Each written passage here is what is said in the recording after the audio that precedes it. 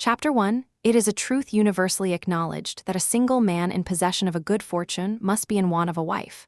"My dear Mr. Bennet," his wife said to him one day, "have you heard that Netherfield Park has finally been let?" Mr. Bennet replied that he hadn't.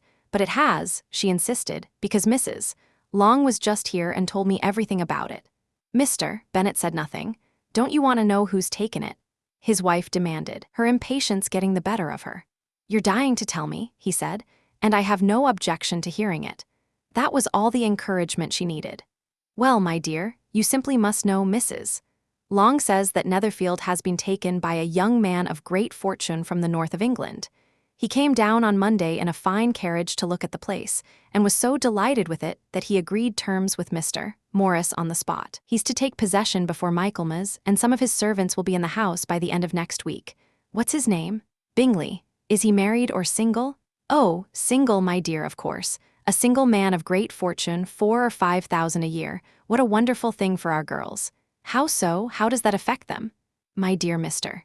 Bennet," his wife replied, "how can you be so infuriating? Surely you can see that I'm thinking of him marrying one of them." "Is that why he's moving here? Is that his plan?" "His plan? Don't be ridiculous. How can you say such a thing? But it's perfectly likely that he might fall in love with one of them, and so you absolutely must go and visit him as soon as he arrives." "I don't see any reason for that. You and the girls can go yourselves, or you might even send them on their own, which would probably work out even better, since you're still as handsome as any of them. Mr. Bingley might end up liking you best of all." "My dear, you're flattering me. I certainly had my share of good looks once, but I'm not pretending to be anything remarkable anymore. When a woman has 5 grown daughters, she really ought to stop thinking about her own appearance." "In those circumstances," he said, "a woman usually doesn't have much appearance left to think about. But my dear, you really must go and call on Mr. Bingley when he arrives in the neighborhood. That's more than I'm willing to promise, I assure you. But think of your daughters. Just imagine what a match it would be for one of them. Sir William and Lady Lucas have already made up their minds to go, purely for that reason, and you know they don't normally call on newcomers at all.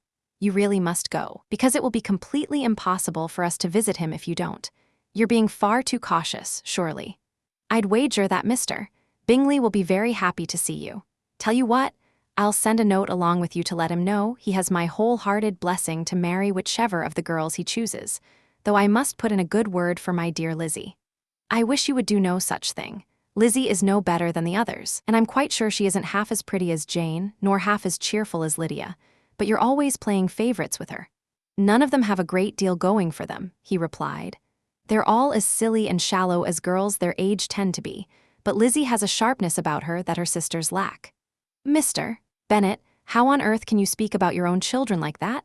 You take pleasure in winding me up. You have absolutely no sympathy for my poor nerves." "You've got me all wrong, my dear. I have the deepest respect for your nerves. They're like old friends to me. I've been listening to you talk about them fondly for at least the last 20 years. Mr. Bennet was such a curious blend of sharp wit, dry humor, reserve, and unpredictability that 23 years of marriage had still not been enough for his wife to truly figure him out. Her own character, by contrast, was far easier to read. She was a woman of limited intelligence, little knowledge of the world, and an unreliable temper. Whenever she was unhappy, she convinced herself she was suffering from her nerves. The driving purpose of her life was to see her daughters married off, and her only real pleasures were gossip and paying social calls. Chapter 2. Mr. Bennet was among the first in the neighborhood to call on Mr. Bingley. He had always planned to pay the visit, though he kept insisting to his wife right up until the last moment that he had no intention of going. She remained completely in the dark until the evening after he had already been, when the truth finally came out in the most roundabout way. He was sitting in the room watching his second daughter, Elizabeth, trimming a hat, when he suddenly turned to her and said, "I hope Mr. Bingley will like it, Lizzie." "We have no way of knowing what Mr. Bingley likes," her mother snapped resentfully, "since we're not going to visit him." "But you're forgetting, Mamma," said Elizabeth, "that we'll see him at the assemblies, and Mrs. Long promised to introduce him to us." "I don't believe Mrs. Long will do anything of the sort, Mrs. Bennet replied. "She has 2 nieces of her own to think about. She's a selfish, hypocritical woman, and I have absolutely no faith in her." "Neither do I," said Mr. Bennet, "and I'm glad to see you're not counting on her to do you any favors." Mrs. Bennett chose not to dignify that with a response, but she was too wound up to stay quiet, so she turned her frustration on one of her other daughters instead. "Kitty, for heaven's sake, stop all that coughing. Have a little consideration for my nerves. You're tearing them to shreds." "Kitty has no sense of timing when it comes to her coughs," her father remarked dryly. "She always picks the worst moment." "I'm not coughing for my own entertainment," Kitty replied, irritated. She turned to her sister. "When's the next ball, Lizzie?" "2 weeks from tomorrow," Elizabeth said. "Oh yes, that's right," her mother chimed in, suddenly animated, "and Mrs. Long doesn't get back until the day before, so it'll be completely impossible for her to introduce him because she won't even know him herself by then." "Well then, my dear," said Mr. Bennet, "you'll have the upper hand on your friend. You could introduce Mr. Bingley to her yourself." "That's completely out of the question, Mr. Bennet," she cried. "Impossible. I don't know the man myself. How can you be so aggravating?" "I admire your caution, truly I do," he said. 2 weeks is certainly a very short time. You can't really know a person in just a fortnight, can you? But if we don't make a move, someone else will. After all, Mrs. Long and her nieces have to take their chances along with everyone else. Since she would probably consider it a great kindness if you stepped in, and since you seem unwilling, I'll simply take it upon myself to do it." The girls all stared at their father. Mrs. Bennet managed only a flat, "Nonsense." "Nonsense? What exactly do you mean by that?" he asked, looking amused. "Are you saying that formal introductions and all the importance people place on them are nonsense? I'm afraid I can't quite agree with you there. What do you think, Mary? You're a young woman of serious thought, always reading weighty books and jotting things down." Mary desperately wanted to say something intelligent and worthwhile, but the words wouldn't come together in time. "While Mary collects her thoughts, Mr. Bennet continued breezily, let's get back to the subject of Mr. Bingley. I am absolutely sick of hearing about Mr. Bingley." His wife burst out. "I'm sorry to hear that," he said, his expression perfectly composed. "Though I do wish you told me that this morning. Had I known, I certainly wouldn't have gone to call on him. It's terribly unfortunate timing, but since I've already paid the visit, I'm afraid we're stuck with the acquaintance now." The shock that rippled through the room was exactly what he had been hoping for. Mrs. Bennet's astonishment surpassed everyone else's, though once the first wave of delighted chaos had settled, she immediately began insisting that she had known all along it would happen just this way. "How wonderful of you, my dear Mr. Bennet," she gushed.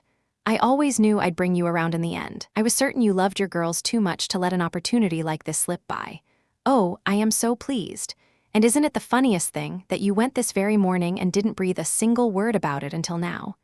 "You may cough as much as you like now, Kitty," Mr. Bennet announced, and on that note he quietly left the room, worn out by his wife's effusions.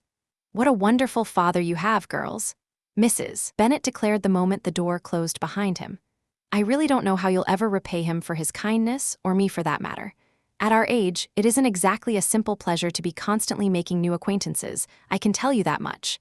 But for your sakes, we'd do anything.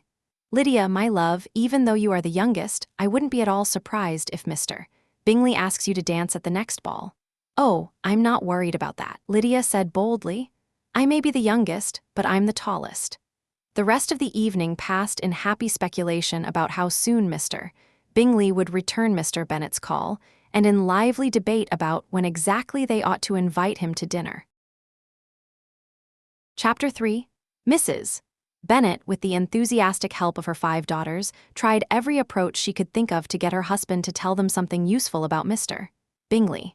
They came at him from every angle, blunt questions, clever guesses, and carefully casual hints, but he slipped out of every trap they set, and they were eventually forced to settle for second-hand news from their neighbor, Lady Lucas. What she had to report was very encouraging. Sir William had been thoroughly charmed by the young man.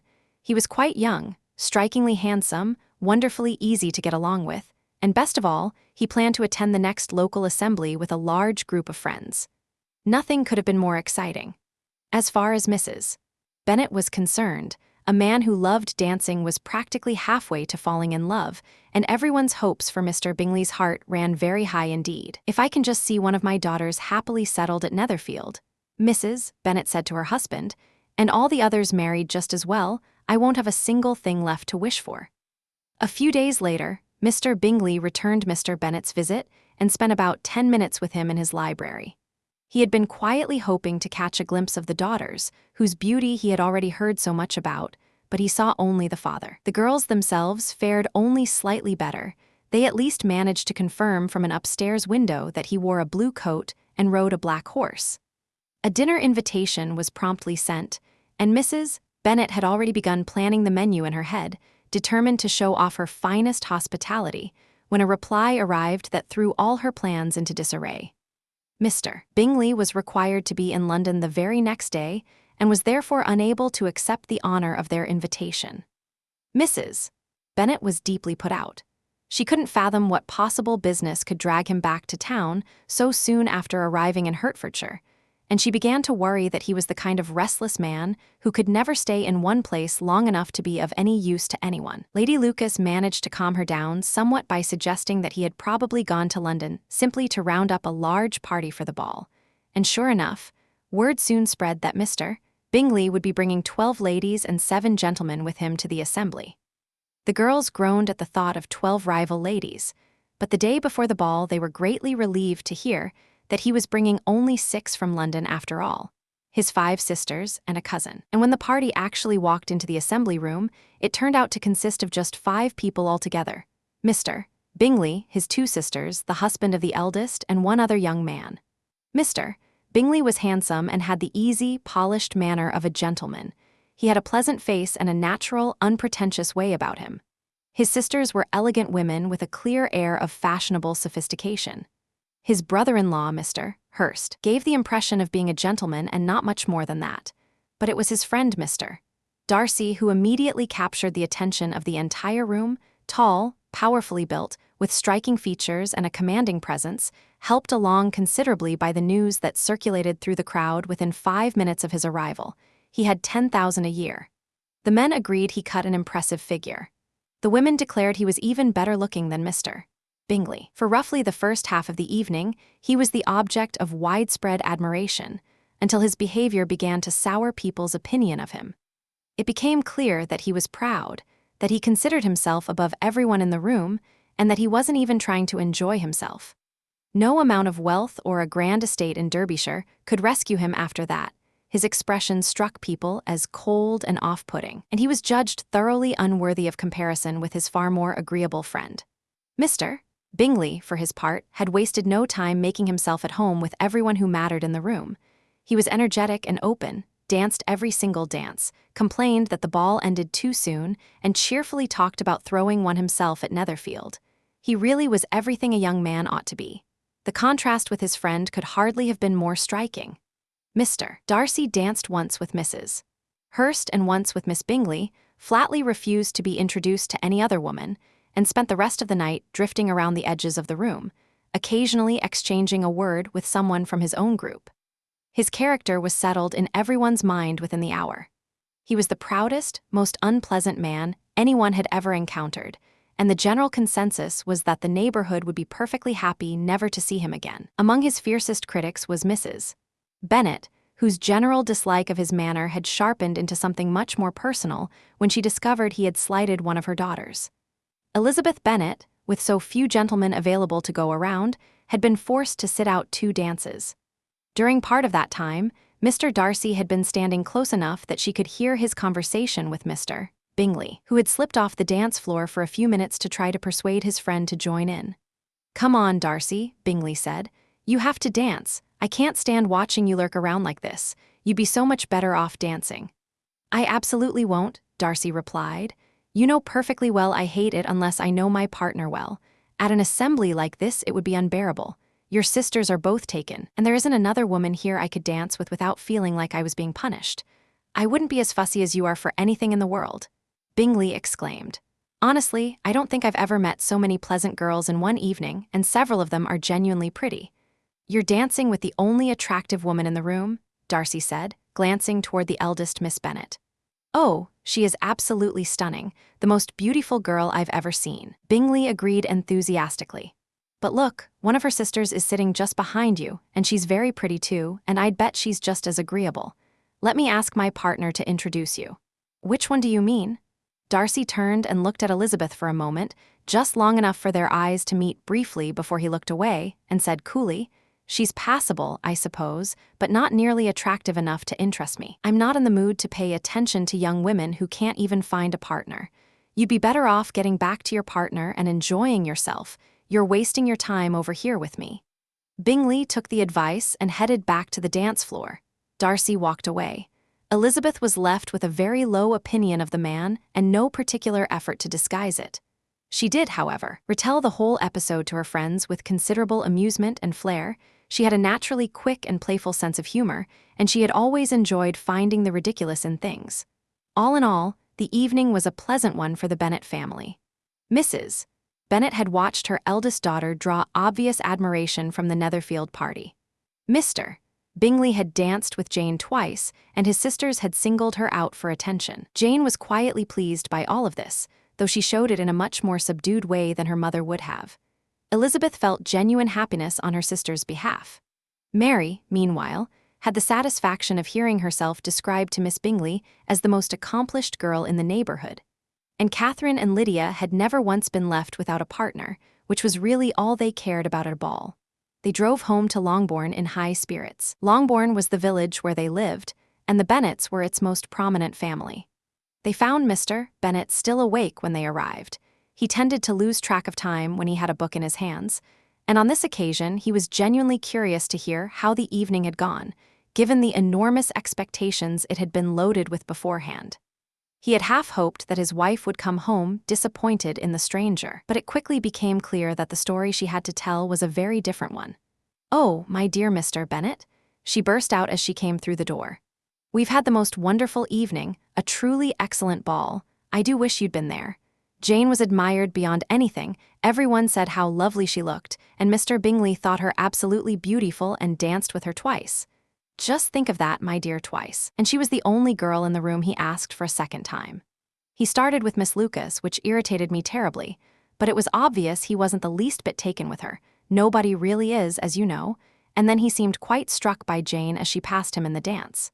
So he asked who she was, got himself introduced, and immediately asked her for the next two. Then for the third he danced with Miss King, the fourth with Maria Lucas, the fifth with Jane again, the sixth with Lizzie, and then the Boulanger. If he'd had any thought at all for my suffering, her husband interrupted, unable to hold back any longer, he would have danced half as much. For heaven's sake, please stop listing his partners. I almost wish he'd sprained his ankle before the whole thing started.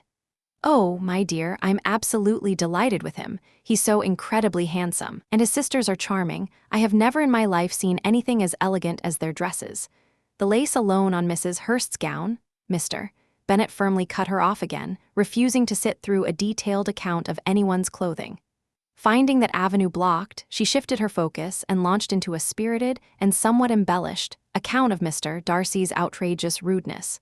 "But I will say this," she added, "Lizzie hasn't lost anything by not being to his taste, because he is the most disagreeable, awful man imaginable, not worth a moment's effort to please, so impossibly arrogant and full of himself, wandering around the room like he owned the place, thinking he was so terribly grand.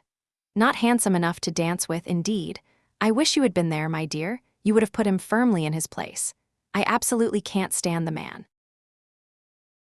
Chapter 4. Jane had barely been home an hour before she found herself telling Elizabeth just how much she admired Mr. Bingley. "He is exactly what a young man should be," Jane said warmly.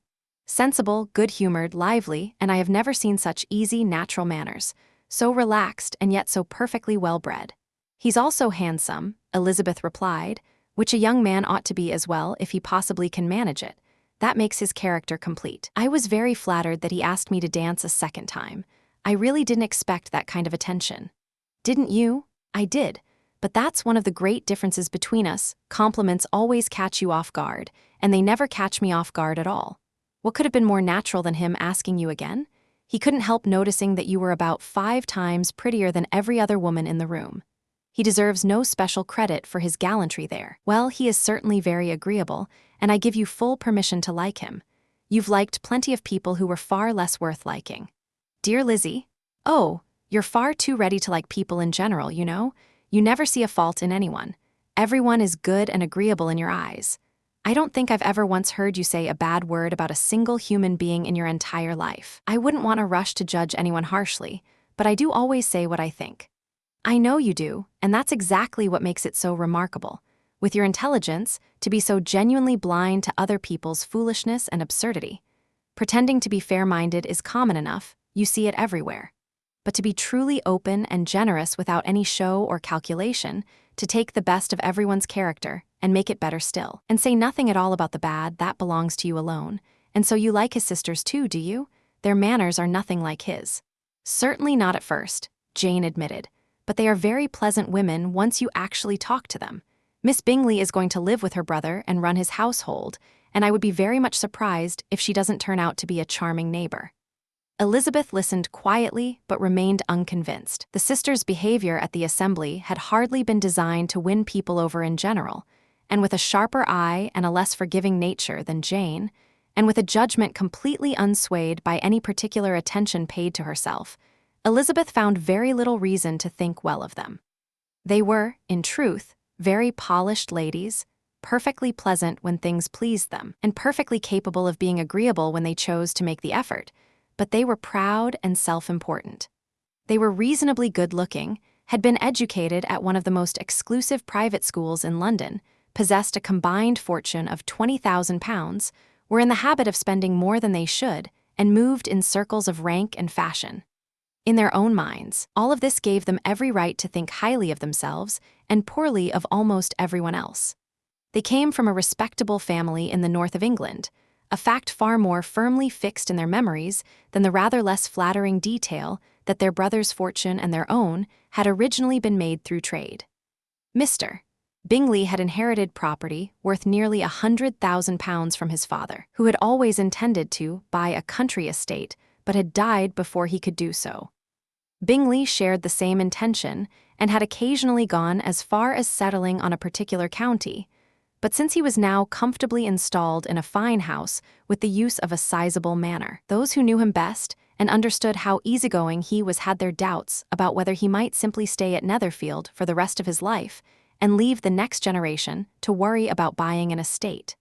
His sisters were eager for him to have a property of his own, but that didn't stop Miss Bingley from being perfectly happy to preside over his table in the meantime, and Mrs.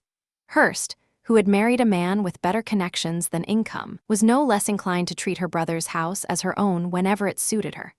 Bingley had only been of age for 2 years when a chance recommendation led him to take a look at Netherfield House. He looked at it, spent half an hour walking through the rooms, liked the setting, like the main rooms, was satisfied with what the owner had to say in its favor, and took it on the spot.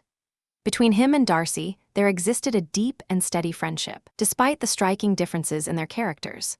Bingley's easygoing, open, and adaptable nature made him genuinely dear to Darcy, even though no two temperaments could have been more opposite, and even though Darcy never showed the slightest dissatisfaction with his own.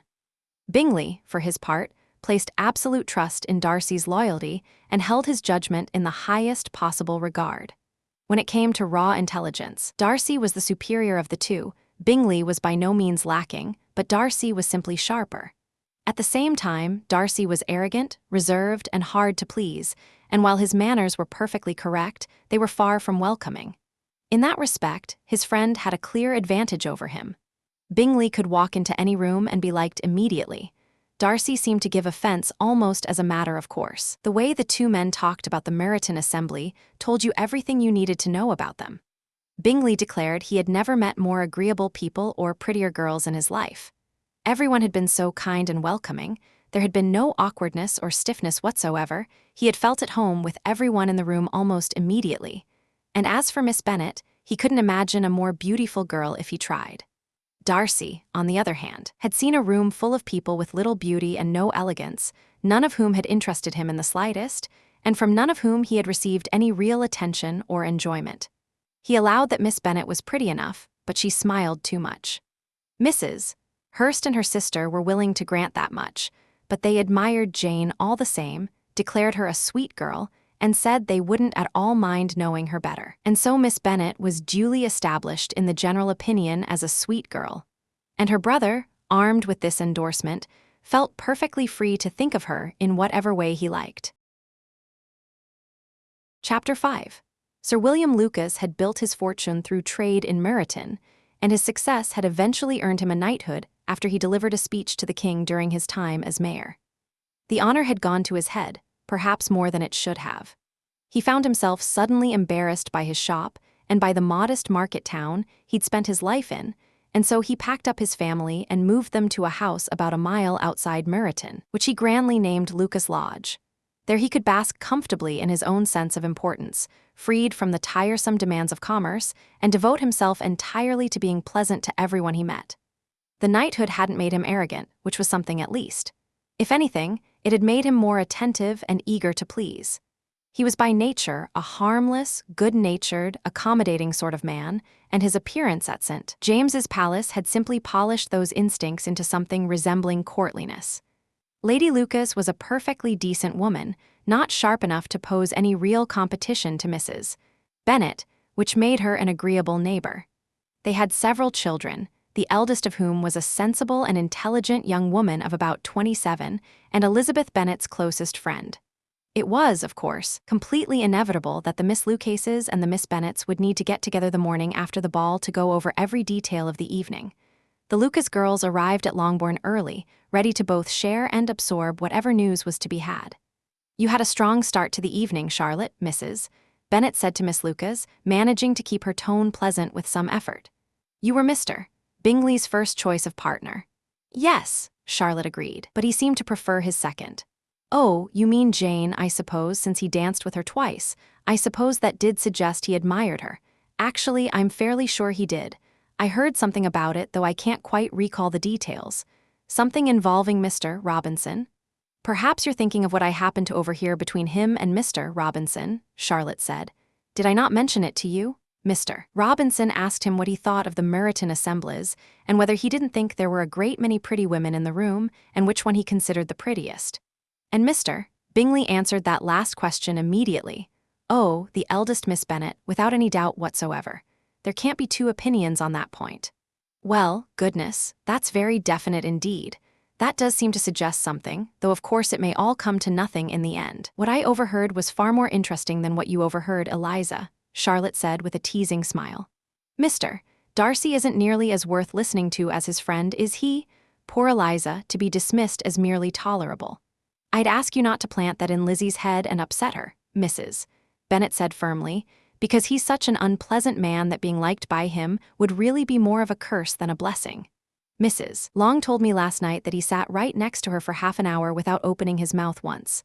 "Are you quite certain of that, Mamma?" Jane asked gently. "I'm fairly sure I saw Mr. Darcy speaking to her." "Well, yes, because she finally asked him what he thought of Netherfield, and he could hardly ignore a direct question. But she said he seemed quite annoyed at being spoken to." "Miss Bingley told me," Jane said, "that he rarely talks much unless he's with people he knows well. Apparently with close friends, he's genuinely charming." "I don't believe a word of it, my dear. If he were so charming, he would have made the effort to talk to Mrs.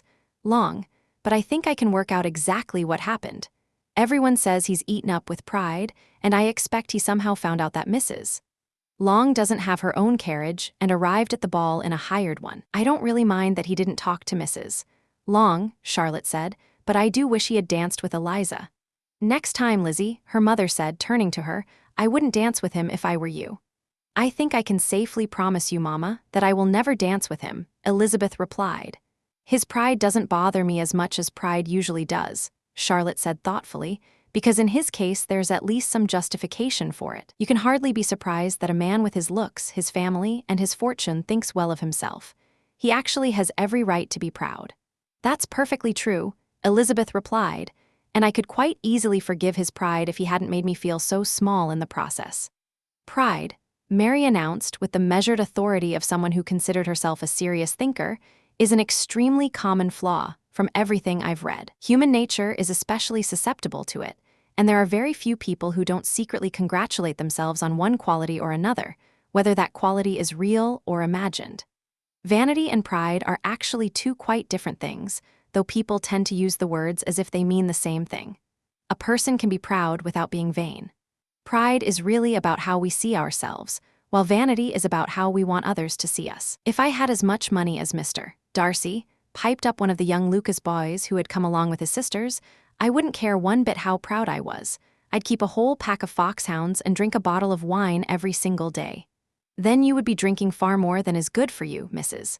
Bennet said sharply, "and if I ever caught you at it, I'd take the bottle away from you straight away." The boy insisted that she would do no such thing. Mrs. Bennet insisted just as firmly that she absolutely would. The argument continued in this fashion until the Lucas family finally took their leave. Chapter 6. The Bennets' visit was duly returned, and in the time that followed, Jane's warm and agreeable manner steadily won over both Mrs. Hurst and Miss Bingley.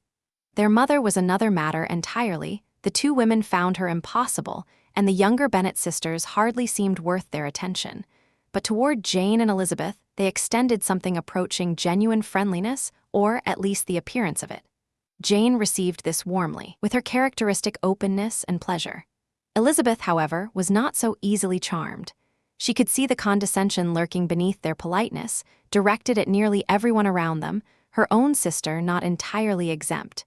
She couldn't bring herself to like them, though she was willing to acknowledge that whatever kindness they showed Jane most likely had its roots in their brother's obvious admiration. And it was obvious. Whenever the two groups met, Bingley's admiration for Jane was plain for anyone paying attention to see. To Elizabeth's equally attentive eye, it was just as clear that Jane was beginning to fall for him, that the preference she had started to feel from their very first meeting was deepening into something that looked very much like love. Elizabeth took some comfort, though, in the thought that Jane was unlikely to give herself away publicly. Jane had an unusual combination of deep feeling and natural composure, a steady cheerfulness that would keep the more prying eyes of the world from guessing what was happening inside her. She brought all of this up with her friend Charlotte Lucas. "It might be nice," Charlotte replied, "to be able to keep the world in the dark about something like this.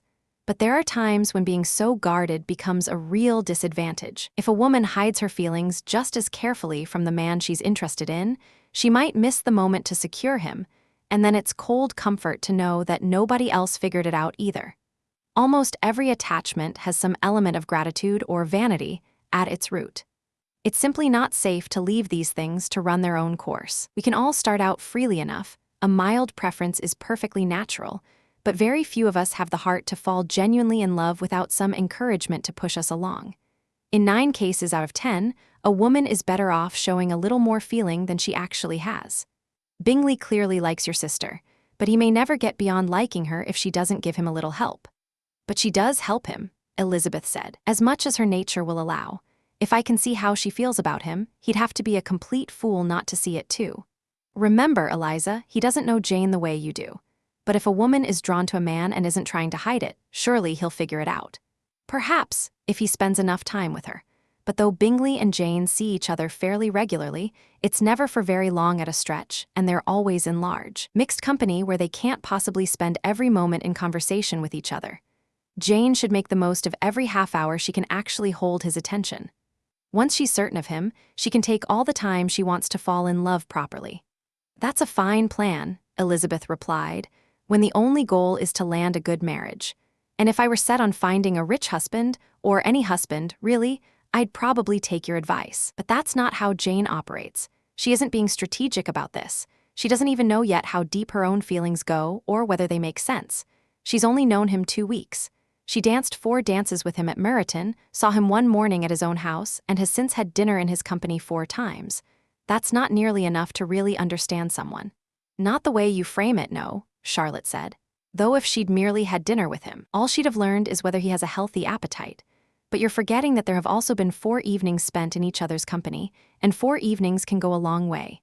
"Yes," Elizabeth said with a slight smile, "those 4 evenings have been enough to establish that they both prefer Vington to commerce.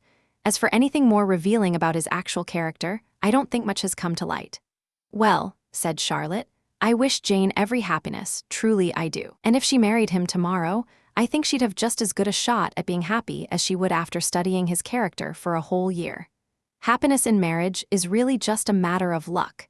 Even if 2 people know each other thoroughly beforehand, even if they seem perfectly suited, it doesn't make them any better off. They always manage to grow different enough afterward to drive each other mad. Honestly, it's better to go in knowing as little as possible about the faults of the person you're about to spend your life with." Elizabeth laughed. "You make me laugh, Charlotte, but that's not a serious argument, and you know it. You know perfectly well you'd never actually act that way yourself." Meanwhile, Elizabeth had been so busy watching Bingley's attentions to her sister that she had completely failed to notice she was becoming the object of a certain interest herself. Mr. Darcy's feelings on the subject of Elizabeth Bennet had undergone a quiet but significant shift. At the ball, he had barely granted her the status of pretty. He had looked at her without a trace of admiration, and when they met again, his gaze was purely critical. He had even gone so far as to make it clear to himself and to his companions that she had barely a single attractive feature to speak of. And then he noticed her eyes. The intelligence and life in her dark eyes, the way her expression transformed her face. It crept up on him before he quite knew what was happening. From that discovery followed several others, each one equally unwelcome. He had spotted, with his usual critical precision, more than one flaw in the symmetry of her figure, and yet he was forced to admit that she moved beautifully, lightly, with a natural grace that pleased him. He had insisted to himself that her manners lacked the polish of fashionable society, and yet that very ease and playfulness had caught him, held him, and refused to let go. None of this had reached Elizabeth. To her, he remained simply the disagreeable man who had decided she wasn't worth dancing with, and yet Darcy was beginning to want to know more about her. As a first step toward speaking with her himself, he started listening in on her conversations with others. Elizabeth noticed. They were at Sir William Lucas's house, where a substantial party had gathered, when she leaned toward Charlotte and said, "What is Mr. Darcy's purpose in listening to my conversation with Colonel Forster?" "That's a question only Mr. Darcy can answer," Charlotte said. "Well, if he keeps it up, I'll make sure he knows I've noticed. He has a very sharp, critical way of looking at people, and if I'm not bold first, I'll end up intimidated by him." When Darcy approached them a short time later, apparently without any clear intention of joining the conversation, Charlotte dared her friend to bring it up directly. That was all the provocation Elizabeth needed. She turned to face him. "Did you notice, Mr. Darcy," she said, "how well I made my case just now, when I was trying to persuade Colonel Forster to hold a ball for us at Meryton?" "With great energy," Darcy replied, "though it's always a subject that tends to bring out energy in a lady. That's rather harsh of you." "It'll be your turn to be teased next, Eliza," Charlotte cut in. "I'm going to open the piano, and we all know what that means." Elizabeth turned on her with mock indignation. "You're a very strange sort of friend, always pushing me to perform in front of everyone. If I had any vanity about my music, you'd be absolutely invaluable. As it is, I'd much rather not sit down to play in front of people who are used to hearing the very best." But Charlotte persisted, and at last Elizabeth gave way. "Fine," she said with a sigh. "If it has to happen, then it has to happen." She cast a sidelong glance in Darcy's direction and added with a lift of her chin, "There's an old saying everyone here surely knows, save your breath to cool your porridge. I'll save mine to carry my song." She played pleasantly enough, if not brilliantly. After a song or two, before the requests for an encore could fully form, her sister Mary eagerly took her place at the instrument. Mary, being the only one of the sisters without particular physical appeal, had thrown herself into the pursuit of knowledge and accomplishment with fierce dedication, and was always hungry for the chance to demonstrate what she'd achieved. The problem was that she possessed neither natural talent nor genuine taste. Vanity had driven her to practice relentlessly, but it had also given her a pedantic, self-important manner that would have been off-putting even in a far more gifted performer. Elizabeth, easy and unaffected, had been listened to with far greater pleasure, and she had played half as well. Mary, finishing a lengthy concerto to diminishing enthusiasm, eventually settled for winning back the room with Scottish and Irish folk tunes at the eager request of her younger sisters, who, along with a few of the Lucases and 2 or 3 officers, kicked off a lively little dance at one end of the room. Darcy stood nearby, watching the dancing with barely concealed displeasure. This was exactly the sort of frivolous way to spend an evening that he despised, all noise and movement, and no real conversation. He was so absorbed in his own thoughts that he didn't even register Sir William Lucas standing beside him until the older man spoke. "What a wonderful thing dancing is for young people, Mr. Darcy," Sir William said cheerfully. "There's really nothing quite like it. I consider it one of the finer achievements of civilized society." "Certainly," Darcy replied, "though it has the added distinction of being equally popular among the least civilized societies in the world. Any savage can dance." Sir William simply smiled and continued pleasantly, watching as Bingley made his way over to join the group. "Your friend dances beautifully," he said after a pause, "and I have no doubt you're quite accomplished in that area yourself, Mr. Darcy. You saw me dance at Meryton, I believe." "Yes, indeed, and I enjoyed it very much. Do you often dance at St. James's?" "Never. Do you not think it would be a fitting tribute to the occasion?" "It's a tribute I never pay to any occasion, if I can help it." I imagine you keep a house in town. Darcy gave a brief nod of acknowledgement. I once gave some thought to settling in London myself. Sir William went on, clearly hoping to draw him into further conversation. I'm fond of good society, but I was never entirely sure the London air would suit Lady Lucas. He left a hopeful pause. Darcy offered nothing in response. But at that moment, Elizabeth happened to be moving in their direction, and Sir William seized on the opportunity with all the enthusiasm of a man who fancies himself a great facilitator of social harmony. "My dear Miss Eliza," he called out, "why aren't you dancing? Mr. Darcy, you simply must allow me to introduce this young lady as the most desirable of partners. Surely you can't refuse to dance when such beauty is standing right in front of you." He took Elizabeth's hand with the clear intention of placing it in Darcy's. Darcy, genuinely surprised, was not entirely opposed to receiving it, but Elizabeth drew her hand back immediately, her composure slightly ruffled. "I assure you, sir," she said firmly to Sir William, "I have absolutely no intention of dancing. Please don't assume I came this way to look for a partner." Darcy, with careful courtesy, asked again if she would do him the honor. She refused him just as decisively. Sir William tried his own gentle persuasion, but she held her ground. "You dance so beautifully, Miss Eliza," Sir William pressed on. "It's really too unkind to deny us the pleasure of watching you, and though Mr. Darcy generally disapproves of this sort of thing, I'm sure he wouldn't object to one short set, not with such a partner." "Mr. Darcy is all politeness," Elizabeth said pleasantly with a slight smile. "He is indeed," Sir William agreed warmly. Though given the inducement, who could blame him? Who would refuse such a partner? Elizabeth gave him an arch look and moved away. Her refusal, whatever it might have cost, had done nothing to diminish Darcy's interest. He was still thinking of her, with something that, if examined closely, might have been called satisfaction, when Miss Bingley appeared at his side. "I can guess what you're thinking about," she said. "I very much doubt it," he replied. "You're thinking how absolutely unbearable it would be to spend many evenings like this, in this kind of company. And honestly, I agree with you completely. I don't think I've ever been more irritated in my life. The dullness, and yet all the noise, the total emptiness of it all, dressed up in such self-importance. What I wouldn't give to hear what you really think of them all." "Your guess is entirely wrong," he said calmly.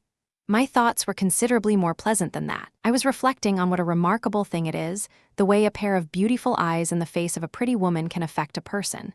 Miss Bingley's eyes snapped immediately to his face.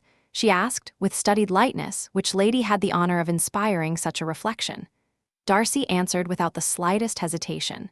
"Miss Elizabeth Bennet." "Miss Elizabeth Bennet," Miss Bingley repeated, her voice pitching upward in barely concealed alarm. "I'm completely astonished. How long has she been such a favorite? And when, may I ask, am I to congratulate you?" "That is exactly the question I expected from you," Darcy said, entirely unmoved. "A woman's imagination moves very fast from admiration straight to love, from love directly to marriage, all in an instant. I knew you'd be offering me congratulations." "Well, if you're truly serious about it, I'll consider the matter settled," Miss Bingley said, rallying with forced brightness. "You'll be gaining a perfectly charming mother-in-law, of course, and naturally she'll always be at Pemberley." Darcy listened to her continue in this vein with complete indifference, not bothering to reply. His composure evidently reassured her that she had nothing genuinely to worry about, and so she entertained herself at length, her wit running on freely and unimpeded, while he remained entirely unmoved. Chapter 7. Mr.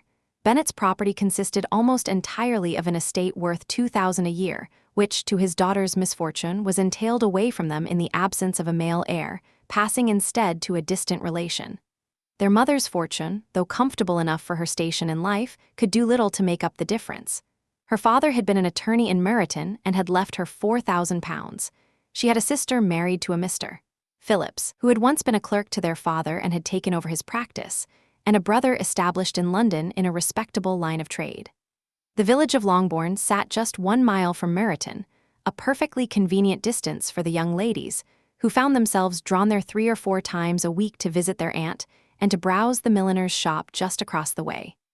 The 2 youngest girls, Catherine and Lydia, were especially devoted to these excursions. Their minds being less occupied than their sisters', a walk to Meryton was the natural remedy when nothing better presented itself.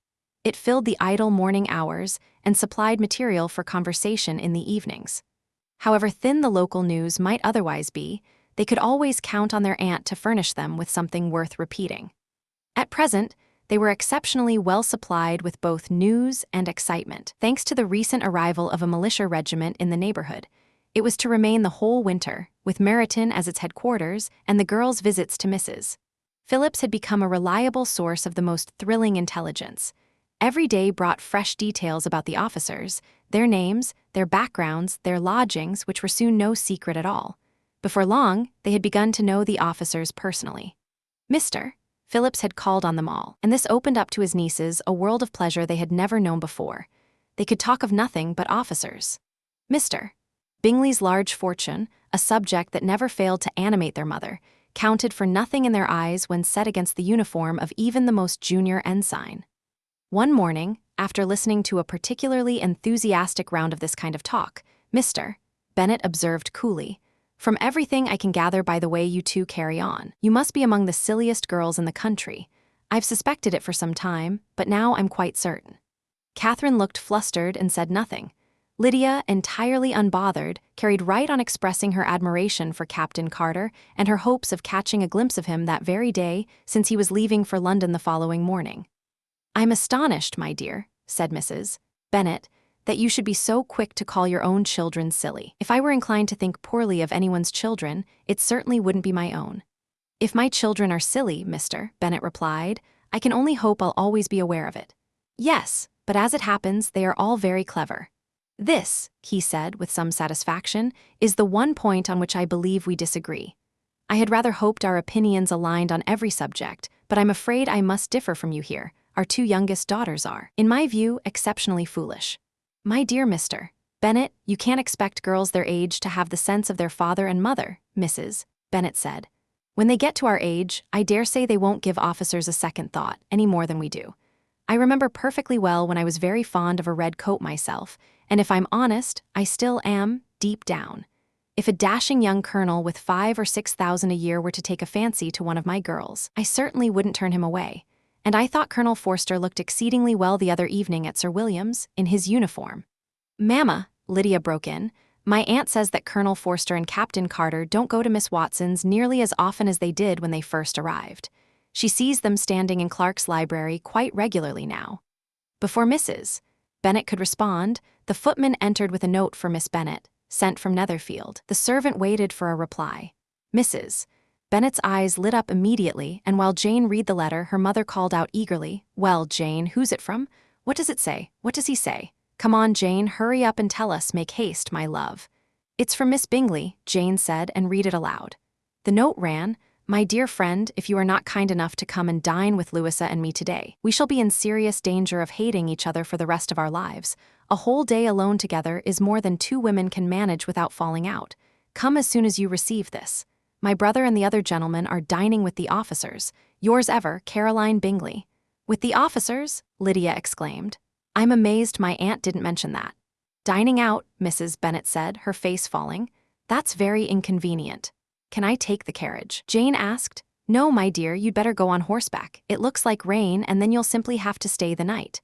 "That would be a fine plan," Elizabeth said, "if you could be sure they wouldn't offer to send her home." "Oh, but the gentlemen will have Mr. Bingley's carriage for getting to Meryton, and the Hursts have no horses of their own." "I'd much rather go in the coach," Jane said. "But my dear, your father can't spare the horses, I'm sure of it. They're needed on the farm, aren't they, Mr. Bennet?" "They're needed on the farm a great deal more often than I ever managed to have them," he replied. "But if you have them available today," Elizabeth pointed out, "then Mother's plan is already defeated." She did eventually succeed in extracting from her father the admission that the horses were, in fact, engaged.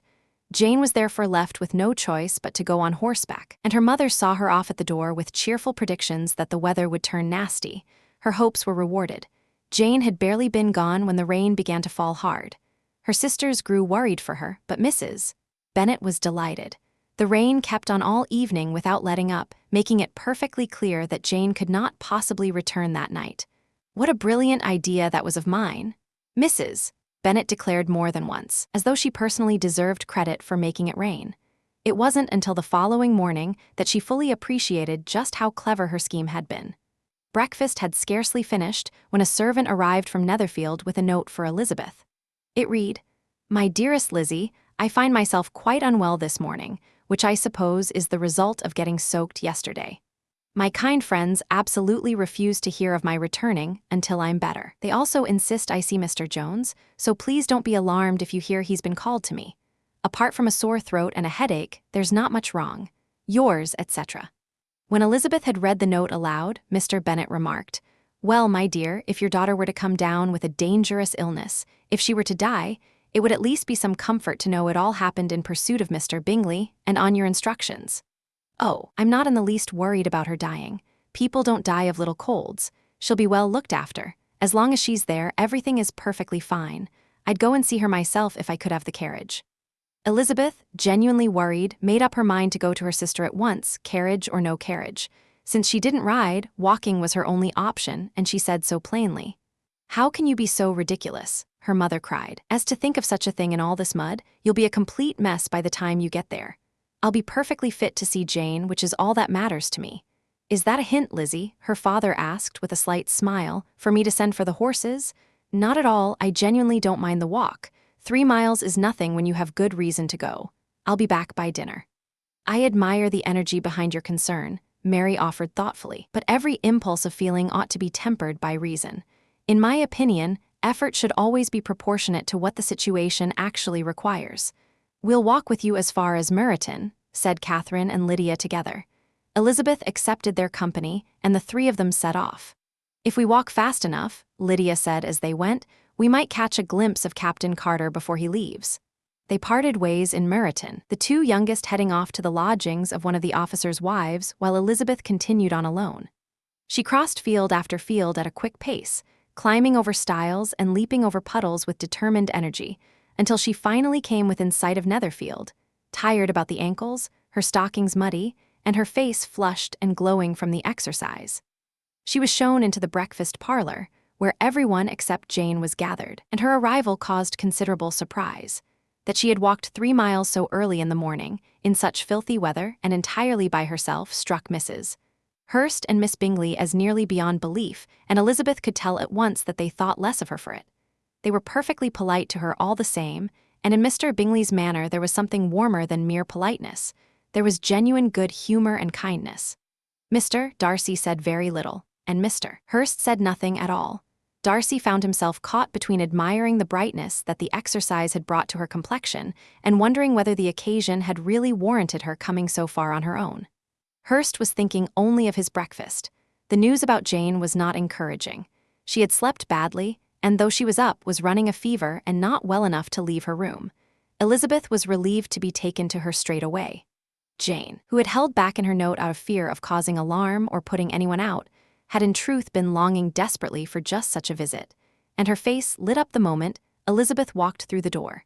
She wasn't up to much conversation, however, and when Miss Bingley left the two sisters alone together, Jane could manage little more than repeated expressions of gratitude for the extraordinary kindness everyone had shown her. Elizabeth sat quietly by her side. When breakfast was over, the Bingley sisters came to join them, and Elizabeth found herself warming to them as she watched how genuinely attentive and affectionate they were toward Jane. The apothecary arrived, examined his patient, and delivered the entirely predictable verdict that she had caught a severe cold and must do her best to get over it. He advised her to go back to bed and promised to send some medicine. The advice was willingly followed. The feverish symptoms had grown worse, and her head was throbbing acutely. Elizabeth didn't leave her room for a moment, and the other ladies were rarely absent either. With the gentlemen out, there was simply nothing to draw them elsewhere. When the clock struck 3, Elizabeth knew she had to go, and said so with great reluctance.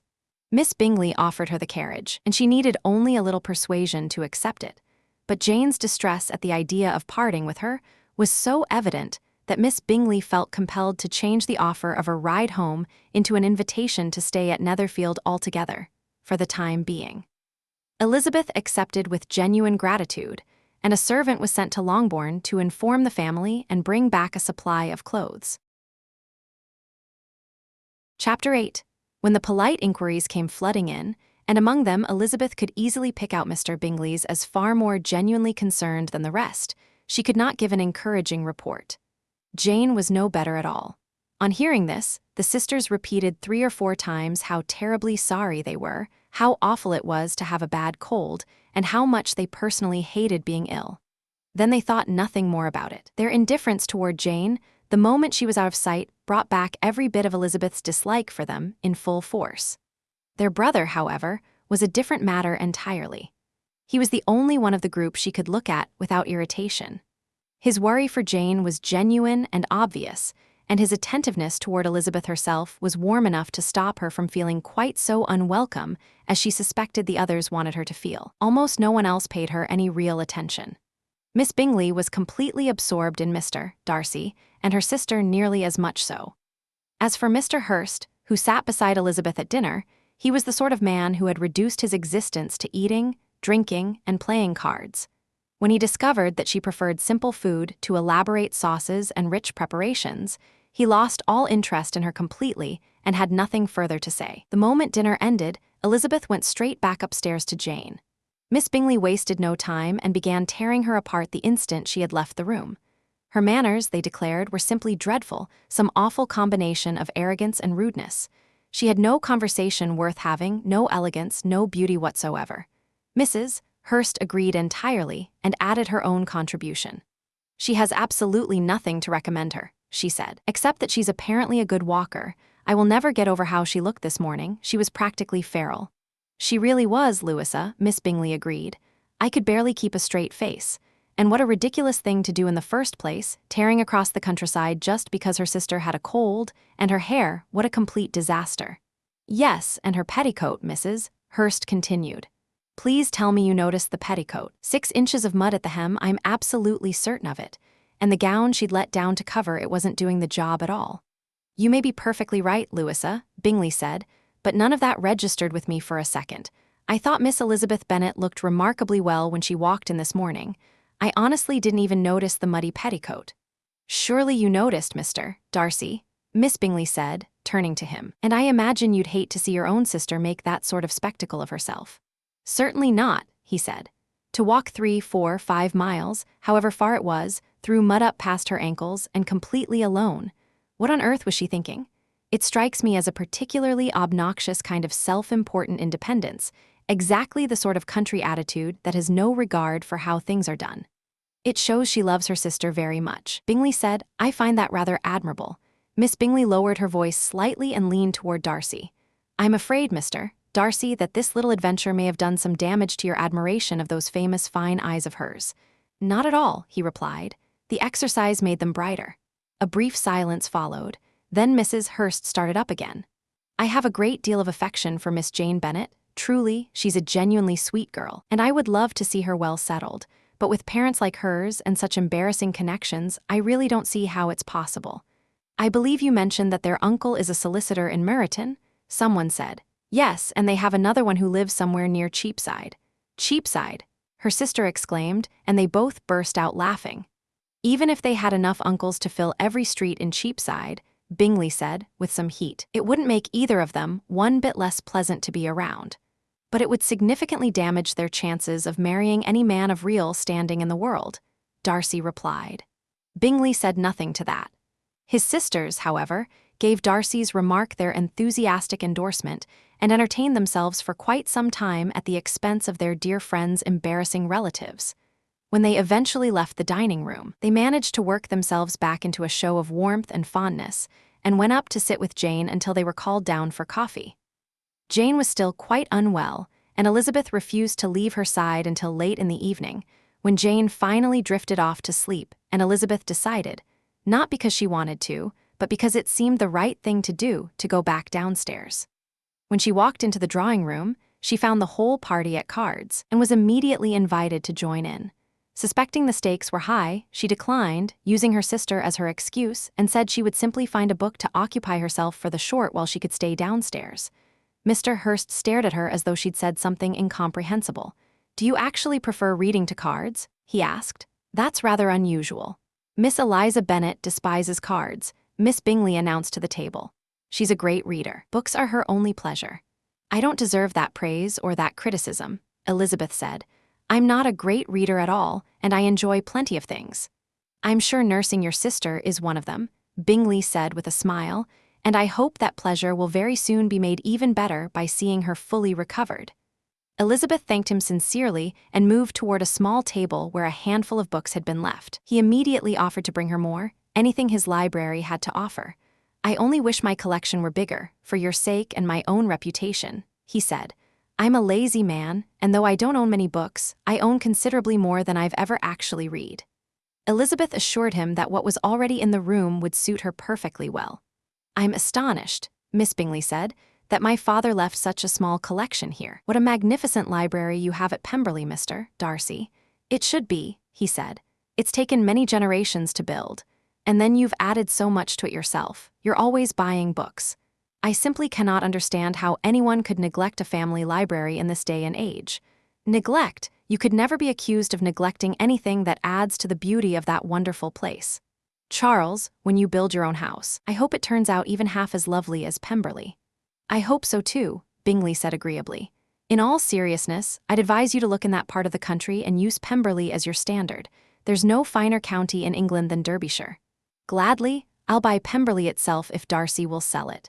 I'm talking about realistic options, Charles. Honestly, Caroline, I'd say buying Pemberley outright is more realistic than trying to copy it." The conversation entertained Elizabeth so much that she gave up any real pretense of reading, set the book aside entirely, and drifted over to the card table, settling herself between Mr. Bingley and his eldest sister to watch the game. "Has Miss Darcy grown much since the spring?" Miss Bingley asked. "Will she be as tall as me?" "I think she will. She's about Miss Elizabeth Bennet's height now, maybe a little taller."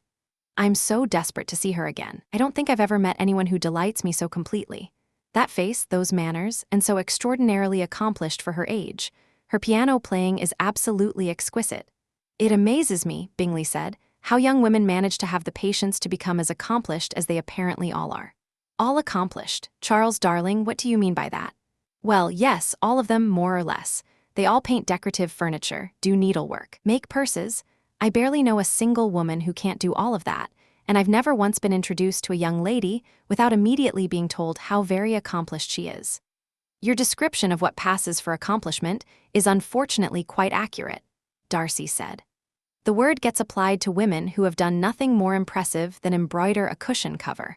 But I strongly disagree with your broader suggestion that women in general are accomplished. In my entire circle of acquaintance, I can think of no more than half a dozen who are genuinely so." "Nor can I," Miss Bingley agreed. "In that case," Elizabeth observed, "your definition of an accomplished woman must include quite a lot." "It does," Darcy said. "Oh, absolutely," Miss Bingley rushed to agree. "No one can truly be called accomplished unless she far exceeds what you ordinarily come across. A woman needs a thorough command of music, singing, drawing, dancing, and at least one modern language before the word even applies. And on top of all that, she needs a certain quality in the way she carries herself, the way she walks, the tone of her voice, the way she speaks and expresses herself, or the word is only half deserved at best. All of that," Darcy added, "and beyond all of it, something more substantial still, a well-developed mind, shaped by serious and extensive reading." "I'm no longer surprised that you know only 6 accomplished women," Elizabeth said. "I'm rather amazed you know any at all. Are you really so hard on your own sex as to think all of that's impossible? I've simply never met such a woman. I've never encountered anyone who combined that kind of ability, taste, dedication, and refinement all at once, in the way you describe." Mrs. Hurst and Miss Bingley immediately protested that this was deeply unfair, and both insisted they knew plenty of women who fitted the description perfectly. But before the argument could go further, Mr. Hurst cut across them all with sharp complaints that they were ignoring the card game entirely. That put an end to the conversation, and shortly afterward, Elizabeth excused herself and went back upstairs. "Elizabeth Bennet," Miss Bingley said the moment the door closed behind her, "is exactly the type of young woman who tries to attract men by putting down other women. And with many men, I'll admit, the trick probably works. But as far as I'm concerned, it's a petty little strategy, a thoroughly cheap approach." "Undoubtedly," Darcy replied, though his answer was directed as much at Miss Bingley as at Elizabeth. "There is something mean-spirited about all the little tricks women sometimes stoop to in order to make themselves appealing. Anything that comes close to manipulation is simply contemptible." Miss Bingley found this answer insufficiently satisfying and let the subject drop. Elizabeth came back downstairs only long enough to tell them that Jane had taken a turn for the worse and that she couldn't leave her. Bingley immediately urged that Mr. Jones be sent for first thing in the morning. His sisters, firmly convinced that no country doctor could possibly be of any real use. Strongly recommended sending an urgent message to London for one of the most distinguished physicians in the city. Elizabeth would not hear of that. She was, however, quite willing to go along with Bingley's suggestion, and it was agreed that Mr. Jones would be sent for early in the morning if Jane hadn't clearly improved. Bingley was genuinely distressed. His sisters declared themselves absolutely wretched on the subject, and then soothed their wretchedness quite effectively by singing duets together after supper. Bingley, finding no equivalent outlet for his feelings, did the only thing that actually helped.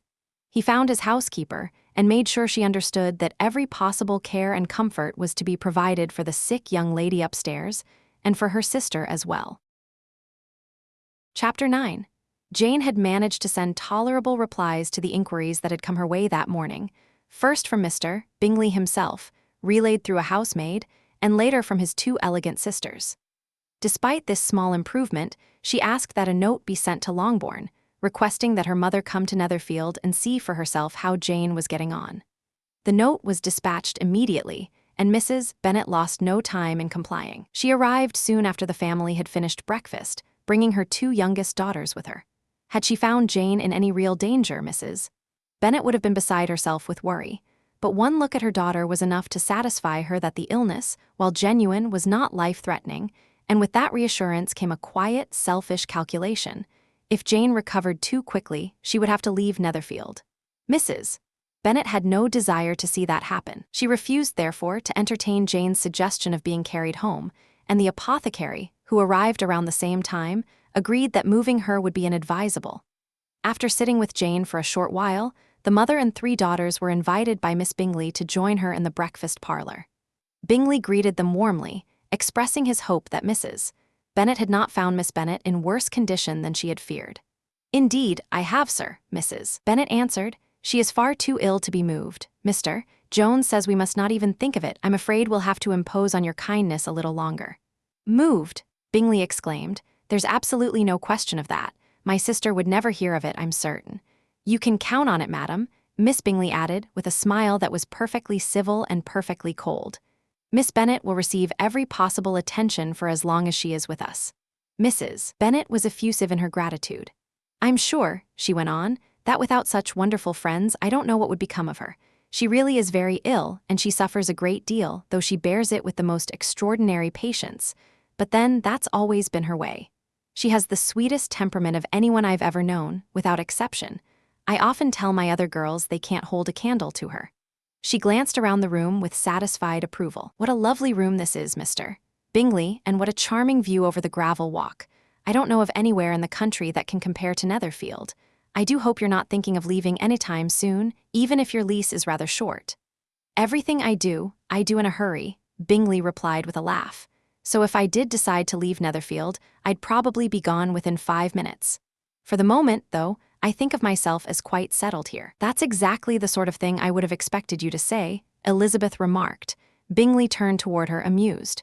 "So you're beginning to understand me, are you?" "Oh, perfectly," she said. "I'd like to take that as a compliment," he replied, "but being so easily read, I'm afraid that's rather a sorry quality." "Not necessarily," Elizabeth said. "It doesn't follow that deep. Complicated character is any more admirable than a straightforward one like yours."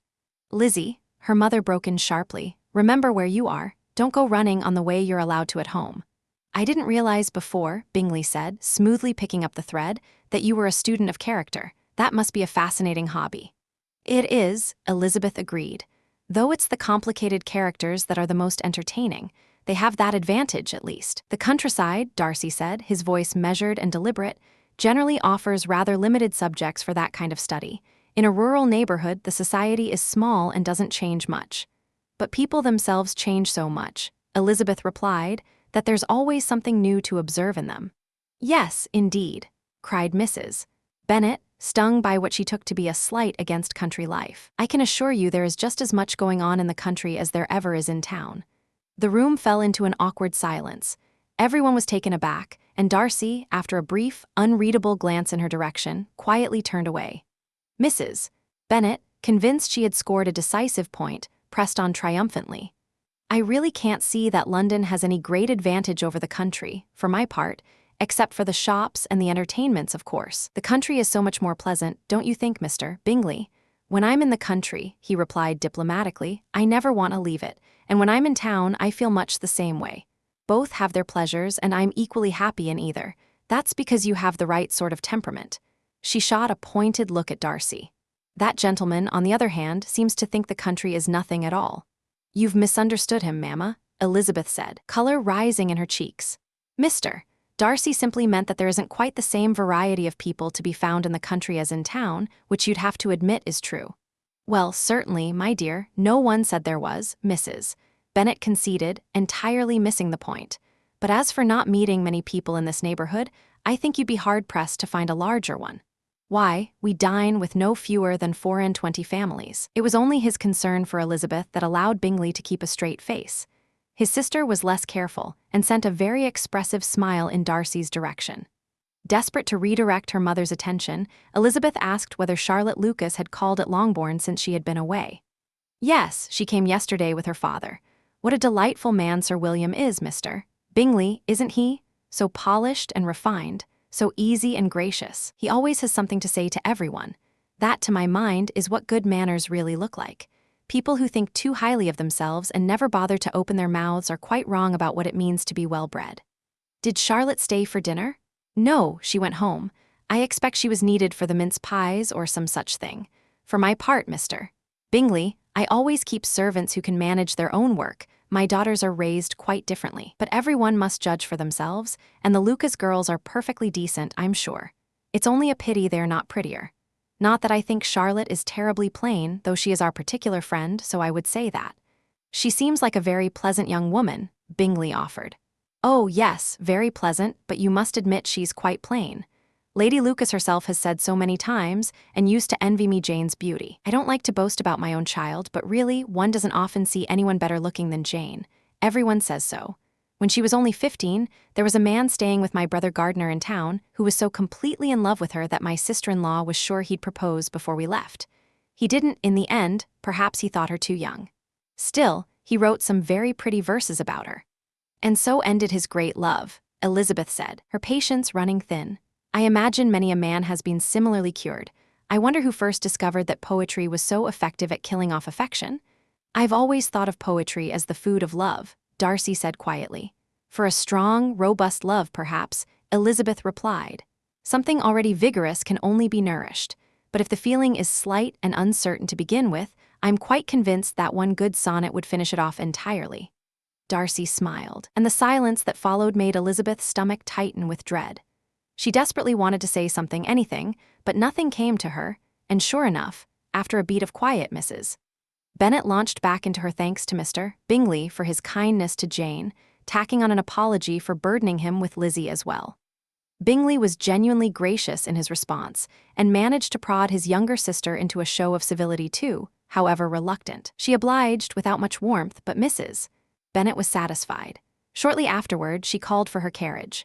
At this signal, the youngest of her daughters seized her moment. Lydia was 15, tall and well-built for her age, rosy-cheeked and cheerful, her mother's undisguised favorite. She had been brought out into company earlier than was perhaps wise, and the attentions of the officers, who appreciated her uncle's generous dinners and her own easy, uncomplicated charm, had given her a confidence that edged toward boldness. She was entirely capable, therefore, of marching straight up to Mr. Bingley and bluntly reminding him that he had promised, when he first came into the neighborhood, to throw a ball at Netherfield. She and her sister had been whispering about it for the entire visit, and Lydia had been elected to press the point. She told him plainly that it would be absolutely shameful if he didn't keep his word. His response was everything her mother could have wished to hear. I'm perfectly ready to honor my promise, he said warmly. And as soon as your sister is well again, you can name the exact day yourselves, though I'm sure you wouldn't want to be dancing while she's still ill. Lydia declared herself entirely satisfied. Oh, no, it would be much better to wait until Jane is better, and by then, Captain Carter will probably be back in Meryton. She brightened further at the thought. And once you've given your ball, she added, I shall insist that the regiment gives one too. I'll tell Colonel Forster it would be a complete disgrace if he doesn't. With that, Mrs. Bennet and her daughters took their leave, Elizabeth went straight back upstairs to Jane, leaving the behavior of herself and her family to be picked over by the two Bingley sisters and Mr. Darcy. Darcy, however, refused to join in Miss Bingley's mockery of Elizabeth. Despite all her pointed witticisms about his well-known admiration for a certain pair of fine eyes. Chapter 10. Mrs. Hurst and Miss Bingley had spent several hours of the morning visiting Jane, who was slowly but steadily improving. By evening, Elizabeth joined the rest of the party in the drawing room. The card table, notably, had not been set up. Mr. Darcy sat writing a letter while Miss Bingley positioned herself close beside him, watching every stroke of his pen and repeatedly interrupting him with messages she wanted passed along to his sister. Mr. Hurst and Mr. Bingley were absorbed in a game of piquet at another table, with Mrs. Hurst looking on. Elizabeth settled into a chair with some needlework, though she found far more entertainment in watching what was unfolding between Darcy and Miss Bingley. The woman's relentless flattery, praising his handwriting, admiring how evenly he formed his lines, remarking on the impressive length of the letter, met each time with Darcy's complete indifference, produced a conversation so perfectly absurd that it only confirmed everything Elizabeth already thought of both of them. Miss Darcy will be absolutely delighted to receive such a letter. Miss Bingley exclaimed warmly. He said nothing. You write so fast, it's remarkable. You're mistaken, Darcy replied without looking up. I write rather slowly, actually. Just think of how many letters you must have to write over the course of a year. Business letters on top of everything else, I think I'd find them absolutely unbearable. Then it's fortunate they fall to me rather than to you. Do tell your sister I'm desperate to see her. I've already told her that once, at your request. I think you might not like this pen. Let me fix it for you. I'm very good at mending pens. Thank you, but I always take care of my own. How do you manage to keep your lines so perfectly even? She pressed. He ignored her completely. Tell your sister I'm thrilled to hear she's been improving on the harp, Miss Bingley continued, undeterred. And please let her know I'm absolutely enchanted by that charming little table design of hers. I think it's infinitely better than anything Miss Grantley has done. Could I ask you to hold on to your enthusiasm until my next letter? Darcy said. I don't have room to do it justice at the moment. Oh, it's no matter at all. I'll see her in January. But do you always write such wonderfully long letters to her, Mr. Darcy? They tend to be long. Whether they're always wonderful is not for me to say. It's my firm belief, Miss Bingley declared, that anyone who can write a long letter with ease simply cannot write badly. That won't work as a compliment to Darcy, Caroline, her brother called out from across the room, glancing up from his cards. Because he doesn't write with ease. He agonizes over every word with more than 2 syllables. Isn't that right, Darcy? My style of writing is very different from yours, Darcy said simply. Oh, Miss Bingley cried, seizing the opportunity to turn on her brother instead. Charles writes in the most hopelessly careless way you could imagine. He leaves out half his words and smudges the rest. My thoughts come so quickly that I can't keep up with them, Bingley said cheerfully, which means my letters sometimes fail to communicate any thoughts at all to the people receiving them. That kind of humility, Mr. Bingley, Elizabeth said, looking up from her needlework with a smile, makes it impossible to criticize you. Nothing is more misleading, Darcy said, setting down his pen for a moment, than the appearance of humility. It's often nothing more than indifference to what others think, and sometimes it's actually a roundabout way of showing off. And which of those two things do you think my little moment of modesty just now was? Bingley asked with a grin. The roundabout boast, Darcy said evenly. Because you're actually quite proud of your careless writing. You see it as evidence of a quick mind and a free spirit, which, even if it isn't admirable, you at least consider interesting. People always place great value on being able to do things quickly, usually without giving any thought to how poorly the thing gets done. When you told Mrs.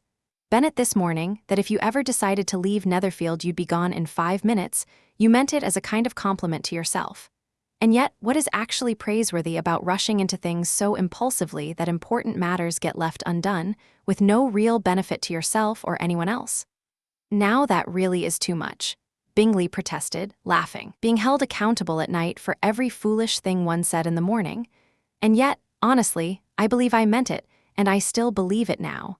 At least I wasn't putting on a performance of impulsiveness just to impress the ladies. I don't doubt you believed it, Darcy replied calmly, but I'm far from convinced you would actually leave so quickly. What you do would depend just as much on circumstance as anyone else I know. If a friend caught you just as you were getting on your horse and said, Bingley, you really ought to stay another week. You'd probably do exactly that. You probably wouldn't go at all. And with another word or two, you might end up staying a month. All you've actually proved, Elizabeth cut in, her eyes bright with amusement, is that Mr. Bingley didn't do himself justice. You've given us a much more flattering picture of him than he gave of himself. I'm very grateful, Bingley said warmly, turning to her, that you've managed to turn my friend's critique into a compliment on my pleasant nature. But I'm afraid you're putting a spin on it that he never intended. He would certainly think better of me if, faced with that situation, I firmly said no and rode off as fast as I could. So Mr. Darcy would consider the recklessness of your original impulse forgiven, as long as you were stubborn enough to follow through with it, Elizabeth asked. Honestly, I can't quite work out the logic of it myself, Bingley admitted. Darcy will have to speak for himself on that one. You're asking me to defend opinions you've decided to call mine, Darcy said, looking over at Elizabeth, but which I've never actually claimed. However, taking your version of events as given, you have to remember, Miss Bennet, that the friend who supposedly wants him to come back to the house and abandon his plans has done nothing more than express that wish. He hasn't offered a single reason why it would be the right thing to do. So giving in easily to a friend's wishes counts for nothing with you? Elizabeth asked. Giving in without being genuinely persuaded is no compliment to either person's intelligence. You seem to me, Mr. Darcy, to allow absolutely no weight to friendship or affection, Elizabeth said, her voice steady and direct. Caring about someone would often be reason enough to go along with what they want, without needing a formal argument to convince you. I'm not necessarily talking about the specific situation you've described with Mr. Bingley.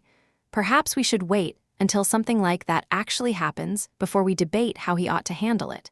But in the ordinary course of friendship, when one friend asks another to reconsider a decision that isn't especially important, do you really think less of someone for simply going along with it, out of affection, without demanding to be argued into it first? Wouldn't it be sensible, Darcy replied, before we go any further, to establish just how significant the request is and how close the friendship actually is between the two people involved? Absolutely, let's have all the details, Bingley cried, throwing up his hands in mock delight. Including their respective heights and builds, because that will carry more weight in the argument than you might think, Miss Bennet. I'll be honest with you, if Darcy weren't such an imposing, tall figure compared to me, I wouldn't defer to him half as much. There are certain moments, in certain places, when Darcy is quite honestly one of the most formidable presences I've ever encountered. Especially at his own home, especially on a Sunday evening when he has nothing to do.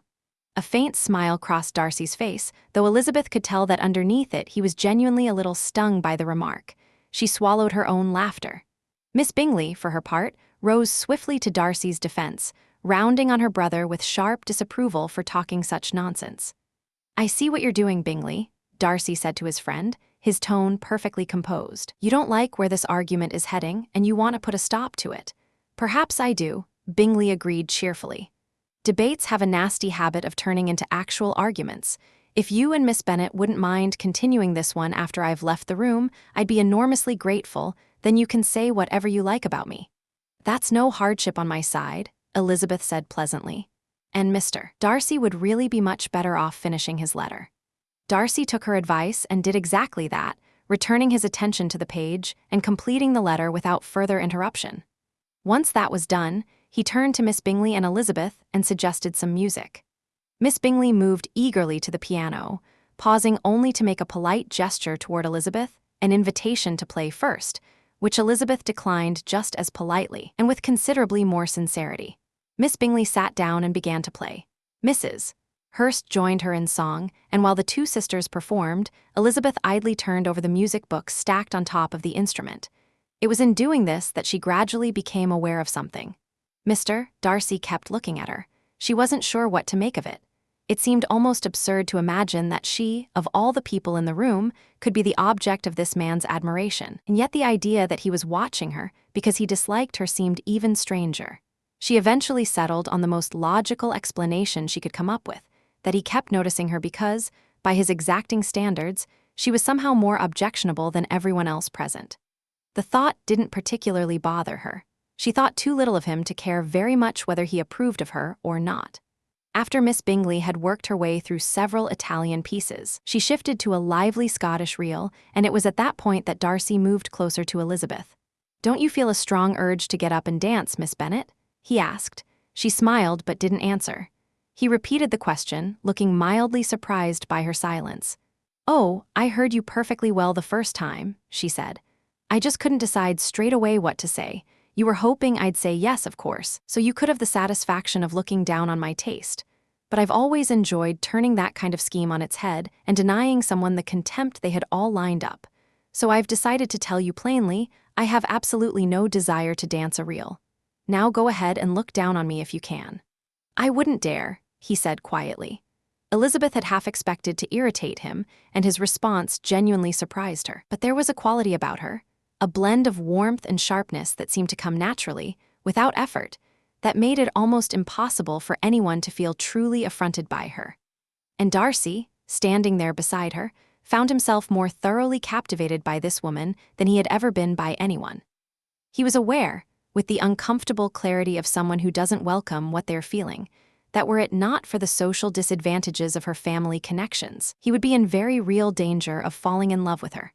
Miss Bingley had seen enough, or suspected enough, to feel a sharp pang of jealousy. Her great and loudly expressed concern for her dear friend Jane's recovery was quietly reinforced by a rather more personal motive. She wanted Elizabeth Bennet gone. She made several attempts to turn Darcy against his guest, casually raising the subject of an imagined future marriage between the two and sketching out the likely miseries of such a match with cheerful malice. "I do hope," she said to Darcy, as the two of them walked together through the shrubbery the following morning, "that when this happy event takes place, you'll give your mother-in-law some gentle guidance about the value of staying quiet. And if you can manage it, do something about the younger girls and their endless chasing after officers. And if I can raise such a delicate point, you might also try to rein in that slight tendency toward self-satisfaction and cheekiness that your future wife seems to possess in such abundance. Is there anything else you'd like to suggest for my future domestic happiness?" Darcy asked dryly. "Yes, actually. Do have portraits of your aunt and Uncle Phillips hung in the gallery at Pemberley. Put them right next to your great-uncle the judge. They are in similar lines of work. After all, even if the prestige level differs somewhat. As for a portrait of your Elizabeth, don't even attempt it. What painter on earth could do justice to those eyes? It would certainly be difficult to capture their expression," Darcy said, his voice thoughtful in a way that Miss Bingley had not anticipated. "But the color, the shape, the lashes, those are quite extraordinary and could perhaps be reproduced."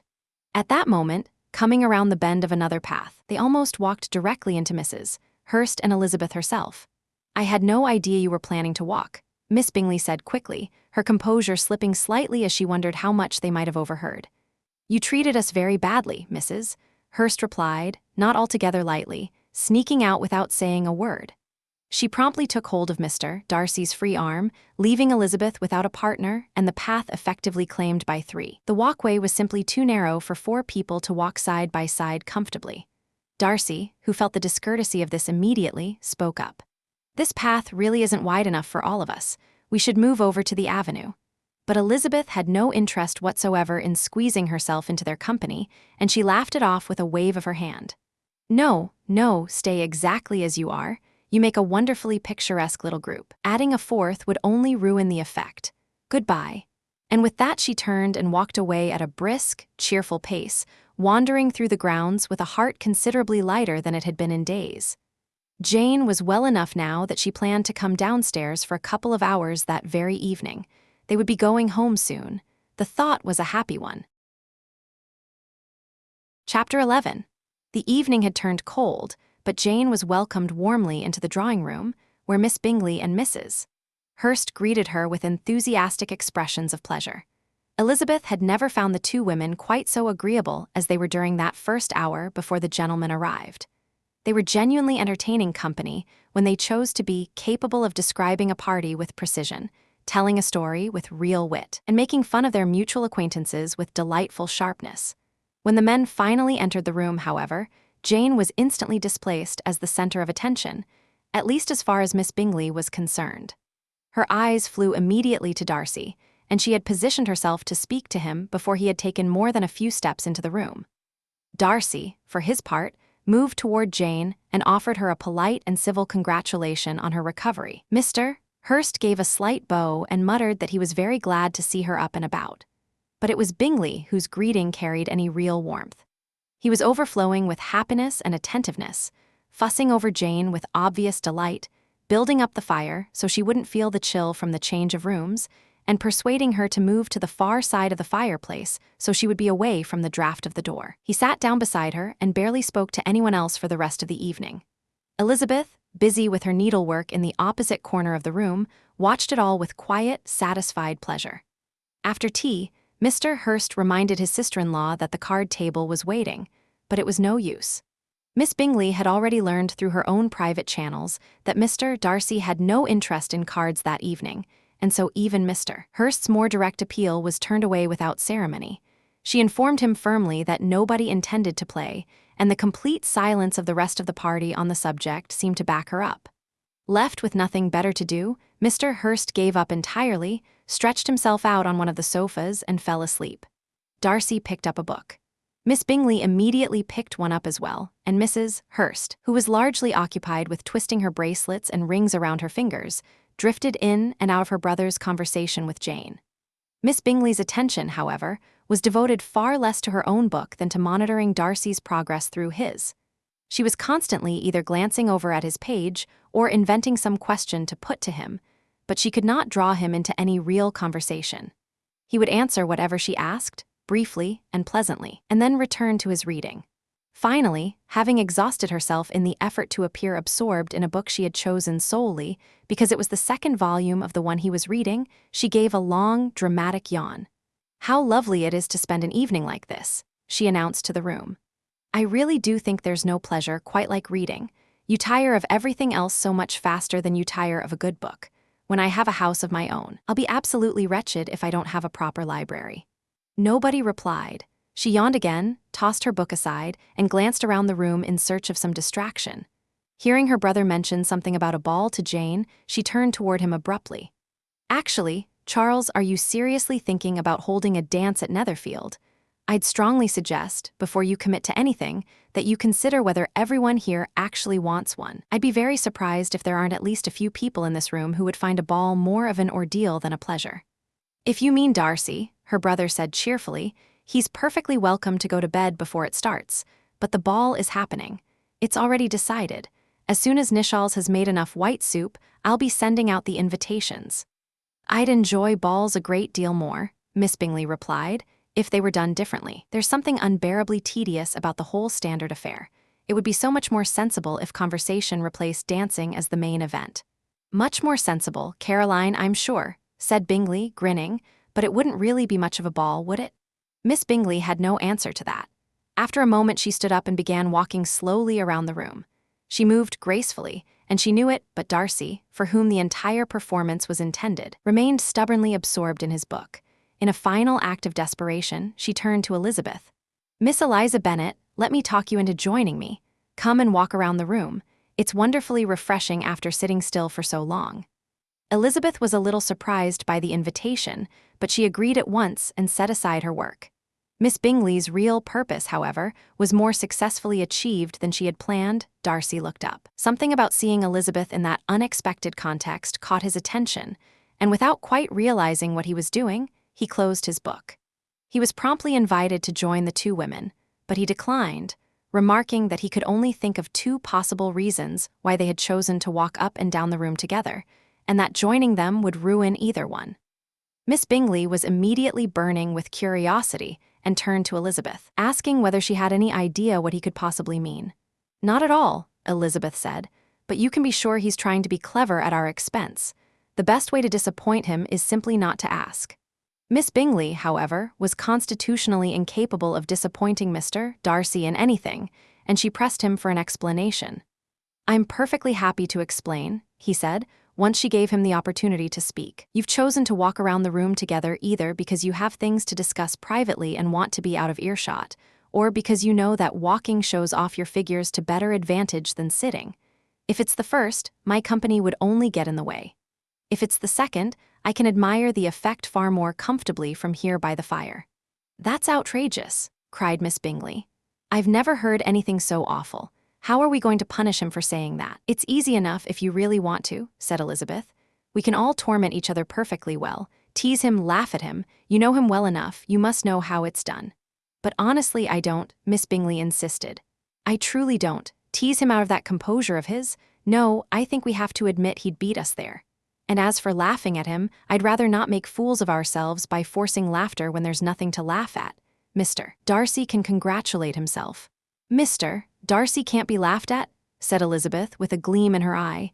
That's a remarkable quality, and I hope it stays that way for my sake.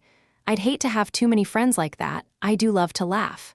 Miss Bingley, said Darcy, gives me more credit than I deserve. Even the wisest and best of people, and even their best actions, can be made to look ridiculous by someone whose main purpose in life is to find something funny. Of course, Elizabeth replied. There are people like that, but I hope I'm not one of them. I hope I never laugh at anything that's genuinely wise or good. It's the absurdities, the contradictions, the little vanities and inconsistencies of people. Those are what amuse me, and I'll laugh at them whenever I can. But I imagine those are exactly the qualities you consider yourself entirely free of. It may not be possible for anyone to be completely free of them, he said, but I've made it my life's work to avoid the kind of weaknesses that make a person with real intelligence look foolish. Such as vanity and pride? Yes, vanity is certainly a weakness. But pride, where there's a genuine superiority of mind behind it, can always be kept in check. Elizabeth turned away to hide a smile. Your analysis of Mr. Darcy appears to be finished, said Miss Bingley. So what's the verdict? I'm completely convinced, said Elizabeth, that Mr. Darcy has no flaws whatsoever. He said so himself, quite openly. No, said Darcy, I've made no such claim. I have plenty of faults, but I'd hope they're not failures of intelligence. My temper, though, I won't defend. It's too inflexible. I think certainly not accommodating enough for most people's comfort. I can't let go of other people's foolishness and failings as quickly as I probably should, nor the ways in which they've wronged me. I'm not easily moved. My temper might fairly be called unforgiving. Once I've lost respect for someone, it's gone for good. Now that really is a flaw, said Elizabeth. An unforgiving nature is a genuine mark against someone's character, but you've chosen it well as your one admitted fault. I really can't laugh at it. You're safe from me on that score. I believe everyone has a tendency towards some particular weakness, he said. A natural flaw that even the best upbringing can't entirely correct. And your flaw is that you despise everyone. And yours, he replied with a slight smile, is that you deliberately misunderstand them.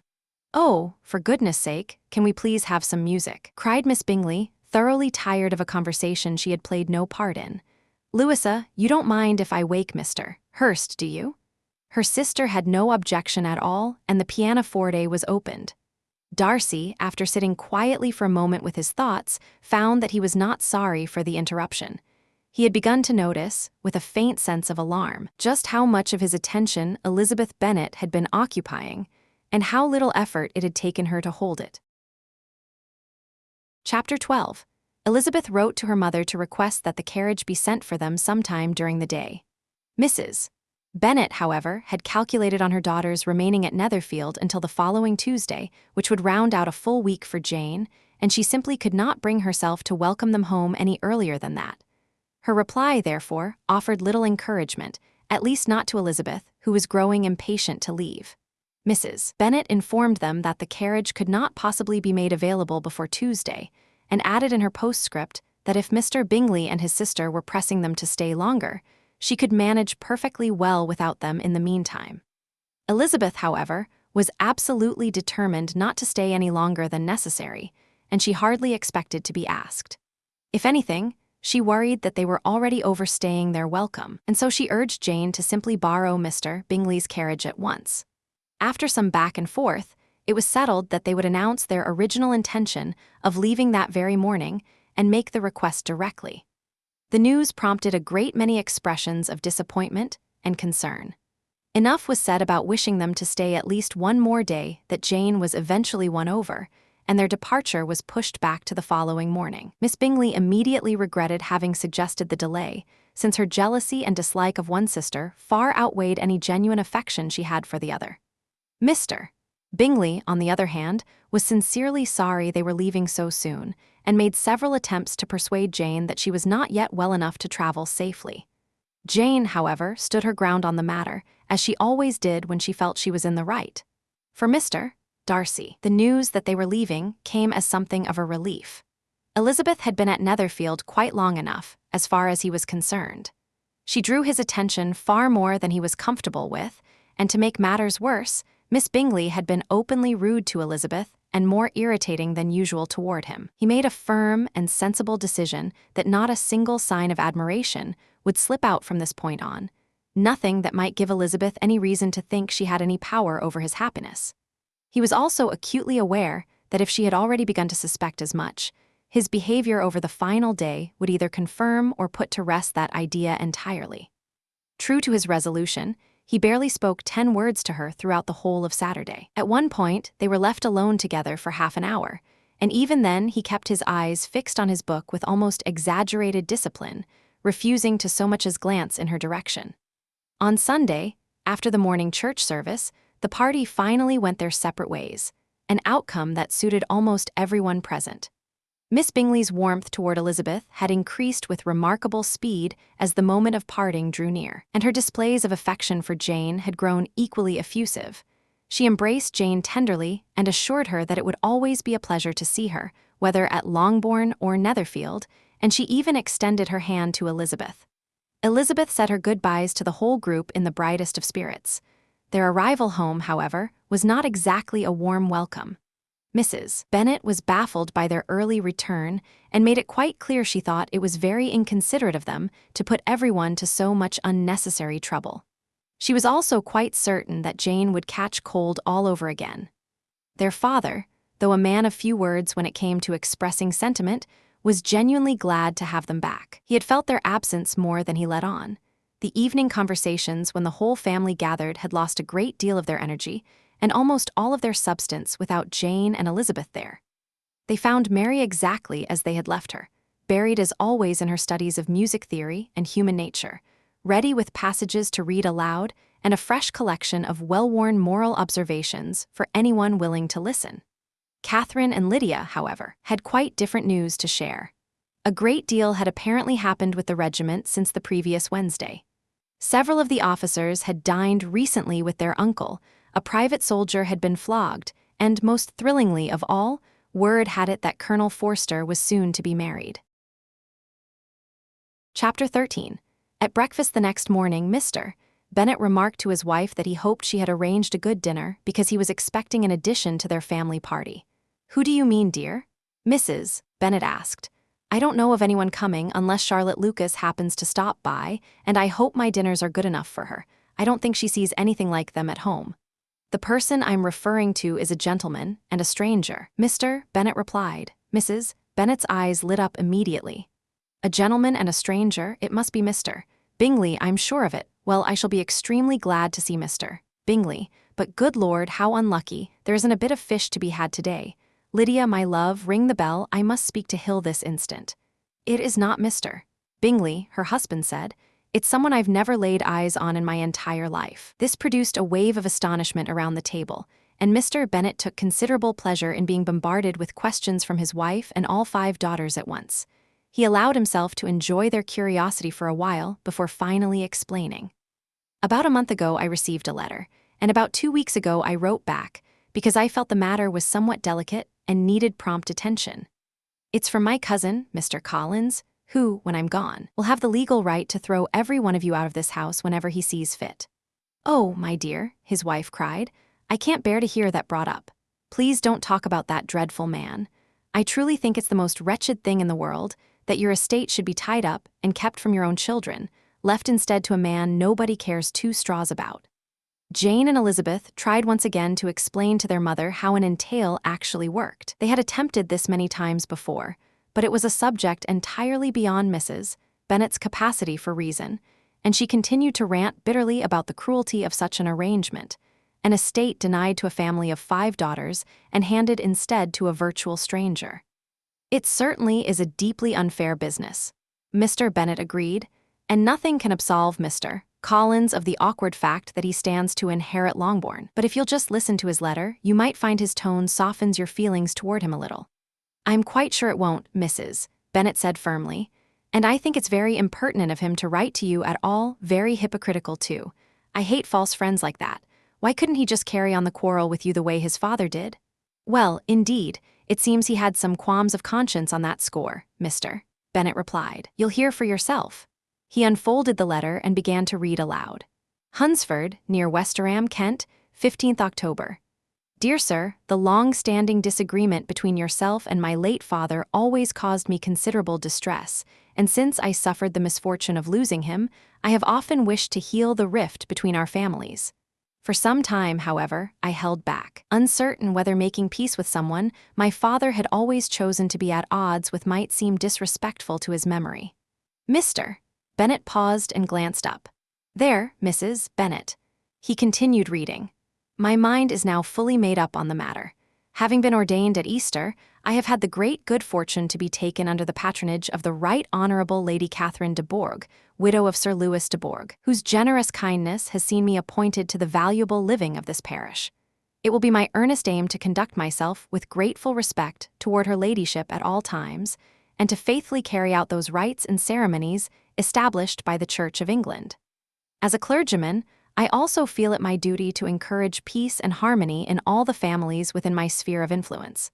On these grounds, I flatter myself that my current attempt at reconciliation is entirely commendable, and I trust that the fact of my being next in line to inherit Longbourn will be generously overlooked on your part, and will not cause you to refuse the olive branch I am extending. I cannot help but feel distress at being the instrument of any hardship to your daughters, and I wish to sincerely apologize for it, as well as to assure you of my eagerness to make whatever amends I possibly can, though more on that subject later. If you have no objection to welcoming me into your home, I intend to have the pleasure of calling on you and your family on Monday, the 18th of November, at 4 o'clock, and shall likely remain until the following Saturday week, which I can do without any difficulty, as Lady Catherine has no objection to my occasional absence on a Sunday, provided another clergyman is found to take the Sunday service. I remain, dear sir, with respectful regards to your wife and daughters, your well-wisher and friend, William Collins. So we can expect this peacemaking gentleman at 4 o'clock, Mr. Bennet said, folding the letter. He strikes me as a remarkably conscientious and courteous young man, and I have no doubt he'll prove a most valuable acquaintance, especially if Lady Catherine is generous enough to let him visit us again. There is some sense in what he says about the girls, Mrs. Bennet conceded, and if he's genuinely willing to make it up to them in some way, I certainly won't stand in his way. Although it's hard to imagine exactly what form this compensation is supposed to take, Jane said thoughtfully, the intention behind it does seem well-meaning. Elizabeth was most struck by the man's extraordinary reverence for Lady Catherine, and by his solemn declaration of readiness to baptize, marry, and bury his parishioners as the need arose. He must be quite a strange person, she said. I can't quite figure him out. There's something terribly self-important about his writing. And what on earth does he mean by apologizing for being next in the entail? It's hardly something he could do anything about, even if he wanted to. Do you think he could possibly be a sensible man, Father? No, my dear, I rather think not, Mr. Bennet replied, clearly delighted. I have high hopes of finding him quite the opposite. There's a wonderful mixture of groveling and pomposity in that letter that promises great things. I can't wait to meet him. From a purely literary standpoint, Mary offered, the letter isn't badly written. The olive branch image may not be entirely original, but I think it's expressed quite well. For Catherine and Lydia, neither the letter nor its author held the slightest interest. Their cousin was hardly likely to arrive in a scarlet military coat, and it had been several weeks now since either of them had found much enjoyment in the company of any man who wasn't wearing one. As for their mother, Mr. Collins's letter had done away with much of her resentment toward him, and she was preparing to receive him with a degree of composure that genuinely surprised her husband and daughters. Mr. Collins arrived exactly on time and was welcomed politely by the whole family. Mr. Bennet said very little, but the ladies were more than willing to carry the conversation, and Mr. Collins himself appeared to need neither encouragement nor invitation to speak. He was a tall, heavy-set young man of 25, with a grave and stiff manner and an air of great formality about him. He had barely settled into his seat before he was complimenting Mrs. Bennet on having such a remarkable family of daughters. He said he had heard a great deal about their beauty, but that the reality had exceeded the reports entirely, and he added that he had no doubt they would all be married off in due course. This attempt at gallantry did not particularly delight some of his listeners, but Mrs. Bennet, who never refused a compliment, responded with great warmth. "You are very kind, I'm sure," she said, "and I wish with all my heart that it proves true, for otherwise they'll be left in a terribly difficult position. Things have been arranged so strangely." "You're referring, I imagine, to the entail on the estate," Mr. Collins said. "Yes, indeed I am," she replied. "It's a dreadful situation for my poor girls, you must admit. Not that I blame you personally.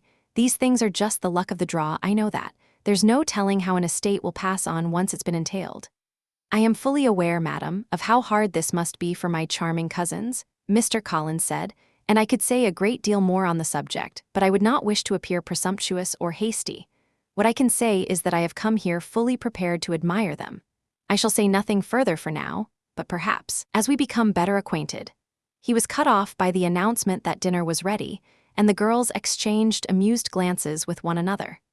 The Bennet daughters were not the only objects of Mr. Collins's admiration that afternoon.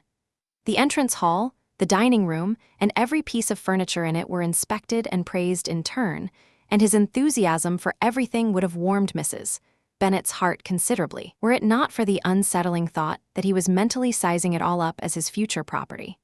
The dinner itself received equally high praise, and he inquired which of his lovely cousins deserved the credit for such excellent cooking. Mrs. Bennet swiftly corrected him on this point, informing him with some sharpness that they were perfectly capable of employing a good cook, and that her daughters had absolutely nothing to do in the kitchen. He immediately apologized for the misunderstanding. Mrs. Bennet, softening her tone, assured him she was not in the least offended, but Mr. Collins continued to apologize for the better part of a quarter of an hour regardless. Chapter 14. Mr.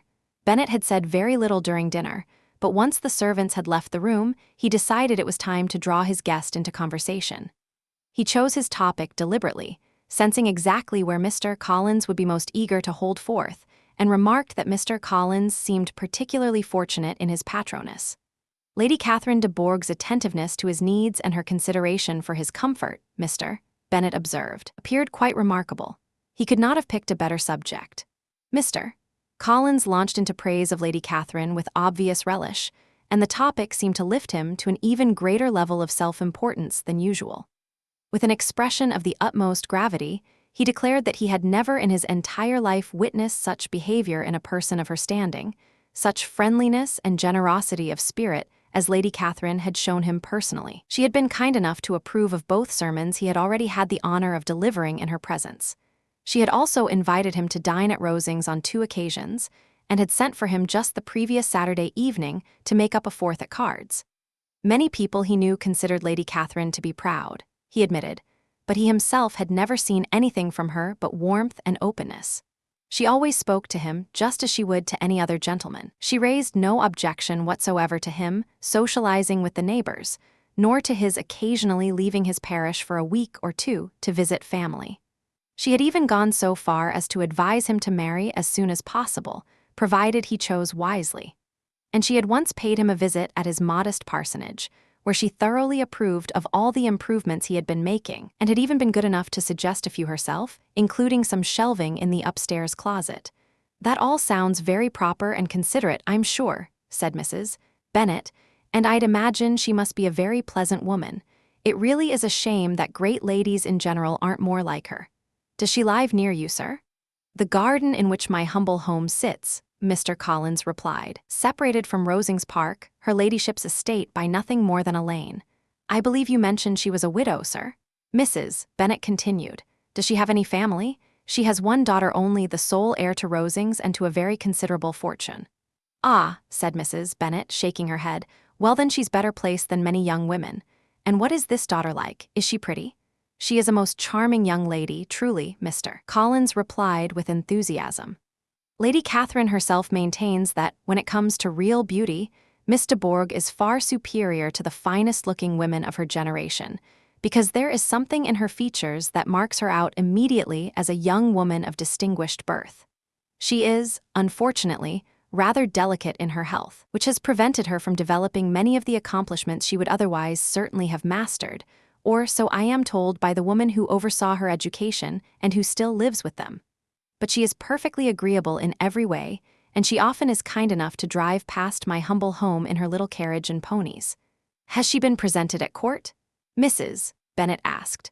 I don't recall hearing her name among the ladies there. Her rather poor health has unfortunately kept her from coming to London, Mr. Collins explained.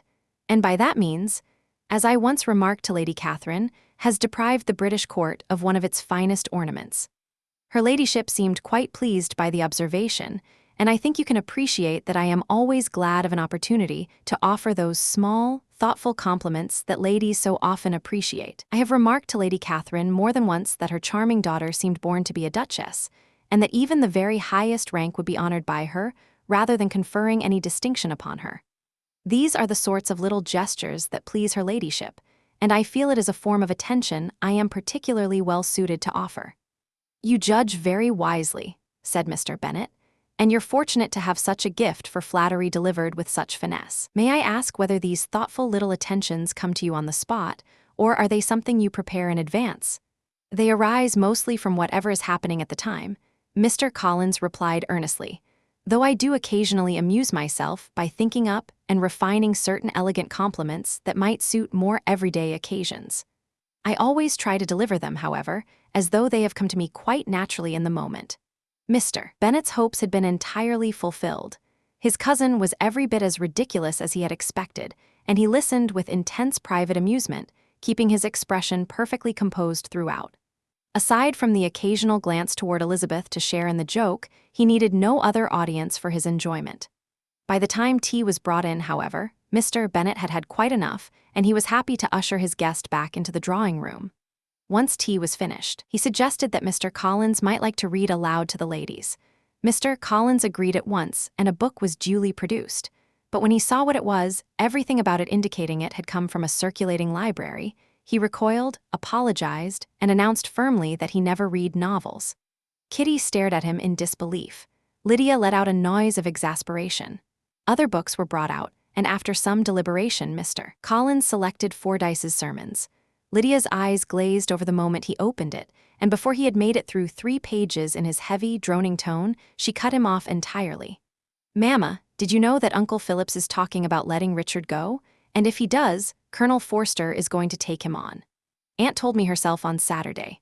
I'm going to walk into Meryton tomorrow to find out more about it, and to ask when Mr. Denny gets back from town. Her 2 eldest sisters immediately told her to be quiet, but the damage was done. Mr. Collins, visibly offended, set down the book and said stiffly, I have often noticed how little interest young ladies take in books of a serious and improving nature, even when those books are written entirely for their benefit. I confess it astonishes me, for there is surely nothing more valuable to a young woman than proper instruction, but I will press myself on my young cousin no further. He then turned to Mr. Bennet and offered himself as his opponent at backgammon. Mr. Bennet accepted with a straight face, remarking that Mr. Collins was showing great wisdom in leaving the girls to their own lighter amusements. Mrs. Bennet and her daughters apologized to Mr. Collins very politely for Lydia's interruption, and assured him it would not happen again if he wished to continue reading. But Mr. Collins, having first made clear that he held no ill will toward his young cousin, and would not dream of taking her behavior as any kind of personal slight, settled himself at a separate table with Mr. Bennet, and turned his attention to the backgammon board. Chapter 15. Mr. Collins was not a sensible man, and what nature had failed to give him, education and society had done little to supply. He had spent the greatest part of his life under the thumb of an illiterate, tight-fisted father, and although he had attended one of the universities, he had done nothing more than fulfill the minimum requirements, never bothering to form any worthwhile connections there. His father's iron grip had originally made him quite humble in his manner, but that humility had since been largely eaten away by the self-satisfaction that comes from having a weak mind, living in isolation, and stumbling into good fortune earlier than anyone might have expected. A lucky break had brought him to Lady Catherine de Bourgh's attention when the parish of Hunsford needed a new clergyman, and the reverence he felt for her aristocratic rank, combined with his considerable opinion of himself, his sense of authority as a man of the church, and his conviction of his own rights as a rector, had made him into a peculiar blend of arrogance and groveling, pomposity and false modesty. Now that he had a comfortable home and a more than adequate income, he had decided it was time to find a wife. His reason for seeking to patch things up with the Bennet family was precisely this. He intended to choose one of the daughters, provided they turned out to be as attractive and pleasant as people generally said. This was his idea of making amends for inheriting their father's estate, and he considered it an exceptionally fine plan, perfectly reasonable, entirely suitable, and, in his own estimation, almost saintly in its generosity and selflessness. Seeing the Bennet daughters in person did nothing to change his plan. Jane Bennet's beautiful face confirmed his intentions and appealed neatly to his firm belief that the eldest should be considered first. For that first evening, she was his decided choice. The following morning, however, things shifted. During a 15-minute private chat with Mrs. Bennet before breakfast, a conversation that started with his parsonage and drifted naturally toward his hope of finding a mistress for it somewhere in the Longbourn household, Mrs. Bennet responded with warm smiles and every encouragement, but quietly warned him off the very Jane he had settled on. As for her younger daughters, she couldn't really say one way or the other. She couldn't be absolutely certain, but she wasn't aware of any particular attachments there. Her eldest daughter, however, she felt she really ought to mention. She felt it was her duty to hint, was very likely to be engaged quite soon. And so Mr. Collins simply switched from Jane to Elizabeth. It was easily done, accomplished, in fact, while Mrs. Bennet was still poking at the fire. Elizabeth, next in line after Jane in both age and looks, naturally took her sister's place. Mrs. Bennet filed the hint away with satisfaction and allowed herself to hope that she might soon have 2 daughters off her hands. The man she hadn't been able to bring herself to speak of the day before was now very much in her good graces. Lydia's plan to walk into Meryton had not been forgotten. Every sister except Mary agreed to go along, and Mr. Collins was invited to join them, at Mr. Bennet's suggestion, as he was desperately eager to reclaim his library and have some peace. Mr. Collins had followed him there after breakfast and had been sitting ever since with one of the largest books in the collection open in front of him, nominally reading but actually talking to Mr. Bennet at considerable length about his house and garden at Hunsford. This was more than Mr. Bennet could stand. His library had always been his sanctuary, his guaranteed refuge from the foolishness and vanity that he had long accepted as permanent features of every other room in the house. His politeness, therefore, was remarkably swift in suggesting that Mr. Collins might enjoy the walk with his daughters, and Mr. Collins, who was in truth far better suited to walking than to reading, was thoroughly delighted to snap the enormous book shut and head out. The walk to Meryton passed, with Mr. Collins holding forth at length about nothing in particular, and his cousins responding with polite but noncommittal agreement. Once they arrived in town, however, he lost his younger audience entirely. Kitty and Lydia's eyes immediately began roaming the street in search of officers, and nothing short of a truly spectacular bonnet or an eye-catching new muslin in a shop window could have pulled their attention back.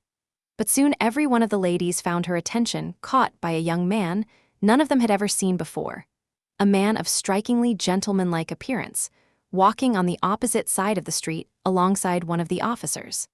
The officer turned out to be Mr. Denny himself, the very person Lydia had come to ask about after his return from London, and he gave a bow as they passed.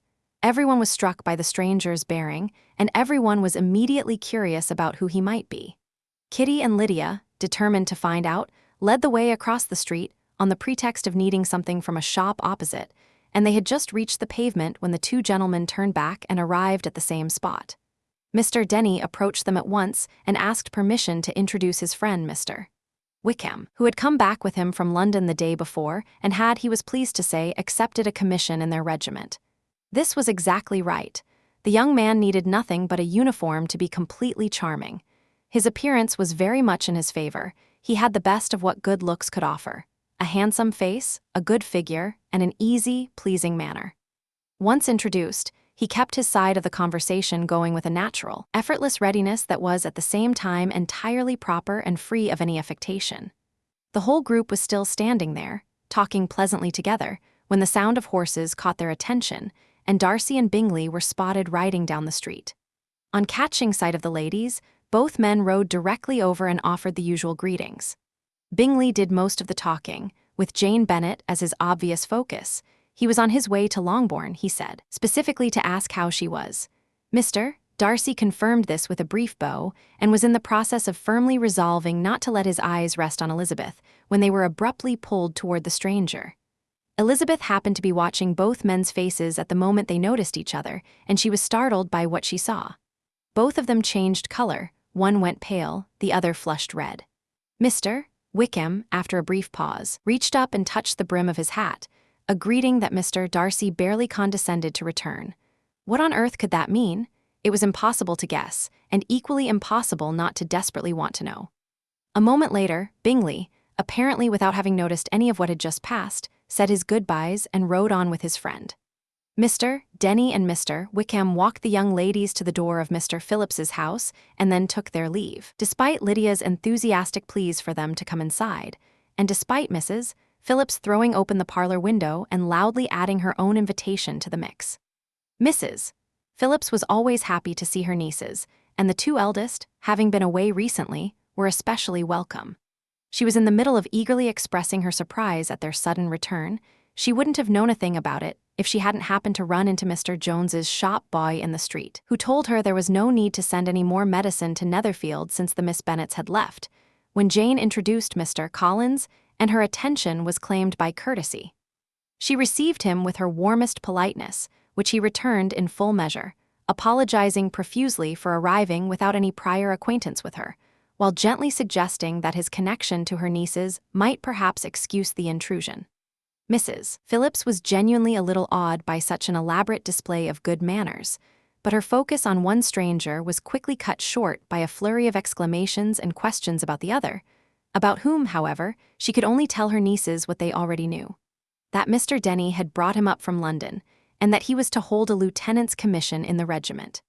She had been watching him for the past hour, she said, as he walked up and down the street, and had Mr. Wickham reappeared, Kitty and Lydia would certainly have gone right back to watching too, but unfortunately, the only people passing the windows now were a few of the other officers, who, measured against the newcomer, had instantly become, in the girls' estimation, boring, disagreeable men. Some of those officers were coming to dine with the Phillipses the following day, and their aunt promised to have her husband call on Mr. Wickham and extend an invitation to him as well, on the condition that the Longbourn family came in the evening. This was happily agreed to, and Mrs. Phillips declared they would have a wonderfully lively game of lottery tickets and a nice hot supper afterward. The prospect of all this was very cheering, and the two parties separated in high spirits on both sides. Mr. Collins delivered another round of apologies as they left the room and was assured with tireless courtesy that none of them were in the least bit necessary. On the walk home, Elizabeth told Jane everything she had observed passing between the two men, but though Jane would gladly have defended either of them, or both, if they had seemed to be in the wrong, she could no more account for what had happened than her sister could. Back at Longbourn, Mr. Collins thoroughly delighted Mrs. Bennet by singing Mrs. Phillips's praises with great enthusiasm. He declared that, with the sole exception of Lady Catherine and her daughter, he had never encountered a more refined and elegant woman. Not only had Mrs. Phillips received him with the utmost civility, but she had gone out of her way to include him in her invitation for the following evening, despite knowing absolutely nothing about him beforehand. He supposed his connection to the family must account for some of it, but even so, he said, he had genuinely never in his entire life been shown such generous attention. Chapter 16. Despite Mr. Collins's reluctance to leave Mr. and Mrs. Bennet alone for even a single evening, his objections were firmly overruled, and the coach carried him and his 5 cousins into Meryton at a perfectly respectable hour. The girls were delighted to learn, the moment they stepped into the drawing-room, that Mr. Wickham had accepted their uncle's invitation and was already somewhere in the house. Once that happy news had been shared and everyone had found a seat, Mr. Collins was free to look around and take stock of his surroundings. He was so impressed by the size and furnishings of the room that he announced he might almost have mistaken it for the small summer breakfast parlor at Rosings. This comparison did not initially land as the compliment he intended it to be, until Mrs. Phillips pressed him for details about what exactly Rosings was and who owned it. After she had heard him describe just one of Lady Catherine's drawing rooms and learned that the fireplace alone had cost £800, she finally grasped the full weight of the compliment and would have been perfectly happy to be compared to the housekeeper's room. Mr. Collins was in his element, happily filling the time before the gentleman arrived by describing Lady Catherine's grandeur and the magnificence of her estate, with occasional detours to praise his own modest home and the improvements currently being made to it. Mrs. Phillips proved a wonderfully attentive audience, her opinion of his importance rising steadily with every detail he shared, and privately resolving to pass every word of it along to her neighbors at the earliest opportunity. For the girls, however, who had no interest whatsoever in their cousin's conversation and nothing to do but wish there was a piano and idly examine their own rather mediocre china imitations on the mantelpiece, the wait felt endless. It did end, eventually. The gentleman came in at last, and when Mr. Wickham walked through the door, Elizabeth understood with sudden clarity that every impression she had formed of him before, and every thought she had given him since, had not been even slightly exaggerated. The officers of the regiment were, as a whole, a perfectly respectable and gentlemanlike group, and the best of them were present that evening. But Mr. Wickham surpassed them all in looks, in bearing, in manner, in the easy way he carried himself, by the same degree that they in turn surpassed the broad-faced, red-cheeked Uncle Phillips, reeking of port wine, who lumbered in behind them. Mr. Wickham was the man every woman in the room gravitated toward, and Elizabeth was the woman he ultimately chose to sit beside. He fell into conversation with her immediately, and even though the subject was nothing more remarkable than the fact that it was a wet evening, she found herself thinking that in the hands of the right person, even the most worn-out topic in the world could be made genuinely interesting. With Mr. Wickham and the other officers commanding the attention of every young woman in the room, Mr. Collins faded rapidly into the background. The girls paid him no attention whatsoever. He did, however, continue to find a willing listener in Mrs. Phillips, who kept his cup filled with coffee and made sure he was never without a muffin. When the card tables were set up, he had the chance to return her hospitality by agreeing to sit down to a game of whist. "I don't know the game particularly well," he admitted, "but I'm very glad to improve myself because in my position in life..." Mrs. Phillips was perfectly happy to have him join, but had no patience to wait around for the rest of his sentence. Mr. Wickham did not play whist and was welcomed with unconcealed enthusiasm at the other table, taking a seat between Elizabeth and Lydia. At first, it seemed as though Lydia might monopolize him entirely, since she was utterly incapable of staying quiet. But she was also deeply fond of lottery tickets, and before long she was far too caught up in the game, exclaiming over her bets and crowing about prizes, to spare much attention for anyone in particular. This left Mr. Wickham free to talk to Elizabeth, and she was more than happy to listen, even though the one thing she most wanted to hear, the story of his history with Mr. Darcy, was hardly something she could bring herself to ask about directly. She didn't dare even raise that gentleman's name. As it turned out, she didn't need to. Mr. Wickham raised the subject himself. He asked how far Netherfield was from Meryton, and then, after she had answered, asked with a slight hesitation how long Mr. Darcy had been staying there. "About a month," Elizabeth said, and then, unwilling to let the subject slip away, she added, "He owns a very large estate in Derbyshire, I believe." "Yes," replied Mr. Wickham, "it's a magnificent property, a clear 10,000 a year, and you couldn't have found anyone better placed to give you accurate information on that subject than me. I've been connected to his family in a very particular way since I was a child." Elizabeth couldn't conceal her surprise. "You may well look surprised, Miss Bennet," he said, "especially having witnessed the rather frosty manner in which we met yesterday. How well do you know Mr. Darcy?" "As well as I ever want to," Elizabeth said with feeling. "I've spent 4 days under the same roof as him, and I find him thoroughly disagreeable." "I'm not really in a position to offer an opinion on that," said Wickham, "one way or the other. I've known him far too long and too well to be a fair judge. It's simply impossible for me to be impartial. But I do think your view of him might surprise most people, and perhaps you wouldn't state it quite so freely in other company. Here, of course, you're among family. I assure you I'd say exactly the same thing in any house in the neighborhood, except Netherfield itself," Elizabeth replied. "He isn't well liked in Hertfordshire at all. Everyone is put off by his arrogance. You won't find anyone who speaks well of him." "I can't pretend to be sorry," said Wickham, after a brief pause, "that he, or any man, should be seen for what he actually is rather than given more credit than he deserves. Though in his case, I think the world is more often fooled in the opposite direction." People are dazzled by his wealth and his position, or they're simply intimidated by his manner, and they only ever see whatever version of himself he chooses to present. Even from my very limited acquaintance with him, I'd have said he has a bad temper. Wickham only shook his head slowly.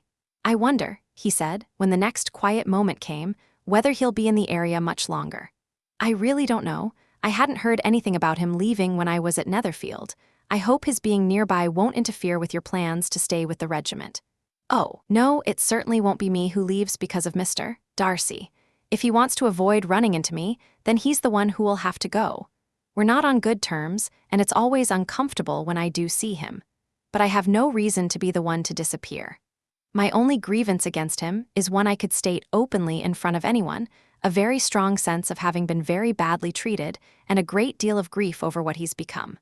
His father, Miss Bennet, the late Mr. Darcy, was one of the finest men I've ever known, my closest friend, and I can never be in the same room as his son without being cut to the heart by the memory of him. Mr. Darcy's behavior toward me has been disgraceful, and yet I believe I could forgive him almost anything at all, except the way he has dishonored his father's memory and betrayed everything that man hoped for. Elizabeth was riveted. The delicacy of the subject, however, kept her from pressing further, and after a moment Mr. Wickham shifted to lighter topics. The town of Meryton, the surrounding neighborhood, the local society, expressing what seemed to be genuine and warm appreciation for everything he had encountered so far, including the people, with a gracious charm that was entirely natural and not at all overdone. The prospect of good company, real company, was my main reason for joining this particular regiment, he added. I knew it had a fine reputation, and my friend Denny made it even more appealing when he described the welcome they'd received here and the excellent people they'd been mixing with. I need company, I'll admit that freely. I've had some disappointments in life, and I'm not built for solitude. I'd fall apart. I need to be busy, and I need people around me. A military career isn't what I was born for, if I'm honest, but circumstances have pushed me in this direction. The church was always meant to be my path. I was raised with that in mind, and at this point I should have been comfortably settled in a very good parish living if the gentleman we were just discussing had not seen fit to prevent it. Really? Elizabeth said. Yes, the late Mr. Darcy left me the right to the best parish living in his gift, the next one to become available.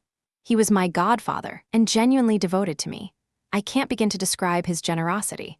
It was always his intention to provide for me properly, and he believed he had done so. But when the living came open, it was given to someone else. Good heavens, Elizabeth exclaimed. But how could that happen? How could his wishes simply be ignored? Why didn't you take it to court? The wording of the bequest was just vague enough that the law offered me no real recourse. Any honorable man would have seen perfectly clearly what was intended. But Mr. Darcy chose to question it, or rather, to treat it as a suggestion rather than a commitment, and then to claim that I had forfeited any right to it through irresponsibility and reckless behavior. In short, whatever excuse suited him. The plain facts are these. The living became vacant 2 years ago, just as I was old enough to take it, and it was handed to someone else. And I cannot honestly accuse myself of having done anything real to deserve that. I have a quick temper, I know that, and I may have spoken my mind about him a little too freely, to others and perhaps to him as well. That's the worst I can say of myself, but the truth of it is simply that we are very different kinds of men, and he despises me. That's absolutely appalling, Elizabeth said. He ought to be publicly exposed. One day he will be, but not by me. Not while I still carry any regard for his father's memory. I could never bring myself to strike out at the son while I owe so much to the father. Elizabeth found herself looking at him with something close to admiration, and thinking he had never looked more attractive than he did in that moment. But what could his motive possibly be? She asked, after a short silence. What would make a person act so cruelly? A deep-seated, deliberate dislike of me. A dislike I can't help tracing, at least in part, to jealousy. If the late Mr. Darcy had been less attached to me, perhaps the son could have tolerated my existence. But his father's particular fondness for me grated on him from very early on, I think. He didn't have the temperament to endure the kind of favoritism that was sometimes shown to me over him. I hadn't thought Mr. Darcy capable of something like this, Elizabeth said slowly. I never liked him, but I hadn't thought this badly of him. I assumed he simply looked down on everyone in general. I never imagined he would stoop to something as petty and cruel as deliberate revenge. That level of injustice, that kind of callousness. She was quiet for a moment, and then continued, Although, I do remember him saying something at Netherfield, actually. He was almost boasting about how he never forgives anyone, that he holds onto grudges, that he can't let things go. I suppose his character really is that dark. I can't trust myself to be fair on the subject, replied Wickham. I genuinely cannot. Elizabeth sat with that for a while and then said quietly, almost to herself, to treat his own godfather's favorite like that, his father's dearest friend. She stopped herself before she could add what she was thinking, and a man like you, whose very face seems to speak for your goodness.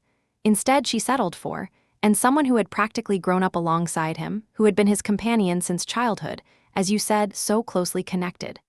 We were born in the same village, on the same estate, Wickham said.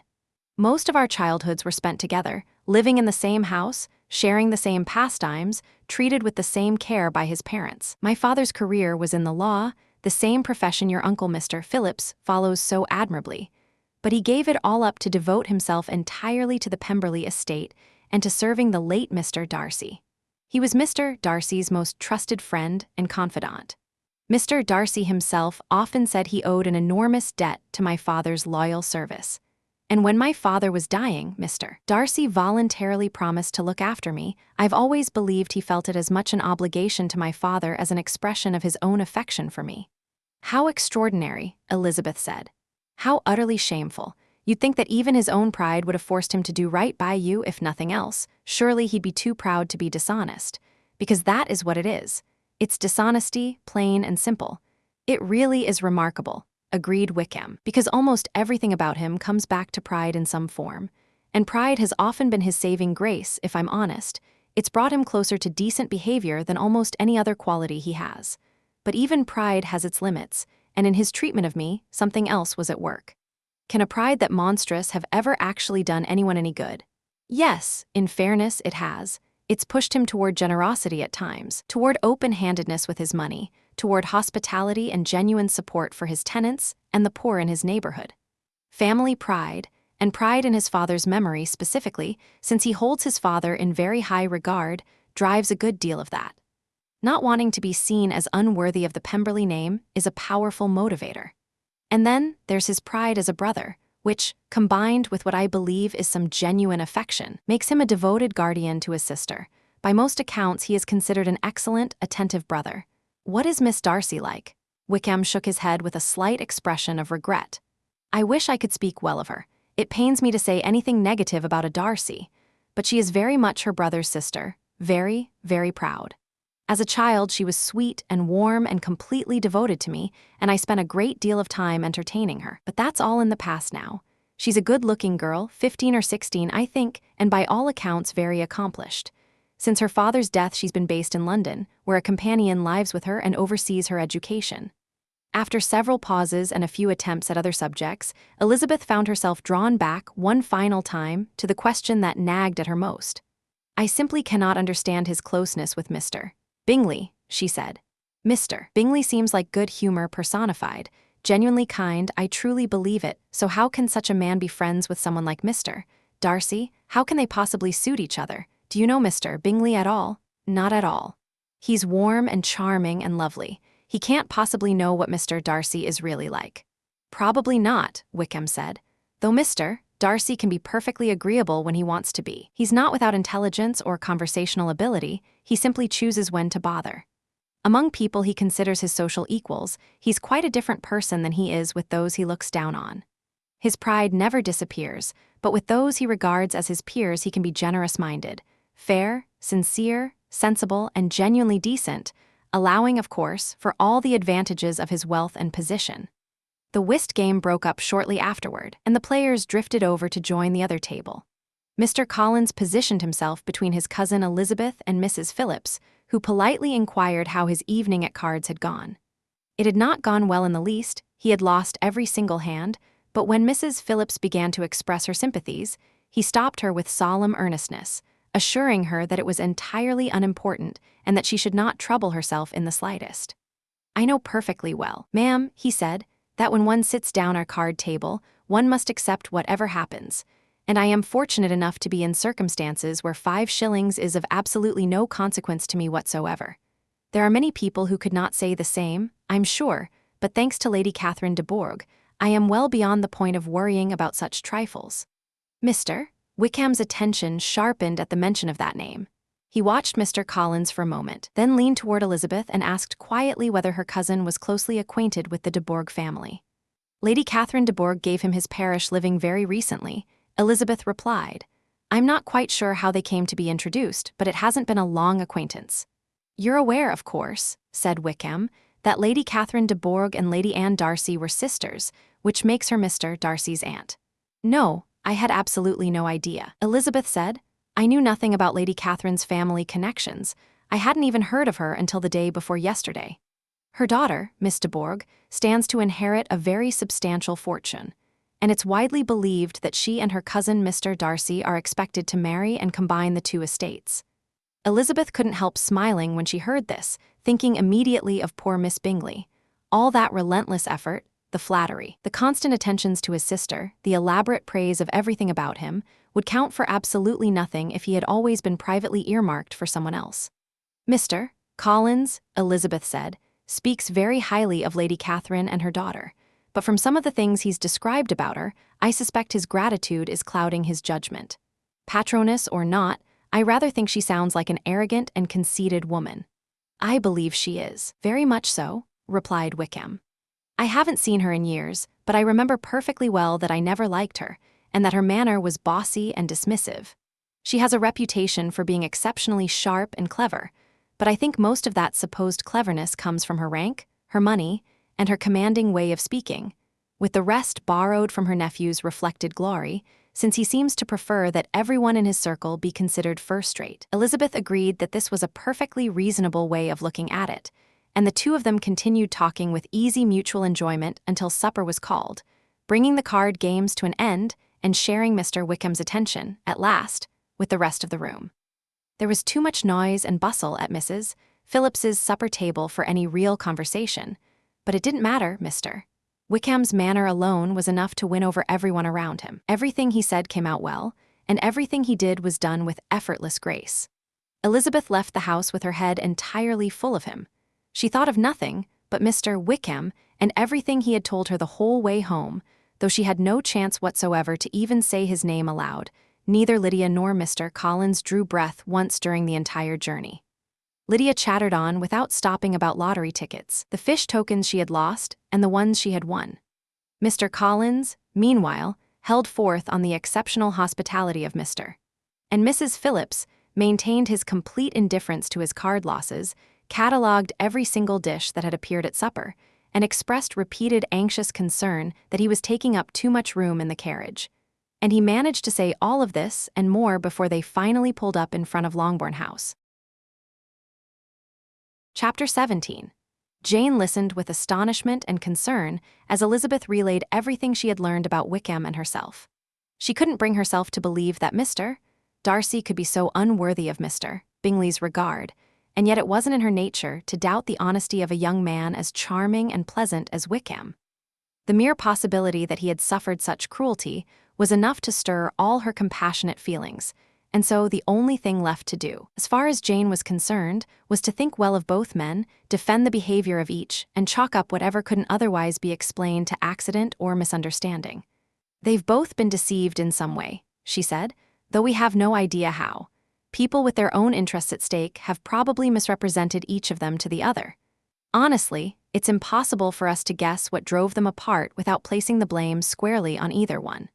Very true, Elizabeth replied. And now, my dear Jane, what do you have to say in defense of those self-interested people who were probably mixed up in the whole thing? Go on, clear them too, or we'll be forced to think badly of someone. Laugh all you like, but you won't laugh me out of my opinion, Jane said firmly.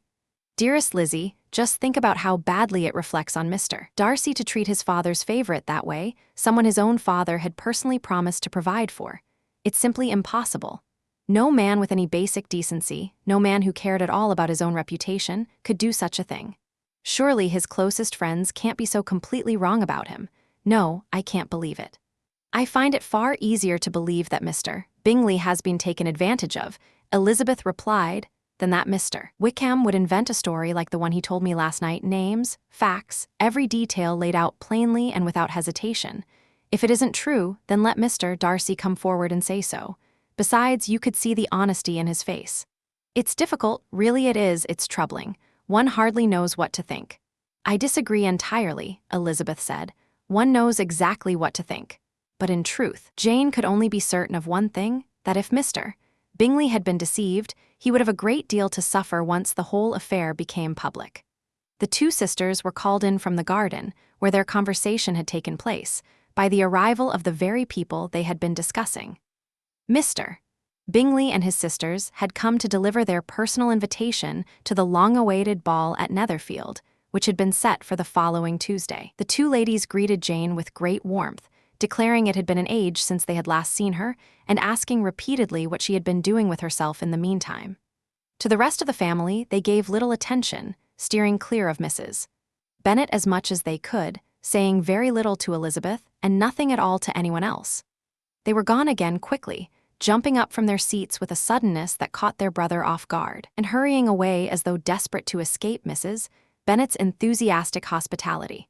The prospect of the Netherfield ball was enormously exciting to every woman in the family. Mrs. Bennet chose to interpret it as a gesture of particular compliment to her eldest daughter, and was especially flattered that the invitation had come from Mr. Bingley in person rather than through a formal printed card. Jane imagined a lovely evening in the company of her two friends and enjoying Mr. Bingley's attentions. Elizabeth looked forward to dancing as much as possible with Mr. Wickham and to watching Mr. Darcy's face and behavior for some kind of confirmation of everything she had been told. Catherine and Lydia's excitement was less focused on any one event or any particular person, though each of them, like Elizabeth, fully intended to dance at least half the evening with Mr. Wickham. He was by no means the only partner who could make them happy. A ball was, when it came down to it, a ball. Even Mary was able to assure the family that she had no objection to going. "As long as I can have my mornings to myself," she said, "that's enough. I don't think it's any great sacrifice to join in social engagements occasionally in the evenings.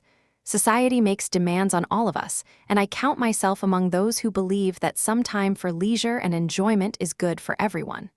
Elizabeth was in such high spirits that, although she rarely spoke to Mr. Collins unless she had to, she couldn't resist asking whether he planned to accept Mr. Bingley's invitation, and if so, whether he thought it appropriate to join in the dancing.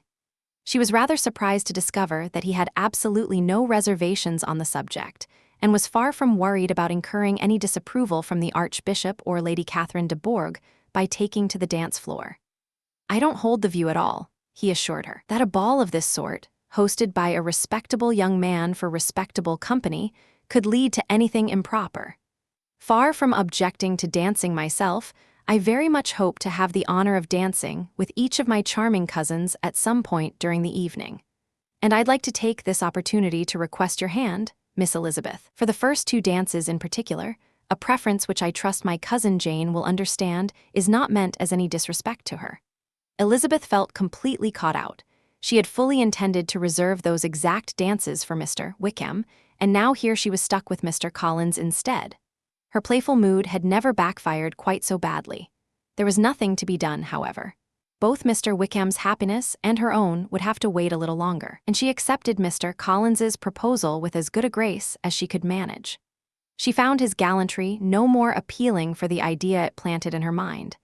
The uncomfortable suspicion that she had been singled out from among her sisters as the woman he had decided was fit to be mistress of Hunsford Parsonage, and to make up a card table at Rosings whenever Lady Catherine was short of suitable guests. The suspicion quickly hardened into near certainty as she noticed how his attentions toward her were growing, and heard his clumsy, repeated attempts at complimenting her wit and liveliness. Though she was more bewildered than flattered by the effect she seemed to have on him, it wasn't long before her mother made it quite clear that she would find such a marriage perfectly agreeable. Elizabeth chose not to engage with that hint, knowing perfectly well that any response would spark a serious argument. Mr. Collins might never actually propose, and until he did, there was no point in fighting about him. If there hadn't been a Netherfield ball to prepare for and talk about, the younger Bennet sisters would have been in a truly miserable state during this period, because from the day the invitation arrived to the day of the ball itself, the rain came down so relentlessly that they couldn't walk into Meryton even once. There was no visiting their aunt, no seeking out the officers, No gathering any news whatsoever. Even the ribbon trim for their Netherfield shoes had to be fetched by someone else. Even Elizabeth might have found her patience wearing thin in weather that completely cut off any chance of spending more time with Mr. Wickham, and nothing short of the Tuesday dance could have made that Friday, Saturday, Sunday, and Monday bearable for Kitty and Lydia. Chapter 18. Elizabeth had dressed with more than usual care that evening, her spirits high with anticipation. She had moved through the crowded room fully expecting to find Wickham among the cluster of red coats assembled there, and the possibility of his absence had never even crossed her mind. She had come prepared to conquer whatever remained of his heart, confident that a single evening would be more than enough. But in an instant, a dreadful suspicion seized her that Wickham had been deliberately left off the Bingleys' invitation list as a favor to Mr. Darcy. The truth, as it turned out, was not quite that, but it was bad enough. His friend Denny, to whom Lydia eagerly appealed, confirmed the plain fact of Wickham's absence. He had been obliged to go to London on business the day before and had not yet returned. Denny added this with a meaningful smile. I don't think his business would have taken him away just now if he hadn't wanted to avoid a certain gentleman here. Lydia didn't catch that last part, but Elizabeth did. It was enough to convince her that Darcy was just as responsible for Wickham's absence as if her first suspicion had been correct, and her irritation toward him sharpened instantly into something close to fury. When Darcy approached her shortly afterward with polite inquiries, she could barely manage a civil response. Being patient with Darcy, she felt, was a direct injury to Wickham. She wanted nothing to do with him and turned away with a degree of ill temper she couldn't entirely shake, even when speaking to Mr. Bingley, whose cheerful and unquestioning partiality toward Darcy only annoyed her further. But Elizabeth was not naturally suited to bad moods, and even though the evening's best prospect had been ruined, the misery didn't settle long on her spirits. She found Charlotte Lucas, whom she hadn't seen in a week, told her everything, and was soon able to shift her attention to the absurdities of her cousin Mr. Collins, pointing him out to Charlotte with quiet amusement. The first two dances, however, brought a fresh wave of misery. She was partnered with Mr. Collins, awkward, stiff, forever apologizing instead of actually dancing, and constantly moving the wrong way without the faintest awareness of it. He managed to give her all the embarrassment and discomfort that only a truly awful dance partner can inflict. The moment she was free of him felt like pure relief. She danced next with an officer, and at least had the comfort of talking about Wickham, discovering that he was universally well-liked by everyone who knew him. When that dance ended, she returned to Charlotte, and the two of them were deep in conversation when Mr. Darcy appeared before her and asked for her hand for the next dance. He caught her so completely off guard that she accepted before she'd had a moment to think. He walked away immediately, and she was left standing there, irritated with herself for the lapse. Charlotte tried to console her. I'd wager you'll find him very agreeable. God forbid, Elizabeth said. That would be the worst possible thing, to find a man agreeable when you've made up your mind to dislike him. Don't wish that on me. When the dancing resumed and Darcy came to claim her hand, Charlotte pulled Elizabeth close and whispered a quick warning not to be foolish, not to let her feelings for Wickham make her seem disagreeable to a man who was 10 times his equal in social standing. Elizabeth said nothing in reply. She simply took her place in the set, quietly astonished at the strange dignity of standing across from Mr. Darcy, and equally aware, from the looks on the faces of those around them, that their neighbors found it just as astonishing. They stood opposite each other for some time without exchanging a single word. Elizabeth began to suspect that the silence might last the entirety of both dances, and at first she was perfectly content to let it. Then it occurred to her that forcing him to make conversation might actually be the greater punishment for him, and so she offered some small, casual remark about the dancing. He replied and fell silent again.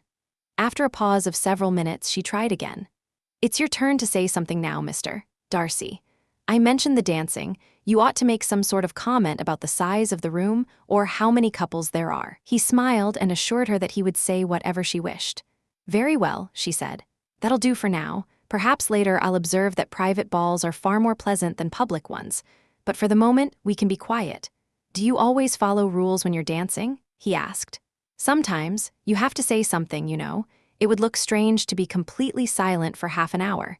And yet, for some people's benefit, conversation really ought to be arranged so that they are required to say as little as possible. Are you thinking of your own feelings in saying that, or imagining that you're catering to mine? Both, she replied with a mischievous smile. I've always thought our minds work in rather similar ways. We're both unsociable and quiet by nature, reluctant to speak unless we're confident we'll say something that will astonish the entire room and be remembered forever. That doesn't sound much like your own character, he said. How closely it resembles mine, I couldn't say, though you clearly think it's an accurate portrait. I couldn't possibly judge my own performance.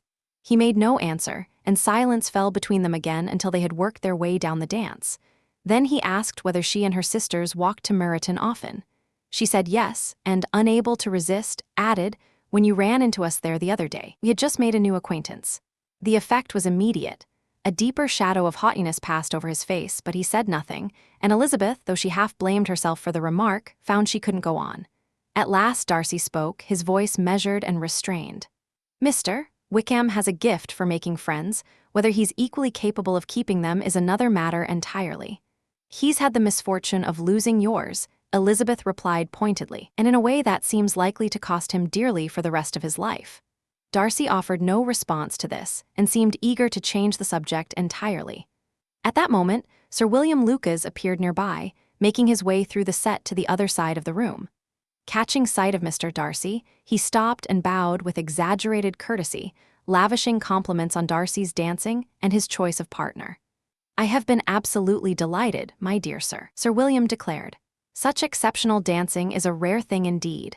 It's plain you move in the very highest circles, and I must say, your partner does you no disservice whatsoever. I do hope to see this pleasure repeated often, especially when a certain happy event, he glanced meaningfully toward Jane and Bingley, shall come to pass. What celebrations that will bring, but I won't keep you from the charming conversation of this young lady, whose bright eyes are already reproaching me for the interruption. Darcy barely heard the end of it, but the mention of his friend seemed to strike him sharply, and his gaze moved with a serious expression toward Bingley and Jane, who were dancing together across the room. He recovered himself quickly, however, and turned back to Elizabeth. Sir William's interruption has made me lose track of what we were discussing, he said. I don't think we were really discussing anything, she replied. Sir William couldn't have interrupted two people in the room who had less to say to each other. We've already tried 2 or 3 topics without any success. I have no idea what we're supposed to talk about next. What do you think of books? He said, with the faint beginning of a smile. Books, no. I'm quite sure we don't read the same ones, or at least not with the same feelings. I'm sorry to hear that, but if that's the case, then we'd have plenty to discuss. We could compare our different opinions. No, I really can't talk about books at a ball. My head is always full of something else in places like this. The present moment always absorbs you in settings like this, he asked with a look of mild doubt. Always, she said, though even as she spoke her thoughts had drifted elsewhere entirely, as became obvious a moment later when she suddenly exclaimed, I recall you once saying, Mr. Darcy, that you almost never forgave anyone, and that once you felt resentment towards someone it was impossible to get rid of. I imagine you're very careful, then, about letting yourself feel it in the first place. I am, he replied, his voice firm. And you never let yourself be blinded by prejudice? I hope not. Then it's especially important, for someone who never changes their opinion, to make absolutely sure they've judged correctly from the very beginning. May I ask where these questions are leading? I'm simply trying to understand your character, she said, making an effort to sound lighter than she felt. I'm trying to figure you out. And how are you getting on? She shook her head. Not well at all. I hear such wildly different accounts of you that I can't make any sense of it. I can easily believe, he answered gravely, that people's opinions of me vary considerably. And I wish, Miss Bennet, that you wouldn't attempt to analyze my character at this particular moment. I have every reason to think the result wouldn't do credit to either of us. But if I don't do it now, I may never get another chance. I wouldn't dream of getting in the way of any pleasure of yours, he replied coldly. She said nothing more. They finished the dance and parted in silence, both of them dissatisfied, though not equally so. In Darcy's chest, there was something too strong and too warm toward her to stay angry for long, and whatever resentment he felt soon redirected itself, entirely, toward someone else. They had barely separated when Miss Bingley swept toward Elizabeth with a look of polished condescension. So, Miss Eliza, she began, I hear you're quite taken with George Wickham. Your sister has been asking me all sorts of questions about him, and I've discovered that the young man somehow neglected to mention, among everything else he told you, that he's the son of old Wickham, the late Mr. Darcy's steward. As a friend, I'd strongly advise you not to take everything he says at face value. As for the claim that Mr. Darcy has treated him badly, it's completely untrue. On the contrary, Mr. Darcy has always been extraordinarily generous toward him, while George Wickham has behaved toward Mr. Darcy in a truly disgraceful manner. I don't know all the details, but I know with absolute certainty that Mr.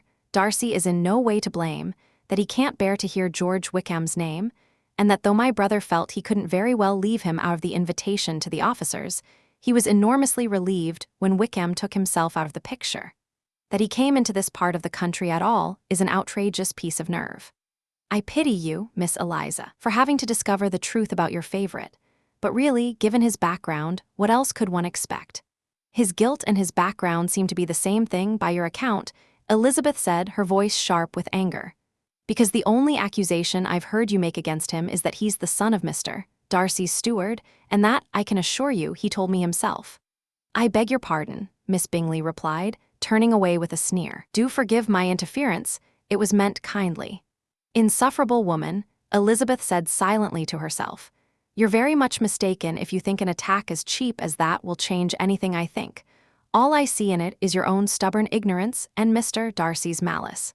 She went in search of Jane, who had been making her own inquiries of Bingley on the same subject. Jane came toward her with such a warm and radiant expression that Elizabeth read her feelings at once, and in that instant, all her anxiety about Wickham, all her resentment against his enemies, receded entirely before the simple hope that Jane was well on her way to genuine happiness. I want to know, Elizabeth said, smiling as brightly as her sister, what you found out about Mr.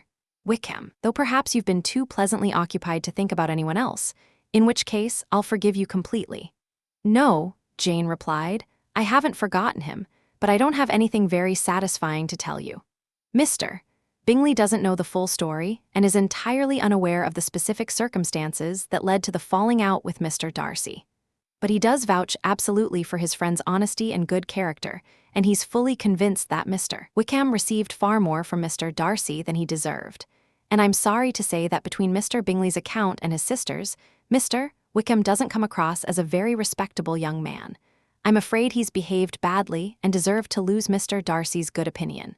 But Mr. Bingley doesn't actually know Mr. Wickham himself. No, he'd never set eyes on him until that morning in Meryton. So everything he knows comes from Mr. Darcy. That settles it for me, Elizabeth said.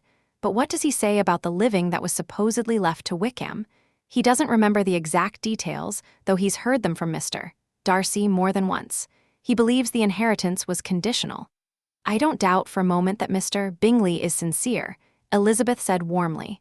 But you'll have to excuse me for not being persuaded by his assurances alone. His defense of his friend was no doubt very well argued. But since he doesn't know the full story, and what he does know came directly from that same friend, I think I'll continue to form my own opinion of both gentlemen. She shifted the conversation then to something far more enjoyable for them both, listening with real pleasure, as Jane, with gentle modesty, confided her hopes about Mr. Bingley's feelings. Elizabeth said everything she could to encourage her confidence in them. When Mr. Bingley himself came to join them, Elizabeth slipped away to find Charlotte Lucas. She had barely begun to answer Charlotte's question about her last dance partner when Mr. Collins appeared beside them, practically trembling with self-important excitement. I have made a most remarkable discovery, he announced. By a stroke of pure chance, I've overheard that there is a close relation of my patroness in this very room. I happened to catch the gentleman himself mentioning the names of his cousin Miss de Bourgh and her mother Lady Catherine to the young lady hosting the evening. What an extraordinary coincidence! Who could have imagined that I would find myself in the same room as a nephew of Lady Catherine de Bourgh? I am most grateful the discovery was made in time for me to pay my respects to him, which I intend to do immediately. I can only hope he'll forgive me for not having done so sooner. My complete ignorance of the connection must serve as my excuse. You're not seriously thinking of introducing yourself to Mr. Darcy? I am indeed. I'll ask his pardon for the delay. I believe he is Lady Catherine's nephew, and I shall be happy to inform him that her ladyship was in excellent health just last week. Elizabeth made every effort to talk him out of it, pointing out that Mr. Darcy would almost certainly view an unsolicited introduction as presumptuous rather than flattering to his aunt, that there was no real reason for any acknowledgement to take place at all, and that if there were, it was properly Darcy's place, as the person of higher standing, to initiate it.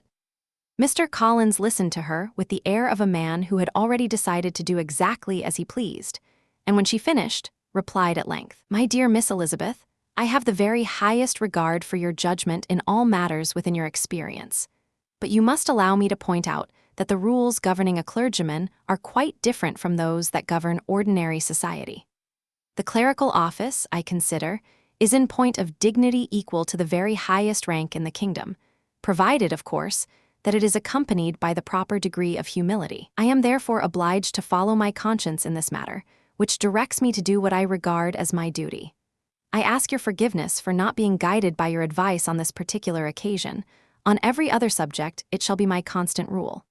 But here, I believe my education and professional formation make me better qualified than a young lady to judge what is correct." With a deep bow, he left her and made straight for Mr. Darcy. Elizabeth watched the entire scene with a mixture of alarm and painful fascination. Her cousin opened with a solemn bow, and though she was too far away to hear a word, she felt as though she could hear every syllable. She could read in the movement of his lips the words apology, Hunsford, and Lady Catherine de Bourgh. It mortified her to watch him make such a spectacle of himself before such a man. Darcy looked on with frank, undisguised astonishment, and when Mr. Collins at last paused for a reply, answered with the stiff courtesy of a man determined to be polite. This did not discourage Mr. Collins from launching into a second speech. Darcy's contempt visibly deepened with every word of it, and when it was over he gave a slight bow and walked away. Mr. Collins returned to Elizabeth looking entirely satisfied with himself. "I have every reason to be pleased with my reception," he told her. Mr. Darcy seemed quite gratified by the attention. He responded with the utmost civility, and even complimented me by saying that he trusted Lady Catherine's judgment so completely that he was certain she would never extend her favor to anyone undeserving. A very gracious thing to say. On the whole, I find him most agreeable. With no further interest of her own to pursue for the evening, Elizabeth turned her attention almost entirely to watching Jane and Mr. Bingley, and found that the pleasure she took in observing them made her nearly as happy as Jane herself appeared to be. She could picture her sister established in that very house, wrapped in all the warmth that a genuinely happy marriage could offer, and could almost, under such circumstances, bring herself to tolerate Bingley's two sisters. She could also see exactly where her mother's thoughts were running, and deliberately kept her distance, not trusting herself to bear what she might overhear. When they all sat down to supper, it was therefore particularly unfortunate that they ended up within easy earshot of each other, and Elizabeth cringed as she realized that her mother was talking to Lady Lucas, freely, loudly, and on no subject whatsoever except her absolute conviction that Jane would soon be married to Mr. Bingley. Mrs. Bennet was in her element. She catalogued the advantages of the match with tireless enthusiasm. What a charming and wealthy young man he was, how conveniently close Netherfield was to Longbourn, how fond the Bingley sisters already were of Jane, how the marriage would naturally open doors for her younger daughters by drawing other wealthy men into their circle, and how comforting it would be, at her time of life, to know that at least one daughter was settled, and could take the others under her wing. She wound up with a string of warm wishes that Lady Lucas might be equally fortunate in her own daughters, delivered with a tone that made perfectly clear she considered such an outcome highly unlikely. Elizabeth tried in vain to slow her mother down, or at least persuade her to lower her voice. Her efforts were wasted. "What is Mr. Darcy to me?" her mother said, "that I should care whether he hears me or not? We don't owe him any special courtesy. For heaven's sake, mother, please speak more quietly. What possible good does it do you to offend Mr. Darcy? You won't exactly endear yourself to his friend by behaving this way." Nothing she said made any difference. Her mother pressed on in exactly the same volume and with exactly the same confidence. Elizabeth blushed repeatedly, her eyes flicking involuntarily toward Mr. Darcy, who sat directly across from them. She could tell he was listening, even when he wasn't looking at them directly. The expression on his face shifted gradually from contemptuous indignation to something cold and composed and deeply grave. At last Mrs. Bennet exhausted her subject, and Lady Lucas, who had been quietly stifling yawns through the lengthy recitation of joys she had no expectation of sharing, was left to the consolation of cold ham and chicken. Elizabeth felt herself begin to breathe again. The relief didn't last. When supper ended, someone raised the idea of singing, and Elizabeth watched with dread as Mary, after very little persuasion, arranged herself to perform for the company. Elizabeth sent her every significant look and silent signal she could manage, all of them ignored. Mary was delighted with the opportunity. She began her song, and Elizabeth fixed her gaze on her with excruciating attention, suffering through the verses with an impatience that was not rewarded at the end, because Mary, receiving among the polite thanks a small hint that she might be prevailed upon to sing again, paused for about 30 seconds and then started another one. Mary's abilities were simply not equal to such a public performance. Her voice was thin and her manner overwrought. Elizabeth was in agony. She glanced at Jane, hoping for sympathy, but Jane was serenely talking to Bingley and seemed entirely untroubled. She looked at the Bingley sisters, who were exchanging mocking glances with each other and with Darcy, who remained, throughout, impassively expressionless. She looked at her father, silently begging him to intervene before Mary sang through the entire night. He took the hint. When Mary finished her second song, Mr. Bennet said aloud with perfect calm, "That will do very nicely, child. You've entertained us quite long enough. Let some of the other young ladies have their turn." Mary pretended not to hear, but she was visibly flustered. Elizabeth felt sorry for her, and sorry too for the bluntness of her father's remark, and wondered whether her own anxious looks had done more harm than good. The company moved on.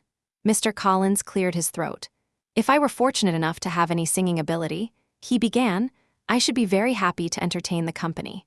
I consider music a perfectly innocent and wholesome pursuit, entirely compatible with a career in the clergy. I would not go so far as to say that a clergyman should devote excessive time to it. There are certainly other demands on his attention. A parish rector has a great many responsibilities. He must negotiate his tithes in a way that serves his own interests without offending his patron. He must write his own sermons, and whatever time remains must be given over to the care of his parish and the improvement of his home, which he is absolutely obliged to make as comfortable as possible. And of course, it is no small thing that he should cultivate an attentive and courteous manner with everyone, particularly those to whom he owes his position in the church." Here he turned and bowed toward Mr. Darcy, concluding his speech, which had been delivered at sufficient volume for at least half the room to hear. Many people stared. Many smiled. No one looked more quietly entertained than Mr. Bennet himself, while Mrs. Bennet earnestly informed Lady Lucas in a stage whisper that Mr. Collins was a remarkably clever and sensible young man. Elizabeth felt, by this point, that if her family had conspired at the start of the evening to make themselves as conspicuous and embarrassing as possible, they could not have executed the plan with greater dedication or more consistent success. She was grateful at least that Bingley seemed to have missed some of it, and that his feelings for Jane appeared to be of the kind not easily derailed by the foolishness of her relatives, but that Darcy's sisters and Darcy himself had been given such ample material for mockery was bad enough, and she couldn't decide which was harder to bear: the cold, silent contempt of the gentlemen or the smirking amusement of the women. The rest of the evening offered her very little pleasure. Mr. Collins attached himself to her side with remarkable persistence, and though she could not persuade him to dance with her again, his presence effectively prevented anyone else from asking her. She urged him repeatedly to dance with someone else, and offered to introduce him to any number of young ladies, but he assured her at great length that dancing was not particularly important to him, that his primary object was to recommend himself to her through attentive companionship, and that he therefore intended to remain beside her for the remainder of the evening. There was simply no arguing with that kind of logic. Her greatest relief came from Charlotte Lucas, who joined them frequently and generously redirected Mr. Collins's conversational energy toward herself. At least, Elizabeth was spared any further direct attention from Mr. Darcy, though he stood at various points quite close to her and appeared otherwise unoccupied. He never came near enough to speak. She was fairly sure this was a consequence of her reference to Wickham, and was glad of it. The Longbourn party was the last to leave, delayed by one of Mrs. Bennet's characteristic maneuverings until the carriage could be brought around, a full quarter of an hour after everyone else had already gone. The time was long enough to make quite clear how warmly their departure was anticipated by certain members of the household. Mrs. Hurst and Miss Bingley scarcely opened their mouths except to complain about how tired they were, and they shut down every conversational overture from Mrs. Bennet with chilly efficiency, spreading a kind of numbing tedium over the whole group that was only partially broken by Mr. Collins, who was delivering an extended tribute to the elegance of the evening and the gracious hospitality their hosts had shown throughout. Darcy said nothing whatsoever. Mr. Bennett was quiet too, though for entirely different reasons. He was clearly enjoying himself. Bingley and Jane stood slightly apart from the others, speaking quietly to each other. Elizabeth maintained as resolutely composed a silence as either Miss Bingley or Mrs. Hurst, and even Lydia had run out of energy for anything beyond the occasional exclamation of "Lord, I'm absolutely exhausted," accompanied by a wide yawn. When they finally rose to say their goodbyes, Mrs. Bennet pressed them all with the most effusive warmth to come to Longbourn soon, directing her most earnest invitations at Mr. Bingley, urging him to come for a family dinner at any time, with no need for a formal invitation. Bingley accepted with genuine pleasure and promised to call on them at the first opportunity after his return from London, where he was obliged to go the following day for a short while. Mrs. Bennet floated out to the carriage in a state of profound contentment, fully persuaded that, once the settlements were drawn up, the new carriage ordered, and the wedding clothes made, she would see Jane installed at Netherfield within 3 or 4 months. The prospect of another daughter married to Mr. Collins gave her nearly equal certainty, and she felt nearly as much pleasure, though not quite. Elizabeth had never been her particular favorite, and though the man and the match were perfectly good enough for her, both were entirely overshadowed in Mrs. Bennet's mind by Mr. Bingley and the glorious promise of Netherfield. Chapter 19. Mr. Collins made his formal proposal. He had decided to get it done without delay, since his visit only extended to the following Saturday, and he felt not the slightest awkwardness about the whole business, not even in the moment itself. He went about it in his usual methodical way, observing every formality he believed the occasion required. Finding Mrs. Bennet, Elizabeth, and one of the younger girls together shortly after breakfast, he turned to the mother first. "May I hope, madam, for your help in securing a private word with your daughter Elizabeth sometime this morning?" he asked. Before Elizabeth could do anything more than flush with surprise, Mrs. Bennet jumped in immediately. "Oh dear, yes, certainly. I'm sure Lizzie will be very happy. She won't have any objection at all. Come along, Kitty, I need you upstairs." She gathered up her needlework and was already hurrying toward the door when Elizabeth called after her. "Please, Mamma, don't go. I'm begging you, don't leave. Mr. Collins will have to excuse me whatever he has to say. There's no reason it can't be said in front of everyone. I'll go myself." No, don't be ridiculous, Lizzie. I want you to stay right where you are." Elizabeth's expression made it clear she was genuinely on the verge of making her escape, her face tight with irritation and embarrassment, and so Mrs. Bennet added firmly, "Lizzie, I am insisting that you stay here and hear what Mr. Collins has to say." Elizabeth saw no way around it, and after a moment's reflection, she realized it would probably be wiser to get the whole thing over with as quickly and quietly as possible. She sat back down and tried to hide her feelings, a mixture of discomfort and the urge to laugh, by keeping her hands busily occupied. Mrs. Bennet and Kitty left the room, and the moment they were gone, Mr. Collins began. "Please believe me, my dear Miss Elizabeth, that your modesty does you absolutely no harm in my eyes. Quite the opposite. It only adds to your many other qualities. You would have seemed less appealing to me if there had been no reluctance at all. But let me assure you that I have your mother's full permission to speak to you like this. You can hardly be in any doubt about what I'm going to say, however much your natural reserve might lead you to pretend otherwise. My attentions have been far too obvious to be misread. Almost from the moment I arrived, I singled you out as the woman I would want to spend my life with.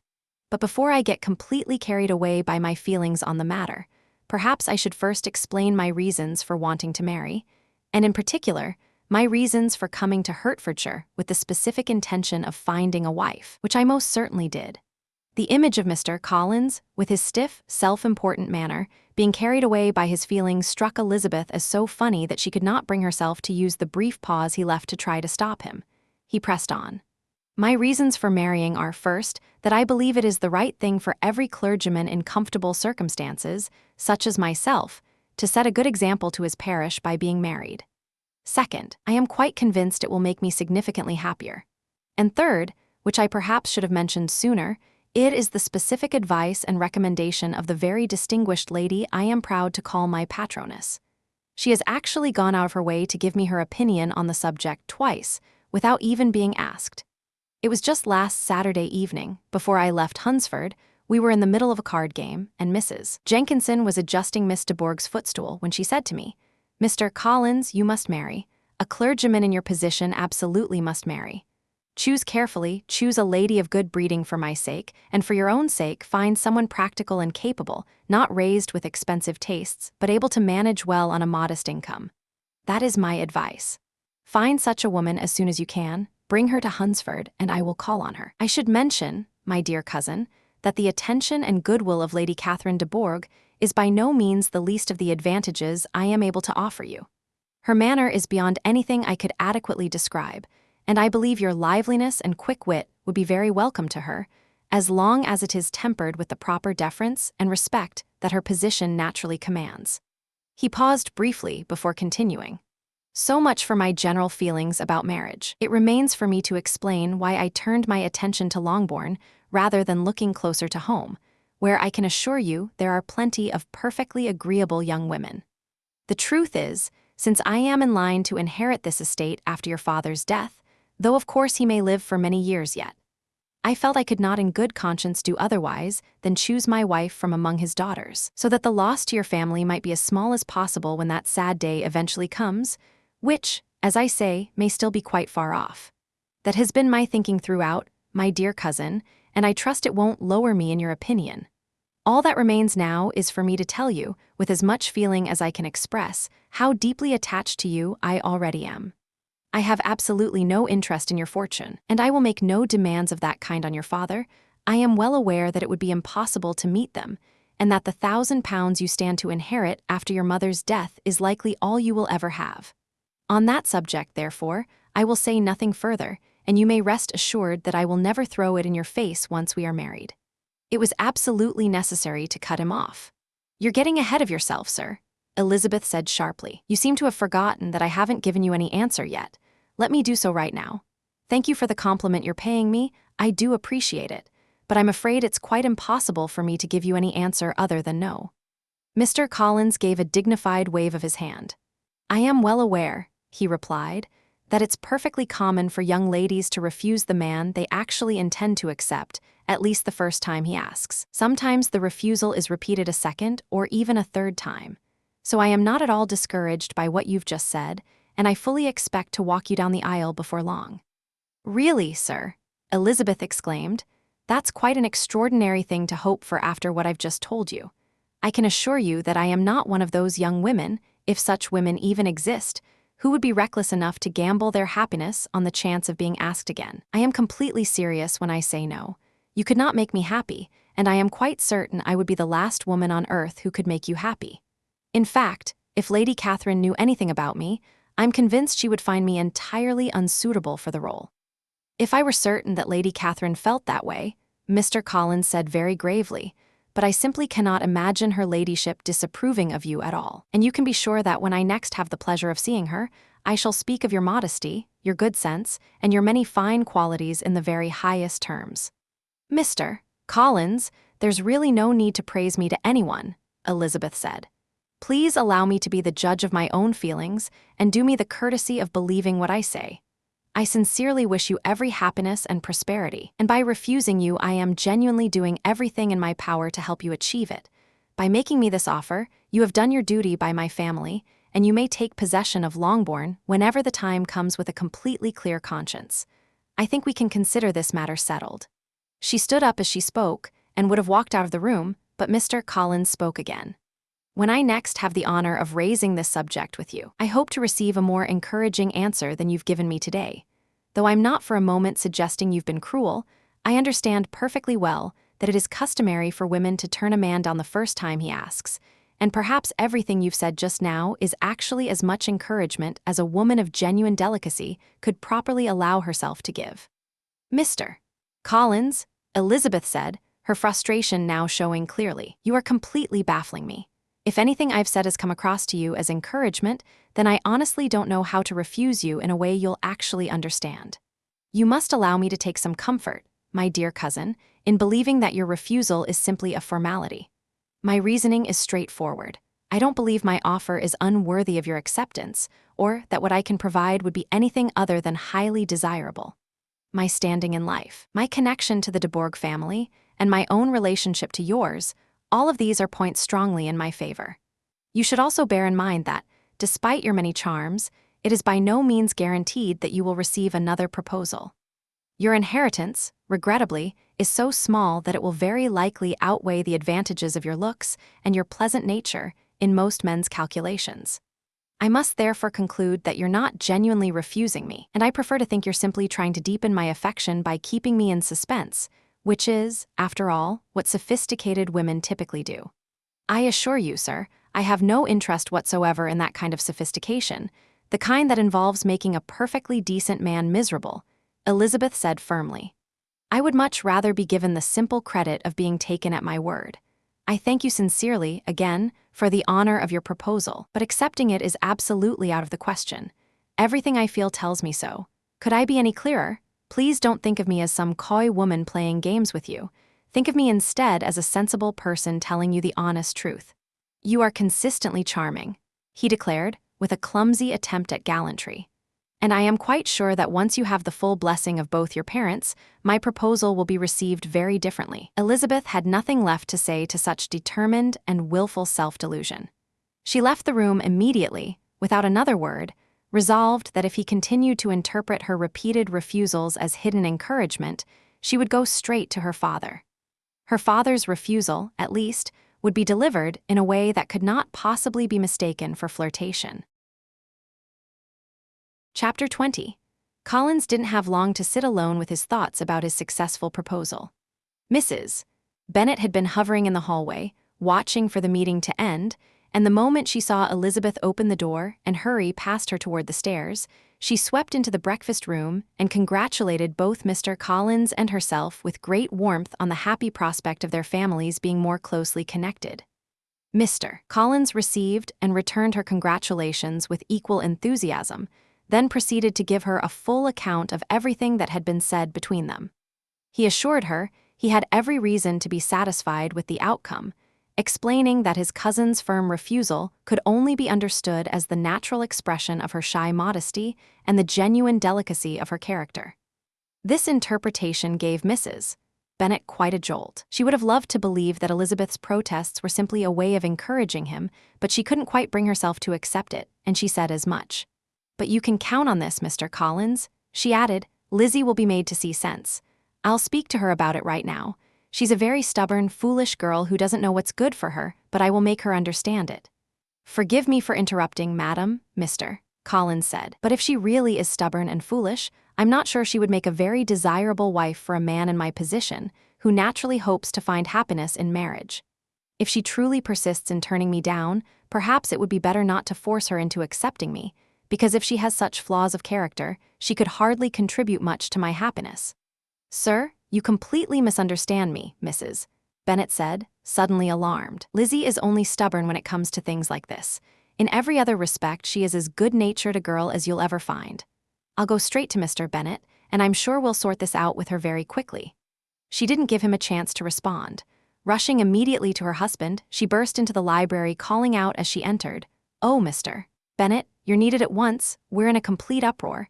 You must come and make Lizzie marry Mr. Collins, because she's vowing she won't have him, and if you don't hurry, he'll change his mind and refuse to have her." Mr. Bennet looked up from his book as she came in, fixing his eyes on her face with a calm indifference that her news did absolutely nothing to disturb. "I'm afraid I don't follow you," he said, once she had finished. "What exactly are you talking about?" "About Mr. Collins and Lizzie. Lizzie says she won't have Mr. Collins, and Mr. Collins is beginning to say he won't have Lizzie. And what exactly am I supposed to do about it? It sounds like a hopeless situation. Speak to Lizzie yourself. Tell her you insist on her marrying him. Have her come down. She can hear what I think." Mrs. Bennet rang the bell, and Miss Elizabeth was called to the library. "Come here, child," her father said as she appeared. "I've sent for you on an important matter. I understand that Mr. Collins has asked you to marry him. Is that true?" Elizabeth confirmed that it was. "Very well, and you refused this offer of marriage?" "I did, sir." "Very well, now we get to the point. Your mother insists you accept it. Isn't that right, Mrs. Bennet?" "Yes, or I will never see her again." "You're facing an unhappy choice, Elizabeth. From this day forward, you must be a stranger to one of your parents. Your mother will never see you again if you do not marry Mr. Collins, and I will never see you again if you do." Elizabeth couldn't help smiling at such a conclusion to such a beginning. Mrs. Bennet, however, who had convinced herself that her husband saw the matter exactly as she did, was bitterly disappointed. "What do you mean by talking this way, Mr. Bennet? You promised me you would insist on her marrying him. My dear, her husband replied, I have two small requests. First, that you allow me the free use of my own judgment in this matter, and second, of my room. I'd be very glad to have the library to myself as soon as possible. Yet even with her disappointment in her husband, Mrs. Bennet was not ready to give up. She went back to Elizabeth again and again, alternating between coaxing and threatening her. She tried to get Jane on her side, but Jane, with all her characteristic gentleness, declined to get involved. Elizabeth responded to each fresh attack sometimes with genuine earnestness and sometimes with light-hearted amusement. Her manner changed, but her resolve never did. Mr. Collins, meanwhile, was alone with his thoughts, turning over what had happened. He thought too highly of himself to understand what could possibly have motivated his cousin to turn him down. His pride was wounded, but he suffered in no other way. His feelings for her had never been anything more than imaginary, and the possibility that she actually deserved her mother's criticism left him feeling no regret at all.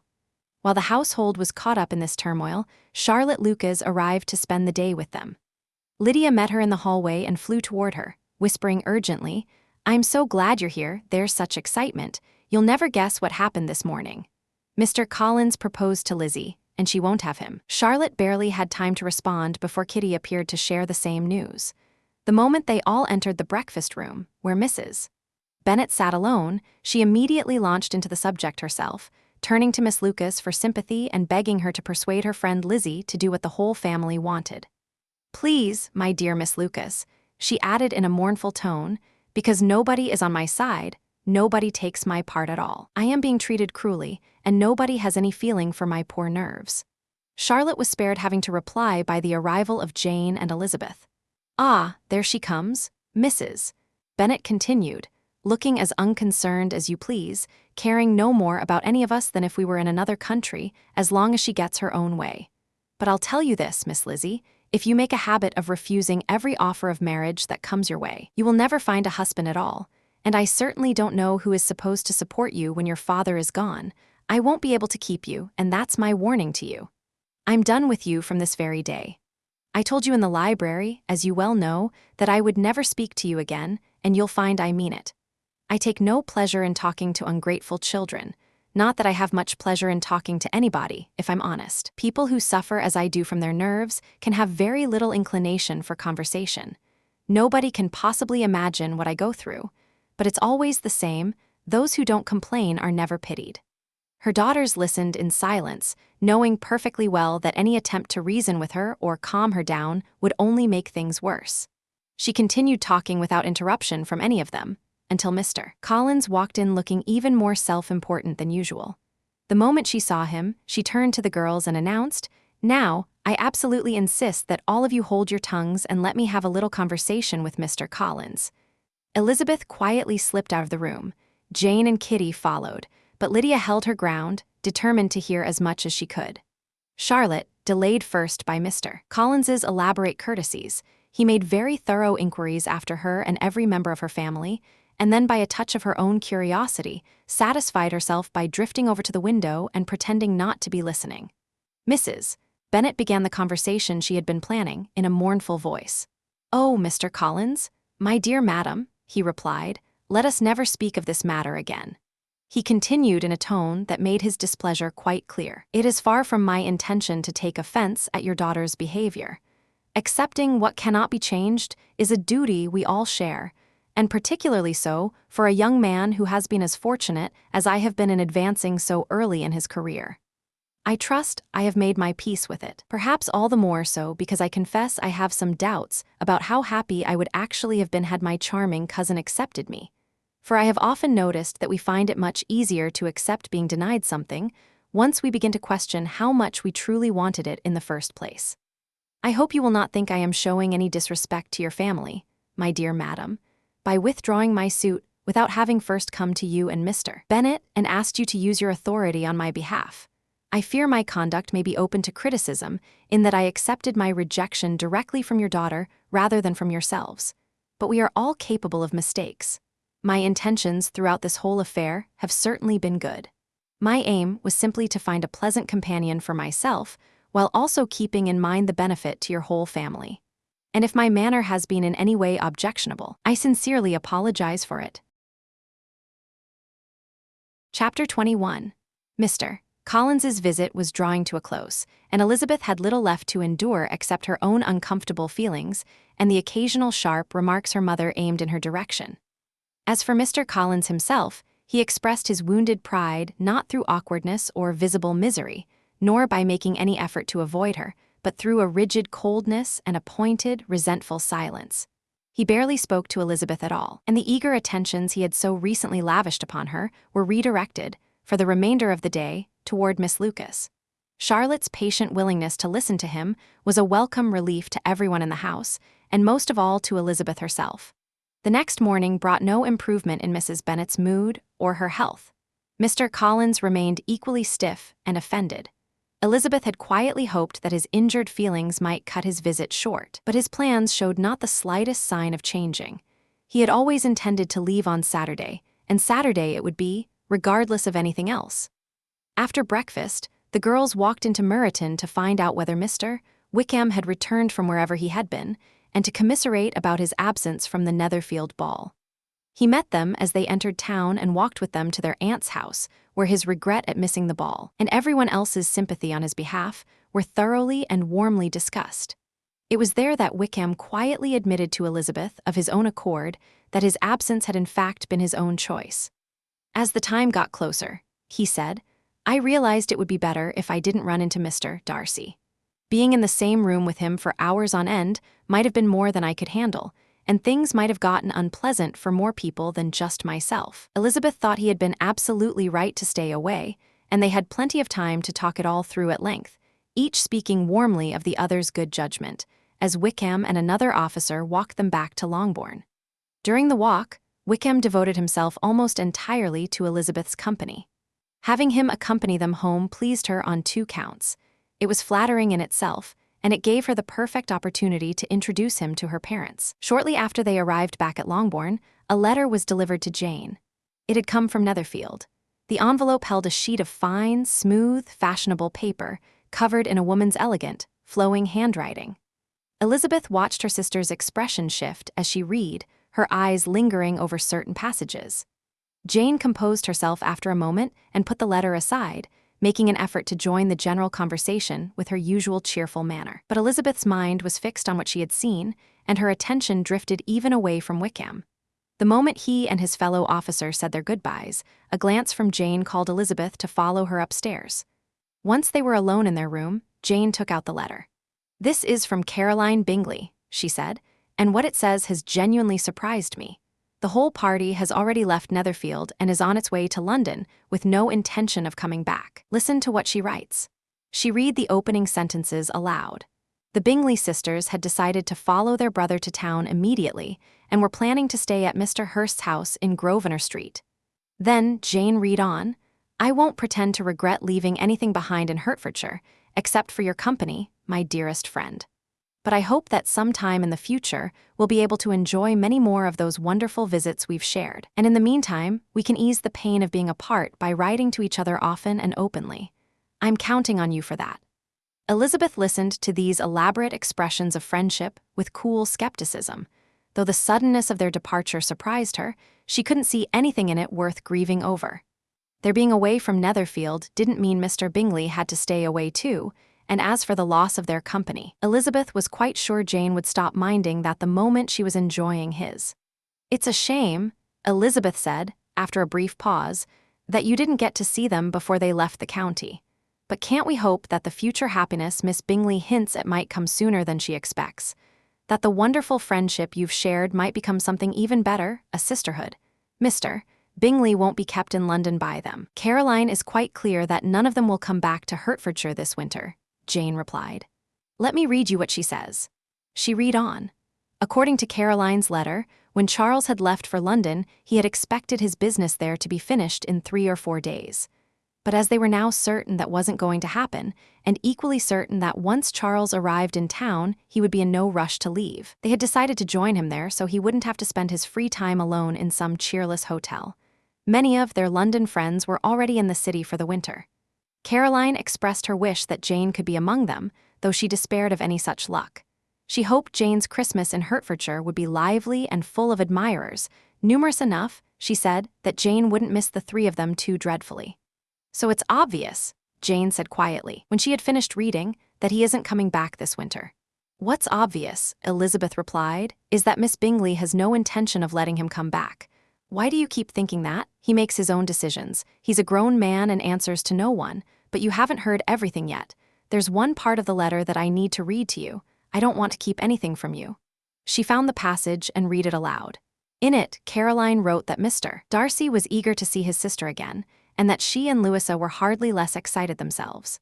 She went on to say that she genuinely believed Georgiana Darcy had no equal when it came to beauty, elegance, and talent, and that the affection both she and Louisa felt for the girl was made all the more meaningful by the hope, which they hardly dared to express, that Georgiana might one day become their sister.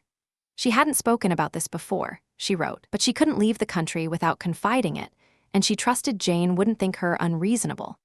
Her brother already admired Georgiana greatly. He would now have every opportunity to see her in the most comfortable and familiar circumstances. Her entire family was as eager for the match as his own, and she didn't think it was sisterly bias, she said, when she described Charles as being perfectly capable of winning any woman's heart. With everything working in favor of such an attachment and nothing standing in the way, was she wrong, she asked, to hope for something that would bring so many people happiness? Jane looked up from the letter. What do you think of that, Lizzie? Isn't it clear enough? Isn't she telling me, as plainly as she can, that she neither expects nor wants me to become her sister, that she's completely convinced her brother doesn't care for me, and that if she suspects how I feel about him, she's giving me fair warning in the kindest possible way? Can it mean anything else? Yes, it can, said Elizabeth firmly. My reading of it is completely different. Do you want to hear it? Very much. Then I'll be brief. Miss Bingley can see that her brother is in love with you, and she wants him to marry Miss Darcy instead. She's followed him to London hoping to keep him there, and she's trying to convince you that he doesn't care about you. Jane shook her head gently. Jane, you really ought to believe me. Anyone who has ever seen you and Mr. Bingley together couldn't possibly doubt how he feels. Miss Bingley certainly doesn't. She's not foolish enough for that. If she'd seen even half as much love in Mr. Darcy's eyes when he looked at her, she'd already be ordering her wedding dress. No, the truth is simply this. We're not wealthy enough or important enough for her taste. She's all the more desperate to secure Miss Darcy for her brother, because she imagines that once one match between the two families has been made, a second will follow more easily. It's clever enough as schemes go, and it might even work if Miss de Bourgh weren't already in the picture. But surely, you don't seriously believe that just because Miss Bingley tells you her brother admires Miss Darcy, that means he thinks any less of you than he did when he said goodbye to you on Tuesday, or that she could actually persuade him he's in love with his friend rather than with you? If I saw Miss Bingley the way you do, Jane replied gently, then everything you've said might put my mind at rest. But I don't think you're being fair to her. Caroline isn't capable of deliberately deceiving anyone. All I can really hope is that she's deceiving herself. That's actually a very good way to look at it, Elizabeth said, with some warmth, since you won't take comfort in my explanation. Believe she's deceived herself by all means. You've done right by her, and now you can stop worrying. But dear Lizzie, even if everything turns out well, can I really be happy accepting a man whose sisters and friends are all hoping he'll marry someone else? That's a decision only you can make, Elizabeth said. And if, after really thinking it through, you decide that upsetting his two sisters would make you more miserable than being his wife would make you happy, then by all means turn him down. Jane gave a faint smile. You know perfectly well that although their disapproval would upset me terribly, I wouldn't hesitate for a moment. I knew you'd say that, which is why I can't feel too sorry for you. But if he doesn't come back this winter, none of this will matter anyway. So much can change in 6 months. Elizabeth treated the idea of his not returning with complete dismissal. To her, it was nothing more than the wishful thinking of a scheming woman, and she couldn't for a moment believe that Caroline Bingley's wishes, however boldly or cleverly expressed, could have any real influence over a man as independent as Charles Bingley. She made her feelings on the matter as clear as she could to Jane, and soon had the satisfaction of watching them take effect. Jane was not someone who gave in easily to despair, and little by little she allowed herself to hope, though her natural modesty kept getting in the way of that hope, that Bingley would come back to Netherfield and give her every reason to be glad. They agreed that when they told Mrs. Bennet about the Bingleys' departure, they would say nothing about Mr. Bingley's behavior toward Jane, to spare everyone the drama. Even this limited version of events was enough to send Mrs. Bennet into a lengthy lament about how terribly unlucky it was that the ladies had chosen to leave just when they were all becoming such close friends. After going on about it for some time, however, she found comfort in the certainty that Mr. Bingley would soon be back in the neighborhood and dining at Longbourn before long. She rounded off her reflections with the cheerful announcement that even though he had only been invited to a simple family dinner, she would make absolutely sure there were 2 full courses. Chapter 22. Elizabeth had done her best to keep Mr. Collins occupied and out of Charlotte's way, and Charlotte had noticed. She found a quiet moment to thank her friend for it. "It keeps him in a good mood," Elizabeth said, "and I'm more grateful to you than I can possibly say." Charlotte assured her that she was happy to help, and that it was more than worth the small sacrifice of her time. This was generous of her, but Charlotte's kindness had a purpose that went well beyond anything Elizabeth had imagined. Her real aim was to draw Mr. Collins's attention so firmly toward herself that he would have no reason to turn back to Elizabeth. That was Miss Lucas's plan, and things were going encouragingly well. By the time they said goodnight, she felt almost certain of success, if only he weren't leaving Hertfordshire quite so soon. But she underestimated him. Whatever Mr. Collins lacked in wit or charm, he made up for in a kind of bold, self-satisfied determination.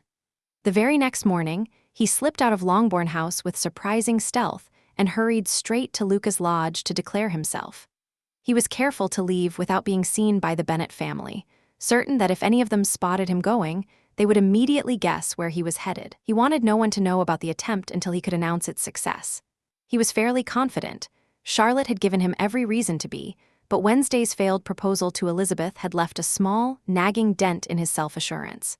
His reception, as it turned out, could not have been warmer. Charlotte had caught sight of him from an upstairs window as he came up the lane and immediately went downstairs and out of the house, arranging to meet him as if by pure chance. She had allowed herself to hope, but not to hope for much. What she found waiting for her in that lane, the earnestness, the declarations, the sheer volume of it all, was rather more than she had dared expect. In as little time as Mr. Collins's lengthy speeches would permit, everything was settled between them to the satisfaction of both. As they walked back toward the house together, he begged her urgently to name the date that would make him the happiest man alive. Such a question naturally had to be set aside for the moment, but Charlotte felt no desire whatsoever to keep him in suspense longer than necessary. Mr. Collins was not a man whose company a woman would wish to prolong for its own sake. Nature had not blessed him with the kind of personality that made courtship something to be savored. And Charlotte, who had accepted him for the perfectly clear-eyed reason that she wanted a home and a secure future, had no interest in drawing the process out. The sooner it was settled, the better. Sir William and Lady Lucas were consulted without delay, and they gave their blessing with an enthusiasm that bordered on relief. Mr. Collins's current income made him an excellent match for their daughter, who had little fortune of her own to bring to a marriage, and his future prospects were very promising indeed. Lady Lucas found herself calculating, with a keenness she had never before applied to the question, how many more years Mr. Bennet was likely to live. Sir William declared it as his firm opinion that once Mr. Collins came into possession of the Longbourn estate, it would be entirely fitting for both him and his wife to be presented at St. James's Court. The whole family, in short, was thoroughly delighted. The younger Lucas girls immediately began to hope that they might be brought out into society a year or two earlier than they had previously expected. The boys, meanwhile, felt a great wave of relief at the knowledge that their sister would not, after all, die an old maid. Charlotte herself was remarkably calm. She had achieved what she set out to achieve, and now she had time to sit with it and think it through. On the whole, her reflections were satisfying. Mr. Collins was not clever, and he was not particularly pleasant to be around. His conversation was tedious, and whatever attachment he felt for her was almost certainly more imagined than real. But he would be her husband. Charlotte had never been one to romanticize marriage or men. For a well-educated young woman with little money, marriage was simply the practical solution, the only real protection against poverty, and the most reliable path to a comfortable life. It might not guarantee happiness, but it was the best safeguard available. And now, at 27, having never been considered especially pretty, she had secured exactly that. She counted herself lucky. The only part of the whole business that genuinely troubled her was how Elizabeth Bennet would take the news.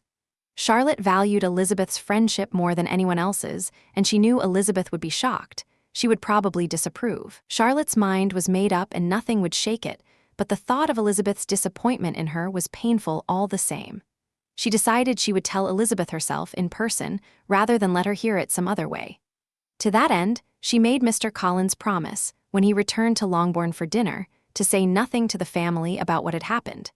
He gave his word readily enough, as was only proper, but keeping it proved harder than expected. His long absence that morning had aroused so much curiosity in the Bennet household that on his return he was met with questions direct enough to require some real creative evasion.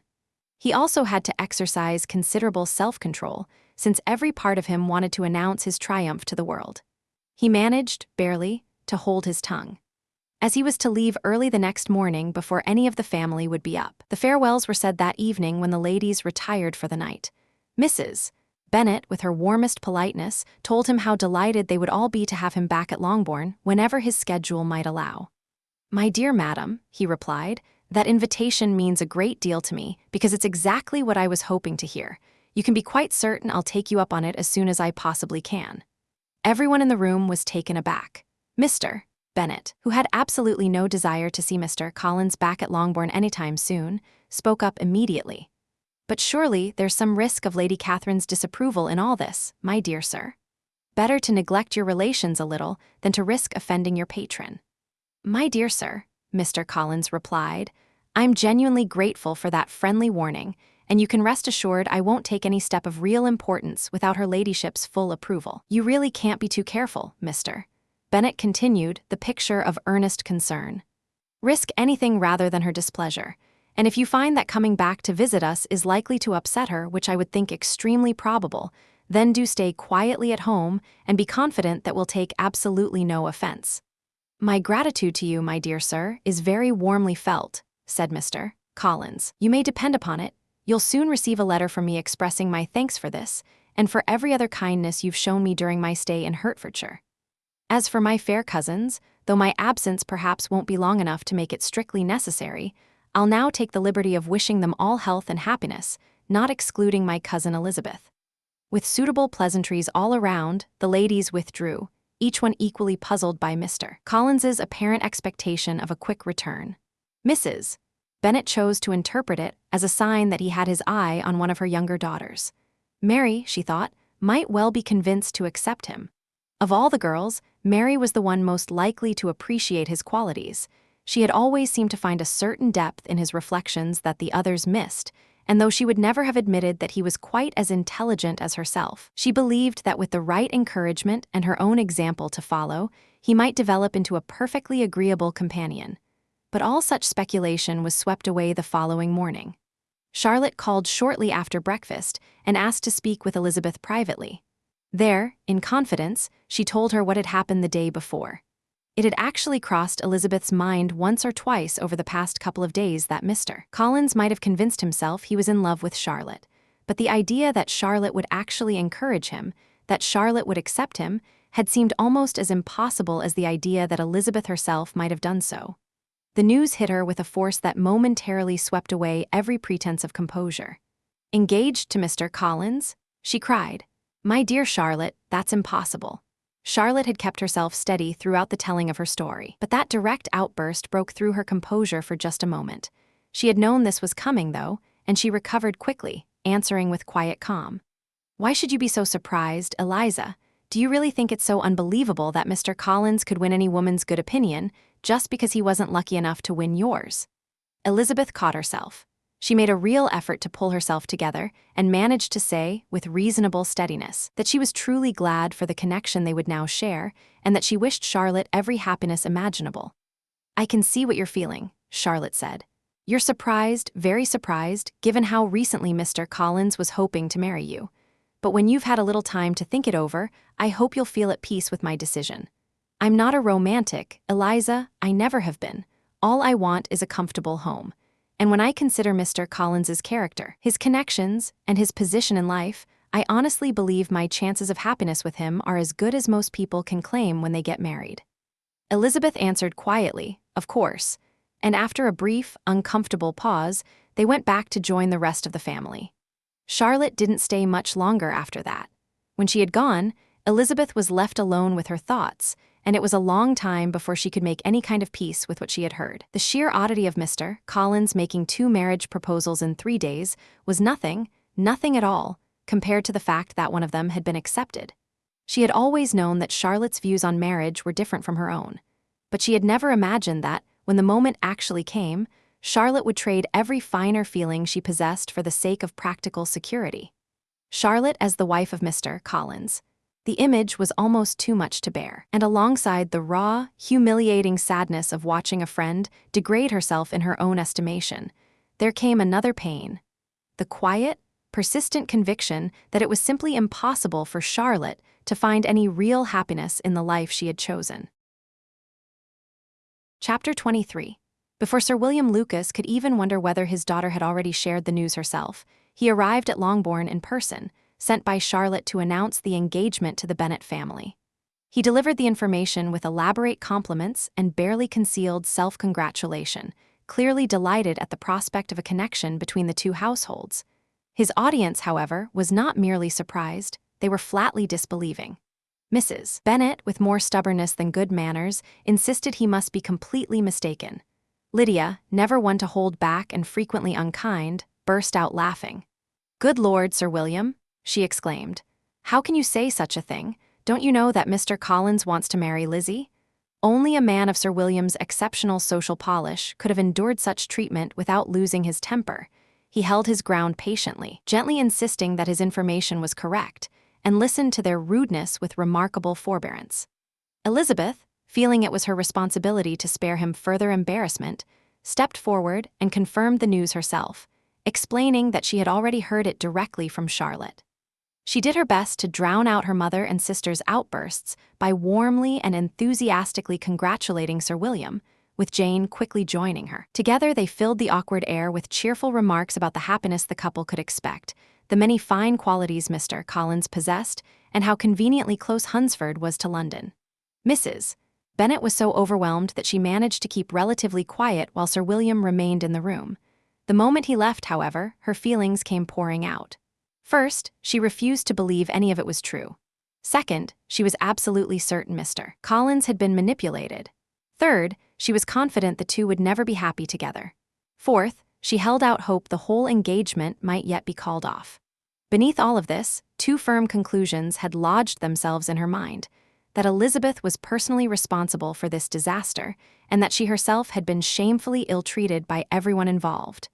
These 2 grievances occupied her almost entirely for the rest of the day, and nothing anyone said could comfort or calm her, nor did a single day's rest soften her bitterness. A full week passed before she could be in the same room as Elizabeth without scolding her. A month went by before she could speak to Sir William or Lady Lucas without being openly rude, and many months more would come and go before she could bring herself to forgive Charlotte at all. Mr. Bennet's reaction was considerably more composed, and, if anything, quietly amused. He admitted that he found the whole situation rather satisfying, since it confirmed his long-held suspicion that Charlotte Lucas, whom he had always considered reasonably sensible, was in fact just as foolish as his wife and considerably more foolish than his daughter. Jane admitted she was a little surprised by the match, though she said far less about her astonishment than about her genuine hope for the couple's happiness. Elizabeth could not convince her to think it an unlikely pairing. Kitty and Lydia had no envy whatsoever for Charlotte's situation. Mr. Collins was only a clergyman, after all, and the news interested them for no other reason than the pleasure of gossiping about it in Meryton. Lady Lucas, meanwhile, could hardly conceal her triumph at being able to answer Mrs. Bennet's years of boasting with a daughter of her own who was settled and soon to be married. She called at Longbourn rather more often than usual, largely to make her happiness known, though Mrs. Bennet's sour expression and cutting remarks made the visits far from pleasant. Between Elizabeth and Charlotte, a kind of quiet awkwardness had settled, an unspoken agreement to avoid the subject entirely. Elizabeth had privately concluded that genuine closeness between them was no longer possible. The disappointment she felt made her turn with even greater warmth toward Jane, whose honesty and good character she trusted completely, and whose happiness now caused her increasing worry. Bingley had been gone for a week, and there was no word at all about when, or whether, he would return. Jane had already written a prompt reply to Caroline Bingley's letter and was quietly counting the days until she might reasonably expect to hear back. Mr. Collins's promised letter of thanks duly arrived on Tuesday, addressed to Mr. Bennet and written in the most ceremonious tone imaginable, as though a full year of residence with the family, rather than a few days, required such elaborate gratitude. Having thoroughly discharged that obligation, he moved on to rapturous descriptions of his happiness at having won the affection of their charming neighbor, Miss Lucas. He also explained, somewhat transparently, that his eagerness to accept their kind invitation to return to Longbourn had been motivated entirely by his desire to be near Charlotte. He hoped to be back within a fortnight, he added, since Lady Catherine herself had warmly approved the marriage and wished it to take place as soon as possible, a point he trusted would persuade his dear Charlotte to set an early date and make him the happiest man alive. The prospect of Mr. Collins's return to Hertfordshire gave Mrs. Bennet no pleasure whatsoever. Quite the opposite, she found it just as irritating as her husband did. It made no sense, she complained, that he should come to Longbourn at all instead of staying at Lucas Lodge. It was inconvenient. It was disruptive. She was not well, and house guests were tiresome enough at the best of times, but a man in the grip of romantic obsession was the most insufferable kind of all. These were Mrs. Bennet's quiet grievances on the matter, though they were quickly eclipsed by her far greater distress over Mr. Bingley's continued absence. Neither Jane nor Elizabeth found any comfort in that particular subject either. Day after day passed without news, until a rumor began circulating through Meryton that Bingley did not intend to return to Netherfield at all that winter. This report enraged Mrs. Bennet, who dismissed it loudly and repeatedly as a vicious and baseless lie. Even Elizabeth had begun to worry, not that Bingley's feelings for Jane had changed, but that his sisters might succeed in keeping him away. She hated allowing herself to think it, knowing how much it would destroy Jane's happiness and how poorly it reflected on the steadiness of Bingley's own affections. But she couldn't stop the thought from returning. The combined influence of his two cold-hearted sisters, the overbearing presence of Darcy, the appeal of Miss Darcy herself, and the endless distractions of London, all of it might, she feared, prove stronger than whatever attachment he carried with him when he left. Jane, of course, suffered far more under the uncertainty than Elizabeth did, but she was determined not to show it. The subject was never mentioned between the two sisters. Their mother, however, felt no such restraint. Barely an hour went by without some comment about Bingley, his expected arrival, her impatience, or a pointed suggestion that Jane ought to admit, plainly, that she would feel terribly wronged if he didn't come back. It took all of Jane's quiet strength to endure these constant pressures with any kind of grace. Mr. Collins returned to the neighborhood exactly on schedule, 2 weeks later to the day, though his welcome at Longbourn was noticeably cooler than it had been during his first visit. He was far too pleased with himself and his circumstances to notice or care. Fortunately for everyone else, being in love kept him largely occupied and out of the house. He spent most of each day at Lucas Lodge and sometimes didn't make it back to Longbourn until just before the family went to bed, offering brief apologies for his absence that no one found especially disappointing. Mrs. Bennet was in a genuinely miserable state. Any mention of the engagement sent her into a foul mood, and no matter where she went, the subject seemed to follow her. The very sight of Charlotte Lucas had become unbearable. She looked at her now as an intruder, the woman who would one day take over her home. Whenever Charlotte came to visit Mrs. Bennet was convinced she was mentally measuring the rooms and counting down the days until she could move in. Whenever Charlotte leaned close to murmur something to Mr. Collins, Mrs.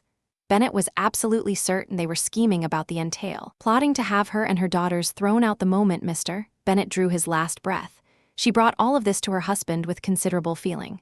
"Really, Mr. Bennet," she said, "it is very hard to think that Charlotte Lucas will one day be mistress of this house, that I will be forced to step aside for her and watch her take my place here."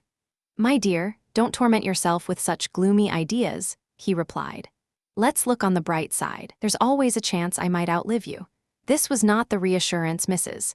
Bennet was looking for, and so she ignored him completely and continued. "I can't stand the thought of them inheriting all of this. If it weren't for that dreadful entail, it wouldn't bother me at all." "What exactly wouldn't bother you?" "Anything. Nothing would bother me at all." "Then we should be grateful," he said, "that you are spared the burden of such complete indifference." "I will never be grateful for anything connected to that entail, Mr. Bennet, never. How anyone could have the conscience to tie up an estate away from his own daughters is completely beyond me. And also that Mr. Collins can have it. Why on earth should he be entitled to it over everyone else? I'll leave that one for you to work out, said Mr. Bennet. Chapter 24. The first line of Caroline Bingley's letter made everything perfectly clear. The whole party had settled in London for the winter. Her brother, Caroline added with what read like a casual afterthought, regretted that he hadn't had time to say goodbye to his friends in Hertfordshire before leaving. For Jane, that was the end of it. Hope was gone, completely and utterly gone. When she was able to bring herself to read the rest of the letter, she found almost nothing in it to comfort her, beyond the writer's performed declarations of affection. The bulk of it was devoted to Miss Darcy, her many charms described at length, her growing closeness with Caroline celebrated with barely concealed delight. Caroline all but announced that the match everyone had been quietly maneuvering toward would soon come to pass. She wrote, too, with great enthusiasm, about her brother now living under Mr. Darcy's roof, and rhapsodized over some plans Darcy had made for refurnishing the house. Jane shared the essential contents of the letter with Elizabeth not long after, and Elizabeth received the news in tight-lipped fury. Her heart was pulled in two directions at once, deep worry for her sister on one side, and burning resentment toward everyone else on the other. She gave Caroline's claim that Bingley preferred Miss Darcy absolutely no credit, that he genuinely cared for Jane. Elizabeth had never really doubted. But Bingley himself, a man she had always been inclined to like, she could not think of now without anger or something close to contempt. His weakness, his lack of backbone, his willingness to be steered by people who had their own interests at heart, these things had made him a puppet, and in allowing it, he had sacrificed not just his own happiness but Jane's. If his own happiness had been the only casualty, perhaps it would have been his business alone to throw it away however he liked. But Jane was involved. He had to know that. He must have known. It was the kind of thing Elizabeth could turn over in her mind endlessly without arriving anywhere useful. She couldn't stop thinking about it, and yet none of it changed anything. Whether Bingley's feelings for Jane had genuinely faded, or whether they'd been deliberately suppressed by the people around him, whether he had even understood how attached Jane was to him, or whether he'd missed it entirely, none of it altered Jane's situation. Her sister's heart was just as bruised either way. A day or two went by before Jane could bring herself to speak openly about any of it. But finally, after their mother left them alone together following yet another long and pointed lament about Netherfield and its absent master, Jane couldn't hold it in any longer. "I wish our mother had a little more control over herself," she said quietly. "She has no idea how much it hurts me every time she brings him up. But I won't dwell on it. It can't go on forever. He'll fade from her mind eventually, and we'll all go back to how we were before." Elizabeth looked at her sister with an expression caught somewhere between love and disbelief, but said nothing. "You don't believe me," Jane said, a faint flush rising in her cheeks. "But you really have no reason to doubt me. He can stay in my memory as one of the most genuinely kind men I've ever met, that's perfectly fine. But that's all it is now. I have nothing to hope for and nothing to fear and nothing to hold against him. Thank God for that at least. Get over it, it just takes a little time." Then, with more steadiness in her voice, she added, "And here's what actually helps me. I don't think it was ever really more than a mistake on my part, reading too much into things, and it hasn't hurt anyone but me." "Oh, Jane," Elizabeth exclaimed, "you are genuinely too good. Your generosity, the way you think of everyone before yourself, it's extraordinary. I feel like I've never properly appreciated you, or loved you the way you deserve." Jane immediately deflected the praise, insisting Elizabeth was being far too kind and turning the compliment back around on her sister's warmth. "No," Elizabeth said. "That's not fair. You want to see the best in everyone, and it genuinely upsets you when I say a harsh word about anybody. I, on the other hand, only want to think the best of you, and you won't even let me do that. You don't have to worry about me going overboard with cynicism or trying to steal your trademark goodwill toward all of humanity. That's safe with you. I love very few people and think well of even fewer. The more I see of the world, the less impressed I am with it. Every day I become more convinced that people are fundamentally inconsistent, and that what looks like decency or intelligence on the surface can't really be trusted. I've had 2 examples of that lately, one I won't go into. The other is Charlotte's marriage. I cannot get my head around it. No matter how I look at it, I simply cannot understand it." "Lizzie, please don't let yourself think like this," Jane said gently. "It'll only make you miserable. You're not being fair to the differences in people's situations and personalities. Think about how respectable Mr. Collins is. Think about how sensible and careful Charlotte has always been. She comes from a large family, and financially this is a very good match for her. Try, for everyone's sake, to believe that she might genuinely feel something like respect and affection for him. I'd stretch my beliefs pretty far for your sake, Elizabeth replied, but honestly, no one would benefit from me convincing myself of that. If I actually believed Charlotte had any real feeling for him, it would only lower my opinion of her judgment even further than it's already fallen, and right now what I'm questioning is her heart, not her head. Jane, Mr. Collins is a pompous, self-important, narrow-minded fool. You know that as well as I do. And you must feel, as I do, that any woman who marries him has something seriously wrong with the way she thinks. Don't defend her just because she's Charlotte Lucas. You can't redefine integrity to suit one person's choice, or try to convince either of us that self-interest is the same as wisdom, or that not caring about the risks is the same as being clever enough to avoid them. I think you're being too harsh about both of them, Jane replied. And I hope that when you see them happy together, you'll come around. But let's leave that aside. You mentioned 2 examples.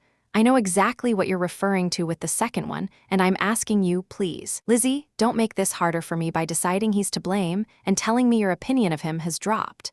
We can't be so quick to assume we've been deliberately wronged. A young man who's lively and social, we can't expect him to be perfectly measured and careful all the time. Half the time when we think we've been slighted, it's really just our own pride making too much of things. Women read admiration as meaning more than it does. And men are careful to let them. Elizabeth said, if it's done on purpose, then no, it can't be justified, Jane conceded. But I don't believe the world is as full of calculation as some people think. I'm not blaming Bingley for having some kind of plan, Elizabeth said, but you don't have to mean to hurt someone to end up hurting them. Carelessness, not paying attention to how other people feel, not having the strength to make your own decisions, that's all it takes. And which of those do you think applies here? The last one. But if I keep going, I'm going to say things about people you care about that you won't want to hear. Stop me now if you'd rather. You still think his sisters manipulated him? Yes, and his friend too. I can't believe that. Why would they? All they could possibly want is for him to be happy, and if he genuinely cares for me, no one else can give him that. That first part isn't true, Elizabeth said. They might want plenty of things besides his happiness. They might want him to marry someone with money, with connections, with social standing. Of course they'd love for him to choose Miss Darcy, Jane admitted. But that doesn't mean their reasons are bad. They've known her much longer than they've known me. It's natural that they'd feel more attached to her. And whatever their own preferences might be, I can't really believe they'd have the nerve to go against their brother's wishes. What sister would feel entitled to interfere unless she found the other person truly objectionable? If they believed he cared for me, they wouldn't try to separate us. And if he truly did, they couldn't manage it anyway. If I accept what you're suggesting, then everyone has to be acting selfishly and badly, including him, and that's what I find most unbearable. Please don't put that idea in my head. I'd rather be wrong about having misread the situation. That's nothing, really, compared to what I'd feel if I thought badly of him or his sisters. Let me believe the best explanation. Let me take the version of it that I can live with. Elizabeth couldn't argue with that, and from that point on, Bingley's name was hardly mentioned between the 2 sisters again. Mrs. Bennet, however, had no such restraint. She continued to puzzle and fret over his failure to return, and although Elizabeth offered her a perfectly reasonable explanation almost every day, that his interest in Jane had been brief and ordinary, the kind that fades naturally when 2 people stop seeing each other, it made no lasting impression. Mrs. Bennet would hear it, seem to accept it for the moment, and then bring the whole thing up again the next day as if the conversation had never happened. Her greatest comfort was the firm conviction that Mr. Bingley would certainly be back in the summer. Mr. Bennet took an entirely different approach to the whole affair.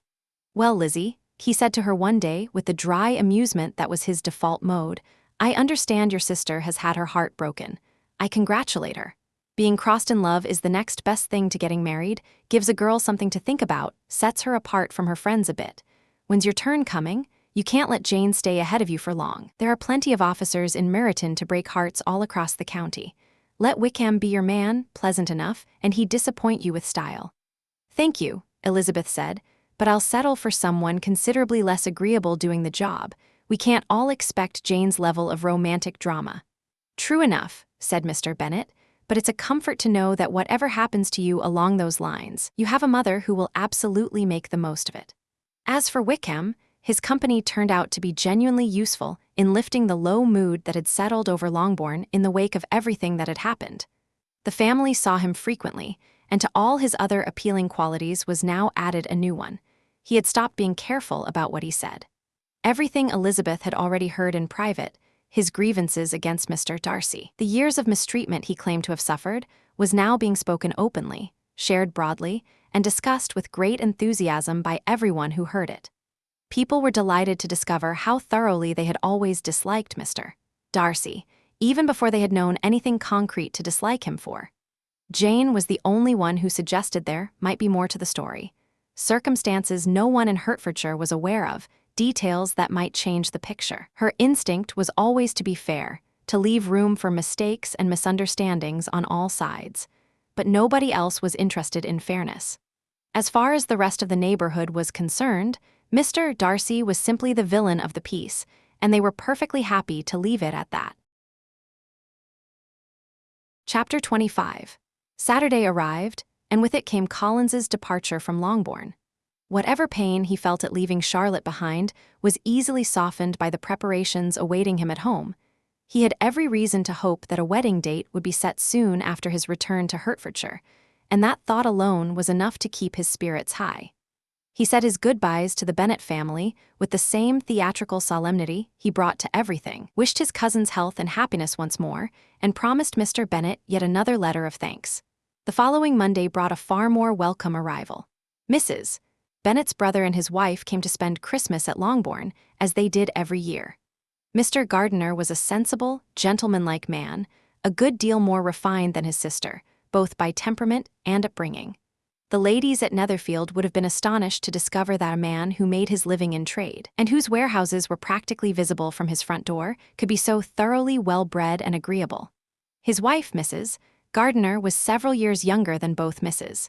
Bennet and Mrs. Phillips, an intelligent, warm, and elegant woman whom all her Longbourn nieces adored.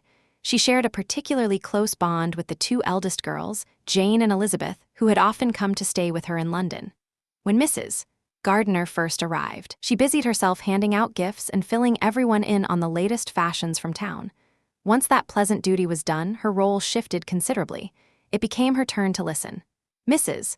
Bennet had no shortage of grievances stored up, and she wasted no time letting them pour out. "I don't blame Jane," she said, settling into her complaints with relish. Jane would have had Mr.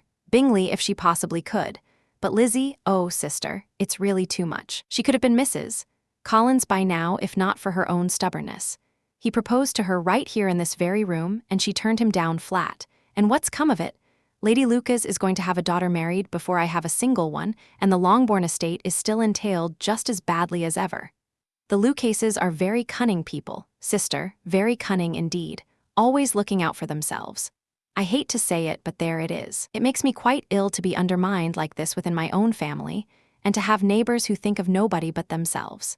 Still, your coming at this particular moment is the greatest comfort in the world, and I was very glad to hear what you said about long sleeves. Mrs. Gardiner had already heard the greater part of this news through her correspondence with Jane and Elizabeth, so she gave her sister a brief, diplomatic reply, and out of sympathy for her nieces, steered the conversation elsewhere. Later, when she managed to get Elizabeth alone, she returned to the subject more directly. "It does sound as though Mr. Bingley would have been a good match for Jane," she said. "I'm sorry it came to nothing, but these things happen all the time. A young man like the one you described, charming, easily taken with a pretty face, falls in love for a few weeks, then some circumstance separates them, and just like that, he forgets her. It's really quite common." "That's a perfectly reasonable consolation," Elizabeth replied, "but it doesn't apply here. We weren't separated by circumstance. It isn't every day that a group of friends manages to talk a wealthy young man out of his feelings for a girl he was completely besotted with just days before." "Well, the phrase completely besotted is rather vague, don't you think?" said her aunt. "People use it to describe everything from a genuine, deep attachment to a passing fancy sparked by half an hour's conversation. So tell me, just how serious was Mr. Bingley's interest?" "I've never seen anything more promising," Elizabeth said. "He had eyes for no one else, Every time they were in the same room, his attention to her became more obvious and more pronounced. At his own ball, he offended 2 or 3 young women by not asking them to dance, and I spoke to him myself twice without getting a single response. Surely those are all the classic symptoms. Isn't a complete disregard for social niceties the very hallmark of being in love? Oh, certainly, of that particular variety of love, her aunt agreed with a small smile. Poor Jane. I do feel for her because knowing her nature, she won't shake this off quickly. If it had been you, Lizzie, you'd have laughed yourself out of it in a week. But do you think she might be persuaded to come back to London with us for a while? A change of scenery might do her good, and a little distance from home could help more than anything else. Elizabeth was delighted by the suggestion and felt certain Jane would agree to it willingly. I do hope, Mrs. Gardiner added, that her decision won't be influenced in any way by thoughts of this young man. We live in a very different part of town, we move in entirely different circles, and as you know, we rarely go out. The chances of them running into each other are really quite slim, unless he made a specific point of coming to see her. And that, Elizabeth said firmly, is completely out of the question. He's entirely under Mr. Darcy's thumb these days, and Mr. Darcy would never in a million years allow him to go calling on Jane in that part of London. Dear Aunt, Mr. Darcy may have vaguely heard of a place called Gracechurch Street, but he'd probably feel he needed a month of scrubbing to wash off the association if he ever actually set foot there. And Mr. Bingley never goes anywhere without him. So much the better, said Mrs. Gardiner. I hope they don't meet at all, but doesn't Jane still write to his sister? She'll have to come and call eventually. Jane will let that friendship go entirely, Elizabeth said with conviction. Yet for all the certainty she projected, Elizabeth was privately less sure than she let on. Beneath her confident tone, she felt a quiet anxiety that told her she hadn't truly given up hope. It was possible, sometimes she even thought it likely, that Bingley's feelings for Jane might revive, and that the natural pull of Jane's charm and warmth might ultimately prove stronger than the interference of his friends. Jane accepted her aunt's invitation with genuine pleasure. The Bingleys crossed her mind only in one particular way. She hoped that since Caroline didn't actually live with her brother, she might be able to visit her occasionally in London without any risk of seeing him. The Gardiners stayed a full week at Longbourn, and between visits from the Phillipses, the Lucases, and the officers, there wasn't a single free day the whole time. Mrs. Bennet had organized her brother and sister's entertainment so thoroughly that the family never once sat down to a quiet dinner on their own. Whenever they dined at home, a contingent of officers invariably joined them, and among those officers, Mr. Wickham was always guaranteed to be one. On these occasions, Mrs. Gardiner watched Wickham and Elizabeth closely.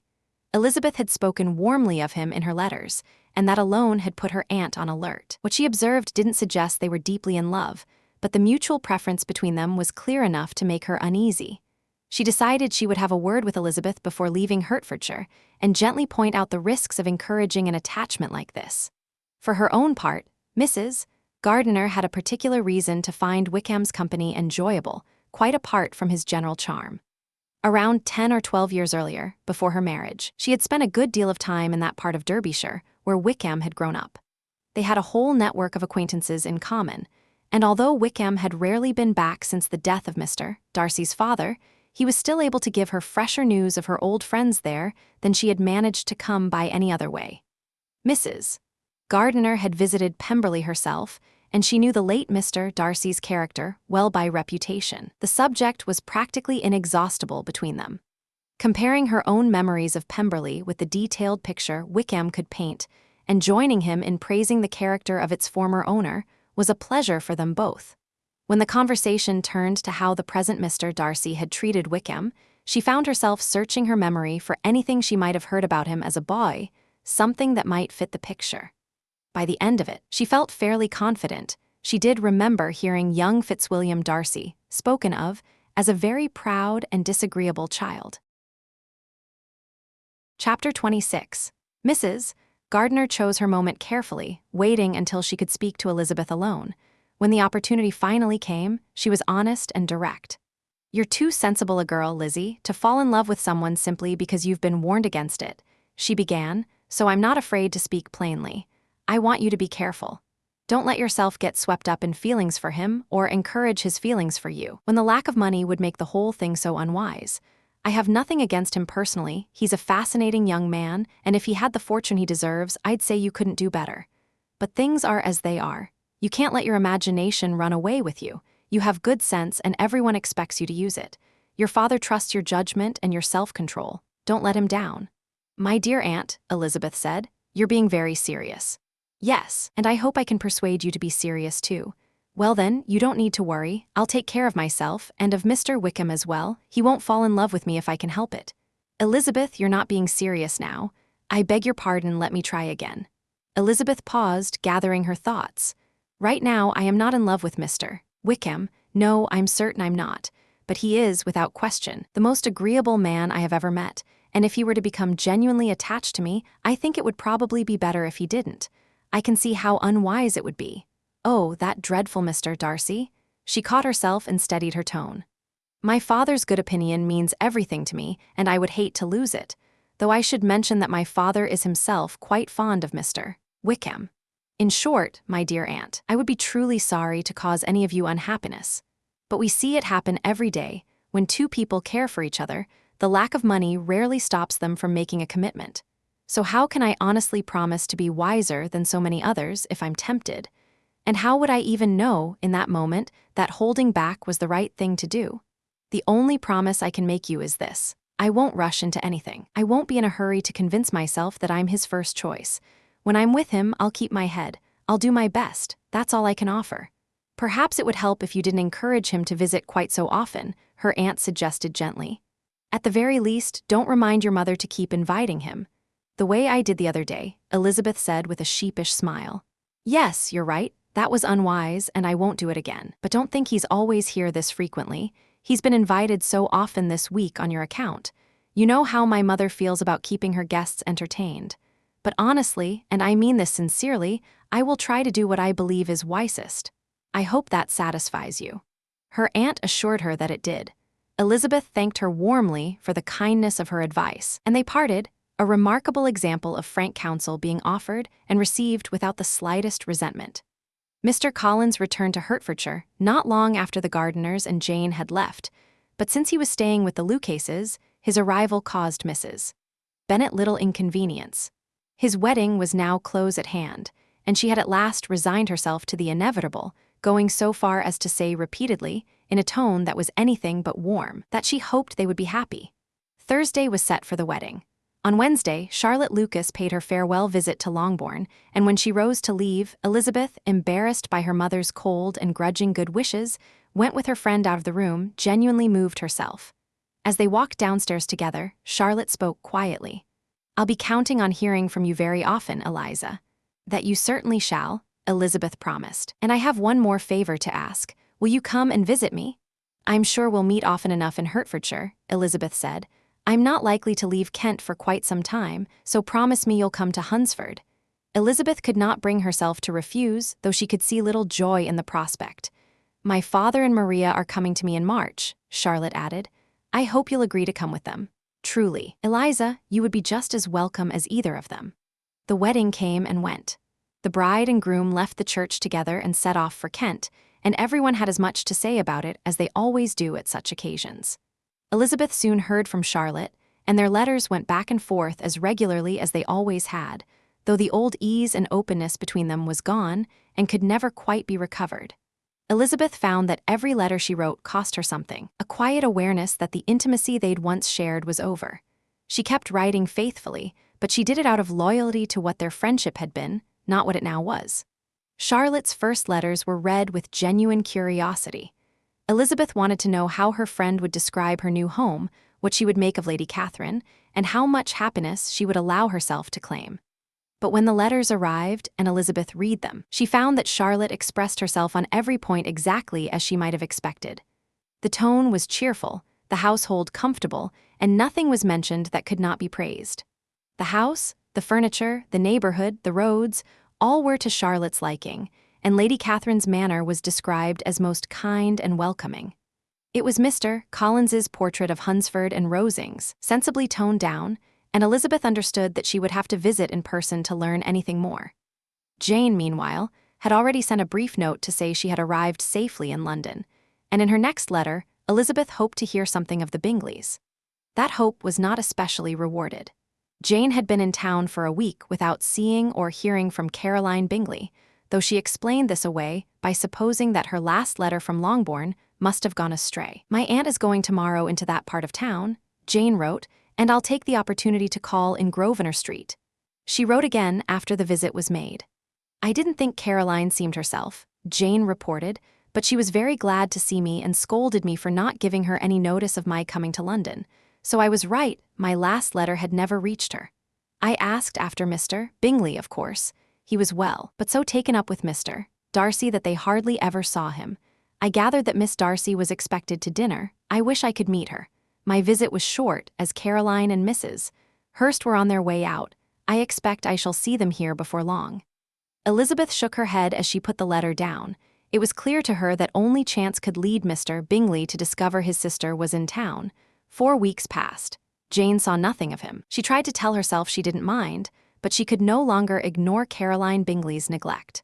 After spending every morning at home for 2 weeks, making up fresh excuses for her friend each evening, Caroline finally appeared, but the brevity of her visit, and still more the change in her manner, made it impossible for Jane to go on deceiving herself.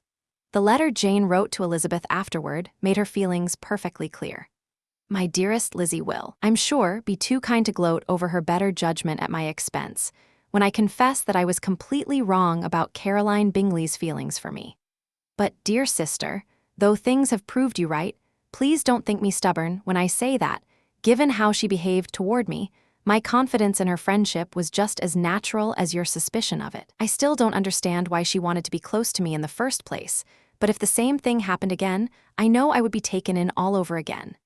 Caroline didn't return my visit until yesterday, and in the meantime I received not a word from her, not a note, not a line. When she did come, it was obvious she found no pleasure in it. She made a brief, formal apology for not calling sooner, said nothing about wanting to see me again, and was so entirely changed that when she left I had made up my mind to let the friendship go. I feel sorry for her, though I can't help thinking she was in the wrong. She singled me out, every step toward closeness was taken on her side. But I pity her, because she must know herself that she has acted badly, and because I am quite certain that it is all on account of anxiety for her brother. I won't say more than that, and though we both know that anxiety is entirely unnecessary, if she feels it, it does explain her behavior toward me. And given how dearly she loves him, her concern for his happiness is, in itself, perfectly understandable. What I cannot understand is why she should have any such fears now, because if he had ever truly cared about me, we would have met long before this. He knows I'm in town. I gathered as much from something she let slip herself. And yet, from the way she spoke, it seemed almost as if she were trying to convince herself that he is genuinely taken with Miss Darcy. I can't make sense of it. If I weren't afraid of judging too harshly, I would almost say there is something dishonest in all of this. But I'm going to try to put every painful thought aside and focus on what makes me happy, your love, and the unfailing kindness of our dear uncle and aunt. Write to me soon." Caroline said something about Mr. Bingley never returning to Netherfield, about giving up the house, but she wasn't certain. We had better not dwell on it. I'm so glad to hear you have such good reports from our friends at Hunsford. Do go and visit them with Sir William and Maria. I'm sure you'll be very comfortable there. Yours, etc. The letter caused Elizabeth a moment of real pain, but her spirits lifted when she reflected that Jane could no longer be taken in by Caroline, at least. Whatever hope had remained where Mr. Bingley was concerned was now entirely gone. Elizabeth didn't even wish for his attentions to return. Every time she thought about his character, it seemed worse, and as both a fitting consequence for him and a possible stroke of good fortune for Jane, she sincerely hoped he might soon marry Miss Darcy, since according to Wickham, such a match would give him every reason to regret what he had let go. Around this time, Mrs. Gardiner wrote to remind Elizabeth of the promise she had made regarding Mr. Wickham and asked for news. Elizabeth had plenty to share, though it offered more satisfaction to her aunt than to herself. His attentions to her had faded. His admiration had moved elsewhere. He was now making himself agreeable to someone new. Elizabeth had been observant enough to watch it all unfold, and she found she could write about it with very little distress. Her heart had never been deeply engaged, and her pride was quietly soothed by the belief that she would have been his first choice, had money not stood in the way. The new object of his interest had recently come into £10,000, which struck Elizabeth as the most compelling thing about her, But Elizabeth, perhaps less sharp-eyed here than she had been in Charlotte's case, didn't hold it against him. It was, in truth, the most natural thing in the world, and if it had cost him any inner struggle to give her up, she was willing to believe it had, and to wish him genuinely well. She shared all of this with Mrs. Gardiner, and then continued, "I am now quite certain, my dear aunt, that I was never really in love with him, because if I had truly felt that grand and overwhelming passion, I would despise the very sound of his name by now and wish him nothing but misfortune. But my feelings toward him are perfectly warm and friendly. I even find I feel quite impartially toward Miss King. I honestly cannot discover that I dislike her in the slightest, or that I begrudge her being a perfectly decent girl. There can be no love in that. My caution served me well, and though I would certainly make a more interesting figure in everyone's eyes if I were hopelessly in love with him, I can't say I regret being the quieter story. There are prices too high to pay for being talked about. Kitty and Lydia are far more upset by his defection than I am. But then, they are young and haven't yet come to terms with the sobering reality that handsome young men need to eat, just like everyone else." Chapter 27. The cold, gray months of January and February slipped past in walks to Meryton, some days muddy underfoot, others bitterly cold. March was to bring Elizabeth to Hunsford. At first she hadn't taken the prospect particularly seriously, but she quickly discovered that Charlotte was counting on it, and gradually Elizabeth came to look forward to it herself, with growing pleasure and genuine certainty. Time apart had made her miss Charlotte more than she'd expected, and had softened her distaste for Mr. Collins considerably. There was something appealing about the novelty of it, and with a mother like hers and sisters who offered so little real companionship, home was far from perfect. A change of scene was more than welcome. The journey would also give her a glimpse of Jane, and as the departure date crept closer, Elizabeth found she would have been genuinely upset by any delay. Everything fell into place without a hitch, exactly as Charlotte had originally planned. Elizabeth would travel with Sir William and his younger daughter. The idea of spending a night in London was added along the way, and the whole arrangement became as close to perfect as any plan could be. The only real sadness was leaving her father. He would miss her, she knew that, and when the moment actually came, he made so little effort to hide how much he disliked her going that he asked her to write to him, and very nearly promised he would write back. Her farewell with Mr. Wickham was warm and easy, more so on his side than hers. Whatever he was currently pursuing hadn't made him forget that Elizabeth had been the first to capture his interest, the first he had truly wanted to impress, the first to listen to him and feel for him, the first he had genuinely admired. In the way he said goodbye, wishing her every happiness, reminding her what to expect from Lady Catherine de Bourgh, and expressing his confidence that they would always see people in the same light. There was a tenderness, a real concern, that she felt would bind her to him with lasting affection. She left him convinced that whether he married or not, he would always be her idea of what a charming and likable man should be. Her traveling companions the next day did nothing to make her think any less of him. Sir William Lucas and his daughter Maria, a sweet-natured girl but every bit as empty-headed as her father, had nothing worth saying, and Elizabeth listened to them with roughly the same level of engagement she gave to the rattling of the carriage. She had a taste for the ridiculous, but she had known Sir William's particular brand of it for far too long. He had nothing new to tell her about the glories of his presentation at court and his knighthood.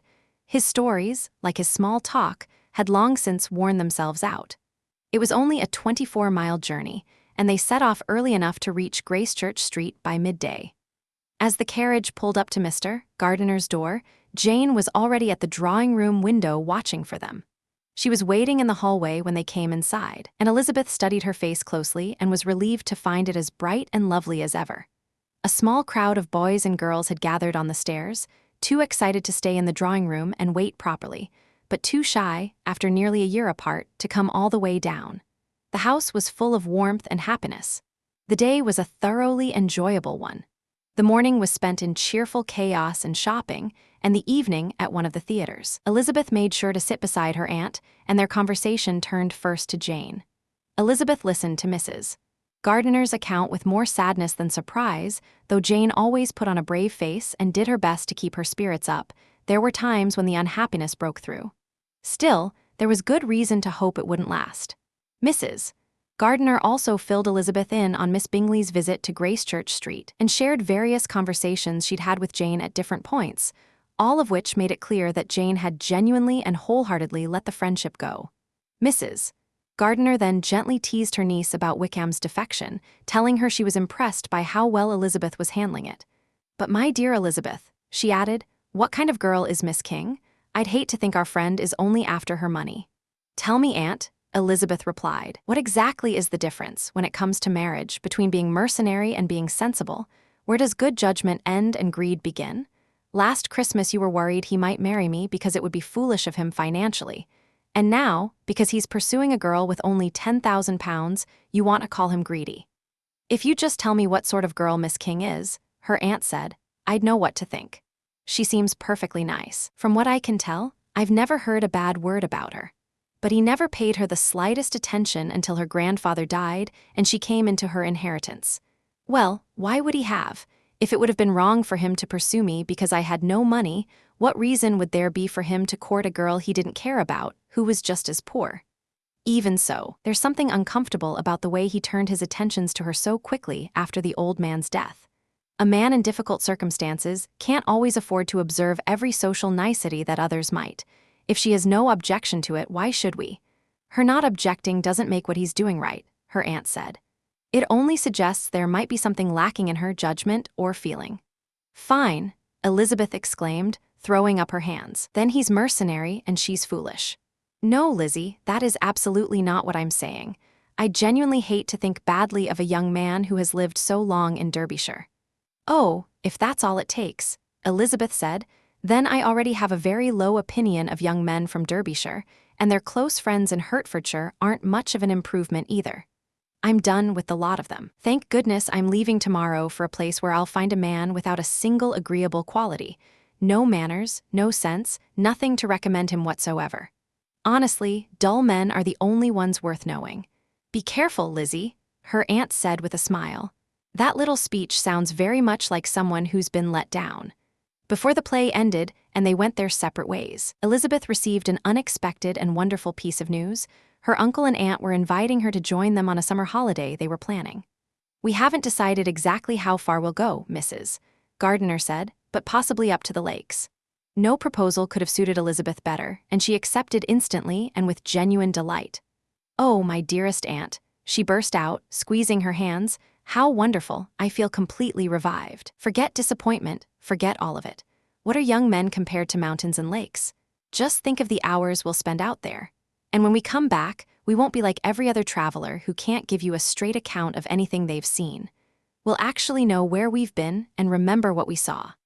Lakes and mountains and rivers won't all blur together in our minds, and we won't end up arguing about where things were when we try to describe them. At the very least, let's make sure our enthusiasm when we get back is a little less insufferable than most people's."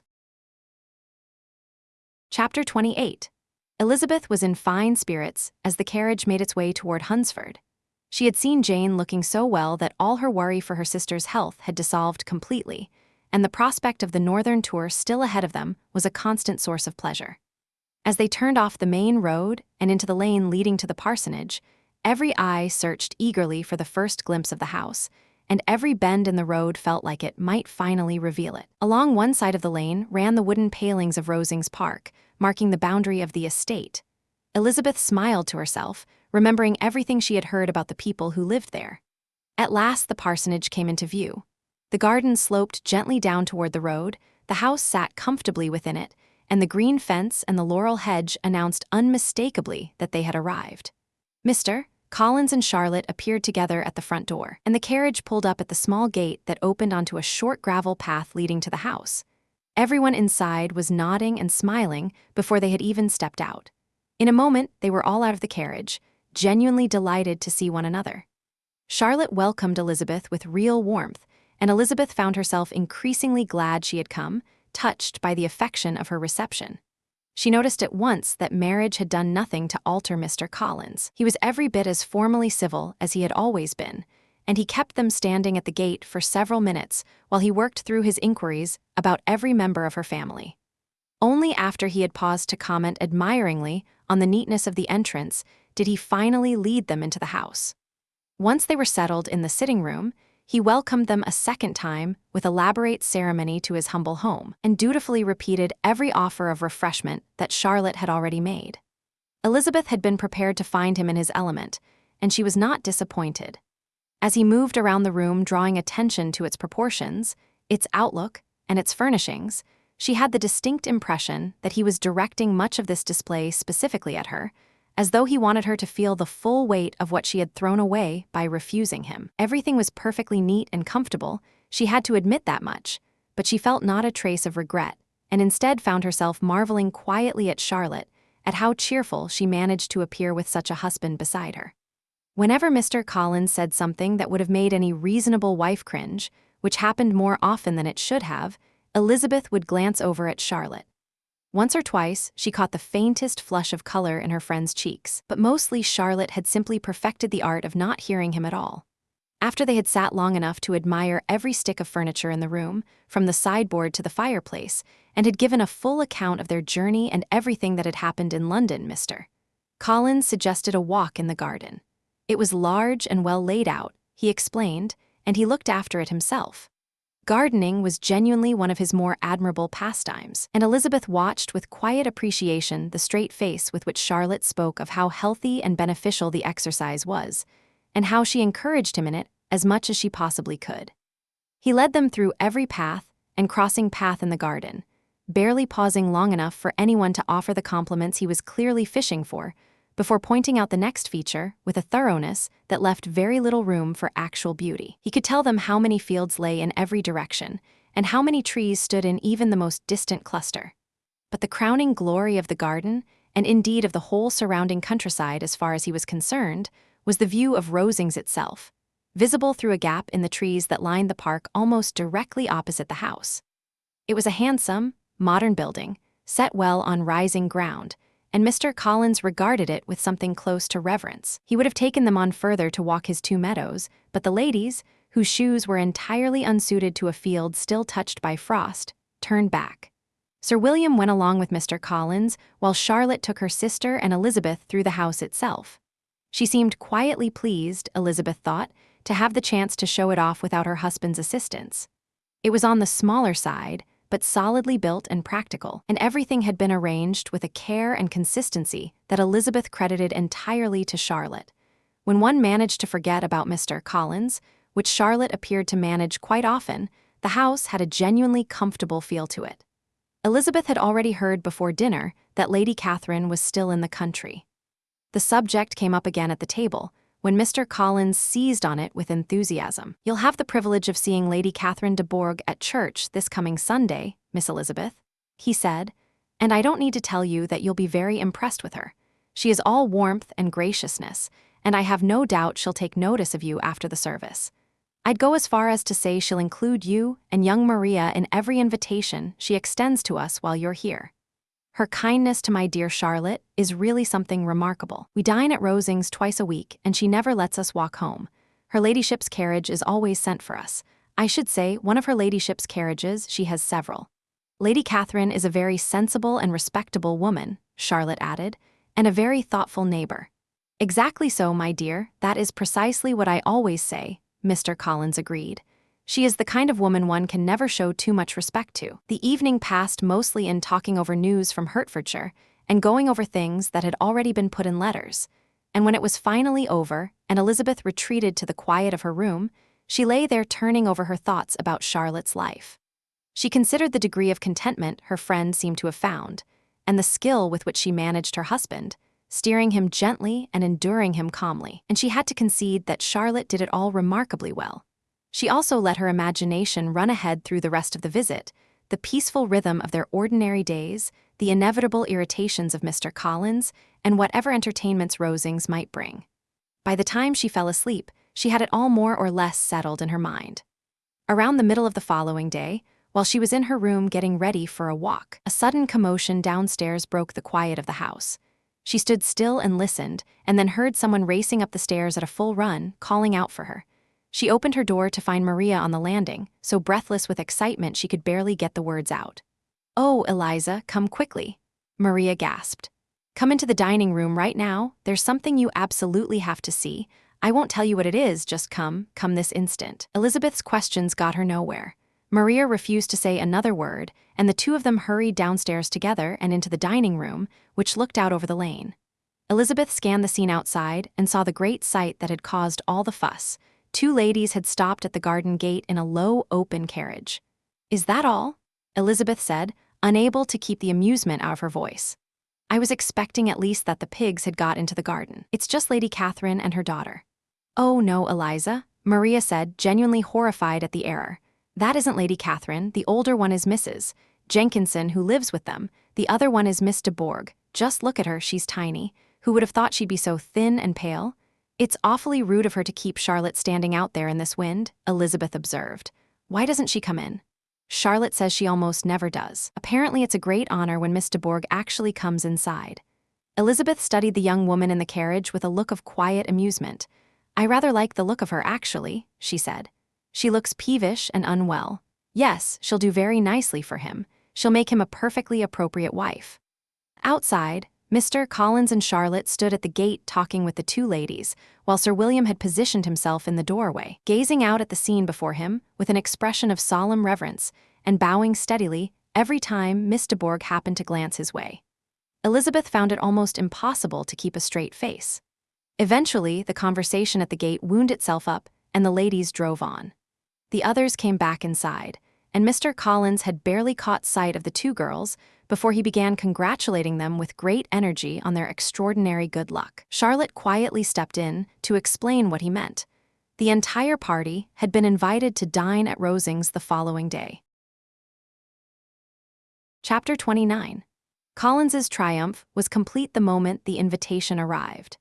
The chance to show off Lady Catherine's grandeur to his astonished visitors, and to let them witness her ladyship's gracious treatment of himself and Charlotte, was exactly what he had been hoping for. That such an opportunity had come so quickly struck him as yet another breathtaking example of Lady Catherine's condescension, and he could hardly find words adequate to express his admiration. "I'll admit," he said, beaming, "that I wouldn't have been at all surprised if her ladyship had invited us on Sunday to have tea and spend the evening at Rosings. Given my familiarity with her affability, I rather expected something of that sort. But who could have anticipated this? Who could have imagined we'd receive an invitation to dine there, and one that includes the whole party, so immediately after your arrival?" "I'm less surprised than you might think," Sir William replied, with the air of a man drawing on long experience. "My position in life has given me some insight into the manners of truly great people. At court, this kind of elegant consideration is really quite common." For the rest of that day and all through the following morning, the visit to Rosings was virtually the only topic of conversation.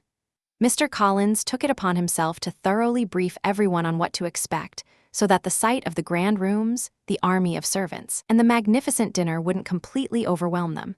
When the ladies went upstairs to get dressed, he called out to Elizabeth from the hallway. "Don't worry yourself about your clothes, my dear cousin," he said.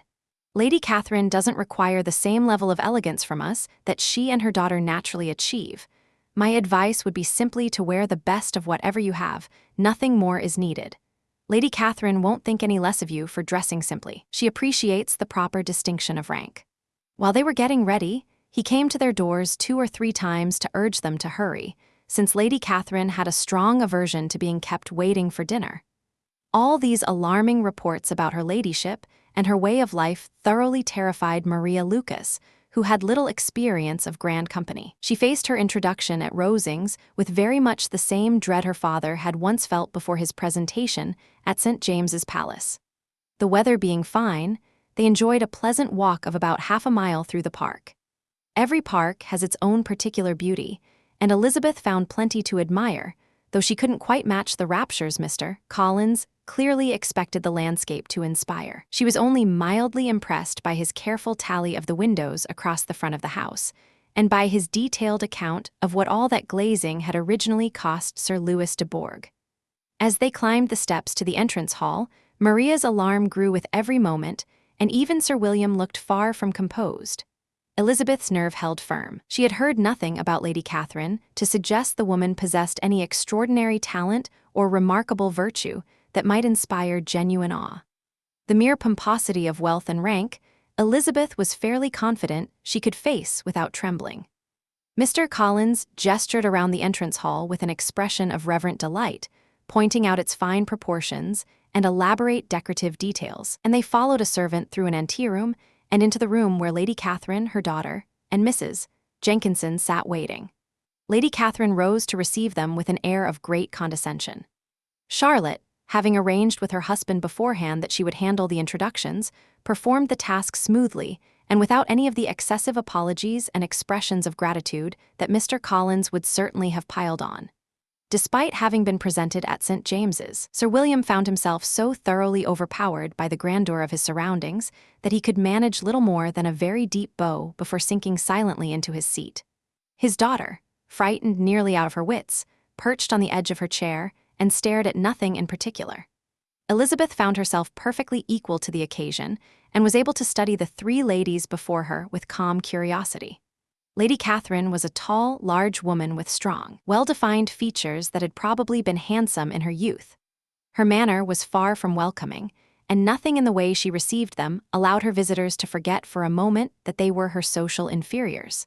She was not the sort of formidable person who relies on silence, quite the contrary, but everything she said was delivered in so commanding a tone, so thoroughly expressive of her own self-importance, that it instantly brought Mr. Wickham to Elizabeth's mind. By the end of the visit, everything she observed confirmed that he had described Lady Catherine perfectly. After studying the mother, in whose face and bearing she soon detected a resemblance to Mr. Darcy, Elizabeth turned her attention to the daughter. She could almost have shared in Maria's barely concealed astonishment that Miss de Bourgh was so thin and so small. Mother and daughter shared no resemblance whatsoever, either in figure or face. Miss de Bourgh was pale and sickly-looking. Her features, though not plain, were utterly without distinction. She spoke very little, and then only in a low murmur to Mrs. Jenkinson, who had nothing remarkable about her own appearance and seemed entirely occupied with listening to whatever Miss de Bourgh said and adjusting a screen to keep the light out of her eyes. After sitting for a few minutes, the whole party was directed to one of the windows to admire the view, Mr. Collins accompanying them to point out its finer points, while Lady Catherine helpfully informed them that it was considerably more impressive in summer. Dinner was everything Mr. Collins had promised, genuinely splendid, with all the servants and silver plate he had so eagerly described. Just as he had predicted, he was placed at the foot of the table at Lady Catherine's instruction, and sat there looking as though he had reached the absolute pinnacle of human happiness. He carved, ate, and praised with enthusiastic energy, and every dish was commended first by him and then echoed by Sir William, who had recovered enough to repeat whatever his son-in-law said. Elizabeth privately marveled that Lady Catherine could stand it, but Lady Catherine appeared entirely gratified by their excessive admiration and bestowed her most gracious smiles on them, particularly when any dish at the table turned out to be something new to her guests.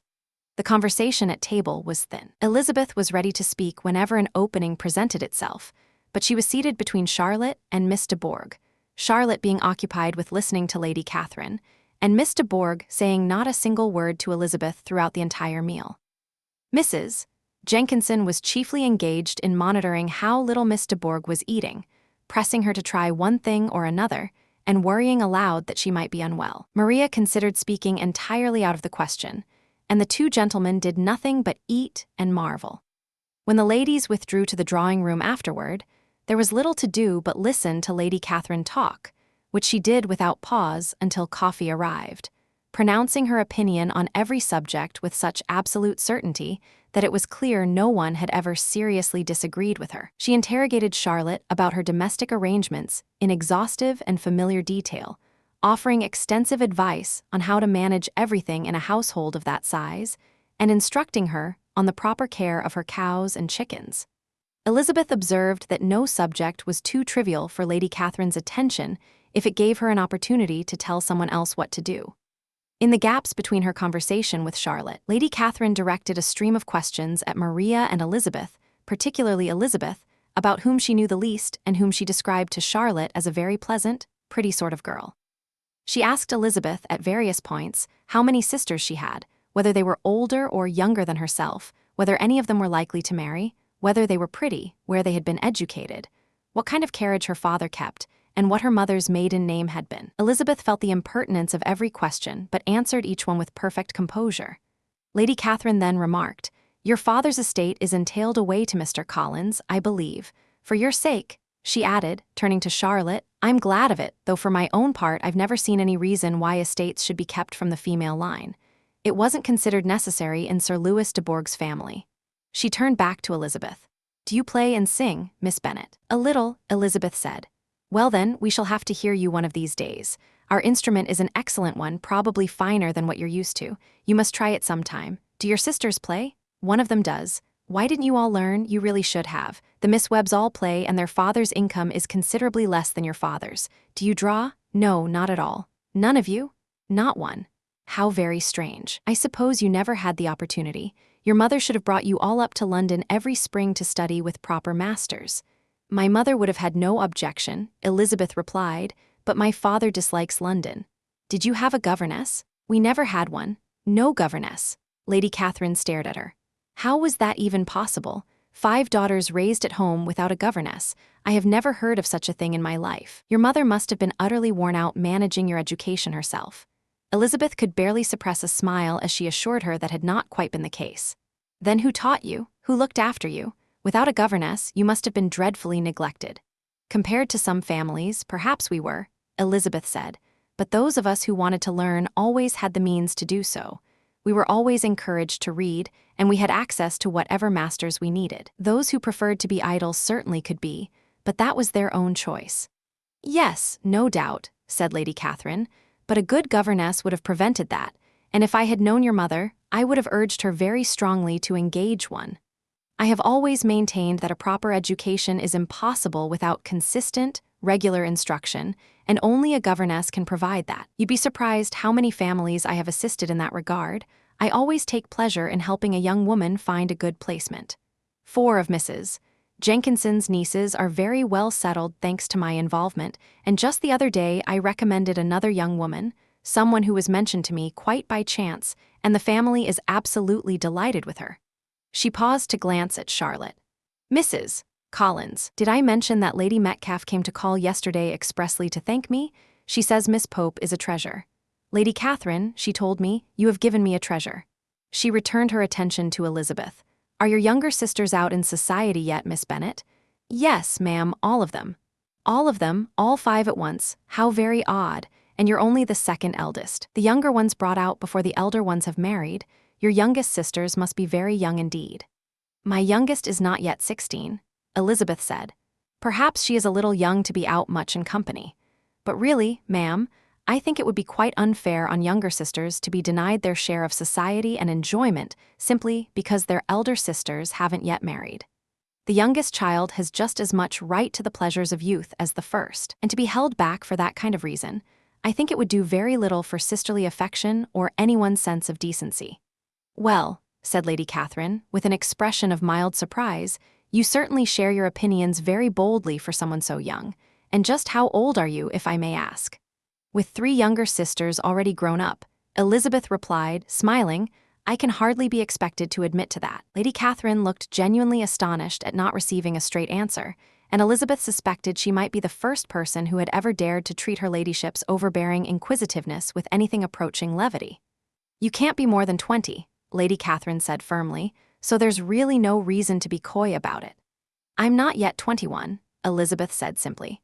When the gentlemen joined them and tea was finished, the card tables were set up. Lady Catherine, Sir William, and Mr. and Mrs. Collins sat down to quadrille, while Miss de Bourgh chose to play casino, leaving the 2 younger women with the honor of making up Mrs. Jenkinson's table. It was staggeringly dull. Hardly a word was spoken that didn't relate directly to the game itself, apart from Mrs. Jenkinson's repeated anxious inquiries as to whether Miss de Bourgh was too warm or too cold, whether the light was falling on her correctly, and whether she was quite comfortable. Far more was happening at the other table. Lady Catherine held court throughout, pointing out the mistakes of the other 3 players and relating various anecdotes about herself. Mr. Collins was occupied in agreeing enthusiastically with everything her ladyship said, thanking her effusively for every hand he won, and apologizing if he felt he'd won rather too many. Sir William said very little. He was busy filing away anecdotes and distinguished names to deploy in conversation at some future date. When Lady Catherine and her daughter had played for as long as they pleased, the tables were cleared. The carriage was offered to Charlotte, gratefully accepted, and promptly called for. The party gathered around the fire while Lady Catherine pronounced her forecast for the following day's weather. Before she had finished, the coach arrived, and amid a great many speeches of gratitude from Mr. Collins and an equally impressive number of bows from Sir William, they took their leave. The moment the carriage pulled away from the door, Mr. Collins called on Elizabeth to share her impressions of everything she had seen at Rosings. For Charlotte's sake, she made her account considerably more flattering than her actual opinion warranted. But her praise, effortful as it was, fell far short of satisfying Mr. Collins, and he was very quickly obliged to take Lady Catherine's commendation entirely into his own hands. Chapter 30. The week settled into a comfortable rhythm at the parsonage. Once Sir William had departed, the Collins household returned to its usual routines, and Elizabeth was quietly relieved to find that his absence didn't mean more of her cousin's company. Mr. Collins spent most of his time between breakfast and dinner either working in the garden, reading and writing in his bookroom, or standing at its window watching the road. The ladies, meanwhile, sat in a room at the back of the house. Elizabeth had initially been puzzled as to why Charlotte didn't use the dining parlor for everyday life. It was a better size and had a more pleasant outlook, but she soon understood. Had they sat in a room as agreeable as that one, Mr. Collins would inevitably have spent far less time in his own. Elizabeth quietly gave her friend credit for the shrewd arrangement. From the drawing room, they couldn't see anything happening on the lane, and so relied entirely on Mr. Collins to keep them informed about passing carriages, and in particular, how frequently Miss de Bourgh drove by in her phaeton. He never failed to come and tell them, though it happened almost every single day. Miss de Bourgh occasionally stopped at the parsonage and exchanged a few words with Charlotte, but could rarely be persuaded to actually get out of the carriage. Hardly a day went by when Mr. Collins didn't walk over to Rosings, and Charlotte found herself obliged to go along nearly as often. Elizabeth couldn't make sense of the sacrifice of so many hours until it occurred to her that there might be other church livings in Lady Catherine's gift, and that keeping in her favor was simply part of the calculation. Now and then, Lady Catherine herself honored them with a visit. Nothing in the room escaped her notice. She examined whatever they happened to be working on and told them they were doing it wrong. She found fault with the furniture arrangement or caught the housemaid in some lapse of duty. If she accepted any refreshment, it seemed to be purely for the satisfaction of determining that Mrs. Collins's joints of meat were too large for a household of their size. Elizabeth soon recognized that, while Lady Catherine held no official legal authority in the county, she functioned as a highly energetic local magistrate within her own parish.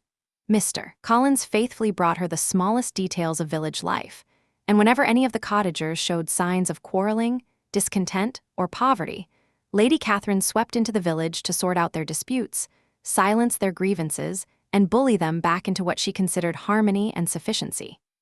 Dinner at Rosings was a twice-weekly event, and with Sir William gone and only one card table in the evenings, each occasion was essentially a copy of the first. Their other social engagements were few, since the general style of living in the neighborhood was well beyond Mr. Collins's means. This, however, was no hardship for Elizabeth. On the whole, she found her time pleasantly enough spent.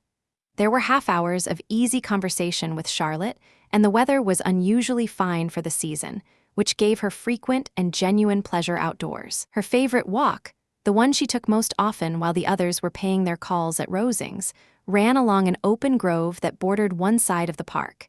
There was a sheltered path there that no one else seemed to value, and where she felt entirely beyond the reach of Lady Catherine's watchful curiosity. The first 2 weeks of her visit passed quietly in this way. Easter was drawing near, and the week before it was set to bring new arrivals to Rosings, a significant event in such a small social circle. Elizabeth had heard shortly after her arrival that Mr. Darcy was expected within a few weeks. There were few of her acquaintances she would have actively chosen to see, but his presence would at least offer something new to observe at those Rosings dinners. She also found herself quietly amused at the thought of watching Miss Bingley's designs on him prove as hopeless as they clearly were, particularly given how he behaved toward his cousin, the cousin whom Lady Catherine had so evidently marked out for him. Her ladyship spoke of his coming with the greatest satisfaction, praised him in the warmest possible terms, and seemed almost irritated to learn that Miss Lucas and Elizabeth had already met him on several occasions. His arrival was soon known at the parsonage. Mr. Collins had spent the entire morning walking back and forth within sight of the lodge gates on Hunsford Lane, determined to be the first to spot the carriage. The moment it turned through the park gates, he bowed deeply and then hurried home to deliver the news. The following morning, he rushed off to Rosings to pay his respects. There were, it turned out, two of Lady Catherine's nephews requiring them, Mr. Darcy had brought along a Colonel Fitzwilliam, the younger son of his uncle Lord. To everyone's considerable surprise, when Mr. Collins returned to the parsonage, both gentlemen came back with him. Charlotte had spotted them from her husband's room, crossing the road, and she immediately ran to find the girls and tell them what an honor was on its way. "You can thank yourself for this, Eliza," she added with a smile. "Mr. Darcy would never have come to call on me so quickly on his own." Elizabeth barely had time to deny any credit for it before the doorbell announced their arrival, and the three gentlemen were shortly shown into the room. Colonel Fitzwilliam, who came in first, was around 30, not conventionally handsome, but everything in his bearing and manner marked him as a true gentleman. Mr. Darcy looked exactly as he had always looked in Hertfordshire. He paid his compliments to Mrs. Collins with his usual reserve, and whatever his feelings might be toward her friend, he met Elizabeth with every outward sign of composure. She, for her part, gave him nothing more than a brief curtsy, and said not a word. Colonel Fitzwilliam immediately launched into conversation with the easy confidence of a man who was thoroughly comfortable in company, and he was very pleasant to talk to. His cousin, however, after making a brief, polite remark to Mrs. Collins about the house and garden, sat in silence for some time without addressing anyone. Eventually, though, a degree of social obligation stirred in him, and he turned to ask Elizabeth how her family was keeping. She answered in the expected way, then paused before adding, "My eldest sister has been in London these past 3 months. Have you ever happened to run into her there?" She was perfectly aware that he hadn't, but she wanted to see whether he would show any sign of knowing what had passed between the Bingleys and Jane.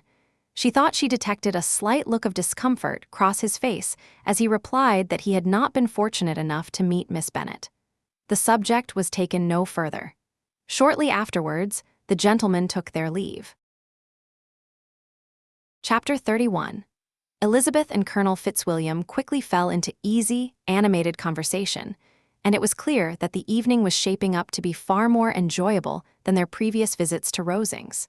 He had seated himself beside her and launched into talk about Kent and Hertfordshire, about traveling verses staying at home, about new books and music, and Elizabeth found herself more genuinely entertained in that drawing-room than she had ever been before. They spoke with such energy and obvious pleasure in each other's company that the conversation drew attention from across the room. Mr. Darcy had glanced over at them more than once, his expression quietly curious. Lady Catherine had noticed too, and being far less subtle about it, she simply called across the room without any hesitation. "What are you two talking about over there, Fitzwilliam? What are you telling Miss Bennet? I want to hear it." "We're talking about music, ma'am," he replied, when it became impossible to ignore her any longer. "Music? Well then, speak up so everyone can hear. Music is my very favorite subject, and I won't be left out of the conversation. There are very few people in England with a more genuine appreciation for music than myself, or a better natural ear for it.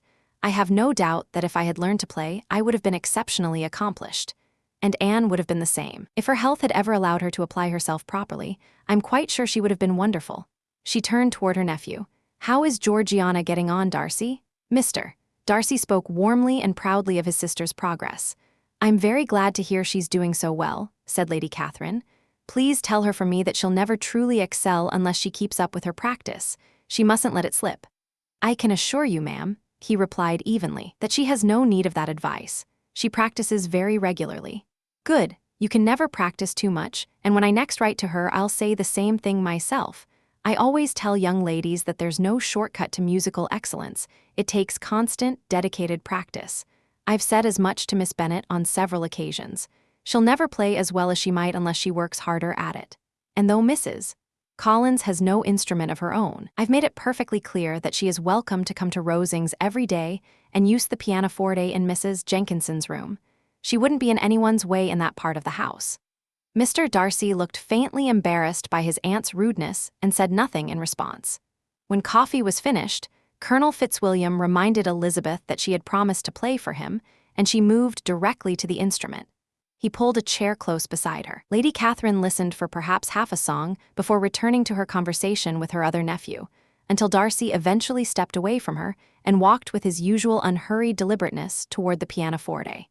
He positioned himself where he had a clear, direct view of Elizabeth's face as she played. She noticed exactly what he was doing, and at the first natural pause in the music, she turned to him with a playful smile. "Are you trying to intimidate me, Mr. Darcy, by planting yourself there like that to hear me play? It won't work, even knowing that your sister plays as beautifully as she does. I have a stubborn streak that refuses to be frightened into anything by someone else's expectations. If anything, the more someone tries to intimidate me, the more confident I become." "I won't tell you that you're wrong about that," he replied, "because you couldn't honestly believe I had any intention of making you nervous. And I've known you long enough now to understand that you take a particular delight in saying things you don't actually mean." Elizabeth laughed at that, genuinely amused at his reading of her, and turned to Colonel Fitzwilliam. "Your cousin is going to give you a very interesting impression of me and convince you not to believe a single word I say. I have the worst luck. I meet someone perfectly capable of seeing straight through me, and in a place where I'd been hoping to make a decent impression. Really, Mr. Darcy, it's very unkind of you to bring up everything you know to my discredit from back in Hertfordshire.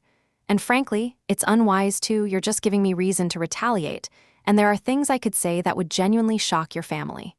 "I'm not frightened of you," he said, with a slight smile. "Oh, please do tell me what you'd accuse him of," Colonel Fitzwilliam said eagerly. "I'd love to know how he conducts himself when he's among people he doesn't know." "Very well, but brace yourself, it's quite shocking. The very first time I ever saw him, back in Hertfordshire, was at a ball, and what do you suppose he did at this ball?" She paused for effect. "He danced only 4 dances the entire evening, even though there was a shortage of gentlemen, and I know for a fact that more than one young woman was sitting without a partner the whole night. You can't deny it, Mr. Darcy. At that point I didn't know anyone at the assembly beyond my own party," he said. "True enough, and of course no one can ever be introduced to anyone at a ball," Elizabeth said lightly, the irony clear in her voice. "Now then, Colonel Fitzwilliam, what shall I play next? I'm at your disposal."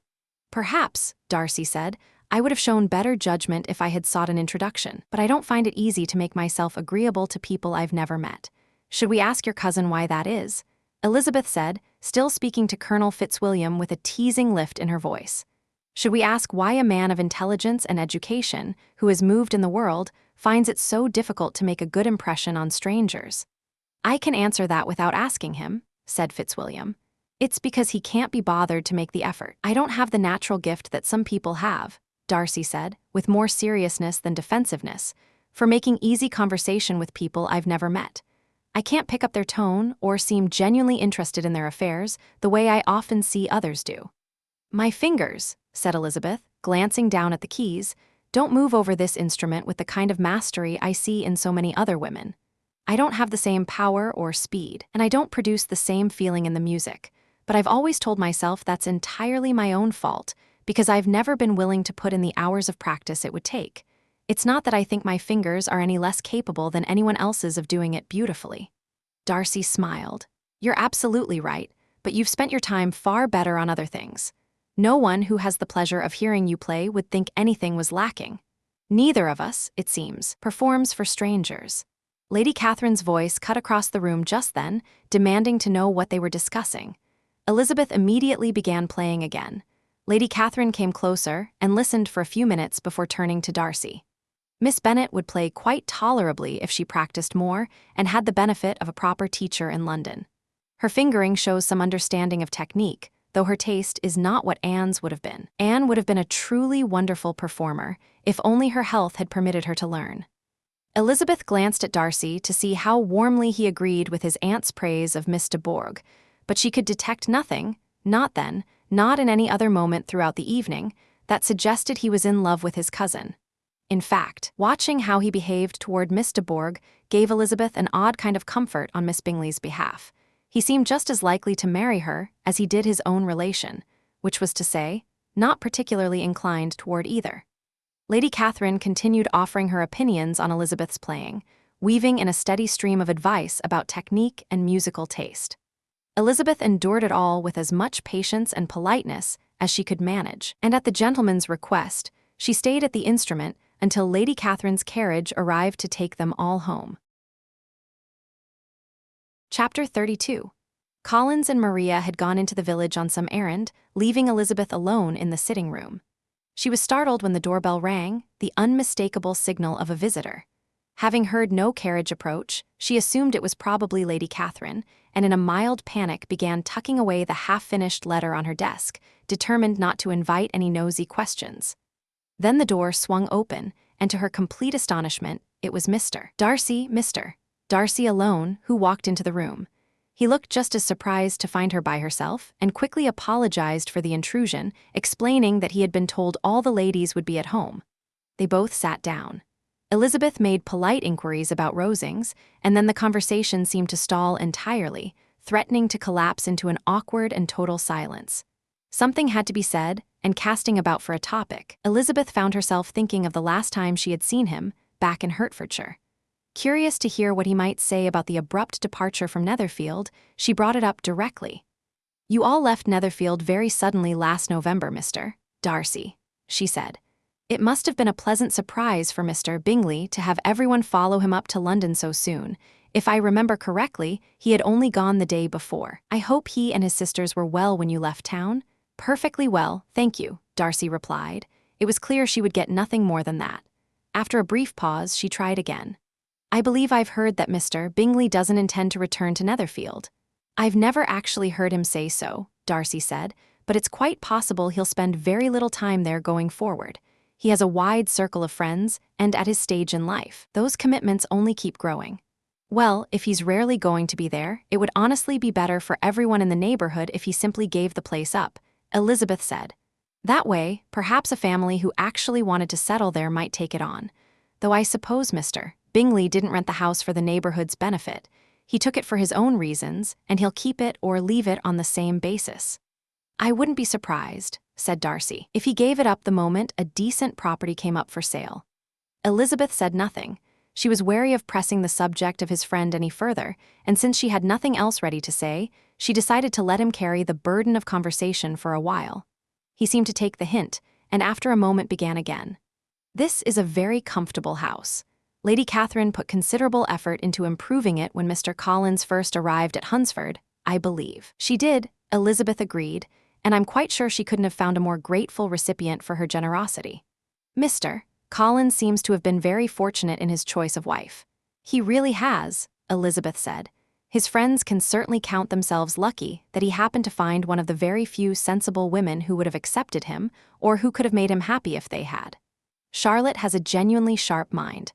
I'm not entirely sure, though, that marrying Mr. Collins was the wisest decision she ever made. Still, she does seem perfectly content, and from a practical standpoint it's certainly a good match for her. It must be very pleasant for her to be settled so close to her own family and friends," Darcy offered. "Close," Elizabeth said, raising an eyebrow.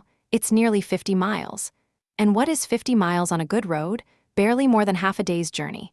Yes, I'd call that very easy distance indeed." "I would never have counted the distance as one of the advantages of the match," Elizabeth said with some feeling. "I would never describe Mrs. Collins as being settled near her family." "That's a reflection of your own attachment to Hertfordshire," Darcy replied. "I imagine anything beyond the immediate neighborhood of Longbourn would seem far to you." As he said it, a faint smile crossed his face, and Elizabeth felt quite certain she understood it. He was thinking of Jane and Netherfield, she was sure of it, and a flush of color rose to her cheeks as she answered. "I'm not saying a woman can't be settled too close to her family. Near and far are relative terms, and they depend on all sorts of circumstances. When someone has the kind of fortune that makes the cost of travel irrelevant, distance hardly matters. But that isn't the situation here. Mr. and Mrs. Collins have a comfortable income, but not one that stretches to frequent travel, and I can assure you my friend would not consider herself near her family at anything less than half the current distance." "Mr. Darcy shifted his chair slightly toward her and said, "You can't really claim that kind of strong local attachment yourself, though. You can't have spent your whole life at Longbourn." Elizabeth looked at him in surprise. Something in his expression shifted at that. He pulled his chair back, picked up a newspaper from the table, and glanced over it before speaking again in a noticeably cooler tone. "Are you enjoying Kent?" A short, polite, and thoroughly unremarkable exchange about the county followed, calm and brief on both sides, and was soon cut off entirely by the arrival of Charlotte and her sister, just back from their walk. The sight of the two of them alone together clearly startled the newcomers. Darcy explained the misunderstanding that had led to his calling on Miss Bennet unannounced, and after sitting for a few more minutes without saying very much to anyone, he took his leave. What on earth was that about? Charlotte said the moment he was gone. "My dear Eliza, he must be in love with you. He would never have come calling like this otherwise." But when Elizabeth described how little he had actually said during the visit, even Charlotte had to admit that it didn't quite fit the picture she had imagined, however much she wanted it to. After turning the question over from several angles, they eventually settled on the most likely explanation. He had simply come because he had nothing better to do. It was an entirely plausible conclusion given the time of year. The hunting season was over, and while Rosings offered Lady Catherine books and a billiard table, a man could not stay indoors forever. The parsonage was nearby, and the walk to it pleasant enough. And so, from that point on, both cousins began appearing at the parsonage almost every day. They came at various hours of the morning, sometimes together, sometimes separately, and occasionally with Lady Catherine in tow.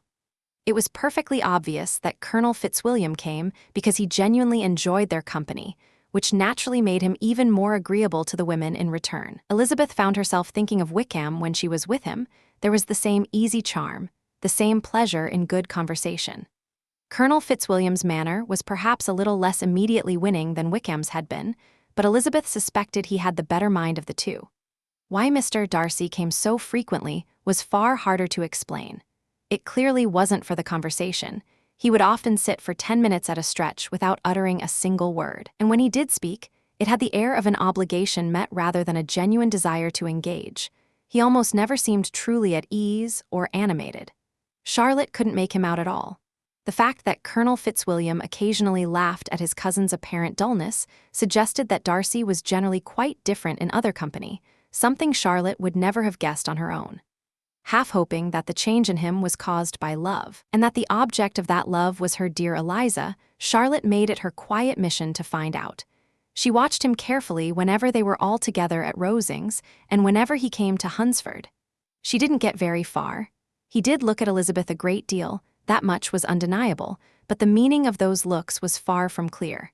His gaze was steady and intent, but Charlotte could never quite decide whether it held admiration or simply the blank focus of a man whose thoughts were somewhere else entirely.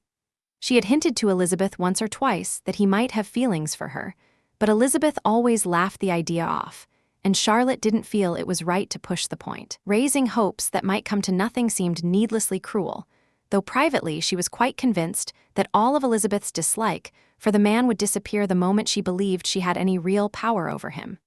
In her quiet scheming on her friend's behalf, Charlotte sometimes turned the idea over of Elizabeth marrying Colonel Fitzwilliam instead. He was, without question, the more agreeable of the two men. He clearly admired Elizabeth, and his position in life was thoroughly respectable. Against all that, however, one had to weigh the fact that Mr. Darcy held considerable influence over church appointments, while his cousin had none whatsoever. And in matters of practical advantage, Charlotte Collins was not a woman to overlook such things. Chapter 33. Elizabeth felt all the bitterness of the bad luck that kept bringing Darcy to the same path she walked, and to make sure it never happened again, she had been careful to mention to him early on that this was her favorite place to walk. How it could possibly happen a second time was strange enough. And yet it did. And then a third time. It felt deliberate, either spiteful or some kind of self-imposed punishment, because on these occasions it was never just a quick, polite exchange followed by an awkward goodbye. He actually felt the need to turn around and walk alongside her. He never said very much, and she didn't bother putting any effort into talking or listening either. But during their third encounter, it struck her that he was asking oddly disconnected questions about whether she enjoyed being at Hunsford, whether she liked walking alone, and what she thought of Mr. and Mrs. Collins's happiness together. When he spoke about Rosings and her not yet fully knowing the house, he seemed to assume that the next time she came to Kent, she would be staying there too. His words implied it clearly enough. Could he have Colonel Fitzwilliam in his mind? She supposed that if he meant anything at all, he must be hinting at something that might develop in that direction. The thought unsettled her a little, and she was genuinely relieved when she reached the gate in the fence opposite the parsonage. One afternoon as she walked, she was absorbed in reading Jane's latest letter, lingering over certain passages that made it plain Jane had not written in good spirits. Instead of being surprised by Mr. Darcy again, she looked up and found Colonel Fitzwilliam walking toward her. She tucked the letter away immediately and forced a smile. "I didn't know you ever walked this way," she said. "I've been doing a circuit of the park," he replied, "as I usually do every year, and I was planning to finish by stopping in at the parsonage. Are you walking much farther?" "No, I was about to turn back." And so she did, and the two of them walked toward the parsonage together. "Are you really leaving Kent on Saturday?" she asked. "Yes, if Darcy doesn't push it back again, but I'm entirely at his disposal. He arranges everything exactly as he sees fit. And when he can't arrange things to suit himself, he at least has the pleasure of having total control over the choice. I don't think I know anyone who seems to enjoy the power of doing whatever he wants more than Mr. Darcy. He does very much like to have his own way," Colonel Fitzwilliam agreed. "But then, so do we all. It's just that he has more means of getting it than most people, because he is rich and many others are not. I say that from personal experience. A younger son, as you know, has to get used to doing without and depending on others. In my opinion, the younger son of an earl can know very little about either of those things. Honestly now, what have you ever truly known about going without or depending on anyone? When has a lack of money ever stopped you from going where you wanted or buying something you had your eye on? Those are pointed questions, and I suppose I can't honestly say I've suffered many hardships of that kind. But in more significant matters, money does hold me back. Younger sons can't marry wherever their hearts lead them. Unless their hearts lead them to women with money, which I think happens quite often. Our expensive habits make us too dependent on wealth, and there are far too many men in my position who simply cannot afford to marry without giving serious thought to a woman's fortune." Elizabeth felt a sudden jolt of self-consciousness. Is this meant for me? She wondered, and felt the warmth rise in her cheeks. But she recovered herself quickly and replied in a light tone, "And what is the going rate for an earl's younger son, if you don't mind my asking? Unless the older brother is in very poor health, I imagine you wouldn't settle for anything less than £50,000. He answered in the same playful spirit, and the subject was dropped. Not wanting the silence that followed to make him think she had taken his words personally, she said after a moment, "I imagine your cousin brought you down here mainly to have someone at his beck and call. I'm surprised he doesn't just get married and secure that convenience permanently. Though perhaps his sister serves well enough for now, and since she's entirely under his care, he can do as he likes with her."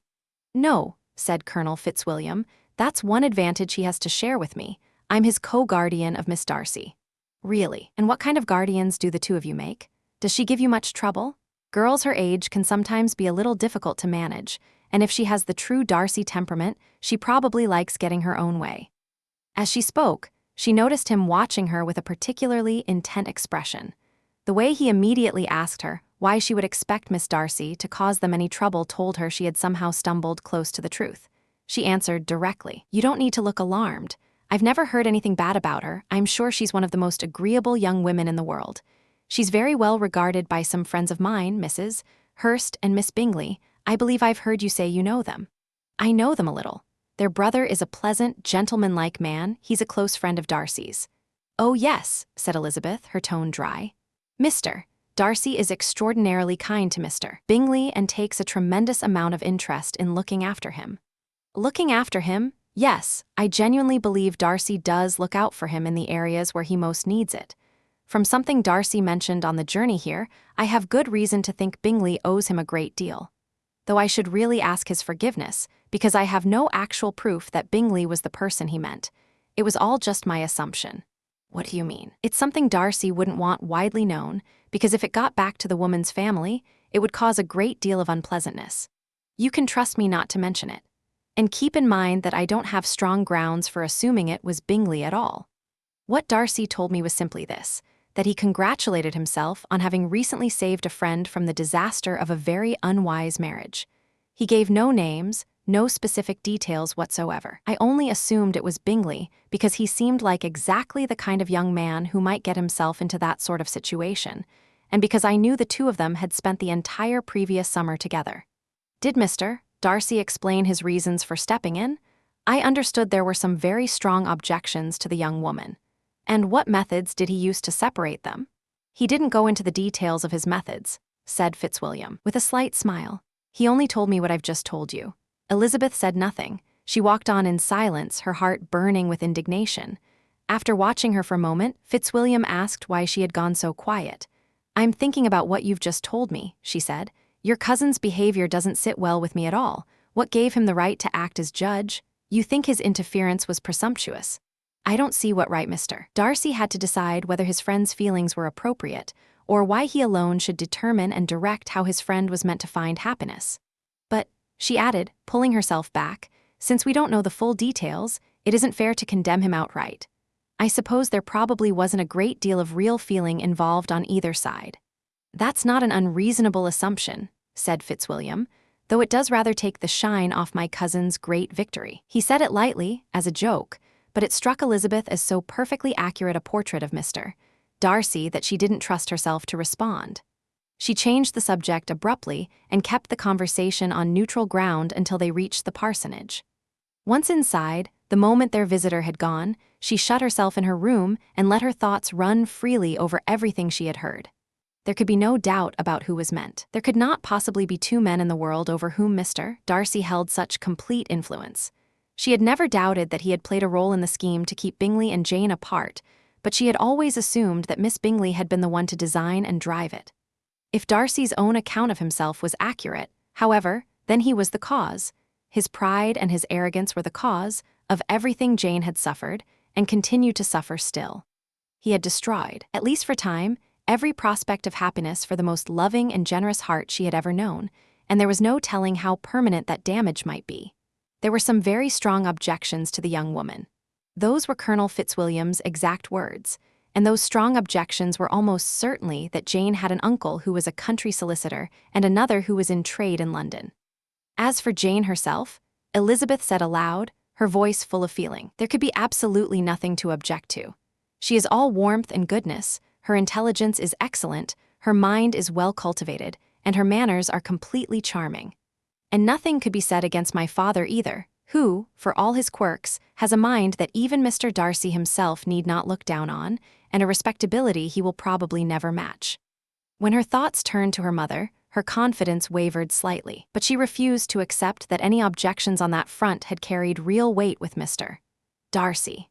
His pride, she was certain, would be far more deeply wounded by the insignificance of his friends' connections than by any lack of intelligence among them. She finally settled on the conclusion that he had been driven partly by that worst kind of snobbery, and partly by a desire to keep Mr. Bingley available for his sister. The distress and the tears that all of this brought on gave her a headache, and as the evening wore on it grew steadily worse. Combined with her complete unwillingness to be in the same room as Mr. Darcy, it settled the matter. She would not go with her cousins to Rosings, where they had been invited for tea. Mrs. Collins could see that she was genuinely unwell and didn't push her to go, and quietly did what she could to stop her husband from pushing either. But Mr. Collins couldn't hide his anxiety that Lady Catherine would be rather put out by her absence. Chapter 34. Elizabeth had chosen to occupy herself that afternoon by going through all the letters Jane had written to her since she'd arrived in Kent. There were no outright complaints in them, no direct references to past heartaches or any open admission of current unhappiness. But running through every single one, woven into almost every line, was an absence. The absence of that bright, easy cheerfulness that had always defined the way Jane wrote. That warmth had always come naturally to her, flowing from a mind at peace with itself and generously inclined toward everyone she knew, and it had almost never dimmed. Now, reading back through the letters, Elizabeth caught every sentence that hinted at distress, giving each one the careful attention she hadn't quite managed the first time around. Darcy's shameless declaration of the harm he'd managed to cause made her feel her sister's pain more sharply than ever. There was some comfort in knowing that his stay at Rosings was ending the day after tomorrow. A greater comfort still was the knowledge that in less than 2 weeks she'd be back with Jane herself, and could do everything affection could do to help lift her spirits. She couldn't think about Darcy leaving Kent without also remembering that his cousin would be going with him. But Colonel Fitzwilliam had made it perfectly clear he had no serious intentions toward her, and pleasant company though he was, she had no intention of being miserable on his account. She was in the middle of settling that thought when the doorbell suddenly rang, and her heart gave a small, involuntary flutter. The idea crossed her mind that it might be Colonel Fitzwilliam himself. He had called late in the evening once before, and perhaps he'd come to ask after her health. But that notion dissolved almost immediately, and an entirely different feeling took hold of her when, to her complete and utter astonishment, Mr. Darcy walked into the room. He launched into an inquiry after her health almost before he'd properly entered, explaining his visit as a desire to hear that she was feeling better. She answered him with cool, measured politeness. He sat down for a few moments, then stood and began pacing the room. Elizabeth watched him in silence, genuinely puzzled but saying nothing. After several long, quiet minutes, he came toward her with barely contained agitation and spoke. "I've fought against this. I've tried to suppress it, but I can't. I have to tell you how deeply I admire you, how much I love you." Elizabeth's astonishment was beyond words. She stared at him. Color flooded her face. She doubted what she was hearing. She said nothing. He seemed to take her silence as encouragement, and everything he had felt, everything he had been feeling for a long time, came pouring out of him in one unrestrained declaration. He spoke well enough, but the feelings he was expressing went beyond simple tenderness. He was no less eloquent on the subject of his own pride than he was on the subject of his love. He dwelt, with a warmth that seemed to reflect how seriously he felt the blow to his own dignity, on his sense of her inferior social standing, on the degrading nature of such an attachment, on all the family obstacles that had long stood in the way of what he wanted. It was hardly the kind of language likely to make his proposal appealing. Despite the deep-seated dislike she felt for him, Elizabeth couldn't be entirely unmoved by the fact that a man of his standing was confessing to such powerful feelings for her. Her intentions didn't waver for a single moment, and at first she even felt a pang of genuine sorrow for the pain she was about to cause him, until his words provoked her enough that all sympathy was swallowed up by anger. She made herself stay composed enough to wait for him to finish, intending to answer him with patience when he was done. He ended by describing how strong and consuming his feelings had become, how impossible they had proved to conquer despite every effort he had made, and by expressing his hope that she would reward his persistence now by accepting his hand. As he said it, she could see plainly that he had no doubt whatsoever about what her answer would be. He spoke the words of a man braced for uncertainty, but everything in his face and manner communicated absolute confidence. That certainty only made things worse. When he finally fell silent, color rose sharp and hot into her cheeks. "In situations like this," she said, "I believe the accepted thing to do is to express gratitude for feelings that have been declared, regardless of whether they are returned equally. It's natural to feel that kind of obligation, and if I were capable of feeling it right now, I'd thank you. But I can't. I never wanted your good opinion, and you've made it very clear how reluctant you've been to give it. I'm sorry to have caused you pain. That was never my intention, and I hope it won't last long. The very feelings you say have held you back from admitting your regard for me should make it fairly easy to overcome that regard, now that things have been made clear." Mr. Darcy had been standing with his back against the mantelpiece, his eyes fixed on her face. He caught her words with as much resentment as surprise. The color drained from his face. The agitation working through him was visible in every feature. He was fighting to appear composed, and he held himself rigidly silent until he believed he had managed it. The pause felt agonizing to Elizabeth. At last he spoke, his voice carefully controlled. "And that is the full extent of the reply I'm to be honored with. Perhaps I might be permitted to ask why you see so little reason to be civil while you reject me, though I suppose it doesn't much matter." "I might just as well ask," Elizabeth replied, "why you chose to tell me you loved me while making it so abundantly clear that you were doing so against your will, against your better judgment, and against your own standards of who you ought to be. Wasn't that provocation enough if I've been uncivil? But I have other reasons. You know I do. Even if my own feelings hadn't already decided the matter, even if I'd been indifferent to you, or even if I'd liked you, do you imagine anything could have persuaded me to accept the man who has done everything in his power to destroy the happiness of my dearest sister, and perhaps destroyed it permanently?" At those words, Darcy's color changed. The reaction was brief, but unmistakable. He listened without interrupting while she went on. "I have every reason in the world to think badly of you. Nothing could justify the unfair and heartless way you behaved in that situation. You can't deny it. You won't deny it. You've been the main reason, perhaps the only reason, those two were torn apart. You've exposed one of them to the world's judgment for being fickle and unreliable, and handed the other over to its mockery for having her hopes crushed, and you've left them both in a state of genuine misery." She stopped. And with no small degree of indignation, she observed that he was listening with an expression that showed not the slightest trace of remorse. He was actually looking at her with a faint, skeptical smile, as though he found her accusations difficult to believe. "Can you honestly deny you did it?" she pressed. "I have no desire to deny it," he replied, with a calm that was clearly assumed. "I did everything in my power to separate my friend from your sister, and I'm glad I succeeded.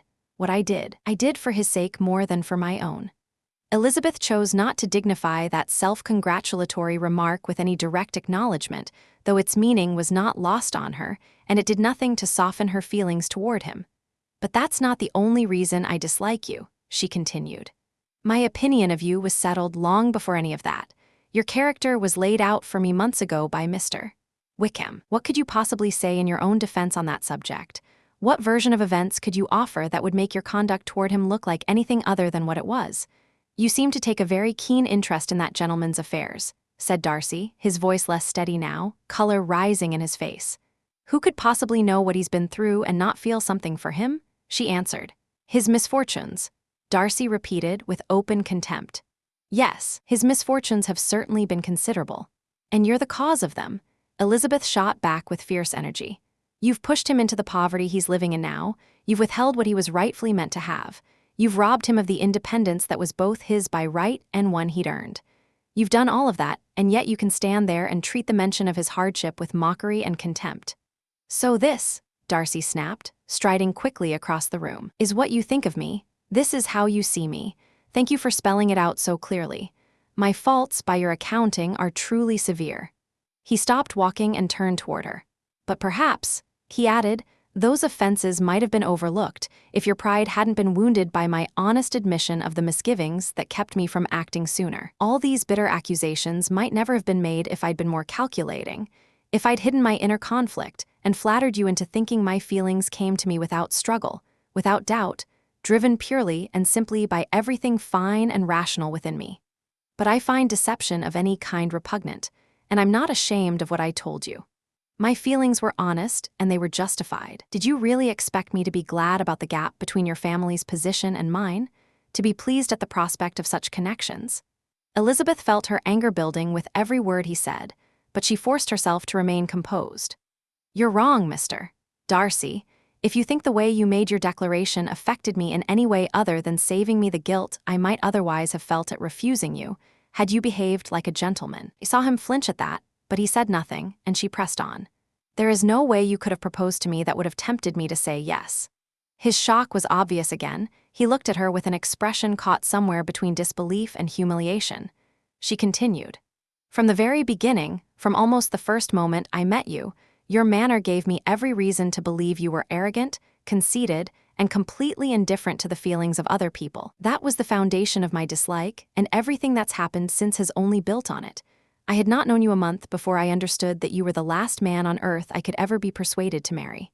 "You've said quite enough," Darcy said. "I understand your feelings perfectly. All that remains for me now is to be ashamed of my own. I apologize for having taken up so much of your time. I hope you'll be well, and I hope you'll be happy."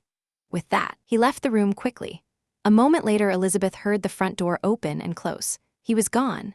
The turmoil in her mind was now almost unbearable. She felt physically unsteady with the force of it, and from sheer exhaustion she sat down and wept for half an hour. The longer she sat and turned it over in her mind, the more astonished she became. That Mr. Darcy, of all people, should have proposed to her, that he should have been in love with her for so many months, that he should have loved her so completely. So much that he was willing to marry her, despite every one of the social objections that had convinced him to pull his friend away from Jane. Objections that applied no less forcefully to his own situation. It was almost impossible to believe. There was something undeniably gratifying in having inspired such deep and lasting feelings, without ever having sought or intended to. But his pride, his insufferable pride, his shameless admission of what he'd done to Jane, his baffling belief that he could confess to it openly without justifying it and somehow still be forgiven, and the dismissive contempt with which he'd spoken about Mr. Wickham, cruelty he hadn't even bothered to deny, all of it swept away the brief flicker of sympathy that his obvious attachment had momentarily sparked in her. She sat there in a state of feverish, churning thought until the sound of Lady Catherine's carriage outside reminded her of how ill-equipped she was just then to face Charlotte's sharp and attentive eye.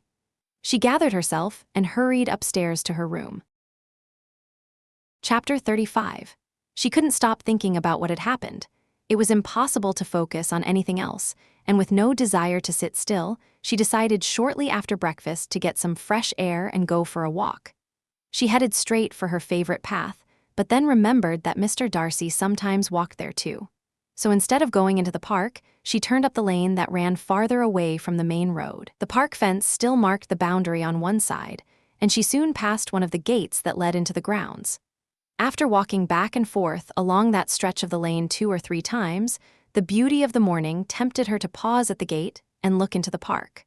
The 5 weeks she had now spent in Kent had transformed the landscape, and every day the trees were growing greener and fuller. She was just about to continue her walk when she caught a glimpse of a man inside the grove of trees that bordered the park. He was moving in her direction. Afraid it might be Mr. Darcy, she immediately turned to go back the way she had come.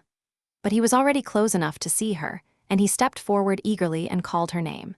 She had already turned away, but hearing herself called, and recognizing, even against her wishes, that the voice belonged to Mr. Darcy, she turned back toward the gate. He had reached it by then as well, and holding out a letter which she instinctively took from him, he said with an expression of cold composure, "I have been walking in the grove for some time, hoping to meet you. Will you do me the honor of reading that letter?" Then, with a slight bow, he turned and walked back into the trees and was quickly out of sight. With no expectation of pleasure, but with an almost overwhelming curiosity, Elizabeth opened the letter. To her growing astonishment, she found an envelope containing 2 full sheets of paper, written on every inch of both sides in a tight, careful hand. Even the envelope itself was covered in writing. She continued along the lane and began to read. It was dated from Rosings, written at 8 o'clock that morning, and it read as follows: "Don't be alarmed, madam, when you receive this letter, at the thought that it might repeat the feelings or renew the offer you found so offensive last night.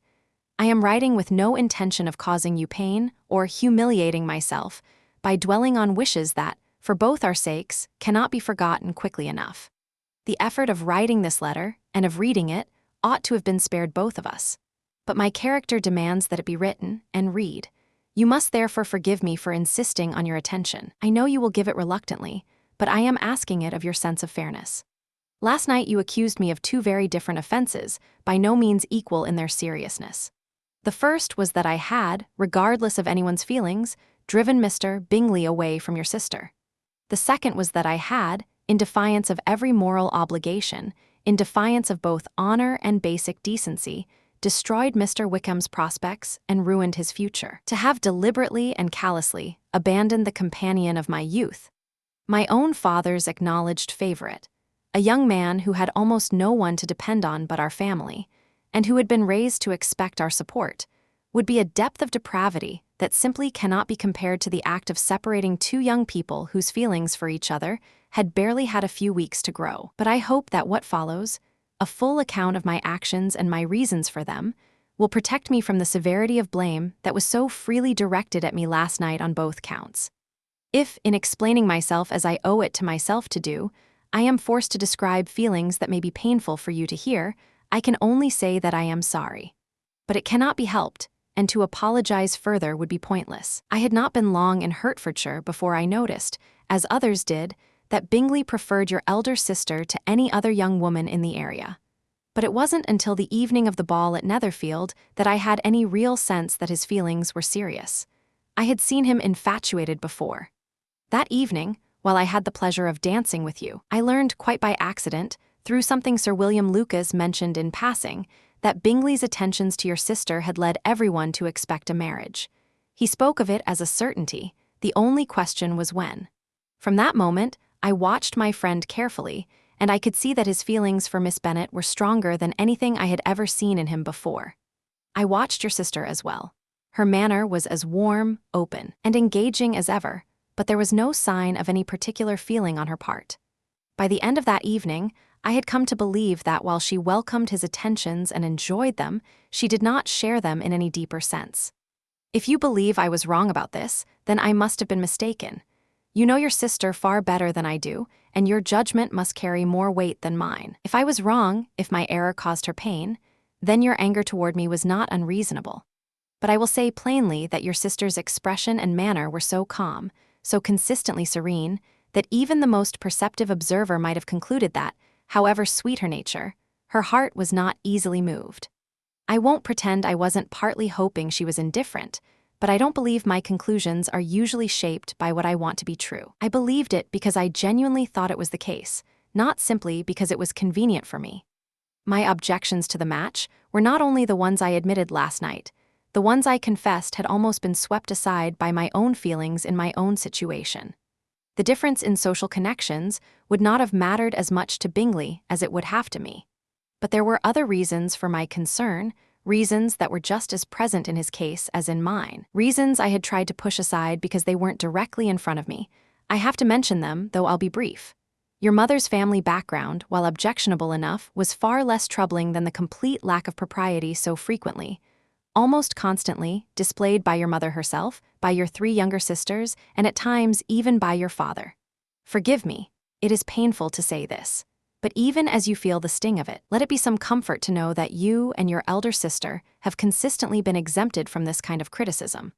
A point as widely acknowledged as it is deserved, and a credit to the good sense and character of you both.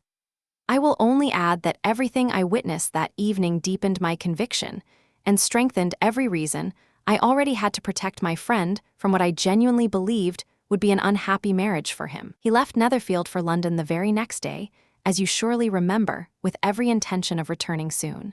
What I did next requires explaining. His sisters were just as uneasy as I was, and we quickly realized we felt the same way. Agreeing that there was no time to waste, we decided to go to London immediately and join him there. We did so, and once there I took it upon myself to lay out clearly for my friend the very real risks of such a choice. I described them carefully and urged them strongly. Even so, I'm not sure that argument alone would ultimately have stopped the marriage, if it hadn't been reinforced by my assurance that your sister did not return his feelings. He had believed until then that she cared for him sincerely, if not quite as deeply as he cared for her. But Bingley is naturally modest, and he trusts my judgment more than his own. Convincing him that he had been mistaken about her feelings was not difficult, and once that conviction was in place, persuading him not to return to Hertfordshire was almost effortless. I do not blame myself for doing that much. There is only one part of what I did that I look back on with any dissatisfaction, and that is that I stooped to concealment, going so far as to hide from him the fact that your sister had been in London. I knew it myself, as did Miss Bingley, but her brother still does not know it to this day. Perhaps they could have met without any real harm being done, it's possible. But his feelings for her did not seem sufficiently faded for me to be sure he could see her without being drawn back in. Perhaps this deception was beneath me. It's done, however, and it was done with good intentions. On this point, I have nothing more to say and no further apology to make. If your sister was hurt, it was not intentional, and though you may naturally find my reasons inadequate, I have not yet learned to condemn them myself. As for the other, more serious accusation, that I wronged Mr. Wickham, I can only answer it by telling you the full history of his connection with my family. I don't know exactly what he has told you about me, but for everything I am about to say, I can call on more than one credible witness to confirm its truth. Mr. Wickham is the son of a very respectable man who managed the Pemberley estate for many years, and did so with such integrity and skill that my father was naturally inclined to do what he could for him. His kindness was extended especially to George Wickham, who was his godson. My father paid for his schooling, and later for his time at Cambridge support that was absolutely vital, since Wickham's own father, perpetually short of money because of his wife's extravagance, could never have given him a gentleman's education on his own. My father was genuinely fond of the young man, whose manner was always charming, and he had the highest opinion of him. Hoping that Wickham would go into the church, my father intended to provide him with a position in it. As for myself, I began to see him very differently many years ago. The vices and lack of principle that Wickham was careful to conceal from his best friend could not be hidden from a young man close to his own age who had chances to observe him when his guard was down, chances my father never had. I realize this may cause you pain. How much, only you can know. But whatever feelings Mr. Wickham may have inspired in you, no suspicion of their nature will stop me from telling you the truth about who he is. If anything, it gives me one more reason to do so. My wonderful father died about 5 years ago. His affection for Mr. Wickham remained strong right to the end, so much so that in his will he specifically asked me to support Wickham's career in whatever way his chosen profession allowed, and expressed the wish that a valuable family living should be given to him as soon as one became available. There was also a legacy of £1,000. Wickham's own father died not long after mine, and within about 6 months of these events, Mr. Wickham wrote to inform me that he had decided against entering the church after all, and hoped I would not think it unreasonable for him to expect some more immediate financial benefit in place of the living he would no longer be receiving. He mentioned a vague intention to study law, and pointed out that the interest on £1,000 would be quite insufficient to support him in that. I wanted to believe he was sincere more than I actually did, but in any case, I was perfectly willing to agree to his proposal. I knew that Wickham should never have been a clergyman. The matter was quickly settled. He gave up all claim to any future assistance from the church, and in exchange I gave him £3,000. I believed our connection was now entirely dissolved. My opinion of him was too low to invite him to Pemberley or welcome him in London. He lived mainly in town, as far as I was aware, but his studying the law was pure pretense. Free from any restraint now, he spent the next few years in idleness and self-indulgence. For about 3 years I heard almost nothing of him, until the clergyman who held the living originally intended for him died, and Wickham wrote to me again, asking for it. His financial situation, he assured me, and I had no trouble believing it, was desperate. He had found the law entirely unprofitable and was now absolutely determined to be ordained, if only I would give him the living.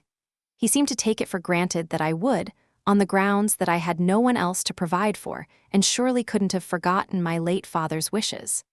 I don't imagine you'll blame me for refusing, or for continuing to refuse every time he repeated the request. His anger was proportional to his desperation, and he was doubtless just as vicious in what he said about me to others as he was in what he said to my face. After that, all pretense of acquaintance between us was dropped. What he lived on after that, I have no idea. But last summer he forced himself back into my life in a way that caused me very real distress. I must now tell you something I would rather forget myself, and which nothing less than the obligation I feel right now would induce me to share with anyone. Having said that much, I trust entirely in your discretion. My sister, who is more than 10 years younger than me, was left in the guardianship of my mother's nephew, Colonel Fitzwilliam, and myself. About a year ago she left school, and we arranged for her to be established in London. Last summer she went with her companion to Ramsgate, and Mr. Wickham went there too, without question by design. It turned out that he and the woman in charge of Georgiana, a Mrs. Young, had known each other before, a prior connection we had been unfortunately deceived about when we hired her. With Mrs. Young's help and encouragement, Wickham worked his way back into Georgiana's affections. She had always remembered him fondly from childhood, and her warm heart made her easy to influence. He managed to convince her that she was in love with him, and she agreed to elope with him. She was only 15 years old at the time, which must serve as her excuse. I'm glad to say that it was Georgiana herself who told me what was happening. I arrived unexpectedly a day or two before the planned elopement, and she, unable to bear the thought of hurting and disappointing a brother she had always looked up to almost as a father, confessed everything to me. You can imagine what I felt and what I did.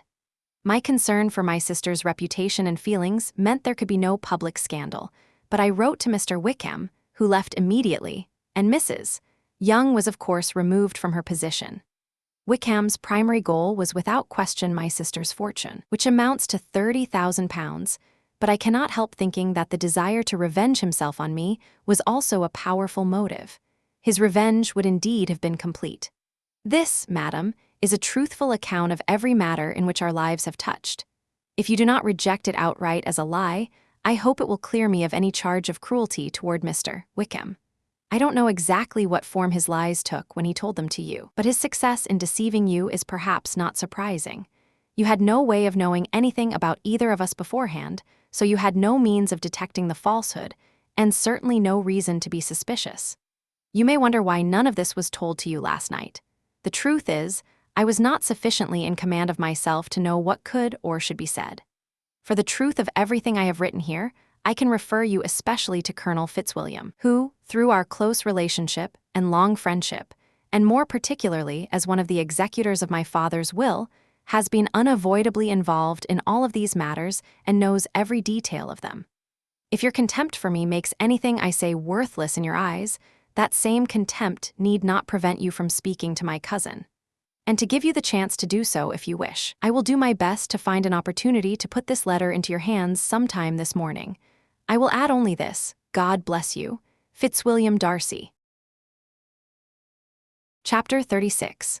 Darcy gave her the letter. Elizabeth hadn't expected it to contain another proposal, hadn't expected anything in particular from it at all. But whatever its contents turned out to be, one can easily imagine how eagerly she tore through every line, and what a storm of conflicting emotions it stirred up inside her.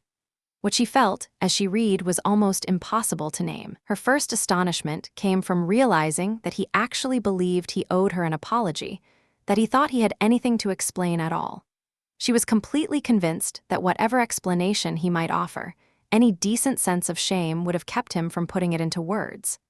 Bristling with prejudice against everything he was about to say, she began reading his account of what had happened at Netherfield. She read with such frantic eagerness that she could barely take in the meaning of the words. She was so desperate to know what the next sentence would bring that she couldn't properly absorb the one directly in front of her. His claim that her sister had shown no real attachment, she immediately decided that was simply wrong.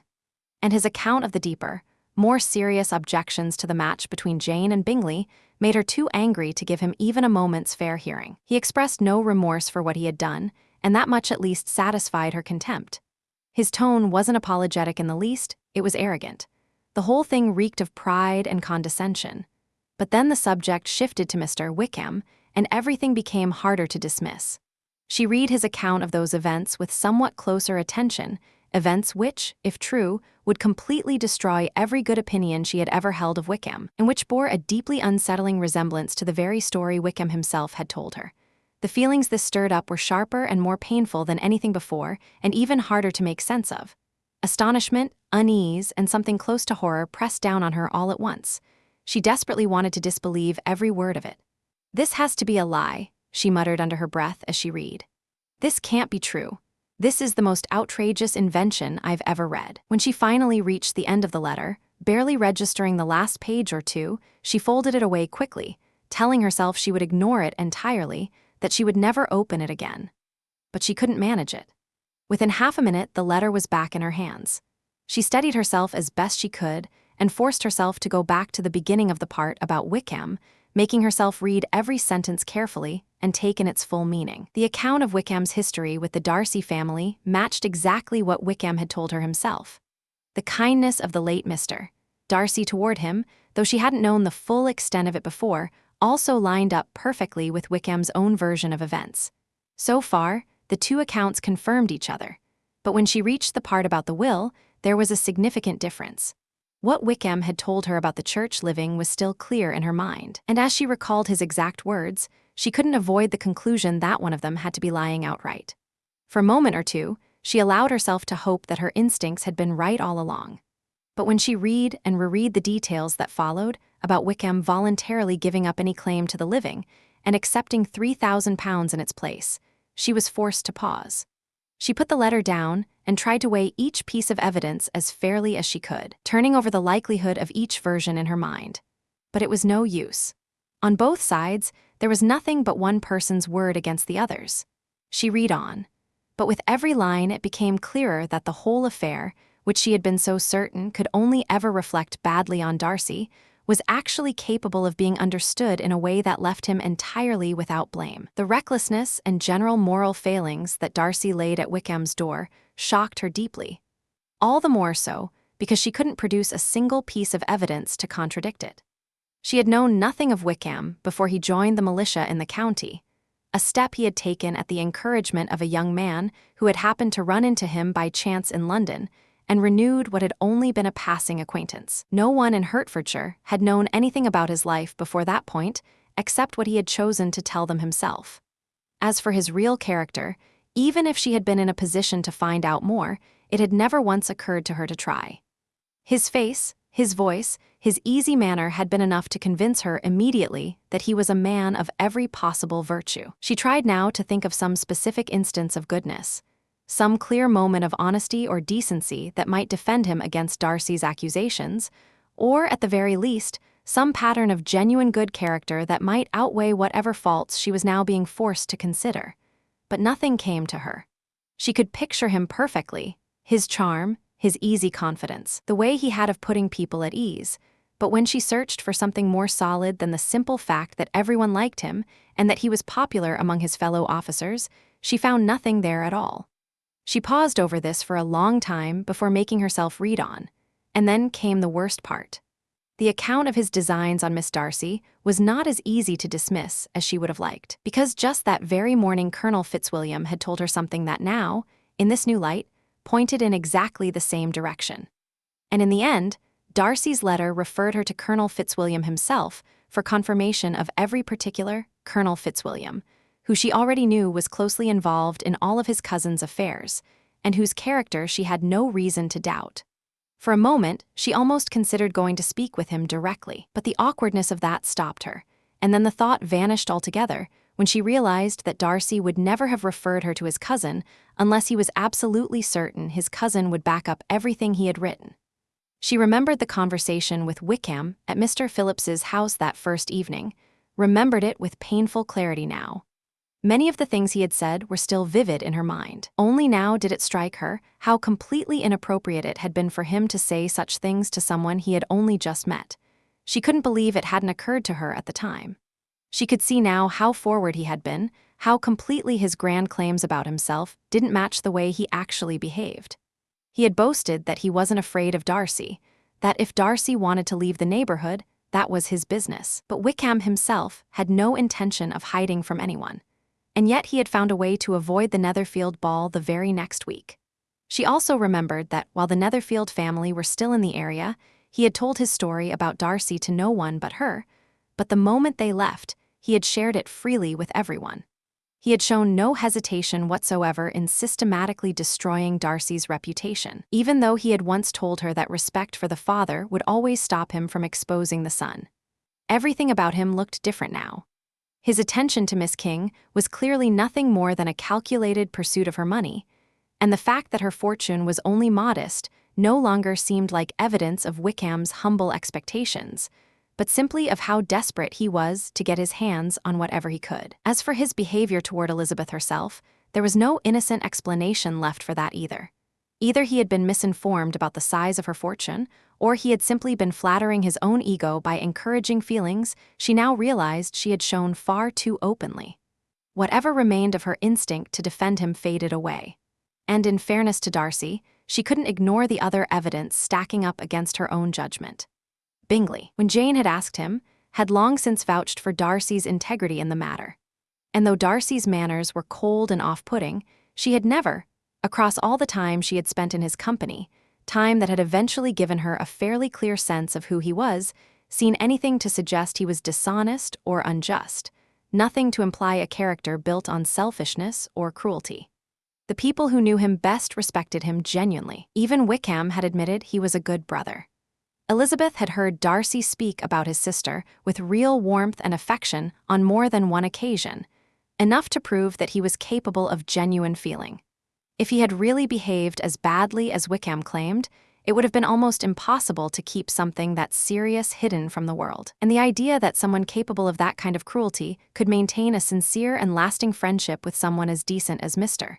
Bingley simply didn't hold together. She felt a deep flush of shame wash over her. Thinking of either Darcy or Wickham now was enough to make it horribly clear how blind she had been, how partial, how unreasonably biased, how completely foolish. "How contemptibly I've behaved," she said out loud, to no one. Me, of all people, someone who's always prided herself on being a good judge of character. Someone who thought she was so perceptive, so clever. I've dismissed Jane's generosity and open-mindedness and congratulated myself on a skepticism that was nothing but vanity in disguise. And now this, how humiliating, but how completely deserved. If I'd been genuinely in love, I couldn't have been more thoroughly blind, but it wasn't love. It was vanity. I was flattered by one man's attention and stung by the other's apparent indifference, right from the very beginning, and I let those feelings shut out every rational thought where either of them was concerned. I've never really known my own mind until this moment. Her thoughts moved from herself to Jane, and from Jane to Bingley, and that brought her back to the part of the letter where Darcy's account of his interference in that situation had seemed, on first reading, entirely unconvincing. She read it again. The effect this time was entirely different. How could she refuse to believe him here, when she had just been forced to believe him about everything else? He had said clearly that he had had no idea Jane had any real feelings for Bingley, and she couldn't help thinking of what Charlotte had always said on that very subject. She couldn't dismiss his description of Jane as unfair, either. Jane's feelings, though deep and genuine, were rarely visible to anyone on the outside, and there was a natural composure about her, a quiet contentment in her manner, that didn't easily suggest the depth of what she was feeling underneath. And then came the part of the letter that mentioned her family. The words were mortifying, but they were also just. The truth of what he described struck her too hard to argue with. The specific incidents he pointed to from the Netherfield ball, things that had confirmed every unfavorable impression he'd already formed, had made no less of an impression on Elizabeth herself at the time. She hadn't forgotten them. She hadn't been able to. The fact that he had spoken kindly of both her and Jane, she felt that. It was a small comfort, but it wasn't enough to ease the shame of knowing that Jane's heartbreak had essentially been caused by the behavior of their own family, and that the reputations of both sisters had suffered real damage because of it.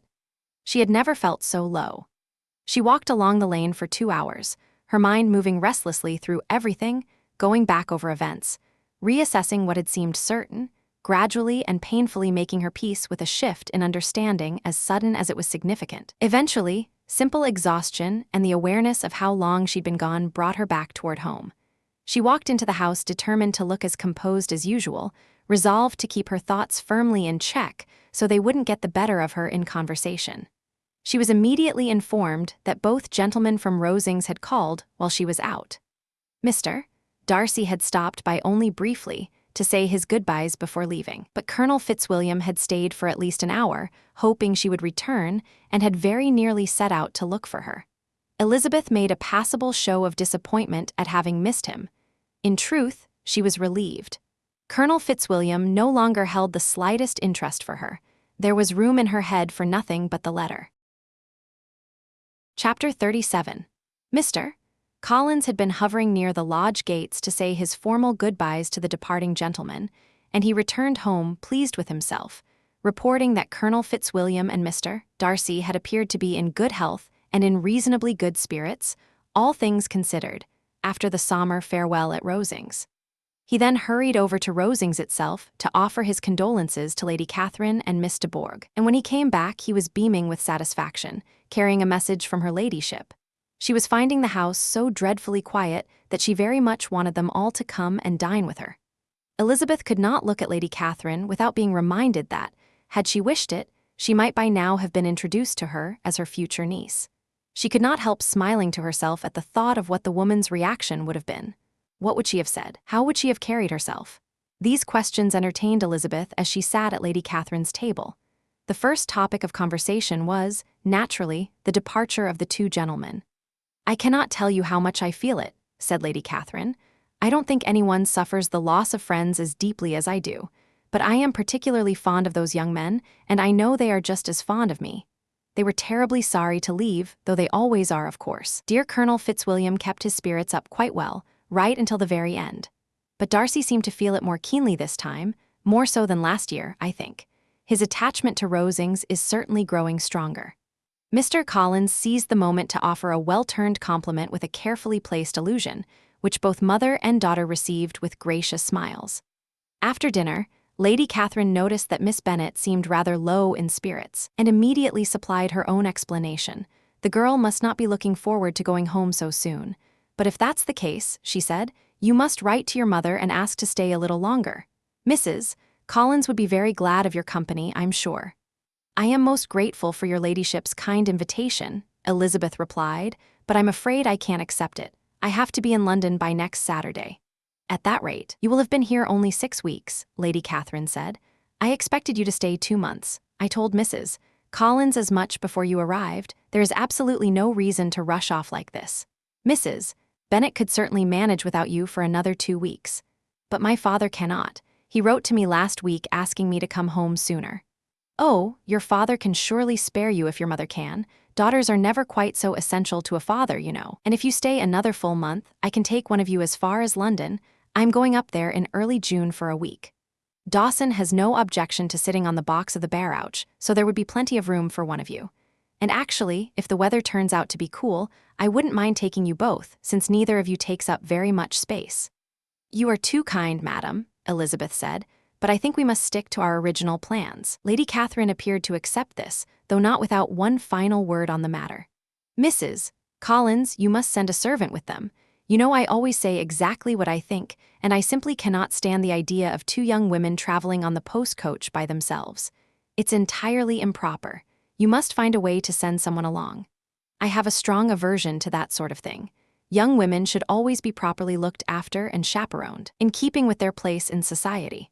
When my niece Georgiana went to Ramsgate last summer, I made absolutely certain that 2 manservants accompanied her. Miss Darcy, the daughter of Mr. Darcy of Pemberley, and Lady Anne, could not have appeared in public in any other way without it being quite unseemly.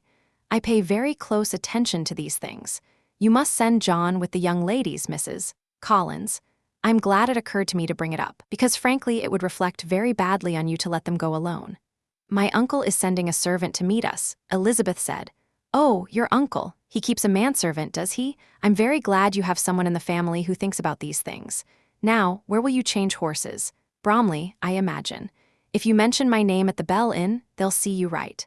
Lady Catherine had a great many more questions about the journey, and since she did not always answer them herself, the others were required to pay close attention, which Elizabeth privately considered fortunate, because her mind was so elsewhere that without the constant demands of the conversation she might have forgotten entirely where she was. Real reflection, she had come to understand, had to wait for solitude. Whenever she found herself alone, she gave herself over to it completely, and not a single day passed without a solitary walk during which she allowed herself to dwell on everything that was painful and unresolved. She was well on her way to having Mr. Darcy's letter memorized. She had read every sentence so many times, and her feelings toward the man who had written it shifted in ways she could not entirely predict. When she recalled the manner in which he had spoken to her, the arrogance of his proposal, she still felt a flush of indignation. But when she thought about how unfairly she had judged him, how harshly she had accused him, the anger turned inward, and she found herself feeling something uncomfortably close to pity for his wounded pride. His love for her, however misguided its expression, moved her to gratitude. His character, as she now understood it more clearly, earned her genuine respect. And yet she could not truly admire him, and she did not regret turning him down for even a moment, nor did she feel the slightest desire to see him again. What she could not escape so easily was her embarrassment over her own behavior, her blindness, her prejudice, her certainty that she had understood everything when she had understood almost nothing. And beneath that was a heavier, more settled unhappiness when she thought about her family. There was no fixing them. Her father was content to laugh at the younger girl's foolishness and had never once made a real effort to check it. Her mother, whose own behavior was so far from what it ought to be, seemed entirely unaware that anything was wrong. Elizabeth and Jane had tried more than once to rein in Kitty and Lydia, but what hope was there while their mother actively encouraged them? Kitty was weak and easily led, always resentful when anyone tried to correct her, and entirely under Lydia's thumb. Lydia herself was willful and careless, and could barely be bothered to listen. They were naive, lazy, and vain. As long as there was an officer stationed in Meryton, they would find a way to flirt with him, and as long as Meryton was within walking distance of Longbourn, they would be there constantly. And then there was Jane. Worrying about Jane had become its own persistent ache. Mr. Darcy's letter had restored Bingley fully in Elizabeth's estimation. His feelings for Jane had been genuine, his conduct essentially blameless, beyond perhaps an excess of trust in his friend's judgment, which made it all the more painful to think that Jane had lost something truly wonderful, a match that was good in every possible way, one that might have made her deeply happy, and had lost it because of her own family's behavior. The thought was almost unbearable. When all of this was heaped on top of what she had learned about Wickham's true character, it was little wonder that Elizabeth, whose natural spirits had rarely flagged before, now found it nearly impossible to appear even moderately cheerful. Their visits to Rosings continued just as often in that final week as they had at the beginning of the stay. The very last evening was spent there, with Lady Catherine once again interrogating them thoroughly about the details of their journey, giving them careful instructions on the correct method of packing, and pressing her views on the precise way gowns ought to be folded with such authority that poor Maria felt compelled, upon returning home that night, to unpack her trunk entirely and start again from scratch. When they finally said their goodbyes, Lady Catherine condescended to wish them a pleasant journey and invited them to return to Hunsford the following year. Miss de Bourgh made what was, for her, a considerable effort. She curtsied, and held out her hand to each of them in turn. Chapter 38. Mr. Collins came down for breakfast a few minutes before the others appeared, and he seized the opportunity to deliver what he considered the absolutely essential farewell courtesies. "I don't know, Miss Elizabeth," he said, "whether Mrs. Collins has yet expressed how much she appreciated your kindness in coming to stay with us, but I'm quite certain you won't leave this house without receiving her thanks for it. Your company has meant a great deal to us. I assure you, we know very well how little there is here to tempt anyone to our humble home. Our simple way of living, our small rooms, our few servants, and our limited exposure to the wider world must make Hunsford extremely dull for a young lady like yourself. But I do hope you'll believe that we're genuinely grateful for the honor of your visit, and that we've done everything in our power to make your time here as pleasant as possible." Elizabeth responded warmly and enthusiastically, insisting that she had been happy throughout her stay. She had genuinely enjoyed those 6 weeks, and the pleasure of being with Charlotte, along with all the kind attention she had received, made her feel that she was the one who owed thanks, not the other way around. Mr. Collins was clearly delighted by this, and with a smile of weighty solemnity he replied, "It gives me great pleasure to hear that your time here was not disagreeable. We have certainly done our best, and we have been most fortunate in being able to introduce you to society of the very highest quality. Through our connection with Rosings, we've also had frequent opportunities to vary the routine of our modest domestic life. I think we may congratulate ourselves that your visit to Hunsford cannot have been entirely dull. Our relationship with Lady Catherine's family is, in truth, an extraordinary advantage and a blessing that very few people can claim. You've seen for yourself the footing we stand on with them. You've seen how regularly we are invited there. And honestly, with all the disadvantages of living in this humble parsonage, I don't think anyone who shares our intimacy at Rosings has any reason to consider themselves an object of pity." His feelings swelled beyond what words could adequately express, and he was compelled to pace around the room while Elizabeth did her best to respond in a way that was both polite and reasonably honest, managing the feat in a few carefully chosen sentences. "You can carry a very favorable report of us back to Hertfordshire, my dear cousin," he continued. "I flatter myself that you'll be able to do exactly that. You've witnessed Lady Catherine's great attentions to Mrs. Collins every single day, and all things considered. I trust it doesn't appear that your friend has made an unfortunate, but on that point it would be better to say nothing more. Let me simply assure you, my dear Miss Elizabeth, that I wholeheartedly and most sincerely wish you equal happiness in marriage. My dear Charlotte and I share one mind and one way of thinking entirely. There is a truly remarkable similarity of character and outlook between us. We seem to have been made for each other." Elizabeth could honestly say that it was a wonderful thing when that was the case in a marriage, and she could add with equal sincerity that she was firmly convinced of his domestic contentment and genuinely glad of it. She was not sorry, however, when the account of those comforts was cut short by the arrival of Charlotte herself. Poor Charlotte. It was a sad thing to leave her to such company. But she had chosen it with her eyes open, and though she was clearly sorry to see her visitors go, she didn't seem to want anyone's sympathy.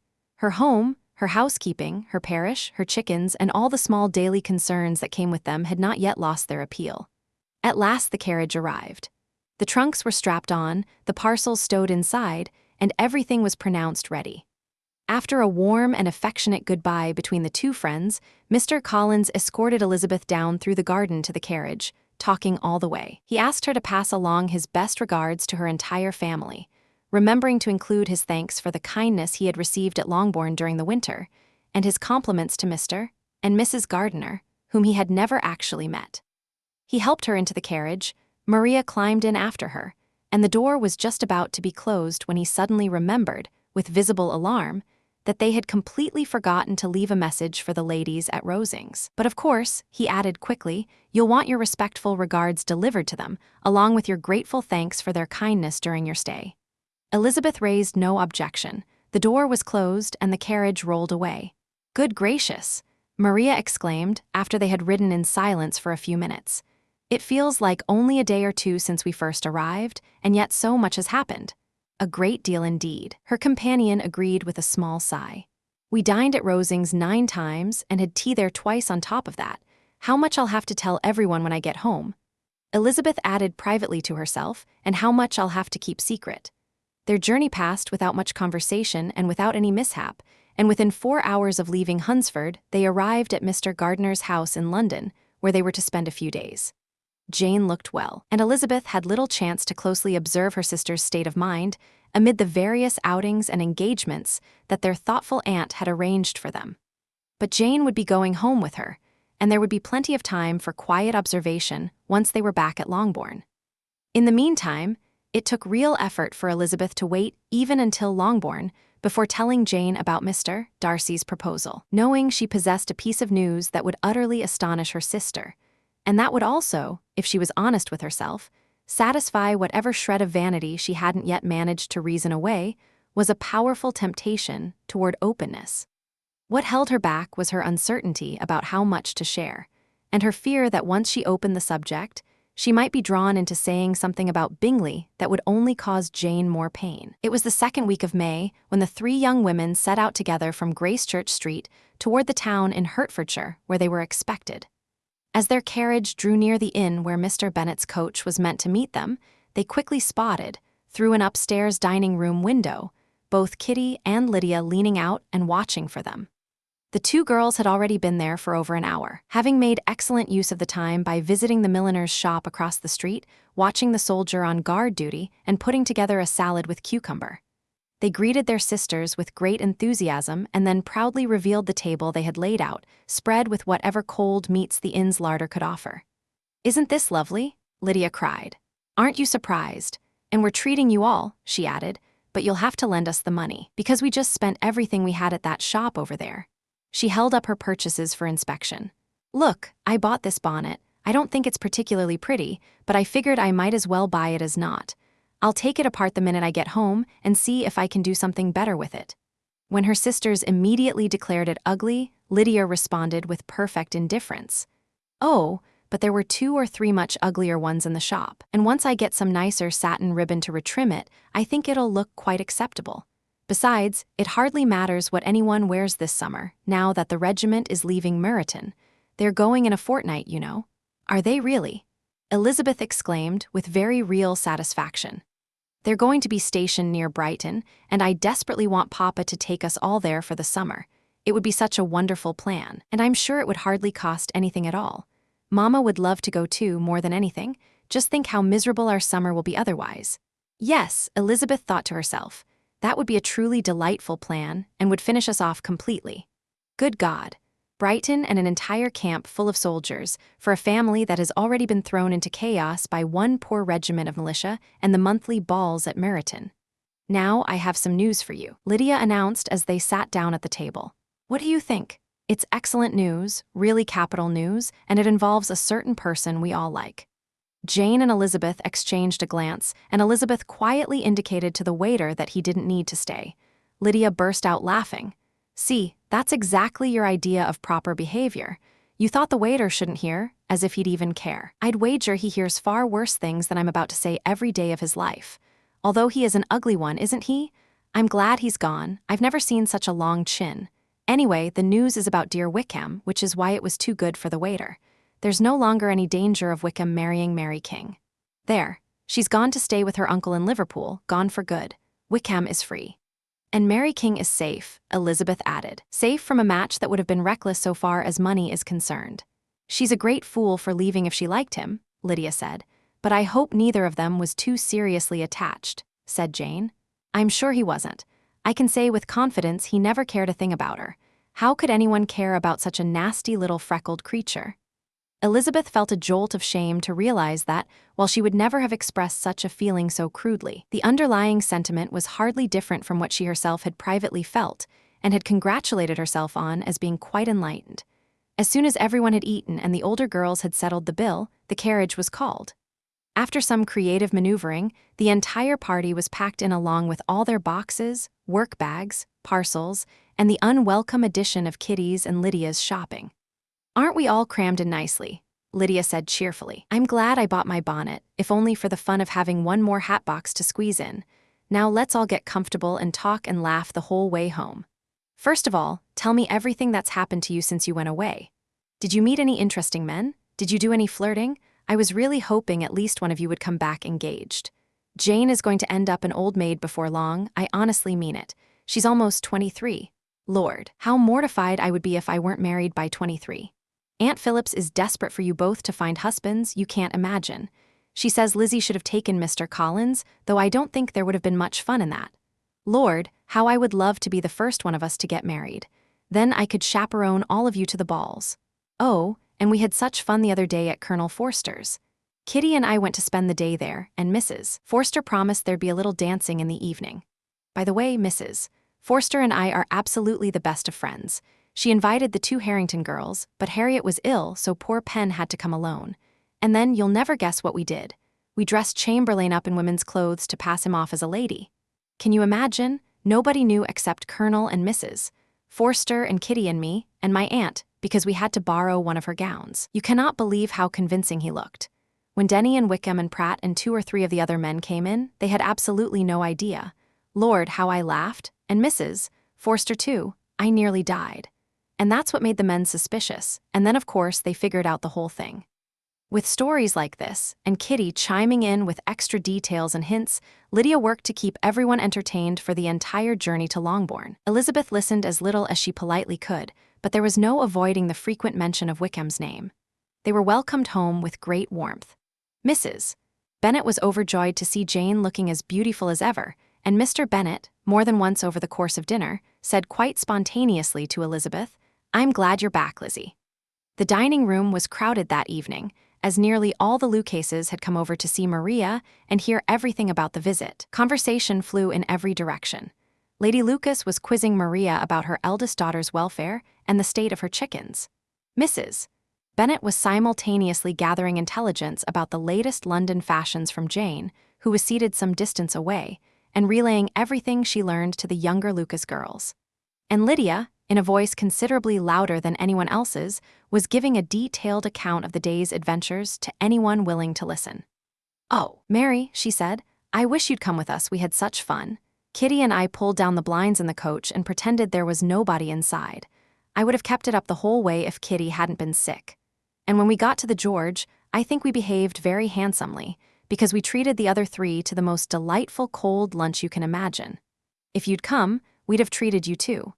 And then when we left, it was such a production getting back into the coach. I thought I'd die laughing, and we were merry the whole way home, talking and laughing so loudly that I'm sure people could hear us 10 miles away." To this, Mary replied with great gravity, "Far be it from me, dear sister, to dismiss such pleasures. They would no doubt appeal to the majority of female minds, but I confess they hold no attraction for me personally. I would infinitely prefer a book." Lydia didn't hear a single word of this response. She rarely listened to anyone for more than half a minute, and she never paid attention to Mary at all. That afternoon, Lydia pressed the other girls to walk into Meryton to see how everyone was getting on, but Elizabeth firmly refused to go along. She was not going to allow it to be said that the Miss Bennets couldn't spend half a day at home before they went running after the officers. But there was another reason for her resistance. She dreaded the prospect of seeing Mr. Wickham again and was determined to avoid it as long as possible. The relief she felt at knowing the regiment would soon be gone was truly beyond description. They were leaving in a fortnight, and once they were gone, she hoped there would be nothing more to torment her on his account. She had barely been home a few hours before she discovered that the Brighton scheme Lydia had mentioned at the inn was already the subject of frequent debate between her parents. It was immediately clear to Elizabeth that her father had absolutely no intention of agreeing to it, but his answers were so vague and noncommittal that her mother, though frequently discouraged, had not yet entirely abandoned hope of eventually getting her way. Elizabeth's impatience to tell Jane what had happened finally became impossible to contain. Having resolved to leave out all the parts that directly concerned her sister, and having prepared her to be surprised, she sat down with Jane the following morning and told her the main points of the scene between Mr. Darcy and herself. Jane's astonishment quickly softened, as it always did where Elizabeth was concerned, into the warm and partial fondness of a devoted sister, for whom any man's admiration of Elizabeth was perfectly natural and understandable. Surprise gave way entirely to other feelings. She was sorry that Mr. Darcy had expressed himself in a way so poorly calculated to recommend his cause, but even sorrier for the pain that her sister's refusal must have caused him. He was wrong to be so certain of success, Jane said, and he certainly shouldn't have let it show so plainly, but just think how much worse it must have made his disappointment. I genuinely feel sorry for him, Elizabeth replied, but he has other feelings that will probably push any regard for me out of his mind soon enough. But you don't blame me for refusing him? Blame you? Oh no. But you do blame me for speaking so warmly in Wickham's favor to him? No, I can't say you were wrong to say what you did at the time. But you will, when I tell you what happened the very next day. She then described the letter, going through everything in it that related to George Wickham. What a blow this was for poor Jane, who would have gone through her entire life happily believing that the world contained no such degree of wickedness as was apparently concentrated in this one individual. Even the vindication of Darcy, welcome as it was to her generous heart, couldn't comfort her against such a discovery. She set herself earnestly to finding some other explanation, some way of excusing both men without condemning either. That won't work, Elizabeth said gently. You simply cannot make both of them out to be good men. You have to choose one. There's only enough genuine virtue between them for one decent person, and lately it seems to have been shifting back and forth quite considerably. For my part, I'm inclined to give it all to Darcy, but you may decide as you like. It was some time before Elizabeth could coax a smile out of Jane. I can't remember the last time I was so shocked, Jane said at last. Wickham being so thoroughly bad, it's almost impossible to believe. And poor Mr. Darcy. Dear Lizzie, just think what he must have suffered. Such a disappointment, and on top of that, knowing you had such a low opinion of him, and then having to tell you something so painful about his own sister. It's really too distressing. I'm sure you must feel it too. Not in the least, Elizabeth replied lightly. Any regret or compassion I might have felt has been entirely dissolved by watching you feel so much of both on his behalf. I know you'll do him more than sufficient justice, and I find myself becoming less and less concerned about him by the minute. Your abundance of feeling is making me positively stingy. If you go on pitying him much longer, my heart will be as light as a feather. Poor Wickham, though, Jane said wistfully. There's such an expression of goodness in his face, such openness and warmth in his manner. There was certainly some serious failure in how those two young men were raised, Elizabeth said. One ended up with all the genuine goodness, and the other with all the appearance of it. I never thought Mr. Darcy was as lacking in the appearance of it as you always made out. And yet, I was quite proud of myself for taking such a decided dislike to him without any real reason. It's such a boost to one's cleverness, such an opportunity for wit, to dislike someone in that wholesale way.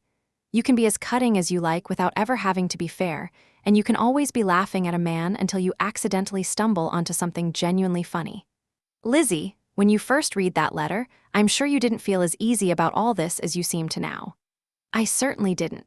I was thoroughly uncomfortable. Miserable even, and with no one to talk to about what I was feeling, no Jane to reassure me and tell me I hadn't been quite as weak and vain and foolish as I knew perfectly well I had been. Oh, how I needed you. How unfortunate that you said such strong things about Wickham to Mr. Darcy, because now of course they seem completely undeserved. They were, but bitterness of that kind is a perfectly natural result of the prejudices I had been feeding in myself. There's one thing I'd like your advice on. Should I, or should I not, let people around here know what Wickham's character actually is? Jane paused for a moment before answering. Surely there's no need to expose him so drastically. What do you think? I think we shouldn't try. Mr. Darcy hasn't given me permission to share what he told me. On the contrary, everything about his sister was meant to be kept strictly private. And if I tried to correct people's impression of Darcy's conduct more generally, who would believe me? The feeling against Mr. Darcy around here is so strong that trying to present him in a favorable light would practically give half the people in Meryton a heart attack. I'm not up to it. Wickham will be gone soon, and after that it won't matter to anyone here what he actually is. Eventually the truth will come out on its own, and then we can laugh at everyone for not having seen it sooner. For now, I'll say nothing. You're absolutely right. Making his faults public could ruin him permanently. He may already be sorry for what he's done and trying to rebuild his reputation. We shouldn't make things worse for him. This conversation did much to settle Elizabeth's troubled mind. She had unburdened herself of two of the secrets that had been weighing on her for 2 weeks, and she knew she had in Jane a willing and sympathetic listener whenever she needed to talk about either of them again. But there was still something she couldn't share, something that discretion required her to keep to herself. She couldn't tell Jane the other half of Darcy's letter, or explain to her sister how sincerely she had been valued by her friend. That was knowledge that belonged to no one but herself, and she understood clearly that nothing short of a complete resolution between all the parties involved could justify letting go of that final piece of the mystery. And then, she said with a rueful smile, if that very unlikely event ever does come to pass, I'll only be able to tell what Bingley could tell in a far more satisfying way himself. The right to share that particular story won't be mine until it no longer matters anyway. Now that she was settled at home, she had the leisure to observe her sister's true state of mind more carefully. Jane was not happy. She still held a very tender affection for Bingley.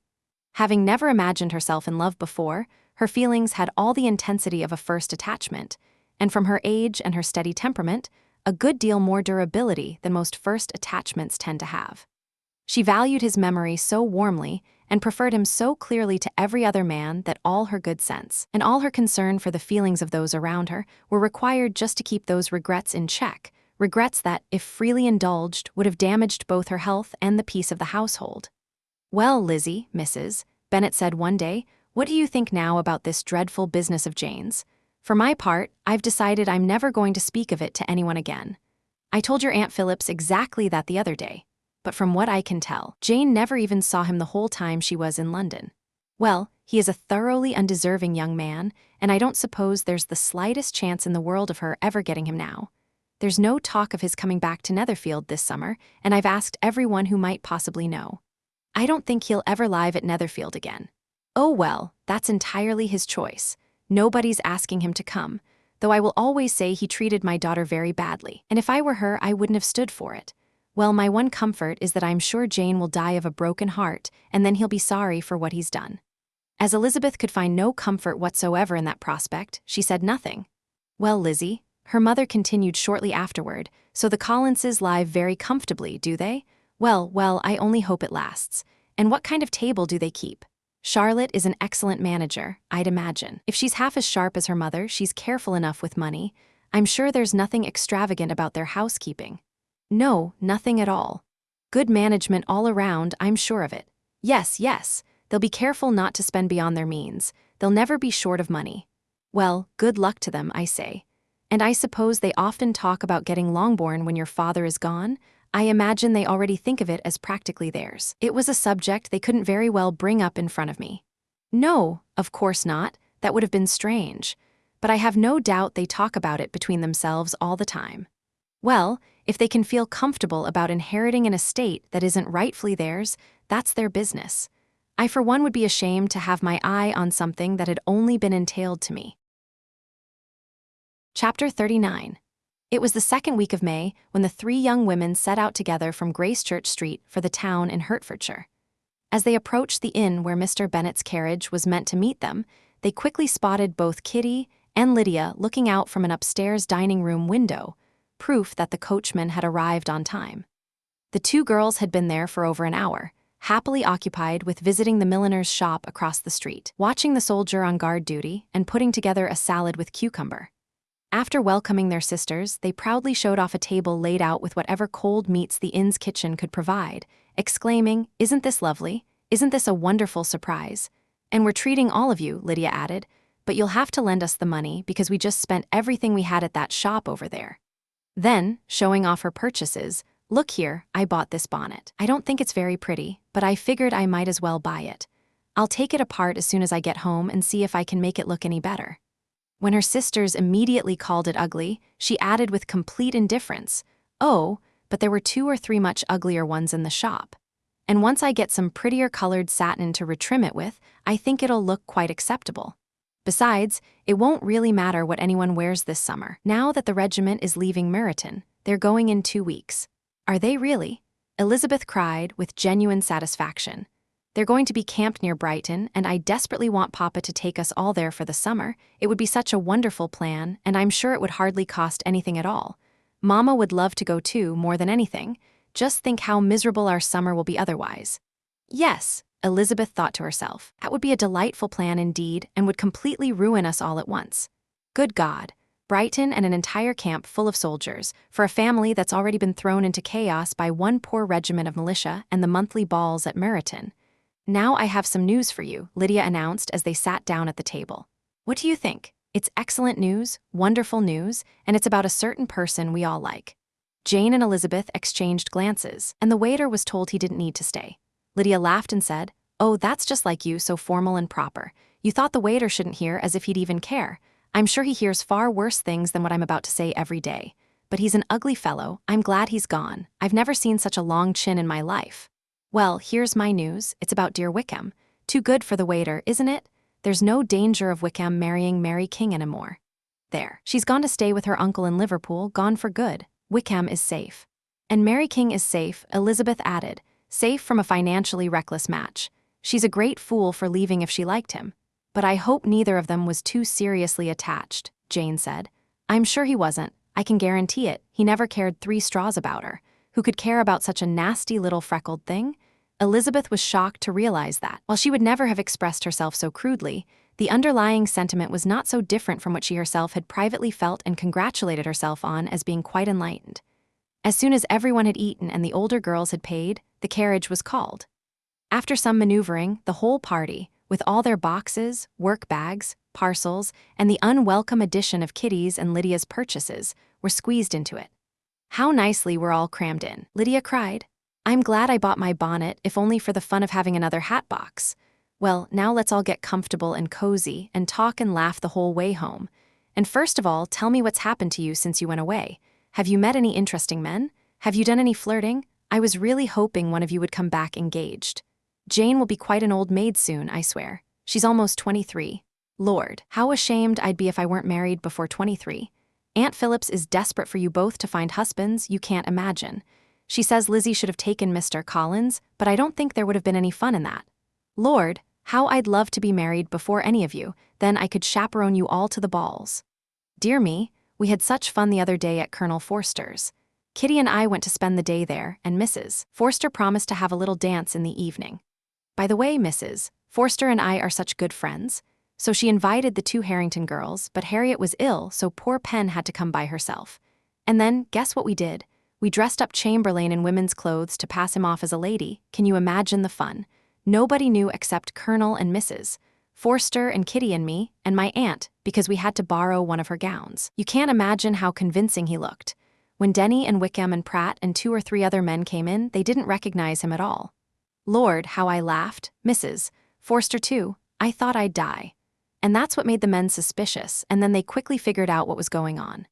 With these kinds of stories about their parties and jokes, Lydia, with Kitty's hints and additions, tried to entertain her companions the whole way to Longbourn. Elizabeth listened as little as she could, but there was no escaping the frequent mention of Wickham's name. Their reception at home was very warm. Mrs.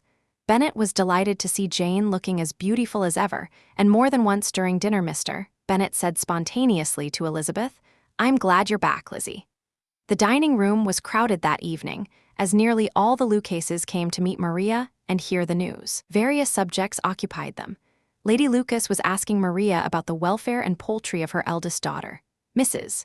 Bennet was doubly engaged, on one hand gathering news of the latest London fashions from Jane, who sat some distance away, and on the other, passing it all along to the younger Lucas girls.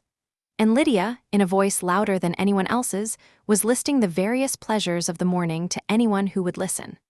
Oh, Mary, she said, I wish you'd come with us, we had such fun. As we went along, Kitty and I pulled down the blinds and pretended there was nobody in the coach. I would have kept it up the whole way if Kitty hadn't gotten sick. And when we got to the George, I think we behaved very generously, because we treated the other 3 to the nicest cold lunch in the world. If you'd come, we would have treated you too. And then when we left, it was such fun. I thought we'd never get into the coach. I was ready to die of laughter. And then we were so merry the whole way home. We talked and laughed so loud that anyone could have heard us 10 miles away. To this, Mary replied very seriously, Far be it from me, dear sister, to dismiss such pleasures. They would no doubt appeal to most women. But I confess they hold no attraction for me. I would infinitely prefer a book. But Lydia didn't hear a word of this. She rarely listened to anyone for more than half a minute, and never paid attention to Mary at all. That afternoon, Lydia was desperate for the rest of the girls to walk into Meryton to see how everyone was doing, but Elizabeth firmly opposed the plan. It shouldn't be said that the Miss Bennets couldn't be home for half a day before they went chasing after the officers. There was another reason for her opposition, too. She dreaded seeing Mr. Wickham again and was determined to avoid it as long as possible. The relief she felt at the regiment's approaching departure was truly beyond words. In 2 weeks they'd be gone, and once they were, she hoped there would be nothing more to torment her on his account. She hadn't been home many hours before she discovered that the Brighton plan Lydia had mentioned at the inn was being frequently discussed between her parents. Elizabeth could see immediately that her father had absolutely no intention of agreeing to it, but his answers were so vague and noncommittal that her mother, though often discouraged, had never quite given up hope of eventually succeeding. Chapter 40. Elizabeth's impatience to tell Jane what had happened could no longer be contained. At last, having decided to leave out every detail that directly concerned her sister, and having prepared her to be surprised, she told Jane the next morning the main points of what had passed between Mr. Darcy and herself. Jane's astonishment quickly softened into the warm sisterly affection that made any admiration of Elizabeth seem perfectly natural, and all surprise was soon replaced by other feelings. She was sorry that Mr. Darcy had expressed his feelings in a way so poorly suited to recommend them, but she was even more upset about the unhappiness Elizabeth's refusal must have caused him. His being so sure of success was wrong, she said, and he certainly shouldn't have shown it, but think how much worse it must have made his disappointment. I really am sorry for him, Elizabeth replied, but he has other feelings that will probably soon push aside any regard for me. You don't blame me for refusing him, though. Blame you? Oh, no. But you do blame me for speaking so strongly in Wickham's favor to him? No, I don't know that you were wrong to say what you did. But you will know it when I tell you what happened the very next day. She then told her about the letter, repeating everything in it that concerned George Wickham. What a blow this was for poor Jane, who would gladly have gone through life without believing that so much wickedness could exist in the entire human race as was apparently concentrated in this one person. And while Darcy's vindication was welcome to her feelings, it couldn't console her for such a discovery. She worked earnestly to prove the possibility of error and tried to clear one man without condemning the other. That won't work, Elizabeth said. You'll never be able to make both of them out to be good. Take your choice, but you'll have to be satisfied with only one.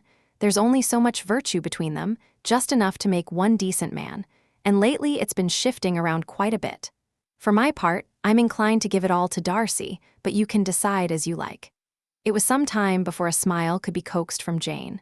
I don't know when I've been more shocked, she said. Wickham being so thoroughly bad, it's almost impossible to believe. And poor Mr. Darcy. Dear Lizzie, just think what he must have suffered. Such a disappointment, and knowing you had such a low opinion of him too, and having to tell you something so painful about his own sister. It's really too distressing. I'm sure you must feel it too. Oh no, my regret and sympathy are completely gone now that I see you're so full of both. I know you'll do him such thorough justice that I'm becoming more unconcerned and indifferent by the minute. Your abundance of feeling is making me stingy with mine. If you keep lamenting over him much longer, my heart will be as light as a feather. Poor Wickham, there's such an expression of goodness in his face, such openness and warmth in his manner. There was certainly some serious failure in how those two young men were raised. One ended up with all the actual goodness, and the other with all the appearance of it. I never thought Mr. Darcy was as lacking in the appearance of it as you always claimed. And yet, I thought I was being remarkably clever in taking such a decided dislike to him without any real reason. It's such a boost to one's wit to have that kind of dislike. You can be constantly critical without ever saying anything fair. But you can't always be laughing at someone without occasionally stumbling onto something genuinely funny. Lizzie, when you first read that letter, I'm sure you couldn't treat it as lightly as you do now. You're right, I couldn't. I was uncomfortable enough, I'd even say unhappy. And with no one to talk to about what I felt, no Jane to comfort me and tell me I hadn't been quite so weak and vain and foolish as I knew I had been. Oh, how I needed you. How unfortunate that you used such strong language about Wickham when speaking to Mr. Darcy, because now it all seems completely undeserved. Certainly, but speaking with such bitterness was a natural consequence of the prejudices I'd been encouraging. There's one thing I want your advice on. Should I, or should I not, let people around here know what Wickham's character really is? Jane paused, then replied, "Surely there's no need to expose him so publicly. What do you think?"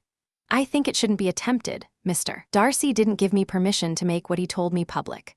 On the contrary, everything about his sister was meant to be kept as private as possible. And if I try to correct people's impression of his conduct more generally, who will believe me? The prejudice against Mr. Darcy around here is so strong that trying to present him in a favorable light would shock half the people in Meryton. I'm not up to it. Wickham will be gone soon, so it won't matter to anyone here what he really is.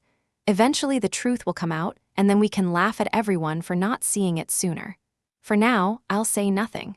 "You're absolutely right. Making his faults public could ruin him forever. He may already be sorry for what he's done and trying to rebuild his reputation. We shouldn't make him desperate." This conversation did much to settle Elizabeth's troubled mind. She had unburdened herself of two of the secrets that had been weighing on her for 2 weeks, and she knew she had a willing listener in Jane whenever she wanted to talk about either of them again. But there was still something she couldn't share, something discretion required her to keep to herself. She didn't dare tell Jane the other half of Mr. Darcy's letter or explain how sincerely her friend had valued her.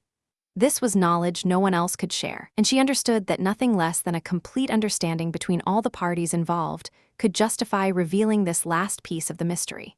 And then, she said to herself, if that very unlikely event should ever happen, I'll only be able to tell what Bingley could tell in a far more pleasant way himself.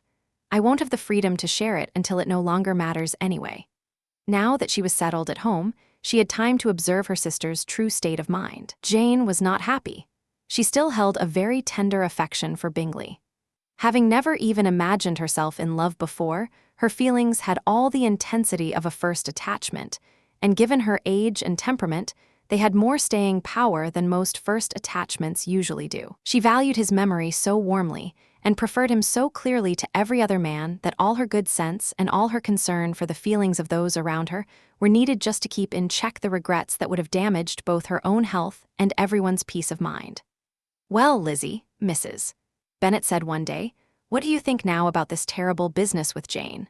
For my part, I've decided never to speak of it again to anyone. I told my sister Phillips exactly that the other day, but I can't figure out whether Jane saw anything of him in London. Well, he's a very undeserving young man, and I don't suppose there's the slightest chance in the world of her ever getting him now. There's no talk of his coming back to Netherfield this summer, and I've asked everyone who might possibly know. I don't believe he'll ever live at Netherfield again. Oh well, that's entirely his choice. Nobody wants him to come, though I'll always say he treated my daughter extremely badly, and if I were her, I wouldn't have put up with it.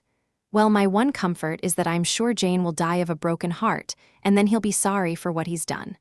But since Elizabeth could find no comfort in such an expectation, she said nothing. "Well, Lizzie," her mother continued shortly afterward, "so the Collinses live very comfortably, do they? Well, I only hope it lasts. And what kind of table do they keep? Charlotte is an excellent manager, I'm sure. If she's half as sharp as her mother, she's careful with money. There's nothing extravagant about their housekeeping, I'm sure." "No, nothing at all. Good management all around, I'm sure. Yes, they'll be careful not to spend beyond their means. They'll never be short of money. Well, good for them. And I suppose they often talk about getting Longbourn when your father is dead. They probably think of it as practically theirs already, I'm sure. It wasn't a subject they could mention in front of me. No, it would have been strange if they had, but I have no doubt they talk about it between themselves all the time. Well, if they can be comfortable with an estate that isn't rightfully theirs, good for them. I'd be ashamed to have one that was only entailed to me." Chapter 41. The first week of their return passed quickly. The second began. It was the regiment's last week in Meryton, and all the young women in the neighborhood were rapidly losing their spirits. The dejection was almost universal. Only the elder Miss Bennets were still able to eat, drink, sleep, and go about their usual activities. Kitty and Lydia frequently criticized them for this lack of feeling. Their own misery was extreme, and they couldn't understand such hard-heartedness in any member of the family. "Good heaven, what will become of us? What are we going to do?" They would often cry out in the depths of their misery. "How can you be smiling like that, Lizzie?" Their affectionate mother shared all their grief. She remembered what she herself had endured on a similar occasion 25 years ago. "I'm sure," she said, "I cried for 2 days straight when Colonel Miller's regiment left. I thought I'd break my heart. I'm sure I'll break mine, Lydia said. If only we could go to Brighton, Mrs. Bennet observed. Oh yes, if only we could go to Brighton, but Papa is so disagreeable. A little sea bathing would set me up forever. And my Aunt Phillips is sure it would do me a great deal of good, Kitty added. These were the kinds of complaints constantly echoing through Longbourn House. Elizabeth tried to be amused by them, but all sense of pleasure was lost in shame. She felt again the justice of Mr. Darcy's objections, and she had never been so inclined to forgive his interference in his friend's plans. But Lydia's gloomy outlook was soon cleared away when she received an invitation from Mrs. Forster, the Colonel's wife, to accompany her to Brighton. This invaluable friend was a very young woman who had only recently married. A similarity in good humor and high spirits had drawn her and Lydia together, and out of their 3 months' acquaintance, they had been close friends for 2. Lydia's rapture at this news, her adoration of Mrs. Forster, Mrs. Bennet's delight, and Kitty's mortification can hardly be described. Completely oblivious to her sister's feelings, Lydia flew around the house in restless ecstasy, demanding everyone's congratulations, laughing and talking more loudly than ever, while the unfortunate Kitty stayed in the parlor complaining about her fate in the most unreasonable terms, her voice full of resentment. I don't see why Mrs. Forster shouldn't ask me as well as Lydia, she said. Even though I'm not her particular friend, I have just as much right to be asked as she does, more actually since I'm 2 years older. Elizabeth tried in vain to make her see reason, and Jane tried to help her accept it. As for Elizabeth herself, this invitation was so far from exciting the same feelings in her as it did in her mother and Lydia, that she saw it as the death sentence for any possibility of Lydia ever developing common sense. And as detestable as such a step would make Lydia look if it became known, Elizabeth couldn't help secretly advising her father not to let her go. She laid out for him all the problems with Lydia's general behavior, the little benefit she could gain from friendship with someone like Mrs. Forster, and the likelihood that she would be even more reckless with such a companion at Brighton, where the temptations would be greater than at home. He listened carefully, then said, Lydia will never be satisfied until she's made a fool of herself in some public place or other, and we can never expect her to do it with less expense or inconvenience to her family than under the present circumstances. If you understood, Elizabeth said, the very great harm to all of us that must come from public notice of Lydia's careless and reckless behavior, harm that has already come from it, I'm sure you judge the situation differently. Already come from it? Mr. Bennet repeated. What, has she frightened away some of your suitors? Poor little Lizzie, but don't be discouraged. Young men too squeamish to be connected with a little foolishness aren't worth regretting. Come, let me see the list of pathetic fellows who have been kept away by Lydia's nonsense. You're mistaken, I have no such personal injuries to complain about. It's not specific problems but general harm I'm talking about. Our importance, our respectability in the world must be affected by the wild recklessness, the boldness, and the complete disregard for any restraint that mark Lydia's character. Excuse me, but I must speak plainly. If you, my dear father, won't take the trouble to check her excessive energy and teach her that her current pursuits can't be the focus of her entire life, she'll soon be beyond help. Her character will be set, and at 16 she'll be the most determined flirt who ever made herself and her family ridiculous. A flirt of the worst and cheapest kind, with no attraction beyond youth and a passable appearance. And because of her ignorance and empty-headedness, she'll be completely unable to avoid the universal contempt that her desperate need for attention will provoke. Kitty is in the same danger. She'll follow wherever Lydia leads. Vain, ignorant, idle, and absolutely uncontrolled. Oh, my dear father, can you really think it's possible that they won't be criticized and looked down on wherever they're known, and that their sisters won't often be caught up in the disgrace? Mr. Bennet saw that she was deeply serious about this, and taking her hand affectionately, he replied, Don't worry yourself, my love. Wherever you and Jane are known, you'll be respected and valued. You won't look any worse for having a couple, or I should say 3, very silly sisters. We'll have no peace at Longbourn if Lydia doesn't go to Brighton. Let her go, then. Colonel Forster is a sensible man and will keep her out of any real trouble. And she's fortunately too poor to be a target for anyone. At Brighton, she'll be less important even as a common flirt than she's been here. The officers will find women more worth their attention. Let's hope, then, that being there will teach her her own insignificance. At any rate, she can't get much worse without forcing us to lock her up for the rest of her life. Elizabeth had to accept this answer, but her own opinion remained unchanged, and she left him disappointed and upset. It wasn't in her nature, however, to increase her frustration by dwelling on it. She was confident she had done her duty, and fretting over unavoidable problems or making them worse through anxiety was not part of her character. If Lydia and her mother had known what Elizabeth had discussed with her father, their outrage would hardly have found expression even in their combined chatter. In Lydia's imagination, a visit to Brighton contained every possibility of earthly happiness. She pictured, with her creative fancy, the streets of that fashionable seaside town filled with officers. She saw herself as the object of attention for dozens of them, currently unknown to her. She saw all the glories of the camp, its tents stretched out in beautiful uniform lines, crowded with young and lively people, dazzling with scarlet uniforms. And to complete the picture, she saw herself sitting under a tent, flirting tenderly with at least 6 officers at once. If she had known her sister was trying to tear her away from such prospects and such realities, what would her reaction have been? Only her mother could have understood, as she might have felt nearly the same way. Lydia's going to Brighton was all that consoled Mrs. Bennet for her depressing conviction that her husband would never take her there himself, but they were completely unaware of what had been discussed, and their excitement continued with little interruption right up to the day Lydia left home. Elizabeth was now about to see Mr. Wickham for the last time. Having been in his company frequently since her return, her agitation had mostly passed, and any feelings of romantic interest were completely gone. She had even learned to detect, in the very gentleness that had first charmed her, an affectation and sameness that disgusted and bored her. In his current behavior toward her, she had a fresh source of displeasure, because the interest he soon showed in renewing the attentions that had marked the early part of their acquaintance could only serve, after everything that had happened since, to annoy her. She lost all concern for him when she realized she had been selected as the target of such idle and meaningless flirtation. And while she firmly discouraged it, she couldn't help feeling insulted that he believed that however long, and for whatever reason, his attentions had been withdrawn, her vanity would be satisfied, and her preference secured at any time by their renewal. On the very last day the regiment remained in Meryton, Wickham dined with other officers at Longbourn.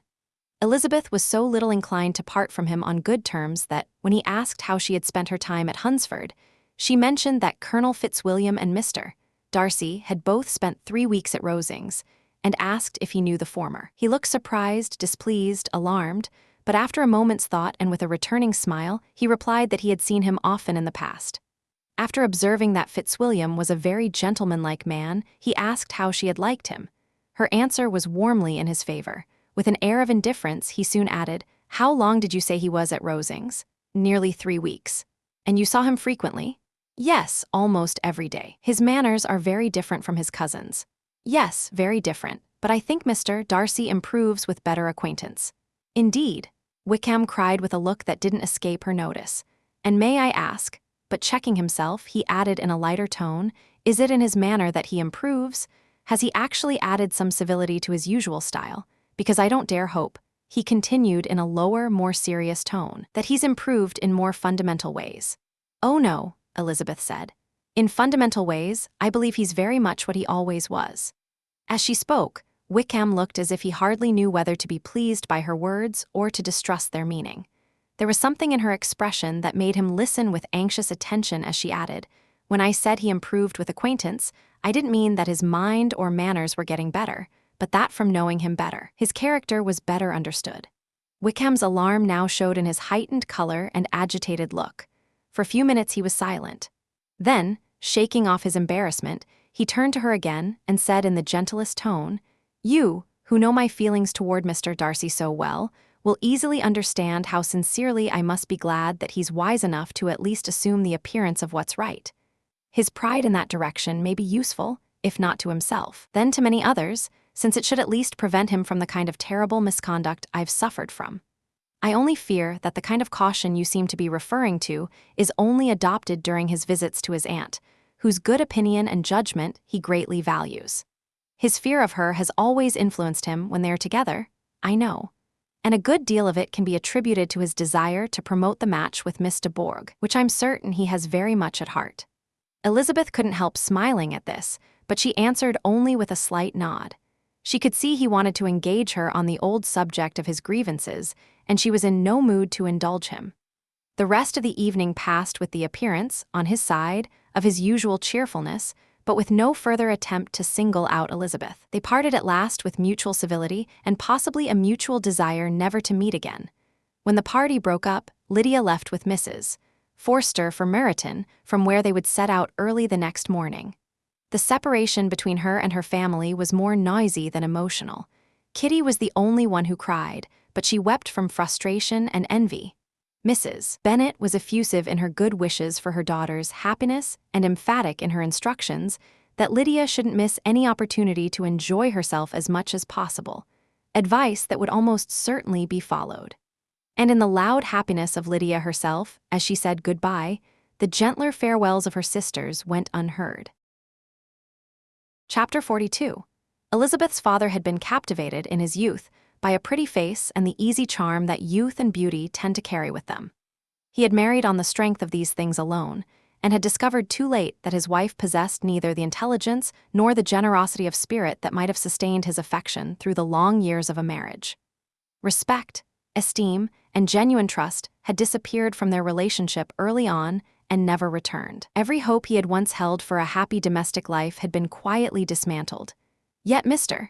Bennet was not the kind of man to seek comfort in the usual ways that unhappy men do. He did not drink or gamble or chase after distractions. He loved the countryside and he loved books, and from these two simple pleasures he had built himself a life that was, if not entirely fulfilling, at least tolerable. His wife, for her part, contributed to his amusement chiefly through her foolishness and her ignorance, which he found endlessly entertaining in a dry, detached sort of way. It was not the kind of happiness a man would choose or feel proud of, but when better sources of entertainment are unavailable, a philosophical man will take what he can get. Elizabeth, however, had never been able to look at her father's conduct toward her mother without feeling a quiet, persistent discomfort. She loved him and admired his mind and was genuinely grateful for the warmth he had always shown her specifically, but she could not entirely excuse him. She could see clearly enough what he was doing when he mocked her mother in front of the children, and she understood that it was wrong, even if she could not always bring herself to say so. She had learned to push the thought aside, to focus on his good qualities, and let the rest go, but she had never felt the weight of it as sharply as she did now. She had never before so clearly seen how much damage could be done by a marriage built on entirely the wrong foundations, or how far the consequences of her father's choices reached. He was a clever man. He could have used that cleverness to protect his daughters, to preserve their reputations and their futures, even if he could do nothing about the limitations of their mother's mind. Instead, he had squandered it on irony and retreat, and his daughters were the ones left to bear the cost. When Wickham and the regiment finally left the area, Elizabeth had felt a genuine surge of relief. But she found, in the aftermath, that relief was not the same thing as happiness. The social life of the neighborhood, which had been so animated while the officers were stationed nearby, went flat almost immediately. At home, her mother and Kitty filled the house with complaints about how dull everything had become, and the atmosphere at Longbourn grew heavy and cheerless. Kitty might recover in time, Elizabeth thought. With the source of her agitation removed, she might gradually settle back into something resembling sense. But Lydia, off at Brighton with a regiment and a commanding officer's obliging wife, was in precisely the kind of environment most likely to make her worse. Elizabeth discovered, as people have discovered many times before her, that the thing she had been eagerly anticipating did not deliver quite what she had imagined it would. The departure of Wickham and the regiment had been the event she had been waiting for, and now that it had arrived, she had to find something else to look forward to. She fixed her hopes on the planned trip north with her aunt and Uncle Gardiner. A tour of the Lake District, that was the thing. She turned the prospect over in her mind whenever the complaints of her mother and sister grew too wearing, and it helped. She allowed herself to enjoy the anticipation. She even found a kind of wry humor in the fact that the trip wasn't yet entirely arranged. It's actually lucky, she thought to herself, that it isn't all settled. If everything were perfectly in order, I'd be guaranteed to be disappointed. As it is, the fact that Jane can't come with us gives me one genuine regret to carry along, which means everything else stands a reasonable chance of being wonderful. A plan with nothing missing never quite works out. A little bit of disappointment built in at the start is the only reliable insurance against the larger kind. Lydia, for her part, had promised faithfully to write long and frequent letters to both her mother and Kitty. The letters, when they eventually arrived, were neither long nor particularly informative. Those she sent to her mother reported, in breathless and abbreviated fashion, that they had just come back from the library, where various officers had been in attendance, and that she had seen some absolutely gorgeous accessories that she was simply desperate for, and that she had a new dress or a new parasol she would describe in detail, except that Mrs. Forster was calling her this very minute, and they were all rushing off to the camp. Her letters to Kitty were slightly longer, but consisted largely of underlined words and passages that clearly weren't meant for anyone else's eyes. After the first 2 or 3 weeks of Lydia's absence, the atmosphere at Longbourn began to improve in spite of itself. The weather was warmer. Families who had been away in town for the winter came back to the country. There were visits and engagements and small pleasures to occupy the days. Mrs. Bennet settled back into her ordinary level of mild dissatisfaction, which was at least familiar and manageable. By the middle of June, Kitty had recovered enough to walk into Meryton without crying, which Elizabeth took as a hopeful sign. With any luck, she thought, by Christmas Kitty might be able to get through an entire day without mentioning an officer more than once, provided, of course, that the army in its wisdom did not station another regiment in the neighborhood and undo everything. The northern tour was now only a fortnight away when a letter arrived from Mrs. Gardiner that changed everything. Mr. Gardiner, it turned out, could not leave London until 2 weeks later than originally planned, and even then he would need to return within a month. This compressed the available time so significantly that the lakes were simply out of reach. There wasn't enough time to get there and back and do it properly. They would have to scale the trip back considerably and go no further north than Derbyshire. Derbyshire, Mrs. Gardiner pointed out, had plenty to recommend it. 3 weeks there would be more than enough to keep them occupied. And for Mrs. Gardiner personally, it held a particular appeal. She had lived in that county for several years when she was younger, and there was a town there, Lambton, where she still had friends and where she was eager to return. Elizabeth was genuinely disappointed. She had set her heart on seeing the lakes and still half believed they could have managed it if they'd tried. But she was too sensible and too good-natured to sulk about it for long. She made a deliberate decision to be content, and soon enough she was. And then the name Derbyshire brought another thought with it, one she couldn't quite push away. Pemberley was in Derbyshire. And where there was Pemberley, there was Mr. Darcy. She caught herself thinking about it and gave herself a private, slightly amused reassurance. Surely I'm allowed to travel through his county without it meaning anything, she thought. I can pick up a few local souvenirs without him even knowing I was there. The remaining 4 weeks until the Gardiners' arrival passed slowly, and then, at last, the whole family appeared at Longbourn, Mr. and Mrs. Gardiner and their 4 children, 2 girls of 6 and 8 and 2 younger boys. The children were to stay behind with Jane, who was universally adored by them and who had exactly the right combination of patience, warmth, and good sense to look after them well. She would teach them and play with them and keep them happy, and they would be in excellent hands. The Gardiners stayed only 1 night before setting off with Elizabeth the following morning. Whatever disappointments the altered route might bring, one thing was certain to be a pleasure. The company, Mr. and Mrs. Gardiner, were exactly the kind of traveling companions one hoped for, healthy and good-humored, capable of taking inconveniences in stride, and interesting enough to entertain one another even when the scenery failed to cooperate. There is no need here to describe the journey in detail. Oxford, Blenheim, Warwick, Kenilworth, Birmingham, these are well known enough. What matters is the smaller geography, the final stretch of the trip. They had worked their way through the main sites of the region when Mrs. Gardiner turned her attention toward Lambton, the town of her earlier years, where she had lately heard that some old acquaintances were still living, and it was while they were discussing the route one evening that Mrs. Gardiner happened to mention, almost in passing, that Pemberley was only about 5 miles from Lambton, barely a mile or 2 out of their way, really. "Darling, wouldn't you like to see it?" her aunt asked Elizabeth that evening. "You've heard so much about the place, and it's connected to so many people you know. Wickham grew up there, after all." Elizabeth felt a sudden tightening in her chest. She had no business going to Pemberley. The very idea was absurd. She made a vague excuse. She was tired of grand houses. She'd seen so many on this trip. She really couldn't work up much enthusiasm for more impressive carpets and heavy drapes. Mrs. Gardiner brushed this aside with cheerful impatience. "If it were just the house, I wouldn't insist," she said.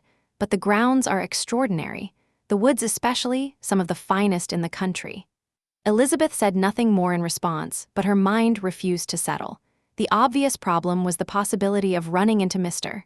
Darcy. The thought alone made her face go warm. It would be mortifying beyond description. She very nearly decided to tell her aunt the real reason she was reluctant, but she held back. There was another option. She would simply find out quietly whether the family was currently in residence. If they were away, there was no danger. If they were there, she would find a way to get out of the visit. That night, before she went to sleep, she sought out the chambermaid and asked, with what she hoped sounded like casual curiosity, about Pemberley. Was it a fine estate? Who owned it? And the question that mattered most, was the family there at the moment? The answer to the last question was a reassuring no. The family was not in residence. Elizabeth felt the tension leave her immediately. With that settled, she found she was actually quite curious to see the place. When the subject came up again the next morning and her aunt and uncle looked to her for an answer, she was able to say, with a perfectly composed and indifferent air, that she had no real objection to going after all. And so it was decided. They would go to Pemberley. Chapter 43.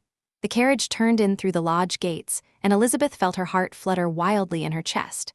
The park was enormous, rolling out in every direction with a richness and variety that seemed almost designed to overwhelm. They entered at one of its lowest points, the road winding through a beautiful stretch of woodland that spread across a wide sweep of ground. Elizabeth's mind was too crowded for conversation, but her eyes moved constantly, drinking in every striking view and memorable corner of the landscape.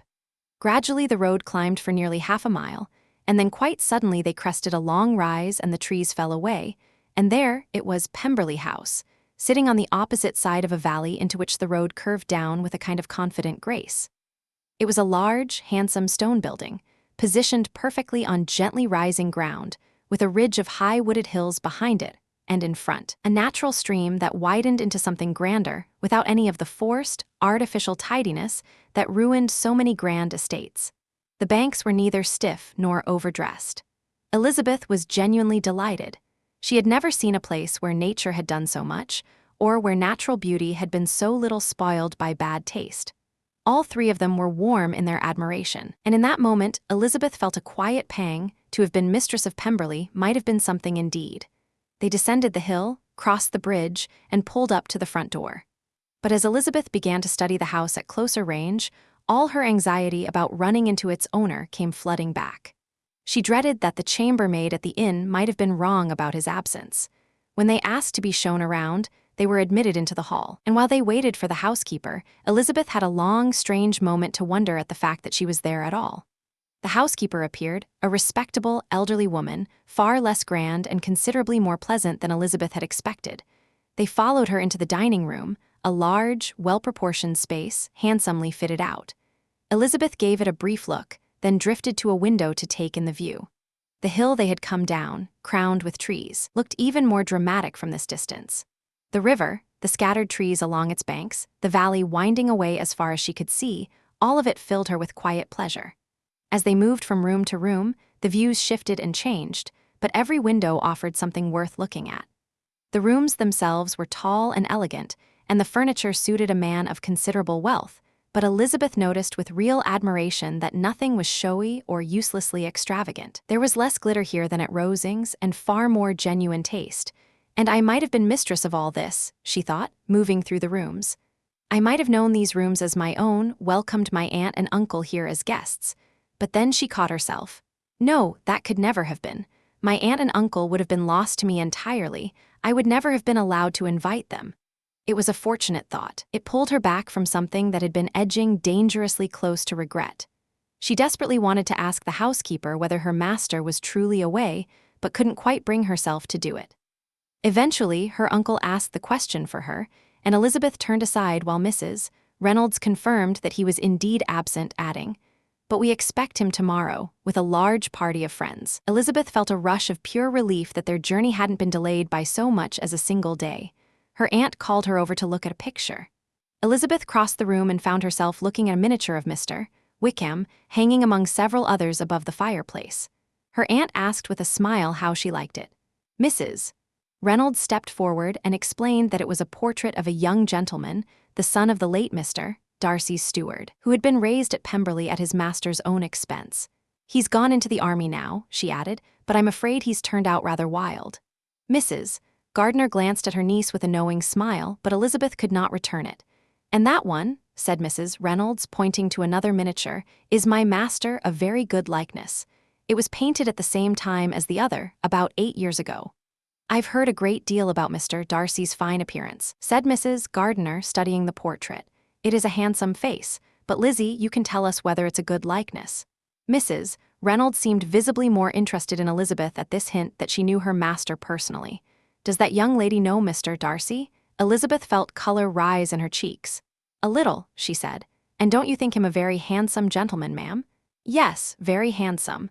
I'm sure I've never seen anyone so handsome," said Mrs. Reynolds with quiet pride, "though upstairs in the gallery you'll see a larger, finer portrait of him. This was my late master's favorite room, and these miniatures have always been kept just as they were in his time. He was very fond of them." That explained, Elizabeth reflected, why Wickham's picture was among them. Mrs. Reynolds then drew their attention to a miniature of Miss Darcy, painted when she was only 8 years old. "Is Miss Darcy as handsome as her brother?" asked Mrs. Gardiner. "Oh, the handsomest young lady you ever saw, and so accomplished. She plays and sings practically all day long. There's a new instrument in the next room, just arrived, a gift from my master. She comes tomorrow with him." Mr. Gardiner, whose manner was easy and genuinely friendly, kept Mrs. Reynolds talking with well-placed questions and comments, and the housekeeper, clearly driven by both pride and real affection, took obvious pleasure in speaking about her master and his sister. "Is Mr. Darcy much at Pemberley during the year?" he asked. "Not as much as I'd like, sir, but I'd say he spends about half his time here, and Miss Darcy is always down for the summer. Except," thought Elizabeth privately, "when she goes to Ramsgate. If your master were to marry, you might see more of him," said Mr. Gardiner. "Yes, sir, but I couldn't say when that will be. I don't know who would be good enough for him." Mr. and Mrs. Gardiner smiled at each other. Elizabeth couldn't help saying, "It says a great deal for him, I'm sure, that you feel that way." "I say nothing but the truth, and anyone who knows him will say the same," Mrs. Reynolds replied firmly. Elizabeth thought this was going rather far, and her astonishment only deepened as the housekeeper continued. "I've never had a cross word from him in my life, and I've known him since he was 4 years old." This was extraordinary. Of all the things she might have heard said about Darcy, this was the most startling, the most directly at odds with everything she had believed. Her keenest attention was now fully engaged, and she was genuinely grateful to her uncle when he said, "There are very few people of whom that much can be said. You're lucky to have such a master." "Yes, sir, I know I am. I could search the whole world and not find better. But I've always believed that children who are good-natured grow up to be good-natured, and he was always the sweetest-tempered, most generous-hearted boy imaginable." Elizabeth almost stared at her. "Can this really be Mr. Darcy?" she thought. "His father was an excellent man," said Mrs. Gardiner.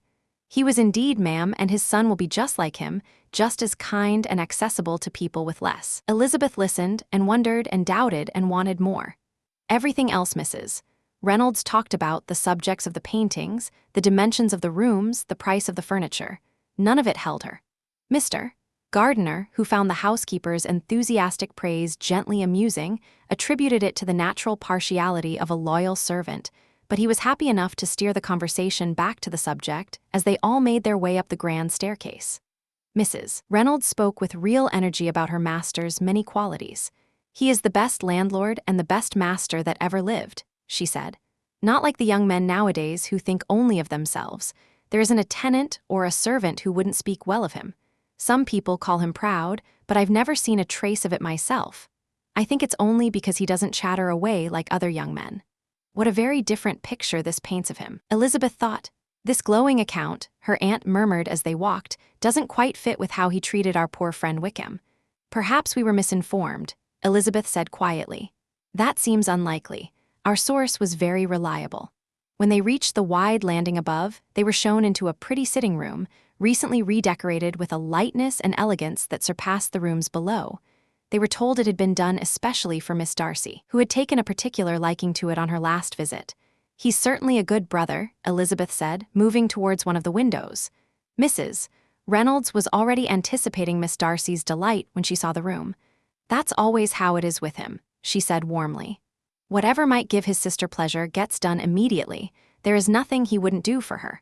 The picture gallery and 2 or 3 of the principal bedrooms were all that remained. The gallery held many fine paintings, though Elizabeth knew little about art, and had found herself drawn instead to some of Miss Darcy's own drawings in crayon, displayed downstairs.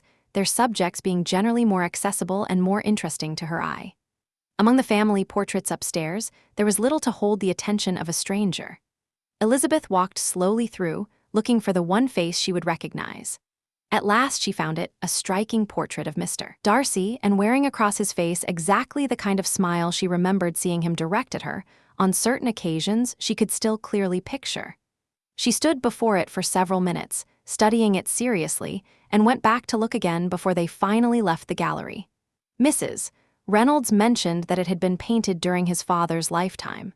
Standing there, Elizabeth was aware of a softer feeling towards the man in the portrait than she had ever felt at any point during their actual acquaintance. The praise Mrs. Reynolds had given him was not trivial. What recommendation could carry more weight than the sincere and unsolicited praise of a long-serving, intelligent member of staff? As a brother, as a landlord, as an employer, she thought of how many people's happiness rested in his hands, how much comfort or unhappiness it was within his power to create. Every single thing the housekeeper had said had reflected well on his character, and as she stood before his painted likeness, meeting those steady eyes, she felt a warmth of gratitude for his regard that she had never felt before, a gratitude that acknowledged the warmth of what he had expressed to her, and softened, in memory, the manner in which he had expressed it. When they had seen everything that was open to visitors, they came back downstairs, thanked the housekeeper, and were handed over to the gardener, who met them at the front door. As they walked across the hall towards the river, Elizabeth paused and turned back for one last look. Her uncle and aunt stopped too, and while Mr. Gardner speculated about when the house had been built, the owner himself appeared without warning from the road that curved behind the building towards the stables. They were no more than 20 yards apart, and the encounter was so sudden that there was absolutely no avoiding it. Their eyes met immediately, and the color flooded into both their faces at once. He actually flinched, and for a moment seemed frozen with shock, but he recovered himself quickly and walked towards the group, speaking to Elizabeth with, if not perfect composure, at least perfect courtesy. She had instinctively turned away, but caught herself and stood her ground, receiving his greeting with an embarrassment she could not begin to hide. Even if his sudden appearance, or the resemblance to the portrait they had just been studying, had not been enough to tell her uncle and aunt exactly who this was, the gardener's startled expression on seeing his master would have made it plain. They stepped back a little, giving the two of them space, while Elizabeth, astonished, flustered, barely able to raise her eyes to his face, struggled to form coherent answers to his polite questions about her family. His manner was so altered from anything she remembered that every word he spoke increased her confusion, and the uncomfortable awareness of how improper it must look, her being found here at all, pressed in on her from every side. The few minutes they stood talking were among the most awkward of her life. He didn't appear much more at ease himself. When he spoke, his voice had none of its usual calm authority, and he asked her repeatedly, in a rushed, slightly distracted way that gave him away, how long she had been away from Longbourn, and how long she planned to stay in Derbyshire. Eventually, he seemed to run out of things to say entirely, stood there for a moment in silence, then abruptly collected himself and took his leave. Her uncle and aunt rejoined her at once, full of admiration for his appearance, but Elizabeth heard none of it. Caught entirely inside her own thoughts, she followed them in silence. She was overwhelmed with embarrassment, with confusion, with something she couldn't quite name. Coming here had been the most ill-advised thing she had ever done. How bizarre it must look to him.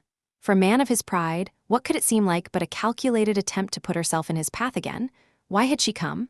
And why, for his part, had he arrived a whole day early? If they had left just 10 minutes sooner, they would have been safely gone before he appeared, for it was obvious he had only just arrived, that very moment, coming from his horse or his carriage.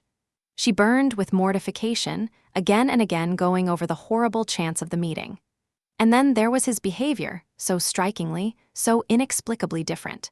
That he had spoken to her at all was extraordinary, but to speak with such courtesy, to ask after her family with such gentleness, she had never in all their acquaintance seen him so unguarded, never heard him speak with such warmth. What a contrast to that last encounter at Rosings Park, when he had pressed his letter into her hand and walked away. She could not make sense of it. They had entered by this point a lovely riverside walk, and every few steps brought a new angle on the woods ahead or a finer stretch of the water. But it was a long while before Elizabeth noticed any of it. She answered her aunt and uncle's comments mechanically and looked wherever they pointed, but she took in nothing. Every thought she had was fixed on Pemberley House, on whatever room within it Mr. Darcy now occupied, and on the question of what he was thinking about her. Whether, in spite of everything, she was still in any sense dear to him. Perhaps the civility had been nothing more than ease, the ease of a man on his own ground, relaxed and in command. And yet there had been something in his voice that hadn't sounded like ease at all. Whether he had felt more pain or more pleasure at seeing her, she couldn't tell, but he certainly had not seen her with any kind of calm. Eventually, her companion's comments about her distraction roused her, and she made a deliberate effort to be more present. They entered the woods and climbed to the higher ground, where gaps in the trees opened out into charming views across the valley, the opposite hills, the long stretches of woodland, the glint of the stream below. Mr. Gardiner expressed a wish to walk the whole perimeter of the park, but wondered aloud whether it might be too far. He was informed with some amusement that it was 10 miles around. That settled it. They continued instead along the usual circuit, which brought them eventually back down through steep hanging woodland to the water's edge at one of its narrowest points. A simple bridge crossed it there, in keeping with the natural, unaffected character of the whole place.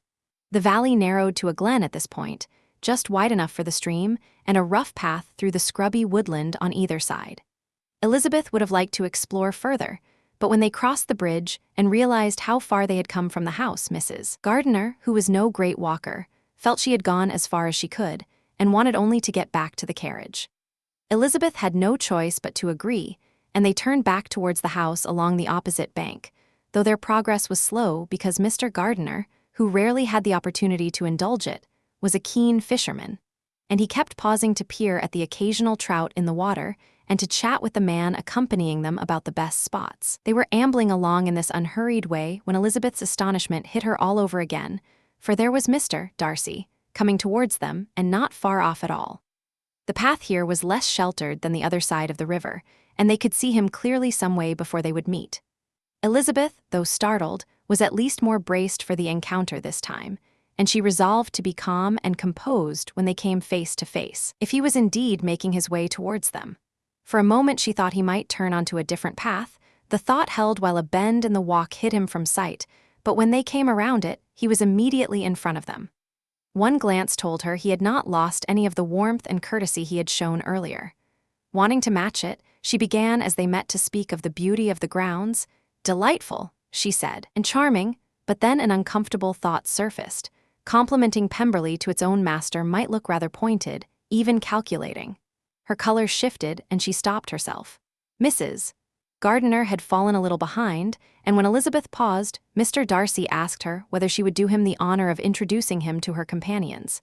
This was so unexpected that she could barely keep the surprise from her face, and she nearly smiled at the irony of it, that this man who had so recently declared her family beneath his consideration was now actively seeking an introduction to some of its members. What will he think, she wondered privately, when he finds out who they are? He must take them at present for people of his own class.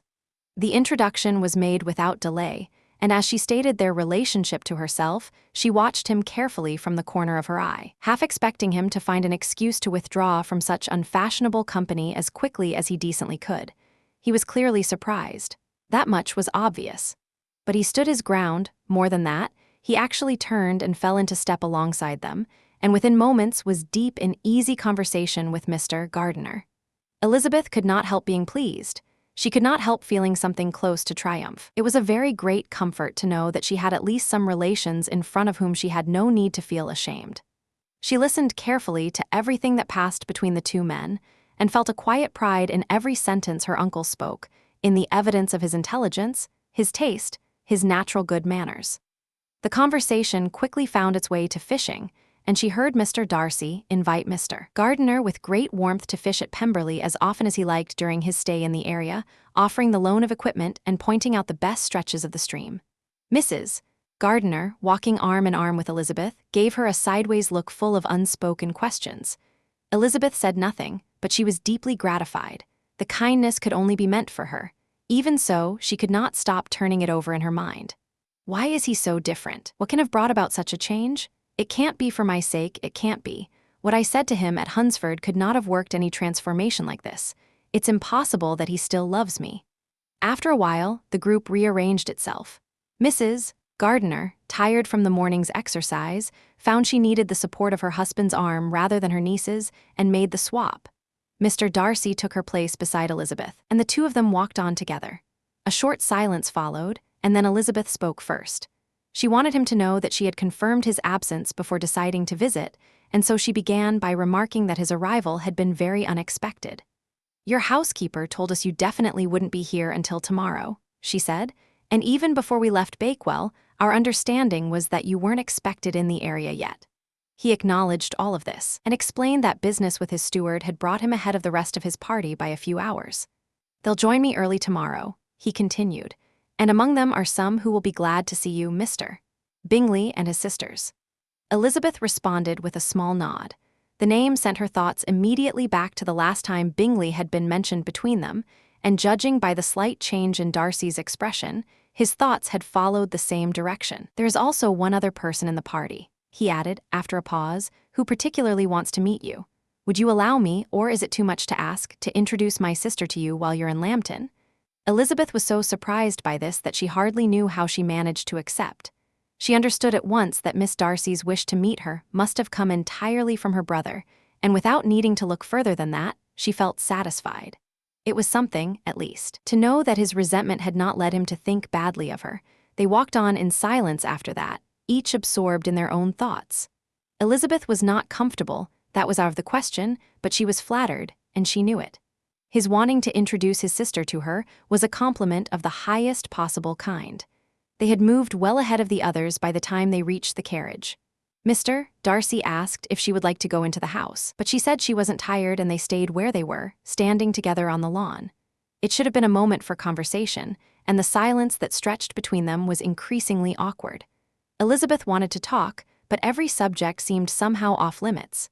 Eventually she remembered that she had been traveling, and they found safe enough ground in discussing Matlock and Dovedale, keeping it up with more persistence than enthusiasm. Time moved slowly, and so did her aunt and uncle. Elizabeth's patience and her fund of conversation were both nearly exhausted by the time Mr. and Mrs. Gardiner finally appeared.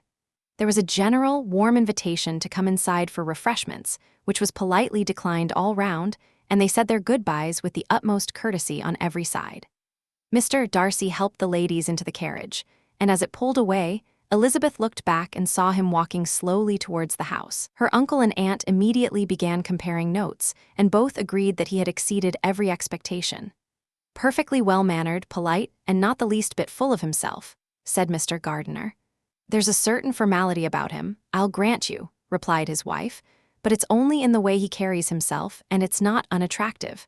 I can say now, along with the housekeeper, that whatever some people may think, I saw nothing like pride in him today. I have never been more surprised by anyone's behavior than by his to us. It went well beyond mere politeness. He was genuinely attentive, and there was absolutely no reason for him to be. His connection with Elizabeth is barely anything at all."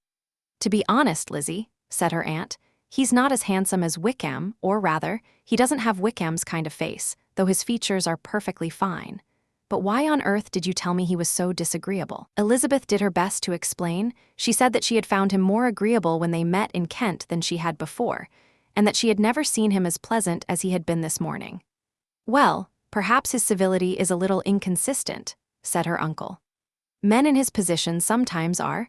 I won't hold him to the fishing invitation. He might think better of it tomorrow and have me thrown off his land." Elizabeth felt with some frustration that they had completely misjudged him, but said nothing. "From what we've seen of him today, Mrs. Gardiner went on, I genuinely cannot imagine how he could have treated poor Wickham so badly. He doesn't have the look of a cruel or petty man. Quite the opposite, there's something very agreeable about his expression when he speaks, and a kind of dignity in his face that suggests a decent heart. Though of course," she added, smiling, "the good housekeeper did give him the most extraordinary character reference I've ever heard. I nearly had to laugh out loud at some of it. Still, he's clearly a generous employer, and in the eyes of a servant, I suppose, that covers a multitude of sins." Elizabeth felt that she owed it to Darcy to say something in his defense, and so, as carefully as she could and without naming her source directly, she gave her aunt and uncle to understand that she had heard things from people connected to him in Kent that put his dealings with Wickham in a very different light, that his character was by no means as flawed as they had been led to believe in Hertfordshire, nor Wickham's as blameless. She outlined the financial history between the two men with enough detail to make the point. Mrs. Gardiner was both surprised and troubled by this, but they were by now approaching the countryside she had known as a girl, and the pull of old memories quickly overtook everything else. She was soon busy pointing out to her husband every familiar landmark and cherished spot of her childhood. Tired as Mrs. Gardiner was from the walk, she could barely wait until dinner was over before she was off to renew old acquaintances, and the evening passed pleasantly in the warmth of a friendship picked up again after many years. For Elizabeth, though, the day had been far too full of its own particular kind of significance to leave much room for anything else. She could do nothing but think, and think with growing wonder about Mr. Darcy's changed manner, and above all, about his wish to introduce her to his sister. Chapter 44. Elizabeth had convinced herself that Mr. Darcy would bring his sister to visit the very day after she arrived at Pemberley, and so she had resolved not to stray from the inn all morning. But she was wrong. The very morning after their arrival in Lambton, the visitors came. She and the Gardiners had been out walking around the town with some of their new acquaintances, and had just made their way back to the inn to change for dinner with the same family. When the sound of a carriage drew them all to the window, they looked down into the street and saw a gentleman and a lady riding up in a curricle. Elizabeth recognized the livery immediately and understood at once what it meant. She turned to her relations and told them who was coming and the honor they were about to receive. Her uncle and aunt were stunned, but more than their surprise, it was the way Elizabeth spoke that caught their attention.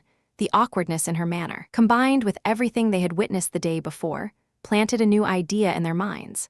Nothing had ever hinted at it before, but now they found themselves struggling to explain why such attentions would come from such a source, unless Mr. Darcy had developed a particular feeling for their niece. While these fresh suspicions were taking shape in their minds, Elizabeth's own agitation was growing by the second.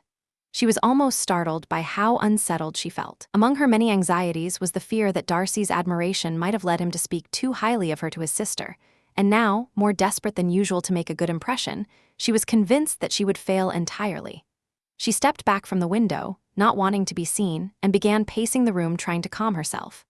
Every glance she caught from her uncle and aunt, full of curious, searching surprise, only made things worse. Then Miss Darcy and her brother appeared, and the dreaded introduction took place. Elizabeth was astonished to discover that her new acquaintance seemed every bit as uncomfortable as she was herself.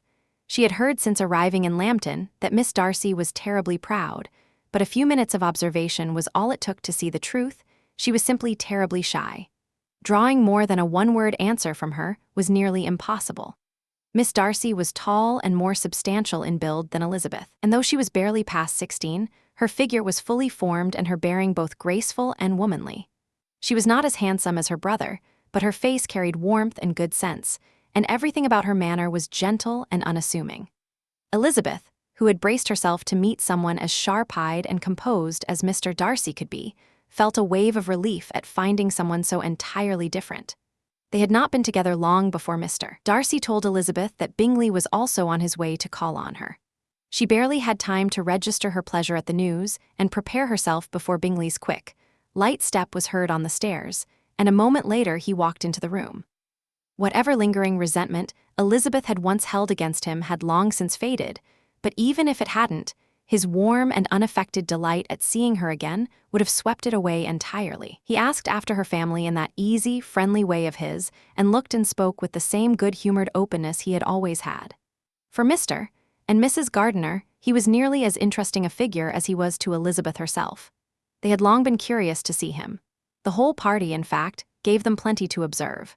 Their fresh suspicions about Mr. Darcy and their niece sharpened their attention, and they watched with careful, quiet interest. It didn't take long before they felt quite certain that at least one person in the room knew exactly what it meant to be in love.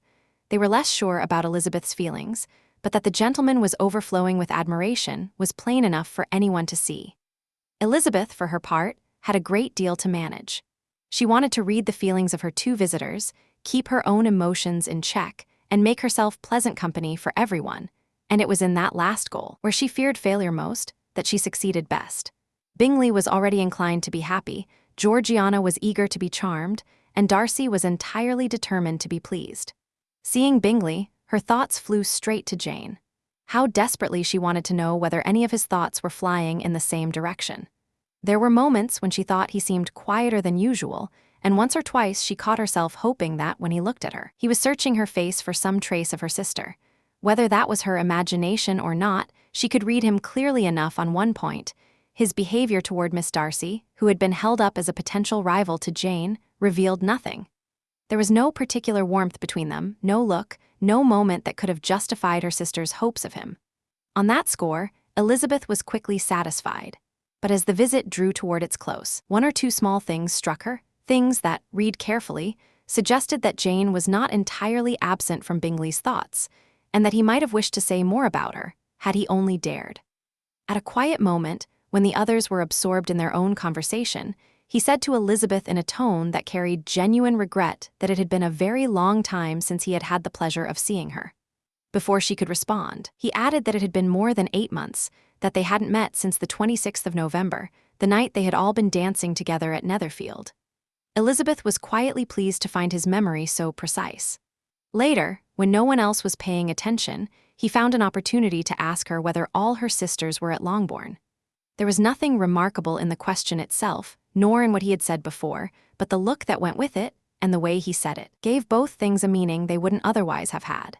She rarely allowed herself to look directly at Mr. Darcy, but on the few occasions when she did steal a glance, she saw an expression of easy, genuine warmth. Everything he said was so entirely free of the arrogance and condescension, she remembered that she was more convinced than ever that the change she had witnessed the previous day was real, that it had lasted at least another day, whatever she had told herself about its permanence.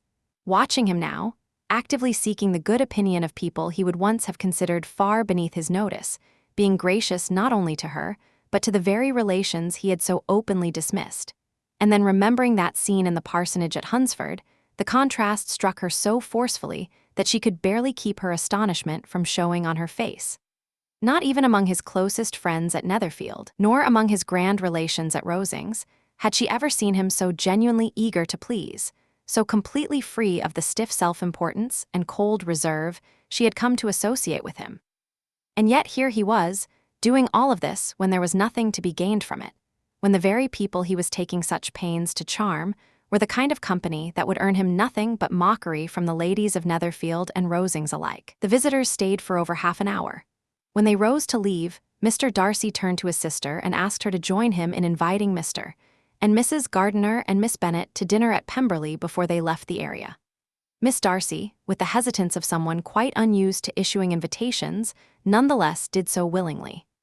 Mrs. Gardiner glanced at her niece, wanting to know how Elizabeth, who was most affected by the invitation, felt about accepting, but Elizabeth had turned her head away, taking the deliberate avoidance as a sign of a fleeting awkwardness rather than any real objection, and seeing that her husband was entirely happy to accept Mrs. Gardiner took it upon herself to commit them all. The day after next was settled. Bingley said warmly that he was very glad to know he would see Elizabeth again, mentioning that he still had a great deal to say to her and many questions to ask about their mutual friends in Hertfordshire. Elizabeth chose to take all of this as a wish to hear her talk about Jane, and was pleased by it. When their visitors finally left, she found herself looking back on the past half hour with something that felt, if not quite like enjoyment, at least like quiet satisfaction. Though in the moment itself, she had been far too agitated to enjoy any of it. Eager to be alone, and nervous that her uncle and aunt might start asking questions or dropping hints, she stayed with them only long enough to hear their warm approval of Bingley before slipping away to get dressed. As it turned out, she had nothing to fear. Mr. and Mrs. Gardiner had no intention of pressing her. It was obvious enough that she knew Mr. Darcy far better than they had ever suspected, and equally obvious that he was very much in love with her. They saw plenty that interested them and nothing that required them to pry. They found themselves increasingly inclined to think well of Mr. Darcy, and from everything they had seen of him directly, there was nothing to fault. His courtesy had not been lost on them. If they had formed an impression of him solely from what they had seen and from what the housekeeper had told them, no one back in Hertfordshire who had known him would have believed they were talking about the same man. But there was every reason now to take the housekeeper at her word, a woman who had known him since he was 4 years old and whose own manner suggested she was perfectly credible. Nothing they had heard from their friends in Lambton had done anything to undermine that impression either. The one charge that could fairly be laid against him was pride, and he probably did have some of that. Then again, if he hadn't, the people in a small market town that his family never visited would certainly have assumed it anyway. What was universally acknowledged, however, was that he was a generous man who did a great deal of good for those in need around his estate. On the matter of Wickham, the gardeners soon discovered that he was not especially well thought of in that part of the world. The full details of his dealings with Darcy were not widely known, but it was common knowledge that when he had left Derbyshire, he had walked away owing money to a great many people, debts which Mr. Darcy had quietly settled afterward. As for Elizabeth, her thoughts kept drifting back to Pemberley that evening even more than they had the night before. The hours passed slowly, but still weren't long enough for her to fully understand what she felt toward the man who lived there. She lay awake for 2 full hours trying to work it out. She certainly didn't hate him. That much was clear. Hatred had been gone for a long time, and for nearly as long she had felt ashamed of herself for ever having felt what could even be called dislike. The respect she had come to feel for him, for his genuine qualities, however reluctantly she had first admitted them, had long since stopped feeling like something she was fighting against. And now, after everything she had heard and seen over the past 2 days, that respect had deepened into something warmer. But beyond respect, beyond esteem, there was something else she couldn't ignore. Gratitude. Not just because he had once loved her, but because he still cared for her enough to have forgiven all the sharpness and injustice with which she had refused him, all the accusations she had thrown at him that day. He who she had been so certain would want nothing more to do with her, who she had assumed would treat her as his greatest enemy, had gone out of his way, the moment chance brought them together again, to keep their connection alive. And he had done it without any awkward displays of feeling, without anything that singled out the two of them in a way that would make things uncomfortable. Instead, he had gone to the trouble of winning over her friends and making a point of introducing his sister to her. That a man with so much pride could change so completely, it was astonishing.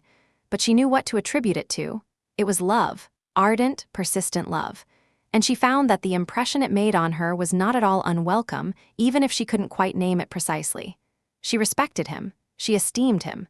She was genuinely grateful to him, and she cared about his happiness in a way that felt real.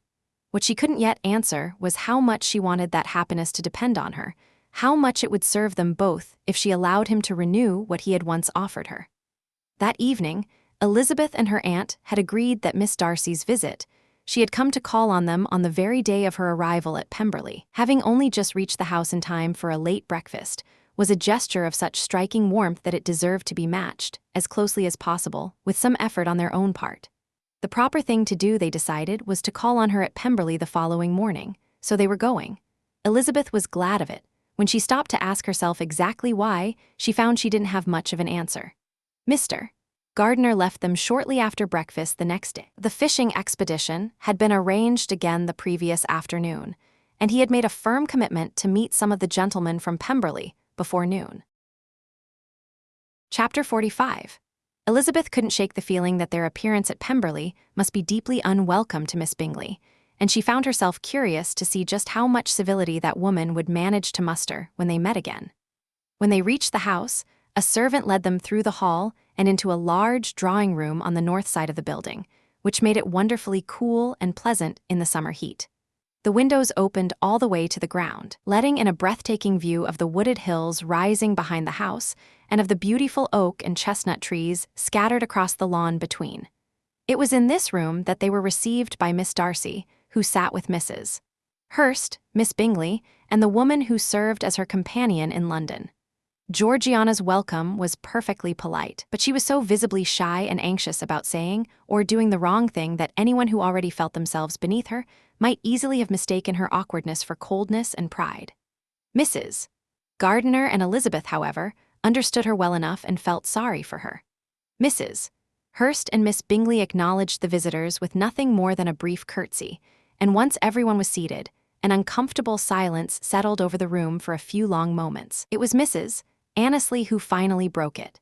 She was a refined, pleasant-looking woman, and her quiet effort to start a conversation revealed far better manners than either Mrs. Hurst or Miss Bingley had shown. The conversation that followed was carried mainly between her and Mrs. Gardiner, with Elizabeth chipping in now and then. Miss Darcy looked as though she desperately wanted to join in but couldn't quite find the nerve, though every so often, when the risk of being heard seemed smallest, she ventured a brief remark. Elizabeth soon noticed that Miss Bingley was watching her closely, and that every word she spoke, especially anything directed at Miss Darcy, immediately drew that woman's attention. Under different circumstances, she might have made more of an effort to talk to Georgiana anyway, but they were seated too far apart to make it easy, and truthfully, Elizabeth didn't mind being spared the effort. Her thoughts were elsewhere. She kept expecting the gentleman to walk in at any moment, and with each passing minute the possibility that Mr. Darcy himself might be among them grew harder to ignore. Whether she was hoping for it or dreading it, she honestly couldn't have said.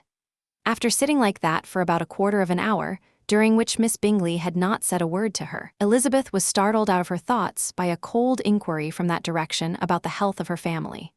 She replied with equal detachment and got nothing further in return. The next break in the visit's monotony came when servants appeared carrying cold meats, cake, and a magnificent spread of the finest fruit in season, though this only happened after Mrs. Annesley had exchanged several meaningful looks and quiet smiles with Miss Darcy to remind her of her duties as hostess. Now at least everyone had something to do. They might not all have had much to say to one another, but they could certainly eat, and the beautiful arrangements of grapes, nectarines, and peaches drew the whole group together around the table. It was while they were gathered there that Elizabeth found her answer about Mr. Darcy, because the moment he walked into the room, her feelings told her everything. She had believed, just seconds before, that she wanted him to come. The instant she saw him, she wished he hadn't. He had been down by the river with Mr. Gardiner and a few other men from the house, and had only left them when word reached him that the ladies of his family were expecting visitors that morning. The moment he appeared, Elizabeth made a firm, quiet decision to be completely at ease and show no embarrassment whatsoever. It was a resolution she knew she needed, though she wasn't at all sure she could keep it, because she could feel that every person in the room had instantly become alert to the situation, and there was hardly a pair of eyes that wasn't watching to see how he would behave. The most intense scrutiny of all came from Miss Bingley, despite the smiles she kept spreading across her face whenever she spoke to anyone. Jealousy hadn't yet driven her to recklessness, and her interest in Mr. Darcy was far from over. Georgiana, the moment her brother came in, made a visible effort to be more talkative, and Elizabeth could see that Darcy was eager for his sister and herself to become properly acquainted. He did everything he quietly could to encourage conversation on both sides. Miss Bingley saw all of this too, and in the poor judgment that anger tends to produce, she seized the first available moment and said, with a smile that barely concealed its sting, "Tell me, Miss Eliza, hasn't the Meryton militia been moved on from the area? They must be quite a loss to your family." She didn't dare mention Wickham's name with Darcy in the room, but Elizabeth understood immediately who was at the top of her thoughts.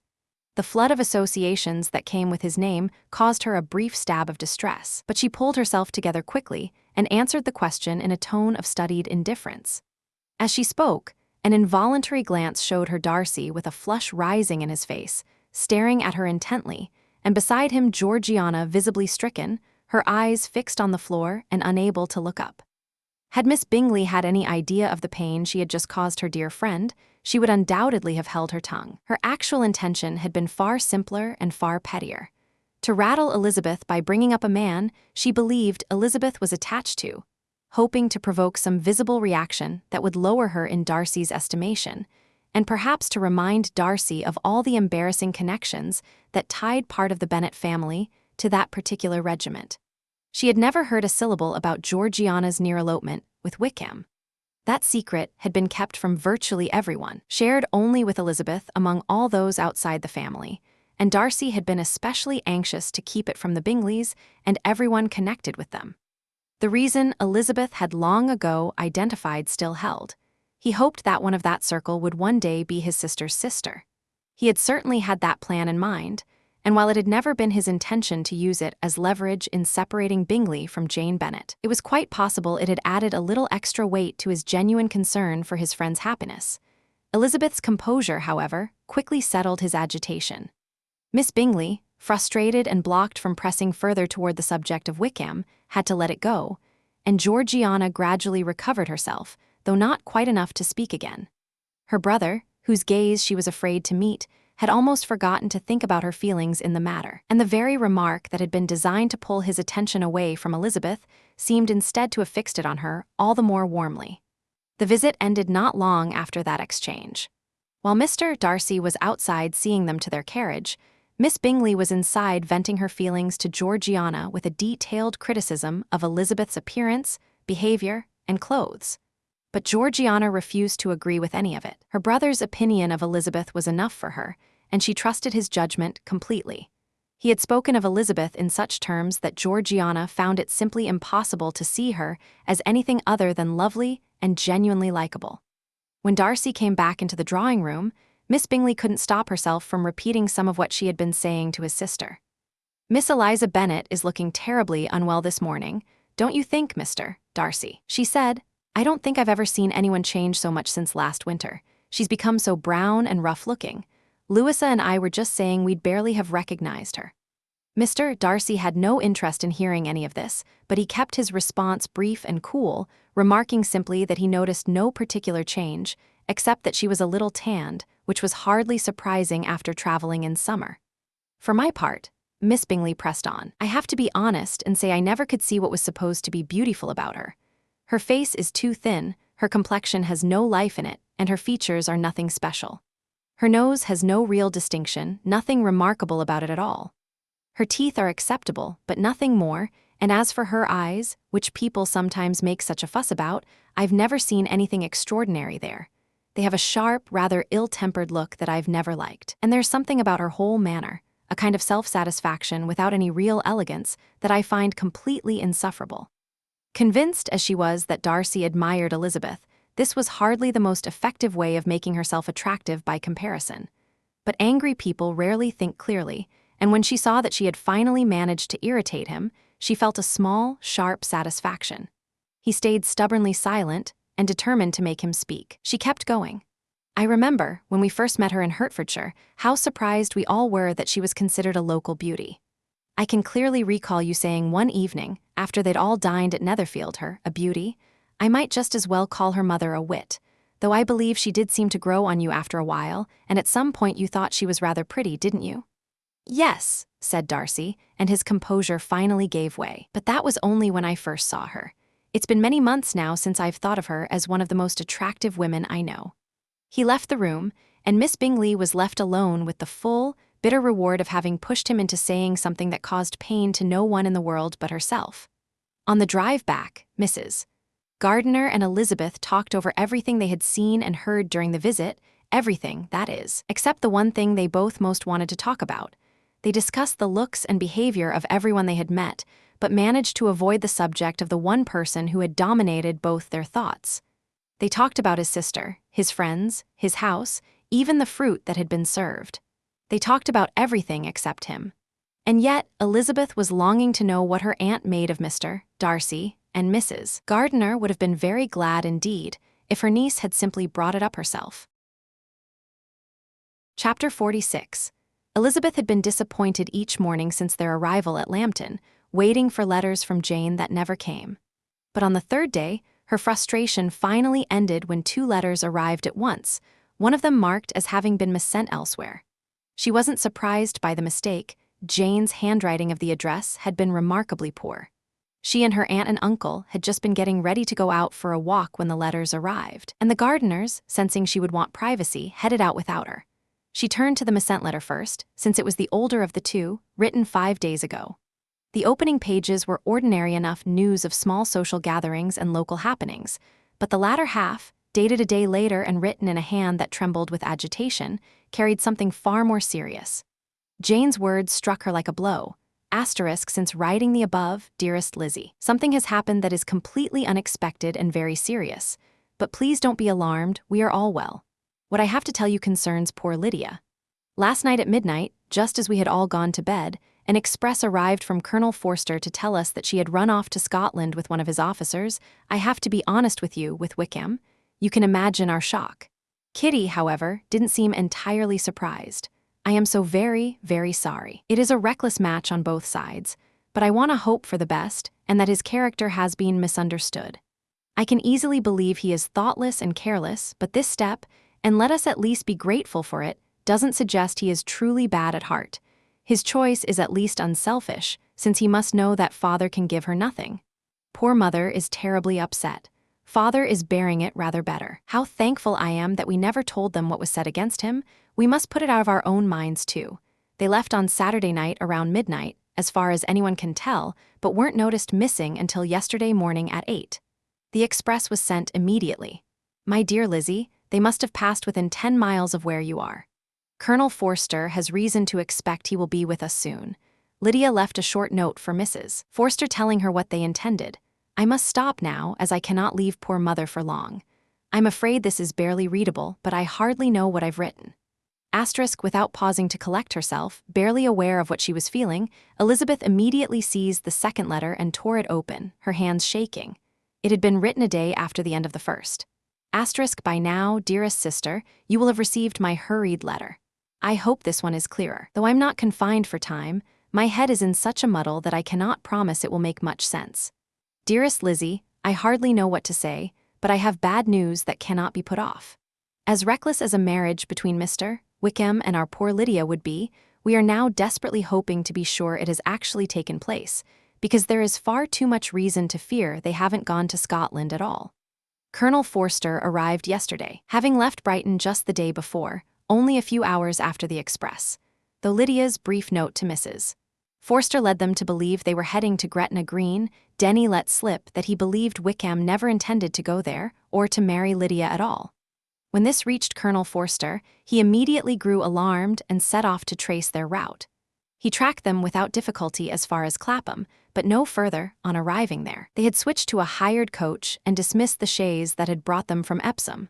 All that is known after that is that they were seen continuing toward London.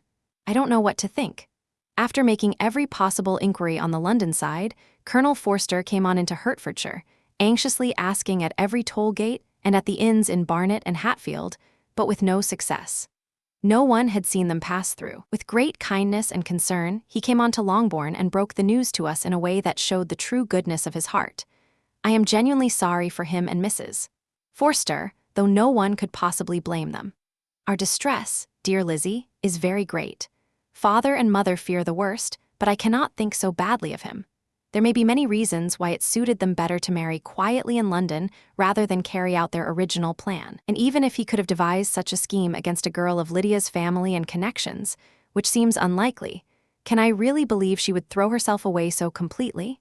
Impossible. I find it troubling, however, that Colonel Forster does not seem confident about their marriage. He shook his head when I expressed my hopes and said he feared Wickham was not a man to be trusted. Poor mother is genuinely ill and has not left her room. It would do her good to try to keep herself occupied, but one cannot expect it of her. As for father, I have never in my life seen him so shaken. Poor Kitty is being blamed for having kept their attachment secret, but since it was told to her in confidence, one cannot entirely wonder at her. I am truly glad, dearest Lizzie, that you have been spared these dreadful scenes, but now that the first shock has passed, shall I confess that I long for you to come back? I am not so selfish as to press you if it is inconvenient. Goodbye for now. Asterisk then, below that, Jane had written again. Asterisk. I have picked up my pen to do exactly what I just said I wouldn't, but circumstances leave me no choice, and I must beg you all earnestly to come home as soon as you possibly can. I know my dear uncle and aunt too well to worry about asking this of them, though I have one further thing to ask of my uncle in particular. Father is going to London with Colonel Forster immediately to try to find her. What he plans to do, I honestly cannot say. His distress is so overwhelming that I don't think he is capable of acting wisely or safely on his own, and Colonel Forster is obliged to return to Brighton tomorrow evening. In a crisis like this, Uncle's advice and help would mean everything. He will immediately understand what I am feeling, and I am depending on his kindness. Asterisk. Where is my uncle? Where is he? Elizabeth cried, leaping from her seat the moment she finished reading, desperate to go after him without losing a single precious second. But as she reached the door, it opened from the other side, and Mr. Darcy walked in. He stopped short at the sight of her. Her face was drained of color, her manner frantic, and before he could collect himself enough to say anything, she burst out, I beg your pardon, but I must go. I need to find Mr. Gardiner this instant, on a matter that cannot wait. I haven't a moment to lose. Good God, what's happened? He exclaimed, his concern cutting through any attempt at composure. Then, catching himself, he said more steadily, "I won't keep you a minute, but please, let me send a servant after Mr. and Mrs. Gardiner. You're in no state to go yourself." Elizabeth hesitated. Her knees were trembling beneath her, and she knew in that moment that she would not make it far on her own.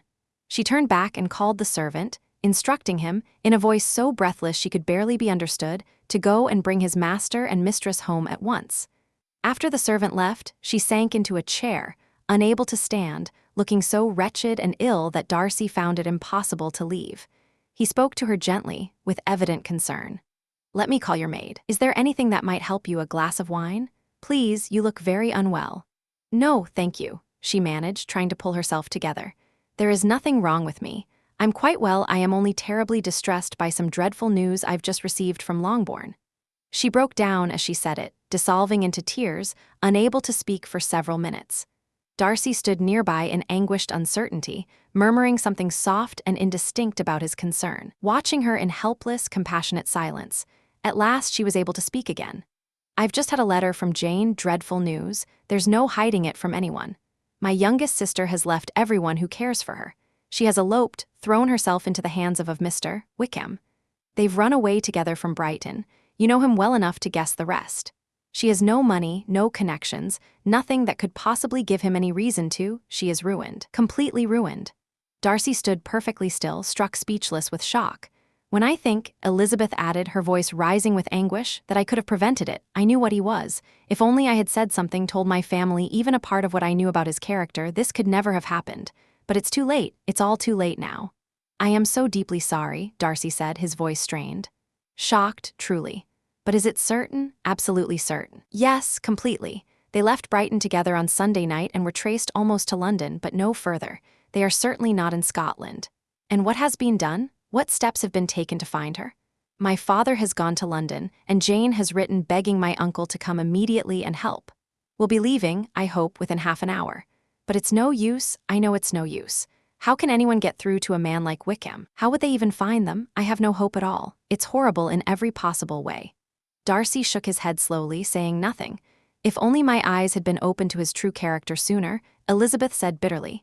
"If only I had known what I should have done, what I had every right to do. But I was afraid of going too far. What a wretched, wretched mistake." He did not answer. He seemed barely to hear her. He had begun pacing the room with deep, restless agitation, his brow drawn, his expression dark and troubled. Elizabeth watched him and understood at once what it meant. Whatever ground she had gained with him, whatever he had begun to feel for her, all of it must crumble under something like this. A family scandal of this magnitude, the deepest possible disgrace. She could not blame him, could not even be surprised, but the understanding brought her no comfort. On the contrary, it brought into sudden, painful clarity exactly what she had lost, or rather, what she had never been able to have.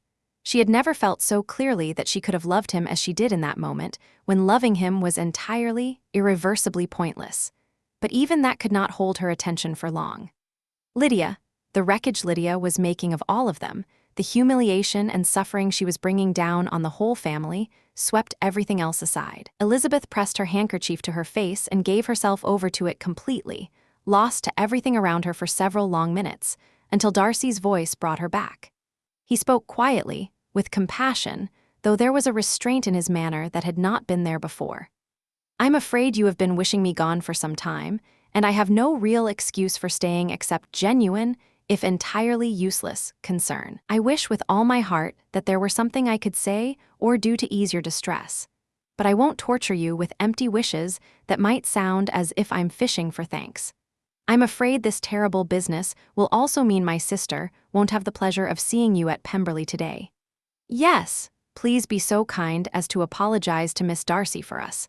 Tell her that urgent business has called us home immediately. Keep the true reason to yourself as long as you possibly can, though I know it won't stay hidden for long."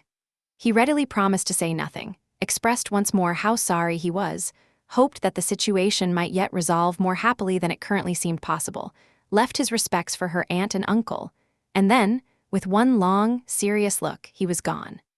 As he left the room, Elizabeth felt with quiet certainty that they would never again meet on the easy, warm terms that had marked their time together in Derbyshire. She looked back over the full course of their acquaintance, so strange, so contradictory, so full of reversal, and felt a deep, helpless sadness at the cruelty of her own feelings. Feelings that had fought against him for so long and had only come fully to life now when nothing could come of them. If gratitude and genuine respect are reasonable foundations for love, then Elizabeth's change of heart was neither surprising nor wrong. If one insists that real feeling can only spring up fully formed at a first glance, before a single word has been exchanged, then perhaps she had no defense, except that she had already tried that approach once, with Wickham, and its failure gave her every reason to trust a slower, harder-won attachment instead. Whatever the case, she watched Darcy go with real regret, and in this first bitter consequence of Lydia's recklessness, she found a fresh layer of anguish. From the moment she had read Jane's second letter, she had never seriously believed Wickham intended to marry Lydia. Only Jane, she thought, could have held on to such a hope. The elopement itself had startled her. It had seemed almost incomprehensible that Wickham would run away with a girl who had nothing, no money, no real connections, nothing to gain him anything at all. And how Lydia had ever managed to attract him in the first place had seemed equally puzzling.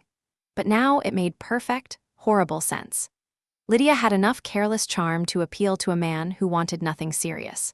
And though Elizabeth didn't believe Lydia had entered into the elopement expecting it to lead nowhere, she had no difficulty believing that neither Lydia's principles nor her good sense were strong enough to protect her from being swept along by someone like Wickham. Looking back, Elizabeth had never noticed any particular attachment between them when the regiment had been in Hertfordshire.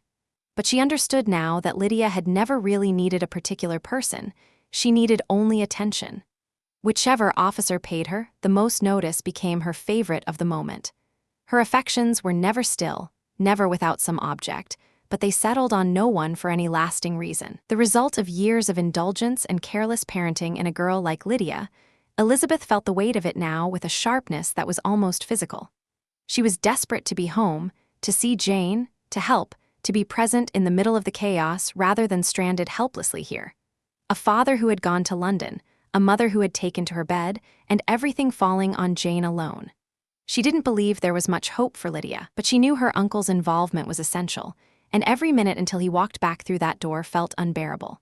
When Mr. and Mrs. Gardiner finally appeared, they were half convinced from the servant's message that Elizabeth was seriously ill. She quickly reassured them, then told them everything at once, reading both letters aloud and dwelling on Jane's desperate postscript with a voice that shook but did not stop. Though Lydia had never been a particular favorite of the Gardiners, the news shook them deeply. This touched every one of them, not just Lydia. After the first stunned expressions of horror, Mr. Gardiner immediately promised to do whatever was in his power. Elizabeth thanked him through tears, and the three of them, completely united in purpose, made arrangements for the journey without wasting another minute. But what about Pemberley? Mrs. Gardiner asked suddenly. John told us Mr. Darcy was here when you sent for us, was he? Yes, Elizabeth said. I told him we wouldn't be able to keep our plans. It's already settled. What's already settled? Her aunt called after her as she hurried to her room to pack, her mind clearly racing. And are they on terms close enough that she could tell him the real truth? Oh, I wish I knew how things stood between them. But there was no time for such questions. The next hour was consumed entirely by activity, notes to be written to their various friends in Lambton, offering polite but vague excuses for their sudden departure, bags to be packed, and Mr. Gardiner's bill at the inn to be settled. Elizabeth, who might otherwise have felt that she was too wretched to do anything at all, found that having tasks to complete was the only thing keeping her from falling apart entirely. And then, almost before she could fully comprehend it, after all the misery of that morning, Elizabeth found herself sitting in the carriage, the wheels already turning, and Longbourn drawing steadily, urgently nearer. Chapter 47. Mr. Gardiner leaned back thoughtfully. You know, on serious reflection, I find myself coming around more to your eldest sister's view of this whole business. When I really think about it, it seems very unlikely that any young man would make such a move against a girl who is by no means without protection or friends, and one who is actually staying in his colonel's own home. I'm inclined to hope for the best. Could he honestly expect that her family wouldn't come forward? Could he expect to remain in good standing with the regiment after such a direct insult to Colonel Forster? The temptation simply isn't worth the risk. Do you really think so? Elizabeth exclaimed, her face brightening for just a moment. Honestly, said Mrs. Gardiner, I'm beginning to agree with your uncle. It would be such an enormous breach of decency, honor, and plain self-interest that I struggle to believe him guilty of it. Can you yourself, Lizzie, think so badly of Wickham as to believe him truly capable of this? Not of neglecting his own interests, perhaps, Elizabeth said carefully. But every other kind of neglect, yes, I can believe him capable of anything. And yet, if that were the case, if their intentions were honorable, why wouldn't they simply go on to Scotland? Why all of this? In the first place, Mr. Gardiner replied, there's no absolute proof that they haven't gone to Scotland. Oh, but the fact that they switched from their carriage into a hired coach, that alone speaks volumes, and besides, there was no trace of them found on the Barnet Road. Well then, suppose they are in London. They might be there simply to keep themselves hidden, with no worse intention than that. Money is likely scarce on both sides, and it might have occurred to them that a London marriage, though slower to arrange, would cost considerably less than running all the way to Scotland. But why all the secrecy? Elizabeth pressed. Why any fear of being found out? Why would their marriage need to be kept quiet? No, this doesn't hold together. His closest friend, as Jane's letter makes clear, was convinced he never intended to marry her at all. Wickham would never marry a woman without money. He simply can't afford to. And what does Lydia have to offer him beyond youth? Good health and a cheerful disposition? What could possibly make him give up every chance of bettering himself through a good match? As for the fear of disgrace in the regiment serving as some kind of restraint, I honestly don't know enough about how such things work to say. But your other argument, I'm afraid, doesn't hold up well either. Lydia has no brothers to stand up for her, and for my father's behavior, his laziness, his habit of paying almost no attention to what goes on in his own family, Wickham might very reasonably assume that he would do as little and care as little as any father possibly could in a situation like this. But do you honestly think Lydia has lost all sense of herself, to the point that she would agree to live with him on any terms other than marriage? It seems that way, and it is truly shocking, Elizabeth replied, her eyes filling with tears, that we should have any reason to doubt a sister's sense of decency and self-respect in something like this. But I really don't know what to say. Maybe I'm not being fair to her. She is very young. She was never taught to think seriously about anything. And for the past 6 months, no, for the past full year, she has been given over entirely to pleasure and vanity. She has been allowed to spend her time however she liked, in the most idle and frivolous way imaginable, and to take up whatever opinions happened to drift her way. Ever since the regiment was stationed at Meryton, nothing has been in her head but love, flirting, and officers. She has done everything she possibly could, by constantly thinking and talking about such things, to make herself more and more susceptible to her own feelings, which were already lively enough to begin with. And we all know that Wickham has every quality of charm and manner that could turn a woman's head. But remember, her aunt pointed out, Jane doesn't think badly enough of Wickham to believe him capable of deliberately ruining her. When does Jane ever think badly of anyone? Elizabeth said. And who is there, whatever they might have done in the past, that she would believe capable of such a thing until it was proven beyond all doubt? But Jane knows as well as I do what Wickham really is. We both know he has been utterly reckless and unprincipled in every sense of the word, that he has neither integrity nor honor, that he is as false and manipulative as he is charming. And you truly know all of this for certain? Mrs. Gardiner asked, her curiosity plainly aroused as to how Elizabeth had come by such knowledge. I do, Elizabeth replied, a flush rising in her cheeks. I told you the other day about how disgracefully he treated Mr. Darcy, and you yourself, when you were last at Longbourn, heard the way he spoke about the man who had shown him nothing but patience and generosity. There are other details I'm not at liberty to share, and which hardly seem worth going into now, but his lies about the entire Darcy family are endless. From the things he told me about Miss Darcy, I went to Pemberley fully expecting to find a proud, cold, disagreeable young woman. Yet he knew perfectly well that the opposite was true. He knew she was as warm and unassuming as we found her to be. But does Lydia know none of this? Can she really be ignorant of what you and Jane seem to understand so clearly? Yes, and that is the worst part of all. Until I was in Kent and spent time with both Mr. Darcy and his cousin Colonel Fitzwilliam, I was ignorant of the truth myself. And when I came home, the regiment was due to leave Meryton within a week or two. Given that, neither Jane, to whom I told everything, nor I thought it necessary to make what we knew public. What good would it have done, really, to destroy the good opinion the whole neighborhood held of him at that point, and even when it was arranged that Lydia would go to Brighton with Mrs. Forster, it never once occurred to me that she needed to be warned about his true character. That she could be in any danger from his deception never entered my head. That something like this could follow from it, You can easily imagine how far that was from anything I anticipated. So when they all went to Brighton, you had no reason at the time to think they were particularly attached to each other? Not the slightest. I can't recall a single sign of any feeling on either side. And if there had been anything of the sort to notice, you must know that ours is not a family that would have missed it. When he first joined the regiment, she was ready enough to admire him. But then again, so were we all. Every girl in and around Meryton was half out of her mind about him for the first couple of months. But he never singled Lydia out with any particular attention, and so, after a period of extravagant and rather wild admiration, her fancy for him faded, and she turned her attention to other officers in the regiment who showed more interest in her. The conversation kept returning to the same anxious ground for the remainder of the journey. No new theories could be raised, no new comfort found, yet none of them could stay away from the subject for long. For Elizabeth, it was never absent from her thoughts for a single moment. She was held there by the sharpest of all torments, self-reproach, and could find no relief, no interval of peace or distraction. They traveled as quickly as they could, stopping for one night along the way, and reached Longbourn by dinner time the following day. Elizabeth took some comfort in knowing that Jane, at least, had not been kept waiting long in suspense. The little Gardiner children had spotted the carriage coming up the lane and were already on the front steps as it pulled through the gate. When it drew up to the door, the delight that broke across their faces, expressed with an explosion of jumping and spinning and gleeful running about, was the first genuinely bright moment of the whole return journey. Elizabeth was out of the carriage before it had properly stopped. She gave each child a quick kiss and hurried inside, where Jane, who had come running down from their mother's room, met her in the entrance hall. The two sisters embraced tightly, both of them in tears, and Elizabeth wasted not a second before asking whether there had been any news of the runaways. "Nothing yet," Jane said, "but now that dear uncle is here, I have hope that everything will come right.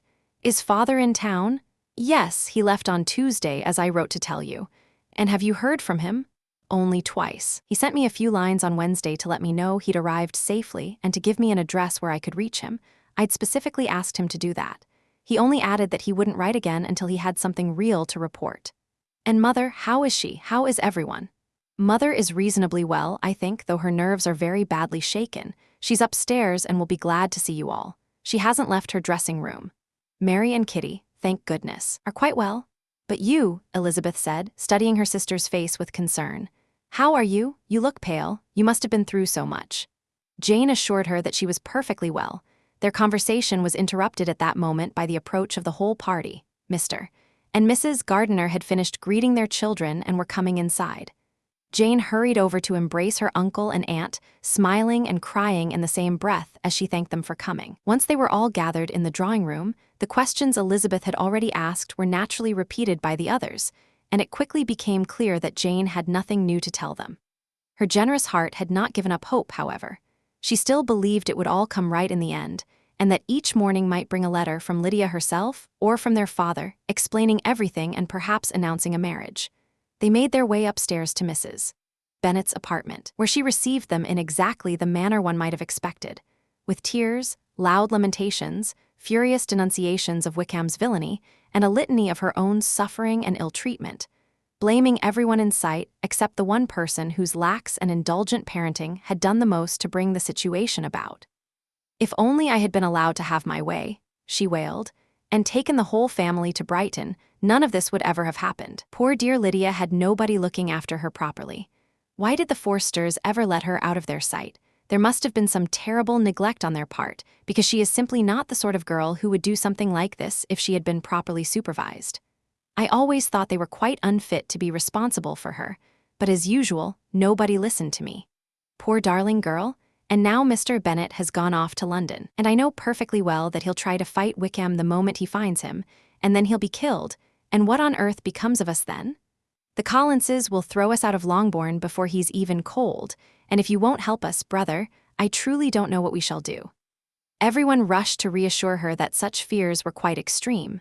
Mr. Gardiner, after warmly expressing his love for her and the whole family, told her that he intended to be in London himself the very next day and would do everything in his power to help Mr. Bennet find Lydia. "Don't give in to pointless panic," he added gently. "It's sensible to be prepared for the worst, but there's no reason to treat the worst as a certainty. They've only been gone less than a week. In a few more days, we may have some real information. Until we actually know that they aren't married and have no intention of marrying, let's not give up on the matter entirely. The moment I arrive in town, I'll go straight to my brother and bring him back with me to Grace Church Street, and then we can figure out together what needs to be done." "Oh, my dear brother, Mrs." Bennet replied, grasping his hands, "that is exactly what I wanted most to hear. And when you get to town, please, find them wherever they are. And if they aren't already married, make them get married. Don't let the question of wedding clothes delay anything. Tell Lydia she can spend whatever she likes on clothes after the wedding. And above everything else, keep Mr. Bennet from fighting anyone. Tell him what a dreadful state I'm in, that I'm absolutely terrified, that I have such trembling, such palpitations, pains in my side, pains in my head, such a pounding in my chest that I can't sleep night or day. And tell my dear Lydia not to order anything for herself until she's seen me first. She doesn't know which shops are the best ones. Oh, brother, you are so good. I know you'll sort everything out." Mr. Gardiner did his best to reassure her, while gently urging her to try to be moderate in both her hopes and her fears. He sat with her in this way until dinner was announced, at which point they all left her to pour out the rest of her feelings to the housekeeper, who had come to attend her in the absence of her daughters. Though Mr. and Mrs. Gardiner privately felt there was no real need for Mrs. Bennet to seclude herself from the rest of the family, they chose not to argue the point. They knew perfectly well that she lacked the self-control to keep her mouth shut in front of the servants at dinner, and they judged it far better that her anxieties be confined to one trusted ear rather than broadcast across the household. In the dining room, Mary and Kitty soon joined them, having been too absorbed in their separate pursuits to appear any sooner, one emerging from her books, the other from her mirror. Both faces were tolerably composed, though Kitty's voice carried a sharper edge of irritability than usual, the result either of missing her favorite sister or of the blame she had attracted to herself in the whole affair. As for Mary, she had sufficient command of herself to lean toward Elizabeth shortly after they sat down and murmur, with an expression of solemn gravity, "This is a most unfortunate business, and it will be talked about a great deal, I'm sure. But we must hold firm against the tide of gossip and offer one another the comfort only sisters can give." Receiving no response from Elizabeth, she pressed on. "As unhappy as all of this is for Lydia, we can at least draw a useful lesson from it. A woman's reputation, once lost, cannot be recovered. A single wrong step leads to ruin without end. Her good name is as fragile as it is precious, and she cannot be too careful in how she conducts herself with men who don't deserve her trust." Elizabeth looked up at her with an expression of barely contained disbelief, but she was too worn down to say a word. Mary, however, continued to draw such improving moral conclusions from the disaster before them, apparently finding in the exercise a kind of private consolation. That afternoon, the two eldest Bennet sisters finally managed to steal half an hour alone together, and Elizabeth immediately seized the chance to ask everything she had not yet been able to ask. Jane was equally eager to answer. After sharing in the general grief over what Elizabeth regarded as all but a certainty, and which Jane could not quite bring herself to call entirely impossible, Elizabeth pressed for more details. "Tell me everything I don't already know," she said. "What exactly did Colonel Forster say? Did anyone have any suspicion before the elopement? Surely he must have seen them together constantly." Colonel Forster did admit that he had suspected some partiality between them, mostly on Lydia's side, but nothing that actually alarmed him. "I feel so dreadfully sorry for him. He has been nothing but kind and attentive throughout all of this. He was actually on his way to see us specifically to express his concern before he even knew for certain that they hadn't gone to Scotland. Once that fear started to spread, it made him travel faster. And was Denny certain that Wickham had no intention of marrying her? Did he know they were planning to run off? Did Colonel Forster speak to Denny directly? Yes, but when Colonel Forster questioned him, Denny denied knowing anything about their plans and wouldn't give his honest opinion.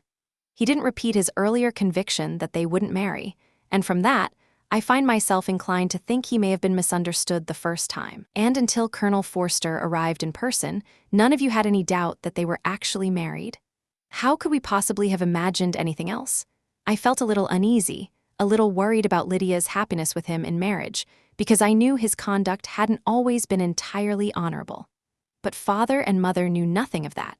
They only felt how reckless a match it was. And then Kitty, rather pleased with herself for knowing more than the rest of us, admitted that Lydia's last letter to her had hinted that something like this might happen. Apparently she had known for weeks that they were in love with each other. But not before they went to Brighton? No, I don't think so. And did Colonel Forster seem to think well of Wickham himself? Does he have any real sense of the man's character? I have to say, he didn't speak of him as well as he used to. He believed him to be reckless and extravagant with money. And since all of this came out, it's been said that Wickham left Meryton with considerable debts, though I do hope that's not true. Oh, Jane, if only we hadn't kept so quiet. If we had told what we knew about him, none of this would have happened. Perhaps it would have been better, Jane agreed quietly. But exposing someone's past failings, without knowing what they might have become in the meantime, seemed wrong to us. We acted with the best intentions. Could Colonel Forster tell you what Lydia's note to his wife actually said? He brought it with him so we could see it. Jane reached into her pocketbook and handed the letter to Elizabeth. Elizabeth unfolded it and read, "My dear Harriet, you'll laugh when you find out where I've gone, and I can barely keep from laughing myself thinking about your surprise tomorrow morning when you discover I'm missing. I'm going to Gretna Green, and if you can't guess who with, then you really are a simpleton because there is only one man in the whole world I love, and he is an absolute angel. I could never be happy without him, so I see nothing wrong in going. You don't need to send word to Longbourn if you'd rather not. The surprise will only be greater when I write to them myself and sign my name Lydia Wickham. What a joke that will be. I can barely write for laughing. Please make my apologies to Pratt for breaking my promise to dance with him tonight. Tell him I hope he'll understand when he knows everything, and that I'll dance with him at the next ball with great pleasure. I'll send for my things when I get to Longbourn, but I do wish you'd ask Sally to mend that large tear in my embroidered muslin gown before it's packed up. Goodbye. Give my love to Colonel Forster. I hope you'll all drink to our safe journey. *** Your affectionate friend, *** Lydia Bennet ***. Oh, thoughtless Lydia. Elizabeth cried when she had finished reading. What a letter to write at such a moment, but at least it makes one thing clear: she was genuinely committed to the journey on her part. Whatever he may have talked her into afterward, this was not, on her side, a calculated scheme of dishonor. My poor father, how this must have hit him. I have never seen anyone so devastated. He couldn't say a single word for a full 10 minutes. Mother collapsed immediately, and the whole house was thrown into complete chaos. Oh, Jane, Elizabeth said with a pained smile, was there a single servant in that house who didn't know the whole story before the day was out? I honestly don't know. I hope there was, but keeping things quiet at a moment like that is nearly impossible. Mother was in hysterics, and though I tried to do everything I could for her, I'm afraid I wasn't as much help as I should have been. The horror of what might happen very nearly overwhelmed me completely. You have been carrying too much of this on your own. You don't look well at all. Oh, if only I had been here with you. You've had every worry and every burden entirely to yourself. Mary and Kitty were very kind and would have shared in all of it, I know, but I didn't feel it was right to ask either of them. Kitty is not strong, and Mary studies so hard that I couldn't bear to disrupt her sleep. Our Aunt Phillips came to Longbourn on Tuesday, the day after Father left, and was good enough to stay through Thursday. She was a real comfort to all of us. And Lady Lucas was very kind as well. She walked over on Wednesday morning to offer her sympathies and said that she or any of her daughters were at our disposal if we needed anything. She would have done better to stay home, Elizabeth said bluntly. She may have meant well, but at a time like this, the last thing one wants is the neighbors. There's no real help they can offer, and their sympathy is unbearable. Let them feel superior from a safe distance. That's all they're really there for anyway. She then turned to asking what steps her father had planned to take in London to try to find Lydia. He intended, I believe, Jane replied, to go to Epsom first, the last place where they changed horses, to speak with the postilions and see if anything useful could be learned. His main goal was to find out the number of the hired coach that picked them up at Clapham. That coach had come down from London, and he thought the sight of a gentleman and a lady transferring from one carriage to another would have been noticed. So he planned to make inquiries at Clapham, and if he could find out where the driver had dropped his previous passenger, he would investigate there too, hoping to track down the coach's regular stand and number. Those were the only plans I managed to piece together. He was in such a hurry to leave, and so upset, that even getting that much out of him took considerable effort. Chapter 48. The morning after Mr. Gardiner's departure, the family waited anxiously for the post, but it arrived without a single letter from Mr. Bennet. They all knew him to be a careless and slow correspondent under ordinary circumstances, but in a crisis like this, they had dared to hope he might make an effort. They were left to conclude that he had no good news to send, though even a confirmation of that would have been something. Mr. Gardiner had been waiting only for letters before setting off himself. Once he was gone, the family took some comfort in knowing they would at least receive regular updates from him, and he had promised, before leaving, to persuade Mr. Bennet to come home to Longbourn as soon as possible. This was a great relief to Mrs. Bennet, who had convinced herself that returning home was the only way to prevent her husband from being killed in a duel. Mrs. Gardiner and the children stayed on in Hertfordshire for a few more days, as she felt her presence might be useful to her nieces. She helped them look after Mrs. Bennet, and was a genuine comfort during whatever quiet hours they could find for themselves. Their other aunt also visited frequently, always claiming her purpose was to cheer them up, though since she never arrived without some fresh story about Wickham's recklessness or financial misconduct, she rarely left without having made everyone feel worse than before. All of Meryton seemed to be doing its best to destroy the reputation of a man who, barely 3 months earlier, had seemed almost impossibly charming and good. He was now said to owe money to every tradesman in town, and his various romantic pursuits, each one generously described as seduction, were alleged to have reached into nearly every local family. Everyone declared him to be the most wicked young man alive, and everyone suddenly remembered that they had always had their suspicions about him. Elizabeth, though she believed perhaps half of what was being said, believed enough to feel even more certain that her sister was ruined. Even Jane, who was skeptical of most of it, was beginning to lose hope, particularly now that enough time had passed that, if Wickham and Lydia had gone to Scotland as Jane had never entirely stopped imagining, some word of them would almost certainly have come through by now. Mr. Gardiner had left Longbourn on a Sunday. By Tuesday, his wife had received a letter from him.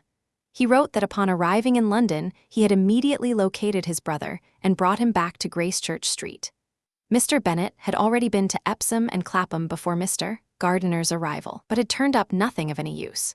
He was now set on visiting all the major hotels in the city, reasoning that Wickham and Lydia might have stayed at one of them when they first arrived in London, before they found somewhere more permanent to stay.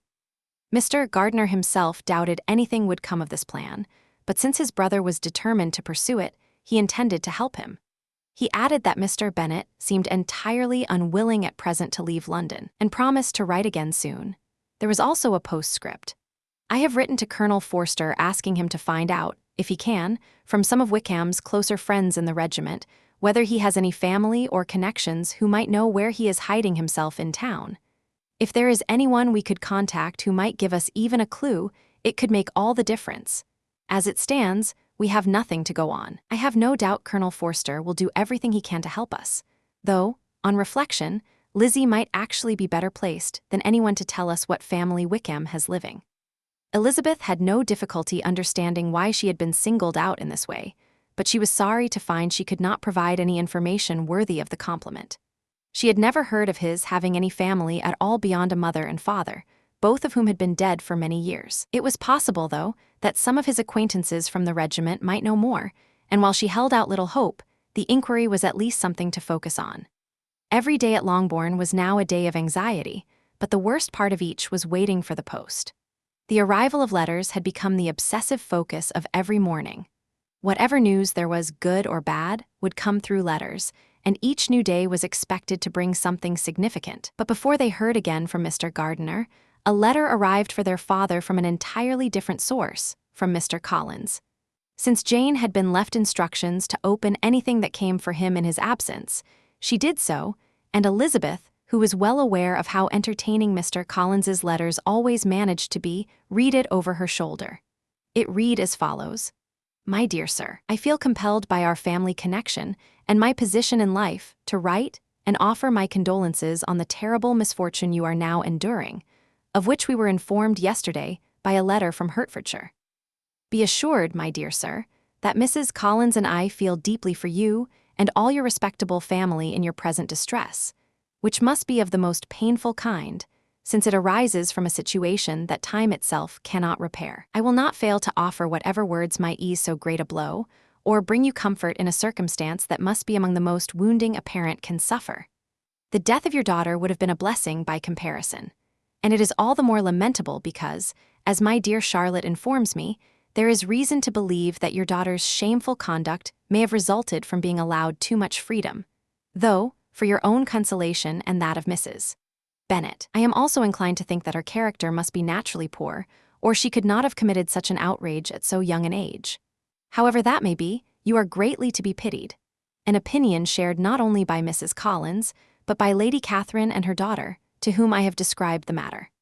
They agree with me that this disgrace on the part of one daughter will damage the prospects of all the others, for who, as Lady Catherine herself graciously observed, would want to marry into such a family? This reflection leads me, I confess, to feel a renewed sense of satisfaction regarding a certain event last November, for had things gone differently, I would now be sharing in all your sorrow and shame. Let me therefore advise you, dear sir, to find what peace you can, to cast off your unworthy child from your heart entirely, and leave her to face the consequences of her own dreadful choices. I am, dear sir, etc., etc. Mr. Gardiner did not write again until he had heard back from Colonel Forster, and when he did, he had nothing good to report. It turned out that Wickham had no family connections with whom he was in regular contact, and certainly no close relatives still living. He had known a great many people over the years, but since joining the militia, he did not appear to have formed any close friendships. There was no one, therefore, who could be counted on to have any idea where he might be.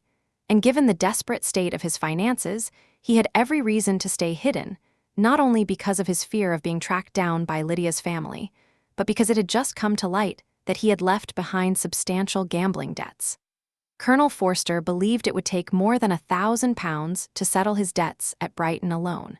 He also owed considerable sums in London, and his debts of honor were even more alarming. Mr. Gardiner made no attempt to hide any of this from the family at Longbourn. Jane received the news with genuine shock. "A gambler," she exclaimed. "I had absolutely no idea. This is completely unexpected." Mr. Gardiner also mentioned in his letter that they could expect their father home the following day, which was Saturday. Worn down by the failure of every effort they had made, Mr. Bennet had finally given in to his brother-in-law's urging and agreed to come home, leaving Mr. Gardiner to handle whatever further steps seemed advisable in continuing the search. When Mrs. Bennet was told her husband was coming home, she did not react with the relief her daughters had anticipated, given how desperately worried she had been about his safety. "What, he's coming home, and without poor Lydia?" she cried. "Surely he can't leave London before he's found them. Who is going to confront Wickham and make him marry her if he comes away now?" Since Mrs. Gardiner was also eager to get back to London, it was arranged that she and the children would travel there at the same time that Mr. Bennet left it. The coach carried them out on the first leg of their journey and brought its master back to Longbourn. Mrs. Gardiner departed still puzzling over Elizabeth and her friend from Derbyshire. Her niece had never once voluntarily mentioned his name in front of them, and the vague expectation Mrs. Gardiner had nurtured, that a letter from him might eventually follow, had come to nothing. Elizabeth had received nothing since her return that could have come from Pemberley. The family's current misery provided a perfectly sufficient explanation for Elizabeth's low spirits, and so nothing particular could be read into them. Yet Elizabeth, who by now understood her own feelings well enough, knew perfectly well that if she had never known anything of Darcy, she would have found Lydia's disgrace somewhat easier to bear. It would have spared her, she thought, at least one sleepless night in every 2. When Mr. Bennet arrived home, he appeared, on the surface, much as he always did, composed, quiet, self-contained. He said as little as ever, made no mention of what had taken him away, and it was some time before his daughters felt able to bring it up. It was not until late afternoon, when he joined them for tea, that Elizabeth found the nerve to raise the subject. She offered a brief, gentle expression of sympathy for everything he had been through. He replied quietly, "Don't say anything about that. Who should suffer for this but me? It was my own doing. I deserve to feel it." "You mustn't be too hard on yourself," Elizabeth said. "That's very kind of you to warn me against it," he replied with a trace of irony. "Human nature is so very quick to fall into self-reproach. But no, Lizzie, let me, just this once in my life, feel the full weight of what I've done wrong. I'm not afraid it will crush me. It will pass soon enough."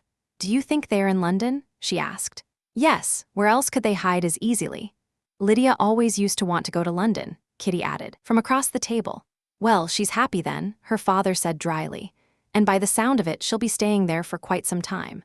After a short silence, he continued, Lizzie, I want you to know I hold no grudge against you for being right when you warned me last May. Given how everything has turned out, that shows a good deal of sense on your part. They were interrupted by Jane, who came in to bring her mother's tea. Mr. Bennet watched her with a look of grim amusement. Now this is a proper show of suffering, he said. It gives such a distinguished air to the whole disaster. Tomorrow I shall do the same, sit in my library in my dressing gown and nightcap and cause as much inconvenience as possible, or perhaps I'll wait until Kitty runs away and do it then. I am not going to run away, Papa, said Kitty, with some irritation. And if I ever went to Brighton, I would behave far better than Lydia did. You go to Brighton? He looked at her steadily. I wouldn't trust you anywhere within 50 miles of the place. No, Kitty, I've finally learned to be careful, and you're going to feel the difference. No officer is ever to set foot in this house again, or even pass through the village as far as I'm concerned. Balls are completely out of the question unless you dance with one of your sisters, and you are not to go anywhere until you can show me that you've spent at least 10 minutes a day doing something sensible. Kitty, taking every word of this with complete seriousness, began to cry. All right, he said, his voice softening slightly. Don't upset yourself. If you're a sensible girl for the next 10 years, I'll take you to a military review at the end of it. Chapter 49. Jane and Elizabeth were walking together through the shrubbery behind the house when they spotted the housekeeper making her way toward them. Assuming she had come to fetch them for their mother, they went to meet her, but instead of the expected summons, the woman stopped and spoke directly to Jane. I beg your pardon, ma'am, for interrupting you, she said, but I was hoping you might have received some good news from town. I took the liberty of coming to ask. What do you mean, Hill? Jane replied, puzzled. We've heard nothing from town. Good heavens, ma'am. Mrs. Hill exclaimed, her eyes wide with astonishment. Don't you know there's an express messenger here for the master, sent by Mr. Gardiner? He's been waiting this past half hour, and the master has a letter. The girls didn't wait to hear another word. They ran back toward the house, too eager and breathless to speak. They rushed through the vestibule and into the breakfast room, then from there to the library, but their father was in neither. They were on the verge of heading upstairs to look for him with their mother when the butler appeared. If you're looking for the master, ma'am, he said, he's walking toward the little copse. Without a moment's hesitation, they turned around, flew back through the hall, and ran out across the lawn after him. Their father was making his leisurely way toward a small wood on the far side of the paddock, entirely unhurried. Jane, who was neither as light on her feet nor as accustomed to running as Elizabeth, soon fell behind. Elizabeth pressed on, panting hard, and finally caught up with him. Oh, Papa, what news, what news? She burst out breathlessly. Have you heard from my uncle? Yes, he said. I've had a letter from him by express. Well, and what does it say? Is it good or bad? What good could you really expect? He said, drawing the letter from his coat pocket, but perhaps you'd like to read it yourself. Elizabeth snatched it from his hand before he had even finished the offer. Jane arrived beside them, still catching her breath. Read it aloud, their father said, for I can scarcely make sense of it myself. Elizabeth unfolded the letter and began to read. Gracechurch Street, Monday, August 2. My dear brother, at last I am able to send you some news of my niece, and, on the whole, I hope it will bring you some relief. Shortly after you left me on Saturday, I was fortunate enough to discover which part of London they were in. I'll save the details until we meet. What matters now is that they have been found. I have seen them both, then it's exactly what I always hoped. Jane broke in, her voice lifting with sudden joy. They are married. Elizabeth continued reading aloud. I have seen them both. They are not married, nor can I find that there was ever any intention of it.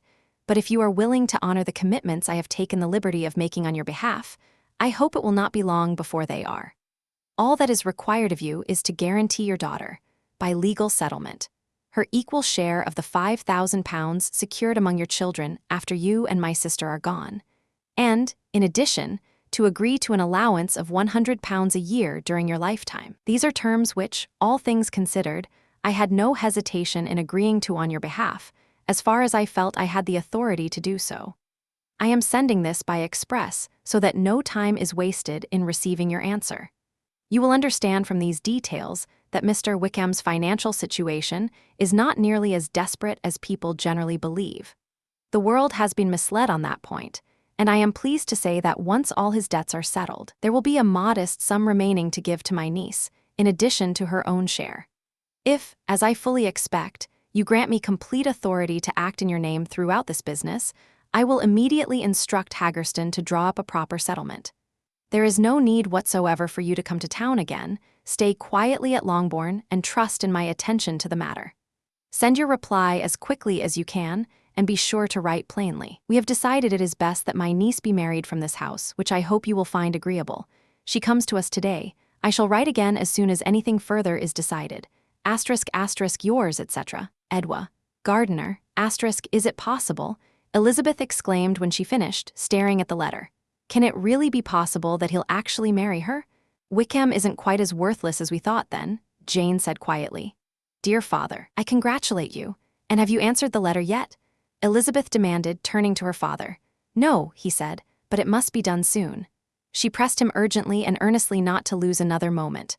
Oh, dear papa, she cried, come back to the house and write immediately. Think how important every single moment is right now. Let me write it for you, Jane offered gently, if you'd rather not deal with the trouble yourself. I'd rather not deal with it at all, he replied, but it has to be done. And with that, he turned around and walked back toward the house with them. And may I ask, Elizabeth began, then hesitated. Well, I suppose the terms have to be agreed to. Agreed to? Her father said with a short, dry laugh. The only thing I'm ashamed of is how little he's asking for. And they absolutely must marry, and yet he is such a man. Yes, they must marry. There's nothing else to be done. But there are two things I very much want to know. One is how much money your uncle has actually put up to make this happen, and the other is how on earth I'm ever going to repay him. Money? My uncle? Jane said, startled. What do you mean, sir? I mean that no man in his right mind would marry Lydia for the mere incentive of 100 a year while I'm alive and 50 after I'm gone. No man would do that. That's very true, Elizabeth said slowly, the realization settling over her like a cold shadow. Though it hadn't struck me before. His debt's paid off and something left over besides. Oh, it must be my uncle's doing. He is such a generous, good man. I'm afraid he's put himself in financial difficulty over this. A small sum couldn't possibly cover all of it. No, her father agreed. Wickham's a fool if he takes her for anything less than £10,000. I'd hate to think so poorly of him right at the beginning of our relationship. There was a bitter edge of irony in his voice. £10,000. Elizabeth whispered, aghast. God forbid, how could we ever repay even half that? Mr. Bennet said nothing more. All three of them fell into their own thoughts and walked the rest of the way to the house in silence. When they arrived, their father went straight to the library to write his reply, and the girls made their way into the breakfast room. So they really are going to be married? Elizabeth said, the moment they were alone together. She shook her head slowly. How extraordinary this all is, and this is what we're supposed to be grateful for, that they should marry with so little chance of happiness between them, and with his character being what it is, and yet we're forced to be glad. Oh, Lydia. I comfort myself, Jane replied, by believing that he genuinely wouldn't marry her if he didn't have real feelings for her. And though our dear uncle has done something toward clearing Wickham's debts, I simply cannot believe that £10,000, or anything close to it, has actually been handed over. Mr. Gardiner has children of his own and may have more. How could he possibly spare 5,000, let alone 10? If we could ever find out the exact amount of Wickham's debts, Elizabeth said, and exactly what has been settled on Lydia, we'd know precisely what Mr. Gardiner has done, because Wickham hasn't a penny of his own. The kindness of my uncle and aunt can never be fully repaid.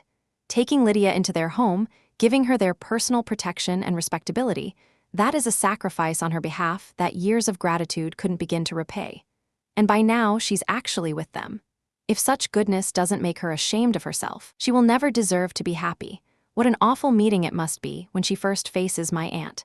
We have to try to let go of everything that's happened on both sides, Jane said firmly, with her characteristic determination to see the best in things. I hope and believe they can still find happiness together. The fact that he's consented to marry her is proof, I'm going to choose to believe, that he's finally come to his senses. Their feelings for each other will ground them, and I flatter myself that they'll settle down quietly and live in a sensible enough way that their past recklessness will eventually be forgotten. What they've done, Elizabeth replied quietly, is something that neither you, nor I, nor anyone who knows about it will ever truly forget. There's no point pretending otherwise. It suddenly struck them both that their mother was almost certainly still completely unaware of any of this. They went back to the library and asked their father whether he would like them to tell her. He was bent over his writing and didn't look up. Just as you please, he said coolly. May we take my uncle's letter to read to her? "Take whatever you like," he said, with a dismissive wave of his hand, "and get out." Elizabeth picked up the letter from the writing table and they went upstairs together. Mary and Kitty were both in their mother's room, which meant only one telling would do for everyone. After a brief introduction to prepare her for good news, Elizabeth read the letter aloud. Mrs. Bennet could barely contain herself. The moment Jane reached Mr. Gardiner's expression of hope that Lydia would soon be married, her joy exploded out of her, and every sentence after that only added fuel to the fire. She was now in a frenzy of delight, every bit as intense as the anxiety and outrage she had been in before. The simple fact that her daughter was going to be married was all she needed to know. She had no room for worry about Lydia's future happiness and not a trace of shame about her past behavior. "My dear, dear Lydia," she cried, pressing her hands together. "This is absolutely wonderful. She's going to be married. I'll see her again, married at 16. Oh, my good, kind brother, I knew it. I always knew he would sort everything out. How I long to see her. And dear Wickham too. But the clothes, the wedding clothes, I must write to my sister Gardiner about them straight away. Lizzie, dear, run down to your father and ask him how much he'll give her. No, no, stay, I'll go myself. Ring the bell, Kitty, ring for Hill. I'll be ready in a moment. My dear, dear Lydia, how wonderful it will be when we're all together again." Jane did her best to gently redirect some of her mother's euphoria toward the enormous debt of gratitude they owed Mr. Gardiner. "We should remember," she said carefully, "that we owe this happy outcome in very large part to his kindness. We're quite certain he has committed his own money to assist Mr. Wickham." "Well, Mrs. Bennet said, brushing this aside cheerfully, "that's only right. Who else should do it if not her own uncle? If he hadn't had a family of his own, I and my children would have had all his money anyway. You know, and this is the very first time he's ever done anything substantial for us, apart from a few gifts now and then. Well, I am so happy. I shall have a daughter married before long. Mrs. Wickham, how lovely that sounds, and she was only 16 last June. My dear Jane, I'm in such a state of excitement that I really can't write. You'll have to write for me while I dictate. We can sort out the financial business with your father afterward, but the dress and things must be ordered at once." She was already launching into an elaborate list of fabrics, calico, muslin, cambric, and was on the verge of dictating a lavish order when Jane, with some difficulty, persuaded her to wait until their father had a moment to be consulted. One day's delay, Jane pointed out, wouldn't make any real difference, and their mother was too jubilant to put up her usual level of resistance. Other plans quickly filled her head. "I'll go to Meryton," she announced, "as soon as I'm dressed and tell my sister Phillips the wonderful news, and on the way back I can call on Lady Lucas and Mrs. Long. Kitty, go down and order the carriage. A drive out would do me the world of good, I'm quite sure. Girls, is there anything I can do for you in Meryton? Oh, here's Hill. My dear Hill, have you heard the good news? Miss Lydia is going to be married. You shall all have a bowl of punch to celebrate at the wedding." Mrs. Hill immediately began offering her congratulations with great enthusiasm. Elizabeth accepted them along with everyone else, and then, thoroughly exhausted by the whole performance, slipped away to her own room to have a few moments of quiet to think. Lydia's situation, even in the best light, was still a sorry one, but that it wasn't worse, that was something to be genuinely grateful for. Elizabeth felt it deeply, and though she couldn't look forward with any realistic hope of true happiness or real prosperity for her sister, when she thought back to what they had all feared just 2 hours ago, she was able to feel, at least, the full weight of what had been salvaged. Chapter 50. Many times before this point in his life, Mr. Bennet had wished he had set aside a portion of his annual income rather than spending every penny of it, both for the sake of his children and for his wife should she outlive him. Now he wished it more than ever.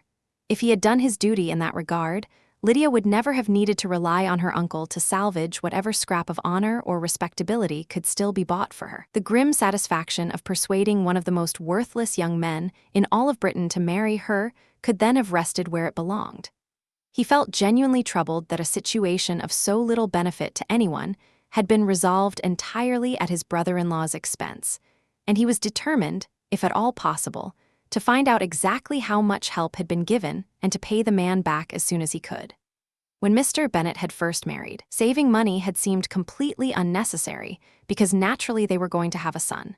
The son would join in breaking the entail as soon as he came of age, and the widow and younger children would be provided for in that way. 5 daughters arrived one after another, but still, the son was supposed to be coming, and Mrs. Bennet had been absolutely certain of it for many years after Lydia's birth. Eventually that hope had been abandoned, but by then it was too late to start saving. Mrs. Bennet had no instinct for thrift, and only her husband's stubborn desire for financial independence had stopped them from spending more than they had. £5,000 had been secured by their marriage settlement for Mrs. Bennet and the children, but how it would be divided among the children depended entirely on the parents' wishes.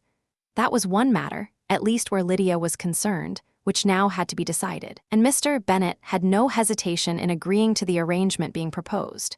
He wrote back to his brother with words of grateful acknowledgement, brief, and to the point, expressing his complete approval of everything that had been arranged and his willingness to honor the commitments that had been made on his behalf.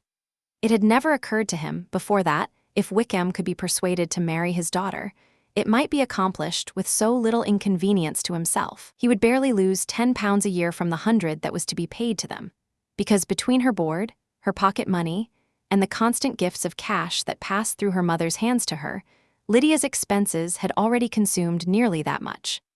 The fact that the whole thing required so little effort on his part was another very welcome surprise, since all he wanted right now was to have as little to do with the affair as possible. Once the first wave of fury that had sent him rushing off to find her had passed, he had naturally drifted back to his usual habit of doing as little as possible.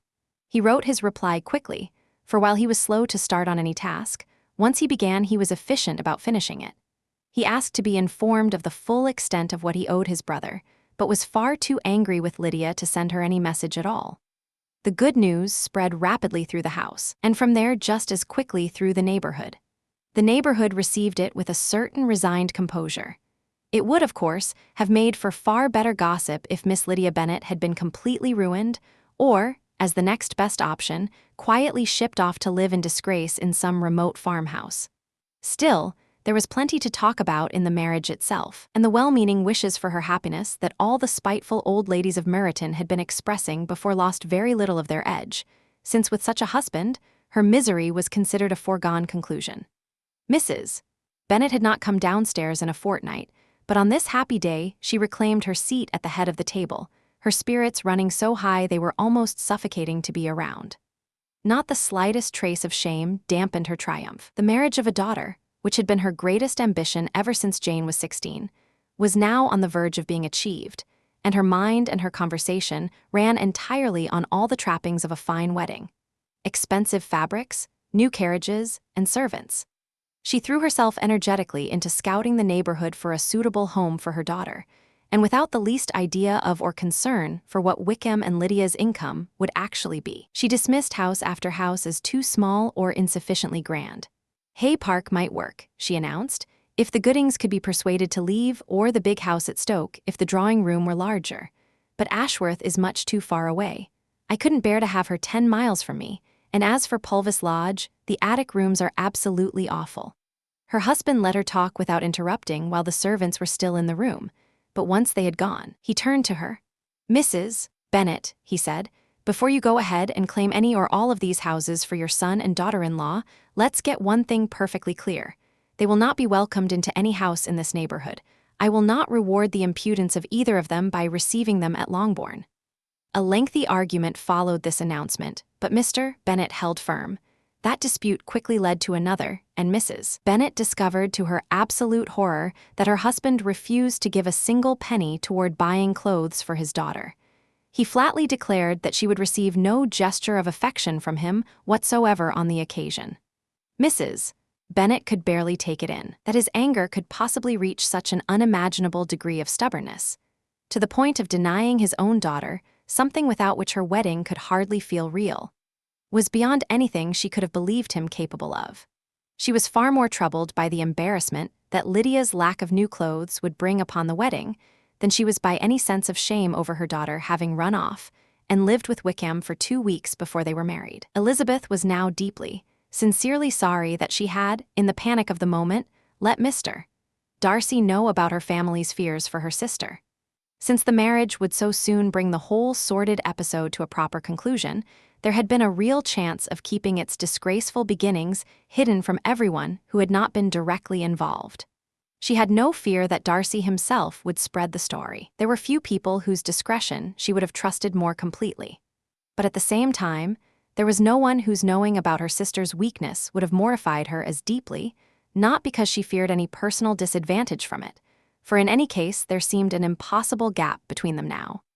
Even if Lydia's marriage had been conducted in the most respectable way imaginable, it was hardly conceivable that Mr. Darcy would tie himself to a family that now, on top of every other objection, had formed the closest possible connection with a man he had every right to despise. She could not blame him for wanting nothing to do with it. The hope of winning his affection, which she had been so certain she had seen in him during her time in Derbyshire, could not realistically be expected to survive a blow like this. She felt humbled and miserable, and she found herself repenting, though she wasn't entirely sure of what. She had begun to value his good opinion precisely now that she could no longer hope to benefit from it. She wanted news of him when there seemed the least chance of getting any. She was convinced she could have been truly happy with him, now that it seemed they would likely never meet again. What a triumph for him, she often thought, if only he knew that the proposal she had so proudly rejected just 4 months ago was one she would now have accepted with nothing but gratitude and joy. He was as generous as the best of men, she had no doubt of that. But as long as he was human, there had to be some quiet satisfaction in it for him. She was beginning to understand now that he was precisely the kind of man who would have suited her in every way. His intellect and his temperament, though so different from her own, would have given her everything she could have hoped for. It would have been a marriage that benefited them both. Her warmth and easy manner might have softened him and smoothed the rougher edges of his behavior, while his judgment, his knowledge of the world, and his deeper understanding would have given her immeasurably more than she could have found elsewhere. But no such fortunate marriage could now serve as any kind of example to anyone. A very different kind of union, one that made the other impossible, was about to be formed in their family instead. How Wickham and Lydia were supposed to live in any kind of comfort, she couldn't begin to imagine. But how little genuine happiness could ever belong to a couple who had come together for no reason other than that their desires were stronger than their principles, that she could picture all too easily. Mr. Gardiner wrote again to his brother before long. He replied briefly to Mr. Bennet's expressions of gratitude, assuring him that his only wish was to do what was best for any member of his family, and ending with a firm plea that the subject never be raised with him again. The main purpose of the letter was to let them know that Mr. Wickham had decided to leave the militia. "It was very much my wish that he should do so," he wrote, "as soon as the marriage was settled, and I think you'll agree with me that leaving that regiment is the wisest course of action, both for his sake and for our niece's.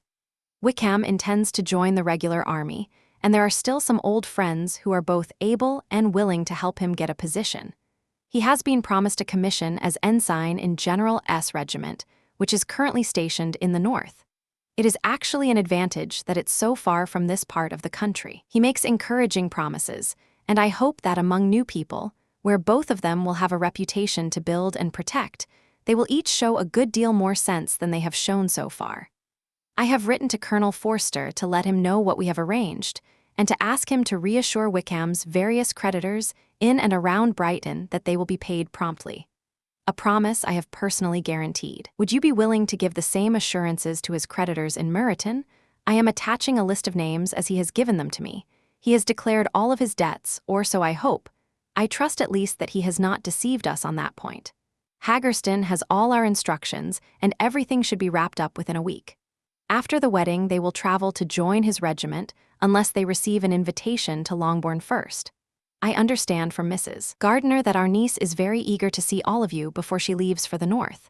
She is well and asks me to send her dutiful regards to you and her mother.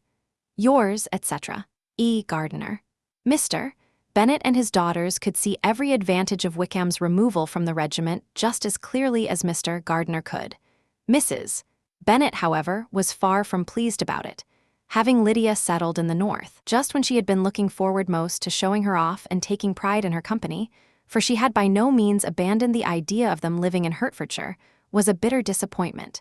And besides, it really was such a shame that Lydia should be taken away from a regiment where she knew everybody and had so many friends. "She's so fond of Mrs. Forster," Mrs. Bennet lamented. "It will be absolutely dreadful to send her away from all of that, and there are several of the young officers she likes very much as well. The men in General S. Regiment may not be nearly as agreeable." Lydia's request, For that was essentially what it was. To be allowed back into the family home before she left for the north was met at first with a flat refusal. But Jane and Elizabeth, who both felt strongly that for the sake of their sister's feelings and her standing in the world, she deserved to be acknowledged by her parents on the occasion of her marriage, pressed their father so earnestly, yet so gently and so reasonably, to receive Lydia and her husband at Longbourn as soon as the wedding was over, that he was gradually persuaded to see it their way and do as they asked. Their mother had the satisfaction of knowing she would be able to show off her newly married daughter in the neighborhood before she was whisked away to the north. When Mr. Bennet wrote to his brother again, he sent word that they were welcome to come, and it was agreed that as soon as the ceremony was finished, the couple would make their way to Longbourn. Elizabeth was surprised, all the same, that Wickham would agree to such a plan. If she had been guided purely by her own feelings, the last thing on earth she would have wanted was to see him again. Chapter 51. The carriage had been sent to meet them at the station, and they were to return in it by dinner time. The elder Bennet sisters had been dreading their arrival, Jane most of all, who had been projecting onto Lydia all the shame and mortification she herself would have felt in the same situation, and had been quietly miserable thinking about what her sister would have to face. But the moment had come. The whole family had gathered in the breakfast room to receive them. Mrs. Bennet's face was lit up with smiles as the carriage pulled up to the door. Mr. Bennet's expression was unreadable, closed off and grave. His daughters looked alarmed, anxious, and deeply uncomfortable. Then Lydia's voice rang out from the entrance hall, the door burst open, and she came rushing into the room. Her mother stepped forward and embraced her, welcoming her back with an enthusiasm bordering on rapture. She then extended her hand with a warm, affectionate smile to Wickham, who had followed his new wife into the room, and congratulated them both with a cheerfulness that made absolutely clear she had no doubts whatsoever about their future happiness. Their reception from Mr. Bennet, to whom they turned next, was a good deal cooler. His expression only grew more severe, and he barely opened his mouth to speak. The effortless confidence of the young couple was enough on its own to irritate him deeply. Elizabeth was disgusted. Even Jane was shocked. Lydia, though, was simply Lydia, exactly as she had always been. Unruly, shameless, loud, wild, and completely without fear. She moved from sister to sister, demanding their congratulations, and when they all eventually sat down, she cast her eyes eagerly around the room, noticed some small change that had been made to it, and remarked with a laugh that it had been such a long time since she'd been there. Wickham appeared no more troubled than she was, though his manners were, as always, so effortlessly charming that if his character and his marriage had been everything they should have been, his easy smiles and confident warmth as he claimed his new place among them would have genuinely delighted the whole family. Elizabeth had not quite believed him capable of such breathtaking nerve before today, but she sat back and made a quiet resolution to herself. She would never again underestimate just how far an unscrupulous man could go. She blushed, and so did Jane. The two who had caused their embarrassment showed no such color in their cheeks. Conversation, at least, was not in short supply. The new bride and her mother both talked at top speed, neither of them able to get words out fast enough. Wickham, who had ended up seated near Elizabeth, began asking after people he knew in the neighborhood with such an easy, good-humored manner that she found herself quite unable to match his relaxed tone in her replies. The two of them seemed to have the most conveniently selective memories imaginable. Nothing from the past caused either of them even a moment's discomfort, and Lydia cheerfully steered the conversation toward subjects that her sisters would not have touched for anything in the world. "Can you believe it's been 3 months since I left?" she exclaimed. "It feels like barely 2 weeks, honestly it does, and yet so much has happened in that time. My goodness, when I went away, I certainly never thought I'd come back married, though I did think it would be tremendous fun if I did." Her father raised his eyes to the ceiling. Jane looked pained. Elizabeth fixed Lydia with a pointed, meaningful stare, which Lydia ignored entirely, choosing, as she always did, to be completely oblivious to anything she didn't wish to notice. "Oh, Mama," she went on brightly. "Do people around here know I'm married? I was worried they might not. But then we passed William Gooding in his carriage, so I was absolutely determined he should know about it. I let down the window on his side and took off my glove and rested my hand on the frame so he could see the ring, and then I gave him a big wave and smiled like mad." Elizabeth could not sit there a moment longer. She got up and left the room, and did not come back until she heard them all moving through the hall toward the dining room. She rejoined them just in time to watch Lydia sweep up to her mother's right-hand side with great ceremony, and to hear her say to Jane, Right then, Jane, I take your place now. You'll have to move down because I'm a married woman. As the days went on, it became clear that time was not going to bring Lydia any of the self-consciousness she had so completely lacked from the very beginning. She grew, if anything, more at ease and more high-spirited. She was desperate to see Mrs. Phillips, the Lucases, and all the neighbors, and to hear herself addressed as Mrs. Wickham by each and every one of them. In the meantime, she disappeared after dinner to show off her ring to Mrs. Hill and the two housemaids, making sure they were all fully informed of her new status. "So, Mamma," she said brightly when they had all returned to the breakfast room, "what do you think of my husband? Isn't he absolutely wonderful? I'm sure all my sisters must be envious. I just hope they'll be half as lucky as I've been. They really all need to go to Brighton. That's the place to find a husband. What a shame we didn't all go, Mamma." "You're absolutely right," said her mother, "and if I'd had my way, we would have. But my dear Lydia, I really don't like the thought of you going so far away. Does it have to be?" "Oh, don't be silly, it's nothing at all. I'm going to love it. You and Papa and my sisters absolutely must come and visit us. We'll be in Newcastle all winter, and I'm sure there'll be plenty of balls. I'll make sure you all get good dancing partners." "I would love that more than anything," her mother cried. "And then when you go back," Lydia continued, "you could leave one or two of my sisters with me, and I bet I could get husbands for them before winter's out." "Thanks very much," said Elizabeth dryly, "but I'm not sure your method of finding husbands is really for me." Their guests were not staying more than 10 days. Wickham had received his commission before leaving London and was due to rejoin his regiment in a fortnight. Nobody except Mrs. Bennet was sorry the visit would be so short, and she made the most of every day by going out and about with her daughter and hosting frequent gatherings at home. These parties were, in their own way, welcome to everyone. Those members of the family who were capable of thinking found it considerably more desirable to avoid sitting alone together in a family circle than those who were not. Wickham's feelings for Lydia were exactly what Elizabeth had expected, considerably less intense than Lydia's feelings for him. She had barely needed to observe them together to reach the conclusion, simply from the logic of the situation, that it had been the force of Lydia's love, not his, that had driven the elopement.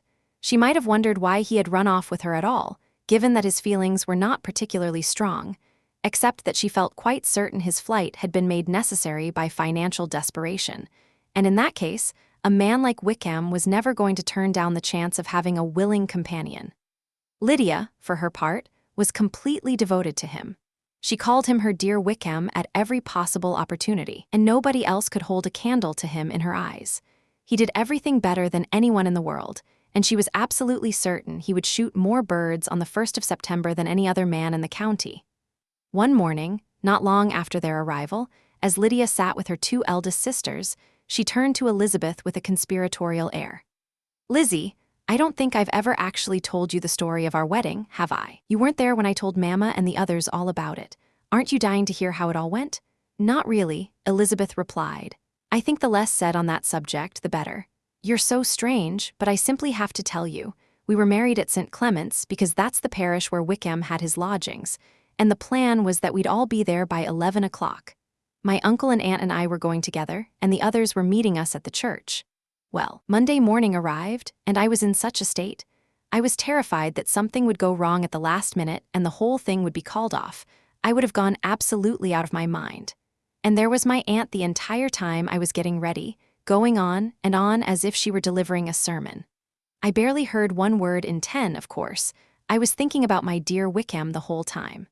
I was desperate to know whether he'd wear his blue coat." She barely paused for breath before continuing. "Anyway, we had breakfast at 10 as usual, and I thought it would never end. And I should mention, by the way, that my uncle and aunt were perfectly dreadful the whole time I was with them. Would you believe I didn't step outside even once the entire fortnight? Not a single party, not a single outing, nothing whatsoever. London was a bit quiet, I'll admit, but the little theater was open at least. So anyway, just as the carriage arrived at the door, my uncle was suddenly called away on some business with that awful Mr. Stone. And once those two get together, there's simply no end to it. I was absolutely beside myself, because my uncle was meant to give me away, and if we missed the hour, we couldn't be married that day at all. Luckily, he was back within 10 minutes and we all set off. Though I did think afterward that even if he hadn't been able to come, we needn't have put off the wedding because Mr. Darcy could have done it just as well." "Mr. Darcy?" Elizabeth repeated, staring at her in complete astonishment. "Oh yes, he was coming with Wickham, you see, but oh goodness, I completely forgot. I shouldn't have said anything. I promised them faithfully I wouldn't. What on earth will Wickham say? It was supposed to be a total secret." "If it's meant to be a secret," Jane said quietly, "and please don't say another word about it. You can trust me not to ask anything further." "Oh, absolutely," Elizabeth agreed, though she was burning with curiosity. "We won't ask you a single question." "Thank you," said Lydia, "because if you did, I'd definitely end up telling you everything, and then Wickham would be furious." With that particular encouragement to ask, Elizabeth found the only way to stop herself was to physically leave the room, which she promptly did. But living in ignorance on something like this was simply out of the question, or at the very least, it was impossible not to try to find out the truth. Mr. Darcy had been at her sister's wedding. It was precisely the kind of occasion, and precisely the kind of company, where he would seem to have had the least reason in the world to be present. Theories came rushing into her mind, fast and breathless, but none of them satisfied her. The explanations that pleased her most, the ones that showed his actions in the most honorable light, also seemed the least likely to be true. She could not bear the uncertainty. She sat down quickly, seized a sheet of paper, and dashed off a short letter to her aunt, asking her to explain what Lydia had let slip, if doing so was not ruled out by whatever promise of secrecy had been made. "You can easily imagine," she wrote, "how desperate I am to understand why a person with no real connection to any of us, a virtual stranger to our family, should have been present on such an occasion. Please write back at once and help me make sense of it, unless there are very serious reasons why it must remain secret, in which case I will have to do my best to accept not knowing." She paused and then added quietly to herself, as she folded the letter, "Though I certainly won't manage that, and my dear aunt, if you won't tell me honestly, I will absolutely resort to whatever means necessary to find out." Jane's own sense of integrity was too strong to allow her to pull Elizabeth aside and discuss what Lydia had revealed, and Elizabeth found she was actually grateful for it. Until she knew whether her letter would get any answer worth having, she would rather face the uncertainty alone. Chapter 52. The moment Elizabeth had the letter in her hands, she hurried into the little grove of trees where she was least likely to be disturbed. She sat down on one of the benches and prepared herself for good news. The sheer length of the letter told her it couldn't possibly be a refusal. Gracechurch Street, Sept. 6. My dear niece, I've just received your letter, and I'm going to spend the entire morning answering it, because I can already tell that a short reply won't come close to covering everything I need to tell you. I have to admit I was surprised by what you asked me. I never expected it from you. Don't think I'm angry, though. I only mean to say that I hadn't imagined you would need to ask such questions. If you're choosing not to understand what I mean by that, then forgive me for being so forward. Your uncle is just as surprised as I am, and nothing short of believing you were directly involved would have made him act the way he has. But if you truly had no part in it and genuinely didn't know, then I need to be more straightforward with you. On the very day I came home from Longbourn, your uncle had a most unexpected visitor. Mr. Darcy came to call and was shut away with him for several hours. The whole thing was over and done with before I got home, so I was spared the agony of suspense that you seem to have been suffering. He came to tell Mr. Gardiner that he had tracked down where your sister and Mr. Wickham were, and that he had spoken with both of them, Wickham several times, and Lydia once. From what I can gather, he left Derbyshire just one day after we did, and came to London with the sole intention of finding them. The reason he gave was that he felt personally responsible, that it was because of him that Wickham's true character had never been properly exposed, which had made it possible for a young woman of good standing to trust and fall for him. He blamed it entirely on his own pride, and admitted that he had always thought it beneath him to expose another person's private behavior to the world, believing his own character should speak for itself. He therefore considered it his duty to step in and try to fix a situation he felt he had caused. If he had another reason for doing what he did, I'm quite sure it would only reflect well on him. He had already been in town for several days before he was able to find them, but he had a lead that we hadn't had, and the fact that he had this advantage was one more reason he felt compelled to act. It seems there is a woman, a Mrs. Young, who was some time ago employed as a governess to Miss Darcy, and who was let go under circumstances that weren't entirely clear, though he didn't elaborate on what she had done wrong. She had since taken a large house in Edward Street and supported herself by renting out rooms. Mr. Darcy knew that she and Wickham were close friends, and so she was the first person he went to when he arrived in London. Even so, it took him 2 or 3 days to get any useful information out of her. She wasn't willing to betray her friend's whereabouts without being paid for it, because she did know perfectly well where Wickham was. Wickham had gone straight to her the moment they arrived in London, and if she had had the room for them, they would have moved in with her entirely. Eventually, though, Mr. Darcy managed to get the address out of her. They were in Street. He went to see Wickham first, and then insisted on seeing Lydia as well. His first aim with her, he admitted, had been to persuade her to leave the situation she was in and return to her family as soon as they could be convinced to take her back, and he offered whatever help he could provide. But Lydia was completely immovable. She didn't care about her family, she didn't want his help, and she refused to hear a word about leaving Wickham. She was certain they'd be married eventually, and as far as she was concerned, the exact timing didn't matter much. Given that this was how she felt, Mr. Darcy concluded that the only remaining course of action was to secure the marriage and make it happen as quickly as possible. In his very first conversation with Wickham, he had quickly gathered that marriage had never been Wickham's intention at all. Wickham confessed that he had been forced to leave his regiment because of gambling debts that could no longer be ignored, and he laid all the blame for Lydia's situation squarely on her own recklessness. He said he intended to give up his commission immediately, and as for what he would do after that, he had no idea. He would have to go somewhere, but he didn't know where, and he knew full well he would have no money to live on.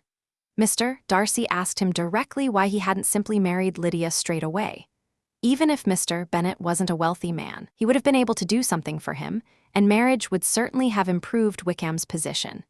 But it turned out that Wickham still harbored the hope of doing much better for himself by marrying a woman of greater fortune somewhere else. Under his current circumstances, though, he was hardly in a position to hold out against the temptation of immediate financial relief. They met several times, because there was a great deal to work through. Wickham naturally pushed for more than he could reasonably expect, but was eventually brought down to something realistic. Once everything had been settled between the two of them, Mr. Darcy's next step was to inform your uncle. He came to Gracechurch Street the evening before I arrived home, but Mr. Gardiner was not available to see him, and Mr. Darcy discovered on inquiring further that your father was still there, but would be leaving the following morning. He decided that your uncle was the more appropriate person to deal with rather than your father, and so he had no difficulty in waiting until after your father had gone. He didn't leave his name, and so for the rest of that day, all anyone knew was that a gentleman had called on some matter of business. He came back on Saturday. Your father had left by then, your uncle was at home, and as I mentioned, the two of them had a great deal to discuss. They met again on Sunday, and that was when I saw him for the first time myself. Nothing was entirely settled until Monday, and the moment it was, the express was sent off to Longbourn. But our visitor was deeply stubborn about the whole thing. I think, Lizzie, that stubbornness may actually be his defining flaw when everything is said and done. He has been accused of all sorts of things over the years, but this is the real one. He insisted on handling every last detail himself, even though your uncle, and I say this not to earn any thanks, so please don't mention it, would have been more than glad to take care of the whole business. The two of them argued back and forth for a long time over something that, frankly, neither the young man nor the young woman at the center of it deserved. But in the end, your uncle was forced to give way, and instead of being allowed to genuinely help his niece, he was left with nothing but the surface credit for it, which didn't sit well with him at all. And I truly believe your letter this morning gave him real pleasure, precisely because it gave him the chance to explain what actually happened and give credit where it was properly due. But Lizzie, this must go no further than yourself or Jane, at the very most. You can probably guess, more or less, what was arranged for the two of them. Wickham's debts are to be paid, a considerable sum, well over £1,000. I believe an additional 1,000 settled on Lydia herself, and his military commission purchased. The reason Mr. Darcy insisted on doing all of this himself, as I've explained, was that he held himself personally responsible. He felt that his secrecy and his failure to act sooner had allowed Wickham's character to remain misunderstood, and as a consequence Wickham had been welcomed into society and trusted in ways he never should have been. There may be some truth in that, though I have my doubts about how far any one person's silence can really be held accountable for what ultimately happened. But in spite of all these very fine explanations, my dear Lizzie, You can be perfectly sure that your uncle would never have stood down if we hadn't come to believe that Mr. Darcy had another reason altogether for involving himself so deeply in this affair. Once everything was resolved, he returned to his friends, who were still staying at Pemberley. But it was agreed that he would come back to London when the wedding took place, so that all the financial arrangements could be finalized. I believe I have now told you everything. It is a story you tell me will come as a great surprise, and I hope it will at least cause you no unhappiness. Lydia came to stay with us, and Wickham was a frequent visitor to the house. He was exactly as he had always been when I knew him in Hertfordshire. But I wouldn't bother telling you how little satisfied I was with Lydia's behavior while she was here, except that Jane's letter last Wednesday made it clear that her conduct when she arrived home was entirely consistent with it, so nothing I tell you now should come as any fresh shock. I spoke to her repeatedly, and as seriously as I could, spelling out for her the full weight of what she had done and the unhappiness she had brought down on her whole family.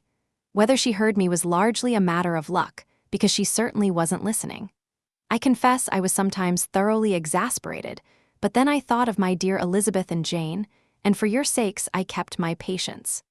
Mr. Darcy was true to his word and returned in time for the wedding, just as Lydia told you. He had dinner with us the following day and was planning to leave town again on Wednesday or Thursday. Will you be very cross with me, my dear Lizzie, if I take this chance to say something I've never quite had the nerve to say before, that I like him very much? He has been just as agreeable with us here as he was in Derbyshire. His mind and his opinions are everything I could admire. The only thing he lacks is a little more warmth and ease, and that, if he is wise enough to marry the right woman, his wife will surely draw out of him. I thought he was rather clever about it, actually. He hardly mentioned your name once. But that kind of careful restraint seems to be very much in fashion these days. Please forgive me if I've overstepped, or at least don't punish me by shutting me out of Pemberley. I shall never be truly happy until I've walked every inch of those grounds. A light little carriage with a sweet pair of ponies would be just the thing, but I really must stop now. The children have been clamoring for me this past half hour. Yours, very sincerely, M. Gardiner. The contents of the letter left Elizabeth in such a tumult of feeling that she could barely tell whether what she felt was joy or distress. All those vague, uncertain suspicions she had barely allowed herself to form about what Mr. Darcy might have been doing behind the scenes to help bring about her sister's marriage had been proved true beyond anything she had imagined. She had been afraid to entertain the thought too hopefully, because it had seemed too extraordinary an act of generosity to believe. At the same time, she had dreaded it being true because of the weight of obligation it would place on her. And yet here it was. He had followed them to London deliberately. He had taken every burden and humiliation of that search entirely on himself, which had meant going, hat in hand, to a woman he must have deeply despised, and meeting again and again with the one man he had always wanted as little to do with as possible, whose very name must have been painful to say. He had negotiated with him, reasoned with him, tried to persuade him, and finally resorted to paying him. He had done all of this for a girl he had no reason to care about, had no particular regard for, and owed absolutely nothing to. And yet her heart quietly whispered that he had done it for her. But that hope was quickly pushed aside by other thoughts. She soon felt that even her own pride in herself wasn't strong enough to sustain it, that it was asking too much to believe any man's affection could survive the prospect of Wickham as a brother-in-law, a woman who had already turned him down. The connection to Wickham alone would be enough to revolt every instinct he had. He had done a great deal, there was no denying it. She felt almost ashamed when she fully grasped how much. But the explanation he had given for his actions didn't require any great leap of faith. It was perfectly reasonable that he should feel he had been wrong. He had the generosity of spirit to acknowledge it, and he had the means to act on it. And while she would not flatter herself by thinking she had been his primary motivation, she could perhaps, just perhaps, allow herself to believe that some lingering feeling for her had made him the more willing to involve himself in a matter so directly tied to her own peace of mind. What was genuinely painful, deeply, acutely painful, was the knowledge that they were now beholden to someone who could never be properly repaid. Lydia's rescue, her reputation, her future, all of it came back to him. Every thoughtless, sharp thing Elizabeth had ever said to him came flooding back to her now, and she felt the full sting of it. She had humbled herself in her own eyes, but she was proud of him. Proud that when it had truly mattered, when compassion and honor had demanded it, he had managed to rise above his own pride and do what needed to be done. She read her aunt's warm words about him again, and then again. They were not quite enough, but they pleased her very much. She even felt a quiet, complicated pleasure, colored with something like regret, in discovering how thoroughly both her aunt and her uncle had become convinced that there was a real and mutual understanding between Mr. Darcy and herself. She was pulled out of her thoughts by the sound of approaching footsteps, and before she could turn onto another path, Wickham had caught up with her. "I hope I'm not interrupting your walk, dear sister," he said pleasantly as he fell into step beside her.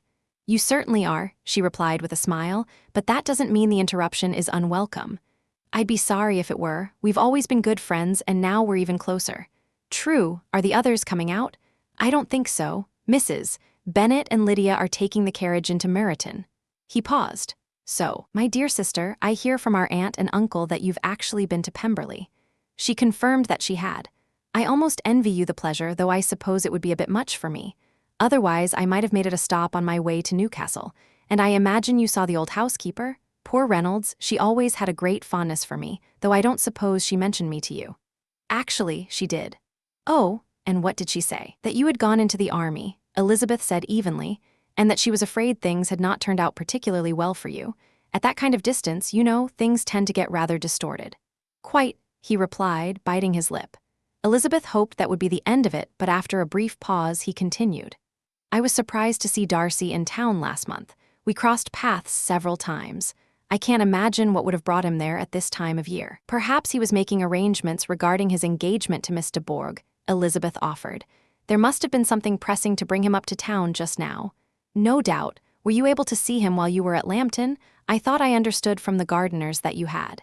"Yes, he introduced us to his sister." "And did you like her?" "Very much." "I've heard she's come on considerably in the last year or two. When I last saw her, she showed rather less promise. I'm glad you liked her. I hope she continues to do well." "I'm sure she will. She's past the most difficult age." "Did you happen to go through the village of Kimpton?" "I don't think we did." "I only ask because that's the living I should have had," he said. "A wonderful spot, beautiful parsonage house. It would have suited me perfectly in every way." "How would you have got on with writing sermons?" Elizabeth asked. "Exceedingly well, I think. I would have looked on it as part of my duties, and one gets used to any kind of effort quickly enough. One shouldn't complain, of course, but what a life it would have been. The quiet, the peace, the sense of purpose, everything I'd have wanted, but it wasn't to be." He glanced at her. "Did you ever hear Darcy say anything about it when you were in Kent?" "I heard it from a source I considered equally reliable," Elizabeth said, "that the living was only ever left to you conditionally, and entirely at the discretion of the current patron." "You did?" Yes, there was something in that. I think I mentioned as much to you myself, right from the beginning." "I also heard," Elizabeth said carefully, "that there was a time when writing sermons was not nearly as appealing to you as it seems to be now, that you had actually declared quite firmly that you never intended to take orders, and that the whole matter had been settled on that basis accordingly." "Did you?" He paused. "Well, that's not entirely without foundation either. You may remember what I told you about it when we first discussed the subject." By this point, they were nearly at the door of the house, for Elizabeth had been walking briskly with the sole intention of getting away from him. Not wanting to make things worse for Lydia's sake, she held back the sharper reply that had formed in her mind and instead extended her hand toward him with a calm, good-natured smile. "Come now, Mr. Wickham, we're family, you and I. Let's not quarrel over things that can't be changed. I hope from this point on we'll always be on the same side." He took her hand and kissed it with a show of easy warmth, though his eyes weren't quite sure where to look. Together they went inside. Chapter 53. Wickham was perfectly satisfied with how their conversation had gone, and he never again brought up the subject or bothered his dear sister Elizabeth with it. She was relieved to find that she had said enough to keep him quiet. The day of his and Lydia's departure arrived soon enough, and Mrs. Bennet had no choice but to accept the separation. Since her husband had absolutely no interest in her plan for the whole family to follow them to Newcastle, it seemed likely that she wouldn't see Lydia for at least a year. Standing at the door to see them off, she clutched her daughter's hands. "Oh, my dear Lydia," she cried, "when will we see each other again?" "Oh, Lord, I don't know," Lydia said breezily. "Not for 2 or 3 years, maybe. Write to me very often, my dear. As often as I can, but you know married women never have much time for writing. My sisters can write to me, they'll have nothing else to do." Mr. Wickham's farewell was far warmer than his wife's. He smiled, looked dashingly handsome, and said all the right things to everyone. "He's as fine a fellow as I've ever seen, Mr. Bennet remarked, the moment they were out of the house. "He grins and flatters and charms every one of us. I'm tremendously proud of him. I'd challenge even Sir William Lucas himself to find a more impressive son-in-law." The loss of her daughter left Mrs. Bennet gloomy and listless for several days. "I often think," she said, "that there's nothing worse than parting with the people you love. You feel so lost without them." "That's what comes of marrying off a daughter, Mother," said Elizabeth. "It ought to make you more content that your other 4 are still single." "It's nothing of the sort. Lydia didn't leave because she's married. She left only because her husband's regiment happens to be posted so far away. If it had been closer, she wouldn't have gone so soon." But the low spirits this separation had cast over Mrs. Bennet didn't last long. Her mood lifted quickly, and her mind filled again with its usual restless hopefulness, thanks to a piece of news that had begun making the rounds in the neighborhood. The housekeeper at Netherfield had received orders to prepare for the arrival of her master, who was coming down in a day or two to shoot there for several weeks. Mrs. Bennet was immediately in a flutter. She kept glancing over at Jane, smiling and shaking her head in turns. "Well, well, so Mr. Bingley is coming back, sister," she said, for it was Mrs. Phillips who had brought her the news first. "Well, so much the better. Not that I care, mind you. He means nothing to us, and I'm sure I never need to see him again. But he's very welcome to come to Netherfield if he likes. And who knows what might happen, but that's neither here nor there. You know, sister, we agreed long ago never to say a word about any of that. But tell me, is it quite certain he's coming?" "You can count on it," her sister replied. "Mrs. Nishalls was in Meryton last night. I saw her passing by and went out myself specifically to find out the truth of it. She told me it was absolutely certain. He arrives Thursday at the latest, very likely Wednesday. She told me she was on her way to the butcher's to order meat for Wednesday, and she's already got 3 pairs of ducks ready to be killed." Miss Bennet had not been able to hear of his coming without the color changing in her face. It had been many months since she had so much as mentioned his name to Elizabeth, but now, the moment they were alone together, she spoke. "I noticed you looking at me today, Lizzie, when our aunt told us the news, and I know I seemed upset, but don't think it was for any foolish reason. I was just flustered for a moment, because I knew people were watching me. I promise you the news doesn't affect me one way or the other, neither pleasure nor pain. I'm glad of one thing, at least, that he's coming alone. We'll see less of him that way. It's not that I'm worried about my own feelings, but I dread what other people will say." Elizabeth didn't quite know what to make of it. If she hadn't seen Mr. Bingley in Derbyshire herself, she might have been willing to take his motives at face value, but she still believed he had feelings for Jane, and she couldn't decide whether he was coming to Netherfield with Darcy's blessing or bold enough to come without it. Still, she sometimes thought it was rather unfair that the poor man couldn't visit a house he had legally rented without setting off all this speculation. She resolved to leave him to his own business. Despite what Jane claimed to feel, and genuinely seemed to believe, about his return, Elizabeth could easily see that her sister's spirits were affected by it. She was more unsettled and uneven than Elizabeth had seen her in a long time. The old debate that had played out so heatedly between their parents roughly a year ago was now brought forward again. "The moment Mr. Bingley arrives, my dear," said Mrs. Bennet to her husband, "you'll go and call on him, of course." "No, I won't. You pushed me into calling on him last year and promised that if I did, he'd marry one of our daughters. It came to nothing, and I won't be sent on another fool's errand." His wife pointed out that it was simply expected that all the neighboring gentlemen would call on him when he returned to Netherfield, and that it would be quite rude not to. "It's a social custom I have no time for," he said. "If he wants our company, he can seek it out himself. He knows where we live. I'm not going to spend my time chasing after neighbors every time they leave and come back again. All I know is, it will be dreadfully rude if you don't go and call on him, but that won't stop me from inviting him to dinner. I'm quite determined about that. We'll have Mrs. Long and the Goodings over soon as well. That makes 13 with ourselves, so there'll be just enough room at the table for him." Comforted by this plan, she was better able to tolerate her husband's stubbornness, though it was deeply frustrating to think that their neighbors might all get to see Mr. Bingley before they did, simply because of his refusal to call. As the day of Bingley's arrival drew closer, Jane pulled her sister aside. "I'm starting to wish he wasn't coming at all," she said. "I could see him and feel nothing, I really could, but I can hardly bear to hear his name talked about constantly like this. Mother means well, but she doesn't know, no one can know how much it wears on me. I'll be so relieved when his stay at Netherfield is over." "I wish I could say something to comfort you," Elizabeth replied, "but there's nothing I can do. You just have to get through it, and I can't even offer you the usual advice about being patient because you're already more patient than anyone I know." Mr. Bingley arrived. Mrs. Bennet, through a well-managed network of servants, made sure she was among the very first to hear of it, so that her period of anxious anticipation could be stretched as long as possible. She counted the days that would have to pass before a dinner invitation could properly be sent, and resigned herself to not seeing him before then. But on the third morning after his arrival in Hertfordshire, she spotted him from her dressing-room window, riding into the paddock and heading toward the house. She immediately called her daughters to come and share her excitement. Jane stayed resolutely at her seat at the table. Elizabeth, to keep her mother happy, went to the window and looked out and then sat back down again beside her sister. She had seen Mr. Darcy riding alongside him. "There's a gentleman with him, Mamma," Kitty said, peering through the glass. "Who do you think it is?" "Some acquaintance of his, I suppose, my dear. I really couldn't say." "Good heavens," Kitty exclaimed. "It looks just like that man who used to be with him before. What was his name? That tall, proud one." "Good gracious, Mr. Darcy? Yes, so it does, I declare. Well, any friend of Mr. Bingley's is always welcome here, naturally, but I must say I can't stand the sight of that man." Jane looked at Elizabeth with a mixture of surprise and concern. She knew very little about what had passed between her sister and Darcy in Derbyshire, and so she worried on Elizabeth's behalf, knowing this must be almost the first time they had been in the same room since his letter. Both sisters were deeply uncomfortable, each feeling for the other as well as for herself, while their mother rattled on about her dislike of Mr. Darcy and her intention to be civil to him only for Mr. Bingley's sake, her words barely registering with either of them.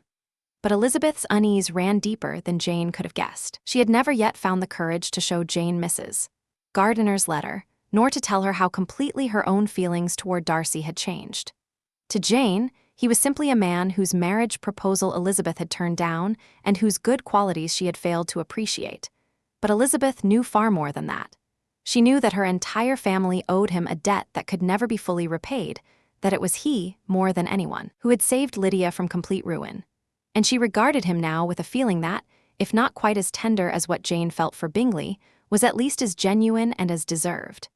His coming here, to Netherfield, to Longbourn, seeking her out again of his own free will, astonished her almost as much as his transformed manner had when she first saw it at Pemberley.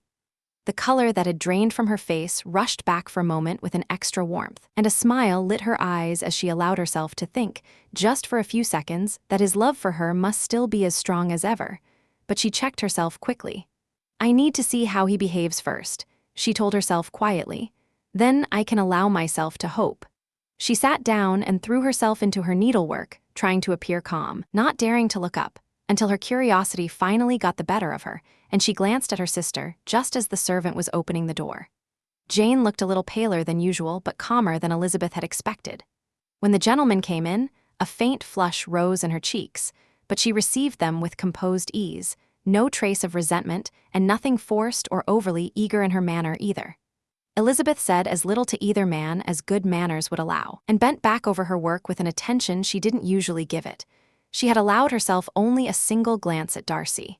He looked serious, as he usually did, and somehow more like the man she had known in Hertfordshire than the man she had come to know at Pemberley. But then, perhaps he couldn't be the same in her mother's drawing-room as he had been in the company of her aunt and uncle. It was a painful thought, but not an unlikely one. She had also caught a brief glimpse of Bingley, and in that moment she could see both pleasure and awkwardness in his expression. Mrs. Bennet received him with such an excess of warmth and delight that her two daughters were thoroughly embarrassed by it, especially when compared with the stiff, ceremonious curtsy she offered his companion. Elizabeth, who knew better than anyone that it was to that companion that her family owed the rescue of Lydia from irreversible disgrace, felt the injustice of it acutely. After Darcy had politely asked after Mr. and Mrs. Gardiner, a question Elizabeth couldn't answer without stumbling over her words, he said almost nothing more. He hadn't sat near her. Perhaps that explained his silence, though it hadn't stopped him from talking in Derbyshire, where he had engaged warmly with her relatives even when he couldn't easily speak with her directly. Now, several minutes went by without a word from him, and when she occasionally gave in to the urge to glance at his face, she found him looking at Jane as often as at her, and frequently at nothing but the floor. He seemed more preoccupied and less eager to please than she had ever seen him. She was disappointed and immediately annoyed with herself for being so. Could she really have expected anything different? And yet, why had he come at all? She had no desire to talk to anyone but him, and she could barely summon the courage to speak to him even then. She managed to ask after his sister, and nothing more. "It's been a long time, Mr. Bingley, since you went away, Mrs. Bennet said, turning to him. He readily agreed. "I was starting to worry you'd never come back. People were saying you meant to give up Netherfield altogether at Michaelmas, but I hope that's not true. A great deal has changed around here since you left. Miss Lucas is married and settled, and one of my own daughters too, I expect you've heard. It was in the papers. In the Times and the Courier both, though not written up as it should have been. They only put lately, George Wickham, Esquire, to Miss Lydia Bennet, with not a single word about her father or where she lived or anything at all. And it was my brother Gardiner who arranged it, so I can't imagine how he made such a mess of it. Did you see it?" Bingley said that he had, and offered his congratulations. Elizabeth didn't dare raise her eyes. She had no idea how Darcy was looking and didn't trust herself to find out. "It's a wonderful thing, of course, to have a daughter well married, Mrs. Bennet went on, but at the same time, Mr. Bingley, it's very hard to have her taken so far away. They've gone up to Newcastle, somewhere in the far north, apparently, and goodness knows how long they'll stay. His regiment is stationed there. I suppose you've heard that he left the militia and went into the regular army. Thank heaven he has some friends, though perhaps not as many as he deserves." Elizabeth knew perfectly well that this last remark was aimed at Darcy. She was so mortified she could barely stay in her chair. But her need to say something, anything to deflect the conversation, pushed her to speak, which nothing else had managed to do, and she asked Bingley whether he intended to stay in the country for long. "A few weeks," he thought. "When you've shot all the birds on your own land, Mr. Bingley," said her mother, "you must come over and shoot as many as you like on Mr. Bennet's. I'm sure he'd be delighted to have you, and he'll save the best of the coveys especially for you." Elizabeth's misery deepened. If the same hopeful circumstances arose now as had seemed so promising a year ago, she was convinced everything would race headlong toward the same humiliating conclusion. In that moment, she felt that no amount of future happiness could make up for the excruciating embarrassment of the last few minutes. "The thing I want most in the world right now," she told herself, "is never to be in the same room as either of them again. Nothing about their company could possibly be worth feeling this wretched. I never want to see either one of them again." And yet the very misery she felt began, not long afterward, to ease a little, because she could not help noticing how plainly Bingley's admiration for Jane was reigniting before her eyes. He had spoken little to her at first, but as the visit went on, he seemed to give her more and more of his attention. He found her just as beautiful as she had been the previous year, just as warm and natural, though perhaps a little quieter. Jane was determined that no one should notice any change in her, and she genuinely believed she was talking as much as ever. But her mind was so occupied that she was often unaware of when she had fallen silent. When the gentleman finally rose to leave Mrs. Bennet remembered her plan and made sure they were invited, and accepted to dine at Longbourn in a few days' time. "You owe us a visit, Mr. Bingley," she added. "When you went up to town last winter, you promised to come for a family dinner as soon as you returned. I haven't forgotten, you see, and I was very disappointed when you didn't come back and keep your word." Bingley looked mildly sheepish at this and said something about having been kept away by business. Then they left. Mrs. Bennet had been sorely tempted to ask them both to stay for dinner that very day, but although she always kept an excellent table, she couldn't bring herself to offer anything less than 2 full courses to a man on whom she had such important designs. A man with 10,000 a year, whose appetite and pride surely demanded nothing short of her very best. Chapter 54. The behavior of Mr. Darcy left Elizabeth both baffled and irritated. Why would he come at all, she wondered, if he only meant to sit there in silence, looking grave and distant? She turned it over in her mind and couldn't find a single explanation that satisfied her. He had managed to be warm and pleasant with her uncle and aunt when he was in town, so why not with her? If he was afraid of her, why show up? And if he no longer cared, why the silence? She gave up trying to make sense of him. "Infuriating man," she muttered to herself. "I'm not going to think about him anymore." That resolution lasted only as long as it took for her sister to appear. Jane walked toward her with a bright, easy expression, clearly far more at peace with how the visit had gone than Elizabeth was. "Now that the first meeting is behind us," Jane said, "I feel completely fine. I know how strong I am, and his coming here won't throw me off again. I'm actually glad he's coming for dinner on Tuesday. It'll be obvious to everyone that we're nothing more than ordinary acquaintances on both sides." "Yes," Elizabeth said, laughing. "Very ordinary acquaintances indeed. Oh, Jane, do be careful. Surely you don't think I'm weak enough to be in any danger now, Lizzie? I think you're in very great danger of making him fall just as much in love with you as he ever was." They didn't see either of the gentlemen again until Tuesday. In the meantime, Mrs. Bennet was happily lost in a world of schemes and possibilities, all set in motion by Bingley's warmth and easy manners during that half-hour visit. Tuesday brought a large party to Longbourn, and the two most eagerly anticipated guests arrived right on time, punctual as only sportsmen tend to be. When everyone moved through to the dining room, Elizabeth kept a close watch to see whether Bingley would take the seat beside Jane that had always been his at gatherings like this. Mrs. Bennet, thinking along exactly the same lines, carefully refrained from steering him to sit near herself. He seemed to hesitate when he entered the room, but then Jane happened to glance over her shoulder and happened to smile, and that settled it. He sat down beside her. Elizabeth felt a quiet rush of triumph and looked across the table toward Darcy. He received the sight with perfectly composed indifference, so composed, in fact, that she might almost have believed he had given Bingley his blessing to be happy. Almost. But then she caught the look on Jane's face. A flicker of half-amused, half-alarmed awareness directed toward Mr. Darcy, and Elizabeth understood that Bingley was not quite as free of concern as he appeared. Still, his behavior toward Jane throughout dinner was everything it needed to be. It was more restrained than it had once been, more careful, but it was enough to convince Elizabeth that if left entirely to his own instincts, Bingley would secure Jane's happiness and his own without too much delay. She didn't dare let herself count on anything yet, but watching him gave her a lift she sorely needed, because her own mood was far from cheerful. Mr. Darcy had been placed at the far end of the table, nearly as distant from her as the seating arrangement could manage, with her mother beside him. Elizabeth could well imagine how little either of them was enjoying that particular arrangement. She was too far away to catch any of what passed between them, but she could see clearly enough that they spoke to each other rarely, and that when they did, everything about it was stiff and formal. Her mother's coldness only made Elizabeth more acutely aware of how much the family owed him, and how completely that debt went unacknowledged. There were moments when she would have given almost anything to be able to tell him quietly that his kindness had not gone unnoticed or unfelt, at least not by everyone.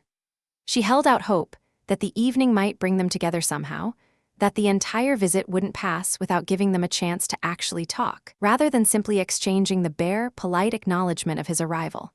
The stretch of time in the drawing room, waiting for the gentleman to come through, felt painfully dull. She fixed her whole chance of having any pleasure that evening on that one moment. If he doesn't come to me then, she told herself, I'll give up on him entirely. The gentleman came in, and Darcy's expression, as he entered, seemed almost to hold the promise she'd been hoping for. But then everything went wrong. The ladies had clustered so tightly around the table where Jane was pouring tea and Elizabeth was serving coffee that there wasn't a single open chair anywhere near her. And as the men approached, one of the girls slid even closer and whispered, "The men aren't going to come and break us up. I won't have it. We don't need any of them, do we?" Darcy moved away to another part of the room. Elizabeth followed him with her eyes, resenting every person he stopped to speak to, barely managing to concentrate on handing out cups of coffee. And then she was furious with herself for being so ridiculous. A man I already refused, she thought. How could I be foolish enough to expect him to try again? What man alive would subject himself to that, making a second proposal to the same woman? There's no greater humiliation they'd be willing to endure. She recovered a little when he came back himself to return his coffee cup. She took the opening. "Is your sister still at Pemberley?" she asked. "Yes, she'll stay there through Christmas," he replied. "And on her own, have all her friends gone?" "Mrs. Annesley is with her. The others left for Scarborough about 3 weeks ago." She couldn't think of anything else to say, and if he wanted the conversation to continue, it would have to be his effort. He stood beside her for several minutes without speaking, and when the young woman nearby leaned in to whisper to Elizabeth again, he walked away. When the tea things were cleared and the card tables were set out, everyone rose, and Elizabeth allowed herself one last hope that he might make his way to her side. Instead, she watched her mother descend on him as a whist player, and within minutes, he was seated at a table across the room. All hope of pleasure evaporated. They were fixed at separate tables for the rest of the evening, and the only comfort she could reach for was the possibility that his eyes drifted toward her often enough to make him play just as badly as she did. Mrs. Bennet had been planning to keep the two Netherfield gentlemen for supper, but their carriage was called for before anyone else's, and she had no chance to detain them. "Well, girls," she said, the moment they were alone. "What did you make of today? I thought everything went off extremely well. The dinner was as fine as anything I've ever seen. The venison was perfectly done, and everyone agreed the haunch was exceptional. The soup was miles better than what the Lucases served last week, and even Mr. Darcy said the partridges were remarkably well prepared, and I expect he has at least 2 or 3 French cooks at home. And Jane, my dear, I have never seen you look more beautiful." Mrs. Long said the same. I asked her myself whether she didn't think so, and do you know what else she said? She said, "Mrs. Bennet will have her at Netherfield yet." She actually said that. I think Mrs. Long is one of the finest women in the world, and her nieces are very well-behaved girls, pleasant enough even if they're not particularly pretty. I like them enormously. Mrs. Bennet was, in short, in remarkably high spirits. She had seen enough of Bingley's attentiveness toward Jane to feel certain she'd have him in the end, and her expectations, when she was in a good mood, were so far beyond what reason could support that she was genuinely disappointed when he didn't appear at Longbourn the very next morning to make his proposal. "It was a very pleasant day," Jane said quietly to Elizabeth later. "Everyone seemed so well suited to each other. I hope we'll all meet again often." Elizabeth smiled. "Lizzie, please don't," Jane said immediately. "You mustn't suspect anything. It embarrasses me. I'm serious. I've learned to enjoy his company the way I would enjoy the company of any agreeable, sensible young man, and I want nothing beyond that. Everything about his manner now tells me he never had any real intention of pursuing me. He simply has a particular warmth and a gift for making everyone around him feel at ease. That's all it is." "You're very unkind," Elizabeth said. "You won't let me smile, and yet you say things that make it impossible not to. How difficult it is to be believed sometimes, and how impossible in others. But why would you try to convince me that I feel more than I'm admitting? That's a question I can barely answer myself," Elizabeth replied. "We all love to give guidance, even when what we're offering isn't worth much. Forgive me, but if you're determined to pretend indifference, please don't ask me to be the one you confide in." Chapter 55. Bingley called again, and this time he came alone. His friend had left that morning for London, but was expected back within 10 days. He stayed with them for over an hour and was in remarkably good spirits. Mrs. Bennet invited him to dinner, but he apologized warmly and said he was already engaged elsewhere. "Next time you call," she told him, "I hope we shall have better luck." He replied that he would be particularly happy to come at any time and asked her permission to call on them again soon. "Can you come tomorrow?" she asked. He had no engagements at all the following day, and he accepted her invitation with enthusiasm. He came the next morning, and so early that none of the ladies were dressed. Mrs. Bennet came rushing into her daughter's room in her dressing gown, her hair half done, and flung open the door. "My dear Jane, hurry up and come downstairs. He's here, Mr. Bingley is here, he really is. Quickly, quickly. Sarah, come and help Miss Bennet with her gown this instant. Never mind Lizzie's hair." "We'll be down as soon as we can," said Jane calmly, "but I'd wager Kitty is further along than either of us. She went upstairs half an hour ago." "Oh, never mind Kitty, what does she have to do with it? Come on, be quick about it. Where's your sash, my dear?" But once her mother had gone, Jane refused to go downstairs without one of her sisters beside her. That same eagerness to get Jane and Bingley alone together surfaced again in the evening.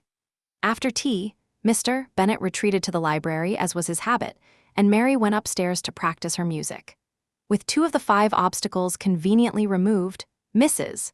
Bennet sat staring and winking at Elizabeth and Catherine for what felt like a considerable stretch of time, without making the slightest impression on either of them. Elizabeth deliberately looked away, and when Kitty finally noticed, she said with complete innocence, "What's the matter, Mama? Why do you keep winking at me? What am I supposed to do?" "Nothing, child, nothing at all. I wasn't winking at you." She sat still for another 5 minutes, but unable to let such a golden opportunity slip through her fingers, she suddenly stood up and said to Kitty, "Come here, my love. I need a word with you," and steered her out of the room. Jane instantly shot Elizabeth a look that said everything, her dismay at such obvious scheming, and her silent plea that Elizabeth not play along with it. A few minutes later, Mrs. Bennet half opened the door and called out, "Lizzie, my dear, I need to speak with you." Elizabeth had no choice but to go. We may as well leave the two of them alone, you know, her mother said as soon as Elizabeth stepped into the hall. Kitty and I are going upstairs to sit in my dressing room. Elizabeth made no attempt to argue. She simply stood quietly in the hall until her mother and Kitty disappeared from sight, then walked back into the drawing room. Mrs. Bennet's scheming came to nothing that day. Bingley was perfectly charming in every way, except that he had not yet declared himself as Jane's suitor. His ease and cheerfulness made him a delightful addition to the evening, and he bore the mother's clumsy maneuvering and listened to her foolish remarks with a patience and composure that Jane found particularly touching. He hardly needed any encouragement to stay for supper, and before he left, arrangements had been made, largely through his own eagerness and Mrs. Bennet's enthusiastic pushing, for him to return the next morning to shoot with Mr. Bennet. After that day, Jane said nothing more about being indifferent to him. Not a word passed between the sisters on the subject of Bingley, but Elizabeth went to bed that night with the quiet and happy conviction that everything would soon be settled, unless Mr. Darcy came back before his expected time. She felt reasonably certain, in all seriousness, that everything happening between Jane and Bingley had been going on with that gentleman's full approval. Bingley was exactly on time, and he and Mr. Bennet spent the morning together as planned. Mr. Bennet turned out to be far more agreeable company than Bingley had expected. There was nothing presumptuous or foolish about Bingley that might have provoked Mr. Bennet's sarcasm or driven him into cold silence, and Mr. Bennet found himself more talkative and less guarded than usual. Bingley naturally returned with him for dinner, and in the evening, Mrs. Bennet's creativity was once again hard at work, trying to clear the room of everyone but him and Jane. Elizabeth, who had a letter to write, slipped away to the breakfast room shortly after tea for that purpose. Since everyone else was settling down to cards, she was not needed to get in the way of her mother's plans. But when she finished her letter and returned to the drawing room, she stopped in the doorway and felt a sudden jolt of surprise. There was every reason to think her mother had actually been too clever for her own good this time. Standing together over the fireplace were Jane and Bingley, deep in what looked like a very earnest conversation. And if that alone had not been enough to tell the whole story, the expressions on their faces as they quickly turned around and stepped apart from each other certainly would have. The situation was awkward enough for them, but Elizabeth thought hers was even worse. Nobody said a word. She was on the verge of quietly slipping back out when Bingley, who had, like Jane, sat down, suddenly jumped to his feet, whispered something quickly to Jane, and left the room. Jane could keep nothing from Elizabeth when sharing it would bring her joy, and she threw her arms around her sister at once, declaring with trembling, radiant emotion that she was the happiest creature in the world.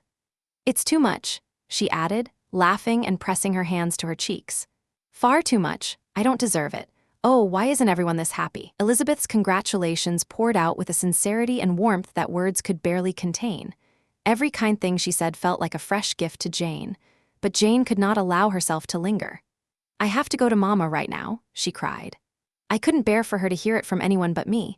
He's already gone to speak to Papa. Oh, Lizzie, knowing how much happiness I'm about to give my whole family, how am I going to bear so much joy?" She hurried away to find her mother, who had already broken up the card game on some pretext and was sitting upstairs with Kitty. Left alone, Elizabeth smiled to herself at how swiftly and smoothly something had finally been resolved after so many months of anxiety and frustration. "And so," she said aloud to the empty room, "this is how all of his friends' careful interference ends, and all of his sisters' lies and scheming. The happiest ending, the wisest, the most sensible one possible." A few minutes later, Bingley came back in. His conversation with Mr. Bennet had been brief and straightforward. "Where's your sister?" he asked eagerly, stepping through the door. "Upstairs with my mother. She'll be down in a moment, I'm sure." He pulled the door shut behind him and came toward Elizabeth, claiming with great warmth the friendship and affection of a future sister. Elizabeth expressed her delight at the prospect with complete honesty and heartfelt sincerity. They shook hands with real warmth, and then, until Jane came back down, Elizabeth sat and listened to everything he had to say about his own happiness and Jane's many perfections. And in spite of everything that might be expected from a man newly in love, Elizabeth genuinely believed his hopes for their future together were entirely well-founded, rooted as they were in Jane's sharp mind, her wonderful character, and the deep similarity in feeling and taste that the two of them shared. It was an evening unlike any they had shared before. The happiness shining from Jane's face gave her a glow that made her look more beautiful than ever. Kitty smiled and simpered and quietly hoped that her turn would come soon. Mrs. Bennet could not find words warm enough to express her approval to Bingley, and she talked of nothing else to him for the better part of half an hour. When Mr. Bennet joined them at supper, his voice and manner made it perfectly clear just how genuinely happy he was, even though he said nothing at all about it until their visitor had finally said his good nights and gone home. Then he turned to his daughter. "Jane," he said, "I congratulate you. You are going to be a very happy woman." Jane went to him immediately, kissed his cheek, and thanked him with all the feeling in the world. "You're a good girl," he replied, "and it gives me real pleasure to know you'll be so well settled. I have no doubt at all that you'll do very well together. Your temperaments are not so different, after all. You're both so agreeable that you'll never make a firm decision about anything, both so easygoing that every servant in the house will take advantage of you, and both so generous that you'll always spend more than you can afford." "I hope that's not true," said Jane, her smile faltering just slightly. "Being careless with money would be unforgivable in me." "Exceed their income," cried Mrs. Bennet, turning on her husband. "What on earth are you talking about, Mr. Bennet? He has 4,000 or 5,000 a year and very likely more." She turned back to Jane with shining eyes. "Oh, my darling, darling Jane, I am so happy. I'm quite sure I won't sleep a wink all night. I always knew it would come to this. I always said it must, sooner or later. I was certain you couldn't be so beautiful for nothing. I remember the very moment I laid eyes on him, when he first came to Hertfordshire last year, I thought to myself how likely it was that the two of you would end up together. Oh, he is the most handsome young man anyone has ever seen." Wickham and Lydia were entirely forgotten. Jane was, at that moment, her absolute favorite child, and there was no one else in the world for her. Her younger sisters soon began pressing their advantage, putting in their requests for whatever happiness might come their way once Jane was mistress of Netherfield. Mary petitioned for access to the library there, while Kitty pleaded earnestly for a few balls every winter. From that point on, Bingley was of course a daily presence at Longbourn. He often arrived before breakfast and never left before supper, unless some particularly inconvenient neighbor had extended a dinner invitation he felt obliged to accept, much to everyone's general irritation. Elizabeth found she had very little time alone with Jane anymore, since whenever Bingley was there, Jane had no attention to spare for anyone else. But Elizabeth found herself genuinely useful to both of them during the hours they were apart. In Jane's absence, Bingley always gravitated toward Elizabeth, wanting nothing more than to talk about Jane. And when Bingley was gone, Jane came looking for exactly the same comfort.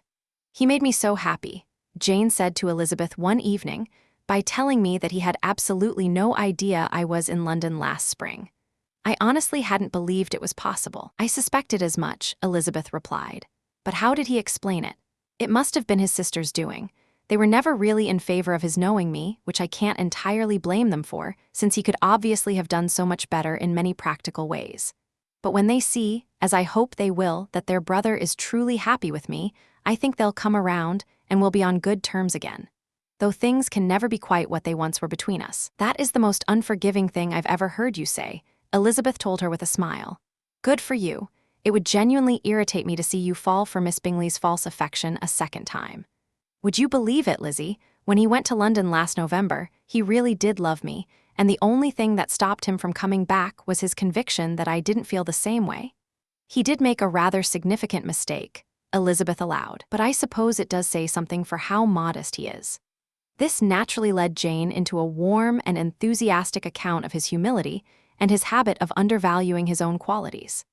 Elizabeth was quietly relieved to discover that Bingley had said nothing about Darcy's interference, because even though Jane had the most generous and forgiving heart imaginable, that was precisely the kind of thing that could have turned her against him. "I am surely the luckiest person who has ever lived," Jane cried. "Oh, Lizzie, why should I be the one singled out from all my family to be blessed with this happiness? If only I could see you just as happy, if only there were another man like him out there for you. If you handed me 40 such men, I could never be as happy as you," Elizabeth replied. "Not until I have your nature, your goodness, which I never will. No, no, let me make my own way, and with any luck, maybe I'll find another Mr. Collins in time." The state of affairs at Longbourn could not stay secret for long. Mrs. Bennet had the pleasure of whispering it to Mrs.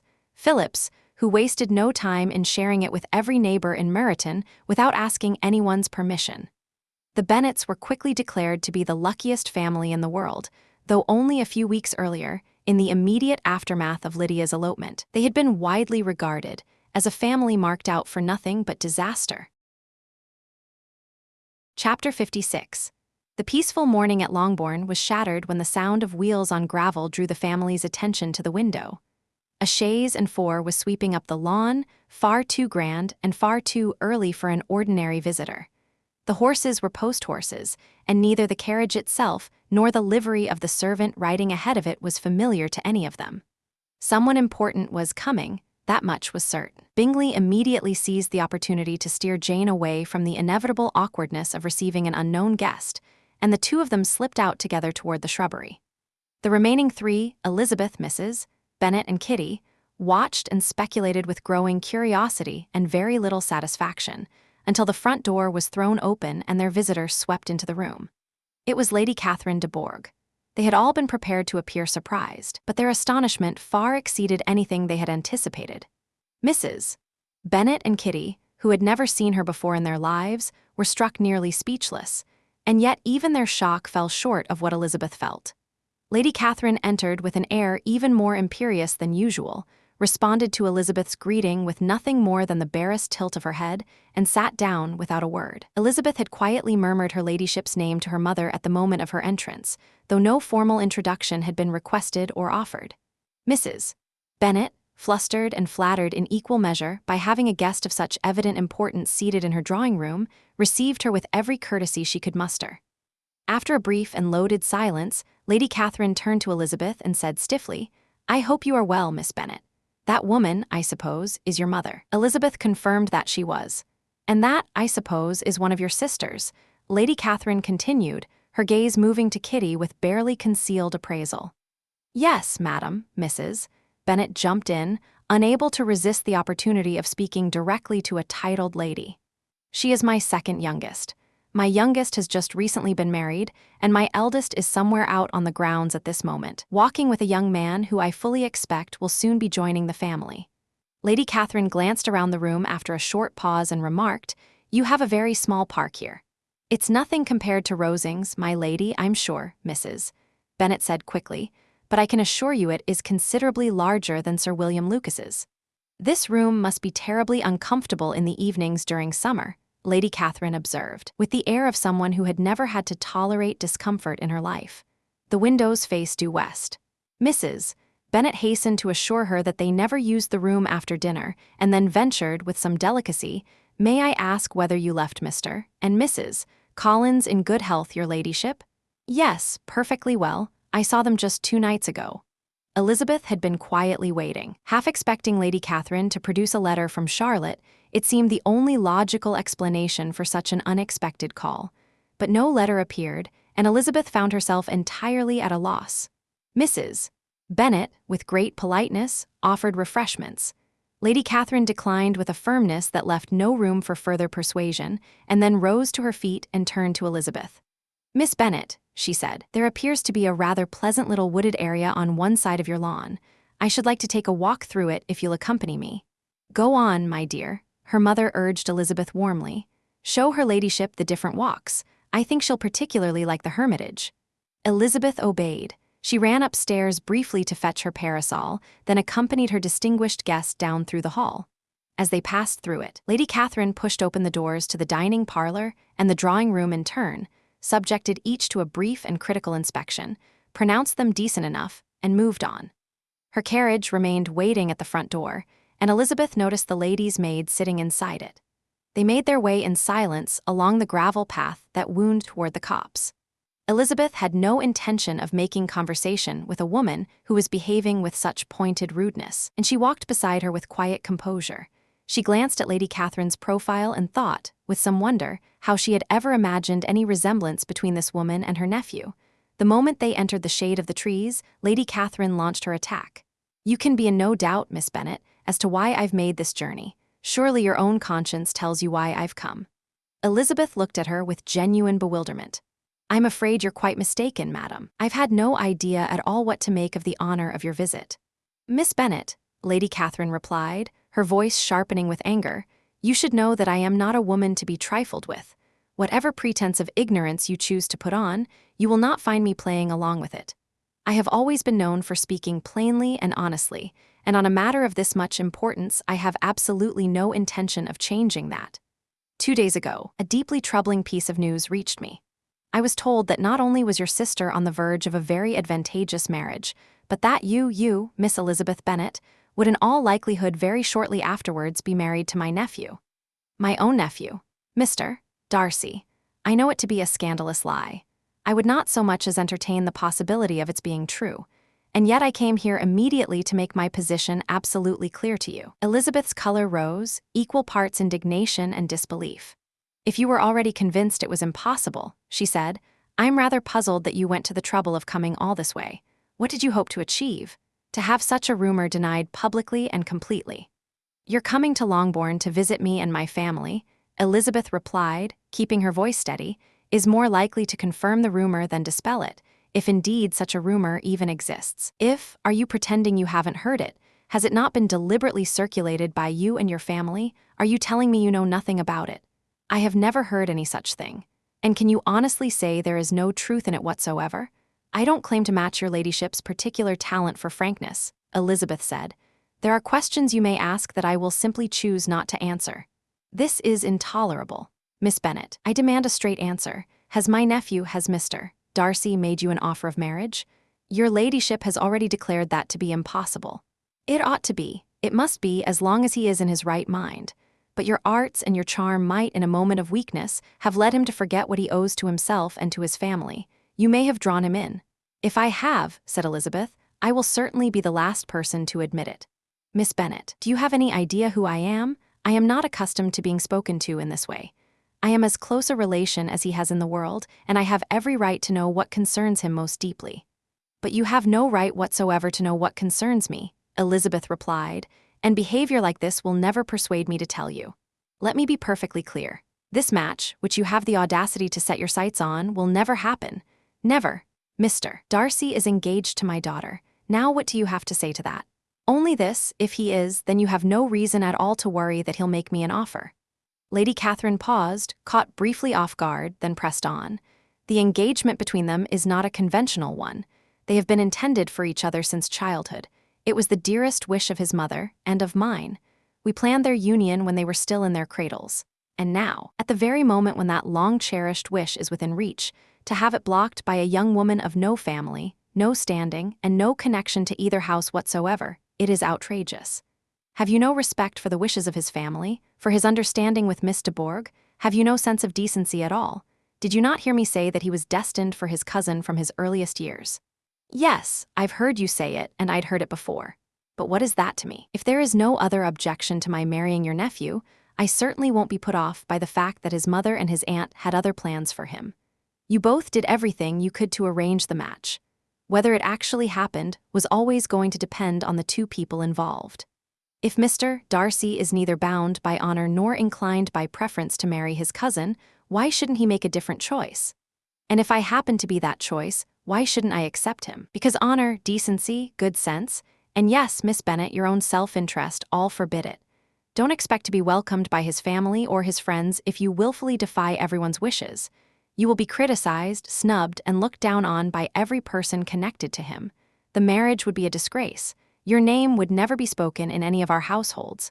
Those are serious consequences, I admit, Elizabeth replied. But the woman who becomes Mrs. Darcy would have such an extraordinary foundation for happiness in that position that she could bear them quite comfortably, all things considered. Stubborn, headstrong girl, I am ashamed of you.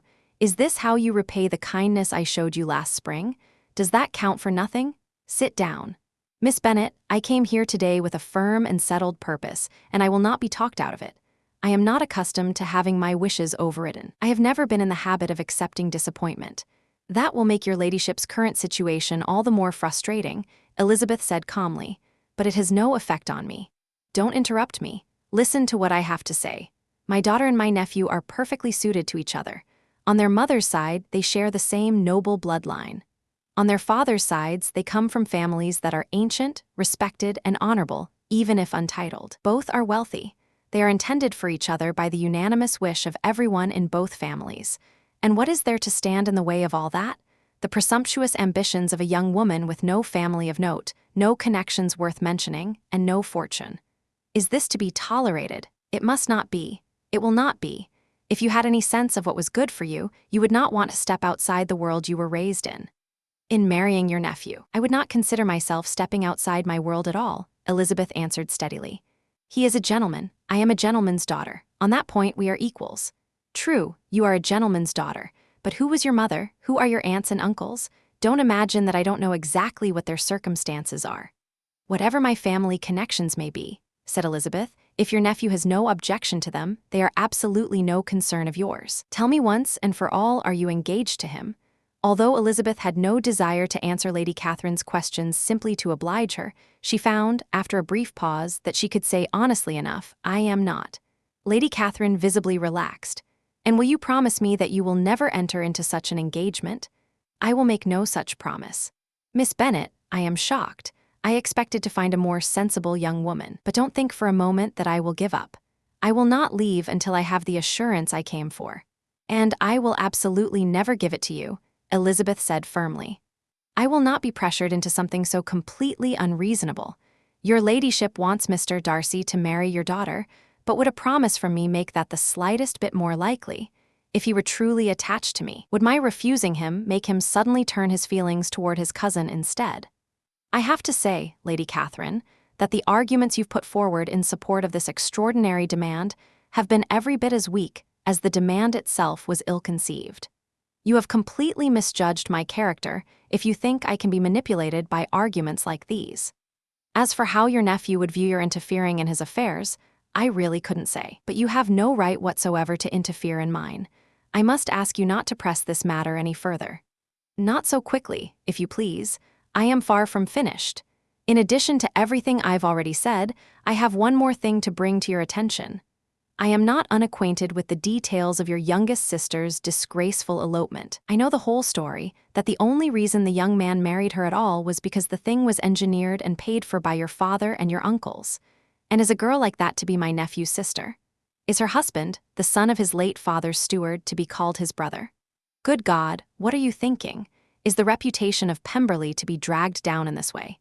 You have nothing more to say to me, Elizabeth answered, her voice tight with barely controlled anger. You have insulted me in every way imaginable. I'm going back to the house. She rose, and Lady Catherine rose with her. They turned back along the path, Lady Catherine furious and barely containing it. You have no concern, then, for your nephew's honor and reputation, she snapped. Selfish, unfeeling girl, don't you understand that any connection with you would disgrace him in the eyes of the world? Lady Catherine, I have nothing left to say to you. You know exactly what I think. Then you are determined to have him? I have said nothing of the sort. I am only determined to act in the way that I myself believe will make me happy, without any reference to you, or to anyone else who has no connection with me whatsoever. Very well, so you refuse to do as I ask. You refuse to honor any claim of duty, gratitude, or decency. You are set on ruining his reputation and making him a laughingstock to everyone who knows him. Duty, gratitude, and decency have no bearing on this situation at all, Elizabeth replied. None of those principles would be violated by my marrying Mr. Darcy. And as for the displeasure of his family, or the disapproval of the world at large, if his family were genuinely upset by his marrying me, it would not trouble me for a single moment. And the world in general has far too much good sense to join in that kind of contempt. So this is your real answer. This is your final position. Lady Catherine's voice was cold. Very well, I know what I must do now. Don't imagine, Miss Bennet, that your ambitions will ever be fulfilled. I came here to test you. I hope to find you reasonable, but rest assured I will get what I came for. She continued in this vein all the way back to the carriage, and then, turning sharply as she reached the door, she added, I am not going to say goodbye to you, Miss Bennet. I am sending no regards to your mother. You deserve no such courtesy from me. I am extremely displeased. Elizabeth said nothing. She made no attempt to persuade Lady Catherine to come back inside, but walked quietly into the house as the carriage rattled away down the drive, listening to it disappear into the distance as she made her way upstairs. Her mother was waiting for her at the door of the dressing room, bursting with impatience. Why ever wouldn't Lady Catherine come back in and rest herself? She demanded. She didn't want to, Elizabeth said simply. She wanted to go. What a magnificent-looking woman, and how extraordinarily civil of her to call on us. I suppose she only came to tell us the Collinses were well, she must be traveling somewhere, and since she was passing through Meryton, she thought she may as well stop in. I don't suppose she had anything particular to say to you, Lizzie. Elizabeth was forced to offer a small and careful evasion. To tell her mother anything close to the truth of what had passed between them was entirely out of the question. Chapter 57. Elizabeth couldn't easily shake off what had happened. For many hours afterward, she could think of almost nothing else. Lady Catherine, it turned out, had actually made the journey all the way from Rosings for the sole purpose of breaking off Elizabeth's supposed engagement to Mr. Darcy. A perfectly rational scheme, of course, except that Elizabeth couldn't imagine where the rumor of any such engagement had come from in the first place. Then it occurred to her. Darcy was Bingley's closest friend, and she was Jane's sister.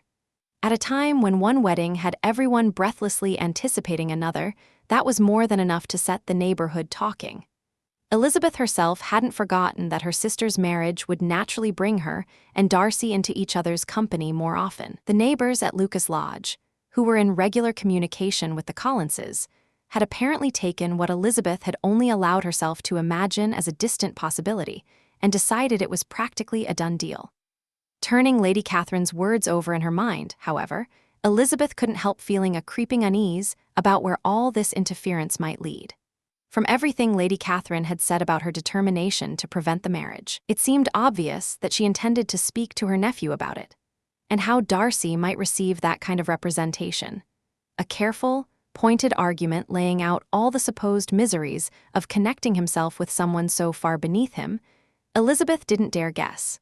She didn't know exactly how much he valued his aunt's opinion or how heavily he relied on her judgment, but it seemed only natural that he thought far more highly of Lady Catherine than Elizabeth did. And Lady Catherine, in cataloguing the disadvantages of such a match, would know precisely where to strike. With his pride, his sense of dignity, his deep awareness of his own position in the world, the arguments that had struck Elizabeth as weak and absurd might well strike him as perfectly sound. If he had already been uncertain about his feelings, which had often seemed likely enough, then the counsel and urging of someone so close to him might be enough to settle the matter once and for all. He would return to what his station demanded and find whatever happiness his unblemished dignity could offer him. In that case, he simply wouldn't come back. Lady Catherine might see him in London on her way through town, and his promise to Bingley about returning to Netherfield would quietly be broken. If an excuse reaches his friend within the next few days for why he can't keep that promise, Elizabeth told herself, then I'll know exactly what it means.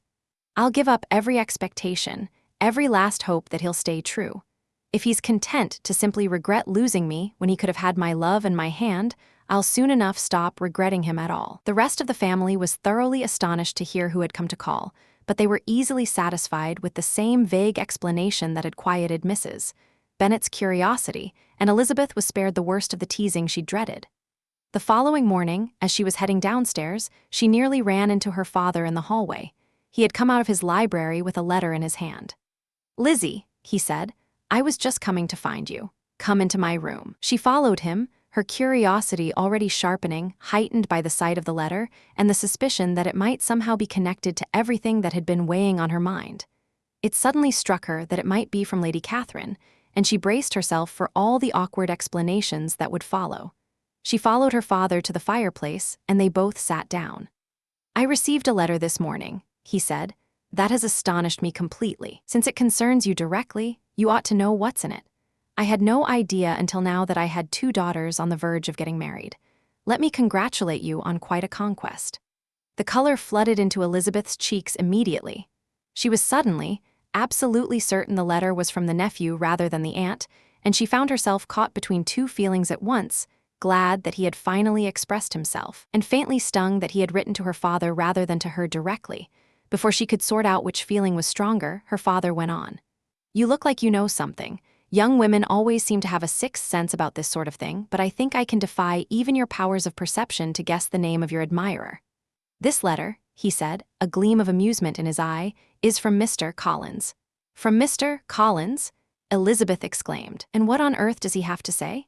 "Quite a lot, as you'd expect.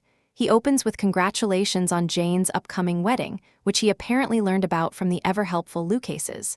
I won't torture you by reading that part. What concerns you personally goes like this."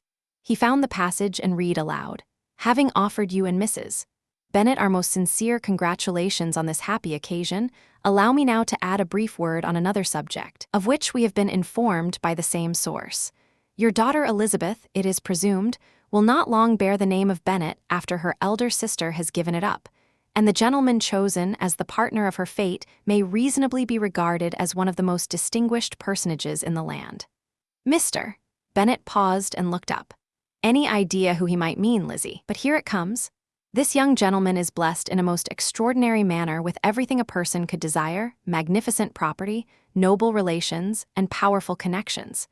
Yet in spite of all these temptations, I feel it my duty to warn my cousin Elizabeth, and yourself, of the dangers that could follow from accepting this gentleman's proposals too hastily, which, naturally, you will be eager to do.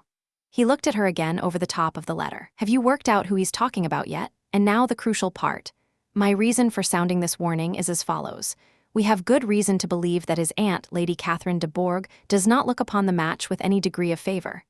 Mr. Bennet set the letter down with theatrical satisfaction. Mr. Darcy, you see, is the man. Now, Lizzie, I think I really have surprised you this time. Could Collins, or the Lucases, have possibly landed on any man among all our acquaintances whose name would make a more perfect nonsense of the whole story? Mr.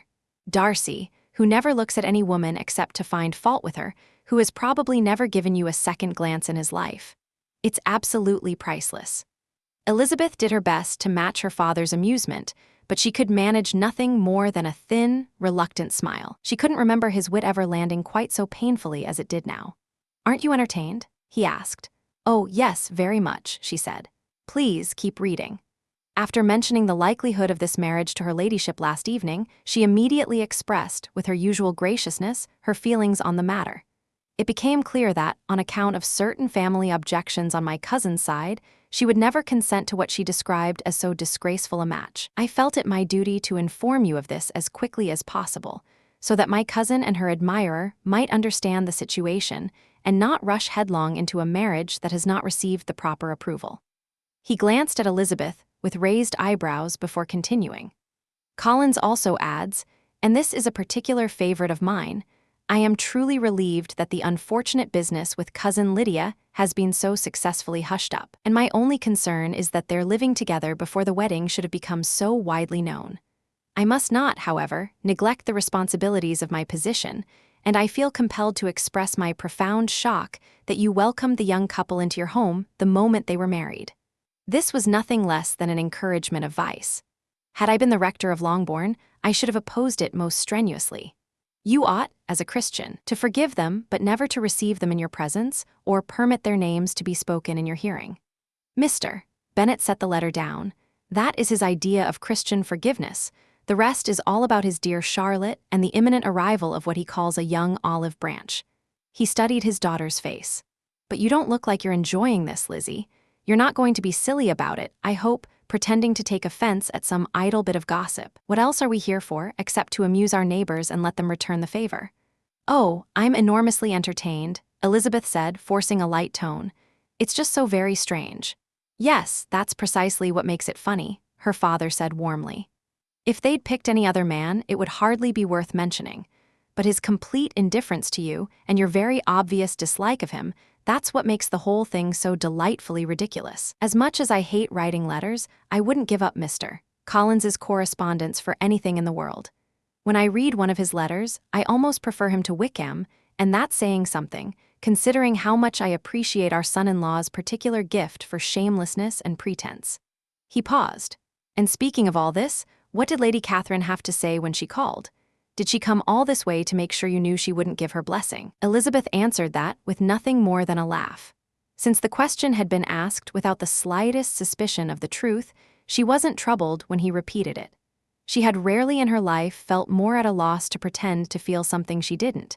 She needed to laugh when what she actually wanted to do was cry. Her father had wounded her more than he could possibly know by speaking so lightly of Darcy's indifference. And there was nothing she could do but oscillate between wondering how her father could be so blind, and fearing that perhaps the blindness wasn't his at all, and that she had imagined far more than was ever really there. Chapter 58. Bingley had managed to bring Darcy back to Longbourn within just a few days of Lady Catherine's visit. The two gentlemen arrived early in the morning, and before Mrs. Bennet could get a word in about their encounter with Darcy's aunt, something Elizabeth had been dreading with every passing second, Bingley suggested they all go out for a walk. He clearly wanted time alone with Jane, and everyone agreed to the plan. Mrs. Bennet never walked if she could help it, and Mary could never be torn away from whatever she was doing, but the remaining 5 set off together. It didn't take long for Bingley and Jane to fall behind the others, slowing their pace until the distance between them grew comfortable. That left Elizabeth, Kitty, and Darcy to manage each other's company. Very little was said. Kitty was too intimidated by Darcy to attempt conversation, and Elizabeth was quietly steeling herself for something she had resolved to do. Perhaps he was doing the same. They walked in the direction of the Lucases' house because Kitty wanted to stop in and see Maria. Elizabeth saw no reason to make it a group visit, so when Kitty peeled off to go inside, she simply kept walking alone with Darcy. This was the moment she had been preparing herself for, and while her nerve was still holding, she spoke. "Mr. Darcy, I am a very selfish person," she said. "I'm saying this purely to ease my own feelings, without much concern for how uncomfortable it might make you. I can't go another day without thanking you for what you did for my sister. I've known about it for a while now, and I've been desperate to tell you how deeply grateful I am. If the rest of my family knew, it wouldn't just be my gratitude you'd be hearing." Darcy looked at her with an expression that mingled surprise with something more complicated. "I'm sorry, truly sorry," he said, "that you ever found out about it at all. I'm afraid it may have caused you distress when it was never meant to. I didn't think Mrs. Gardiner could be so easily persuaded to share that information."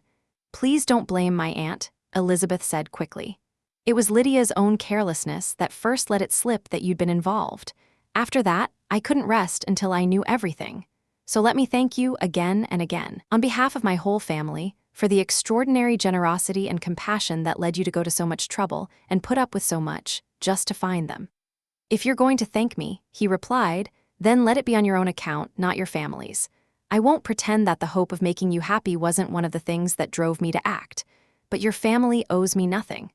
As much as I respect them, I think, if I'm honest, I was only thinking of you." Elizabeth found herself completely lost for words. She felt her face flush and looked away.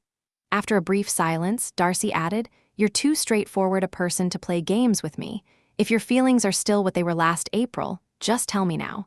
My feelings haven't changed, but one word from you, and I'll never raise the subject again." Elizabeth was acutely aware of how much courage it had cost him to say that, and she forced herself to respond, haltingly, without much eloquence, but clearly enough. She told him that her feelings had changed so completely since that night he was referring to that she could only receive what he was telling her now with genuine gratitude and happiness. The effect of those words on him was visible. The happiness that crossed his face was the kind he had probably never felt before, and he spoke, warmly, openly, with the kind of intensity that a man deeply in love can barely contain. Elizabeth couldn't quite bring herself to meet his eyes, but she could listen, and she did as he told her everything he felt, how much she mattered to him, how every word he spoke only made that clearer. They walked on without paying any attention to where they were going. There was simply too much to think about, too much to feel, too much to say, for the outside world to register at all. It was during that walk that Elizabeth learned the full story of how they had arrived at this moment. Lady Catherine had indeed gone to see Darcy after her visit to Longbourn. She had recounted the whole episode, her journey, her reasons for going, and every detail of her conversation with Elizabeth, dwelling with particular emphasis on all the parts she found most impertinent and presumptuous, fully convinced that hearing it all would prompt Darcy to finally give her the promise she'd been unable to extract from Elizabeth herself. Unfortunately for Lady Catherine, the effect had been precisely the opposite. "It gave me hope," Darcy said, "more than I'd allowed myself to feel in a long time. I know you well enough to be certain that if you had absolutely made up your mind against me, you would have told Lady Catherine so, plainly and without hesitation." Elizabeth laughed, color rising in her cheeks. "Yes," she admitted, "you do know me well enough to believe that. After saying everything I said to your face, I'd hardly have had any trouble saying it to your relatives as well." "And what did you say about me that I didn't deserve?" he asked. "Your accusations may have been based on misunderstandings, but the way I behaved toward you at the time more than warranted everything you said. It was inexcusable. I can't think about it without real shame." "Let's not argue over who deserves more of the blame for that evening," Elizabeth said. "Neither of us comes out of it particularly well, if we're being honest. but I think we've both become more decent people since then. I can't let myself off so easily, Darcy said, and there was a weight in his voice that she hadn't expected. The memory of what I said that night, the way I behaved, the tone I used, all of it has been genuinely painful for months. Your words, in particular, have stayed with me. Had you behaved in a more gentlemanlike manner, that's what you said.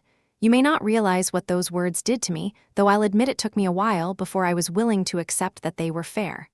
I honestly never expected them to land so hard, Elizabeth said. I had no idea they would affect you that way. I can believe it, he said. You thought I was completely without feeling at the time. I'm sure you did.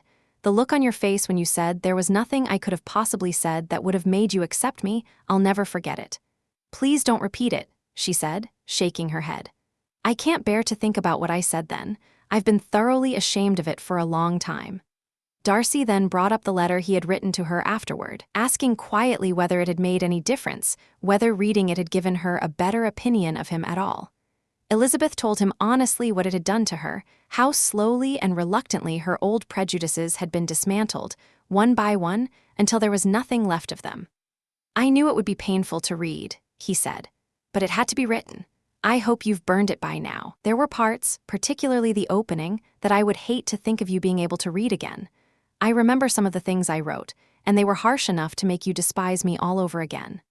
I'll burn it, if you really think it necessary to protect whatever good opinion I have left of you, she said, with a hint of a smile.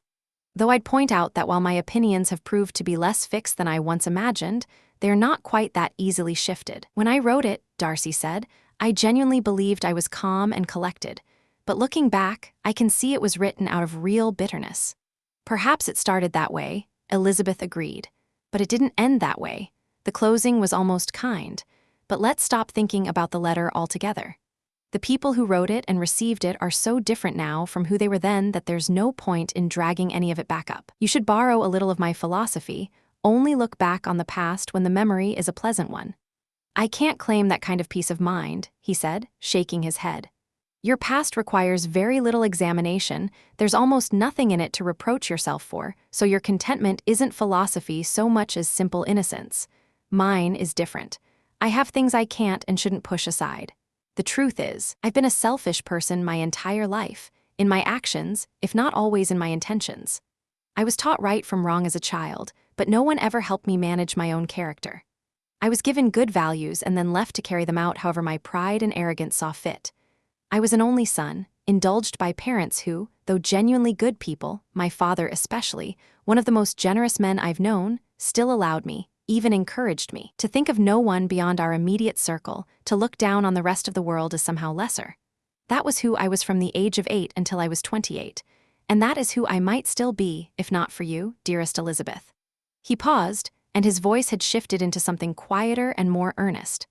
I owe you more than I can say. You taught me something hard, very hard, at first, but more valuable than anything I'd learned before. You humbled me properly. I came to you without a single doubt that you'd accept me. You showed me exactly how little I actually had to offer a woman who deserved to be genuinely impressed. Had you really convinced yourself I would accept you? Elizabeth asked.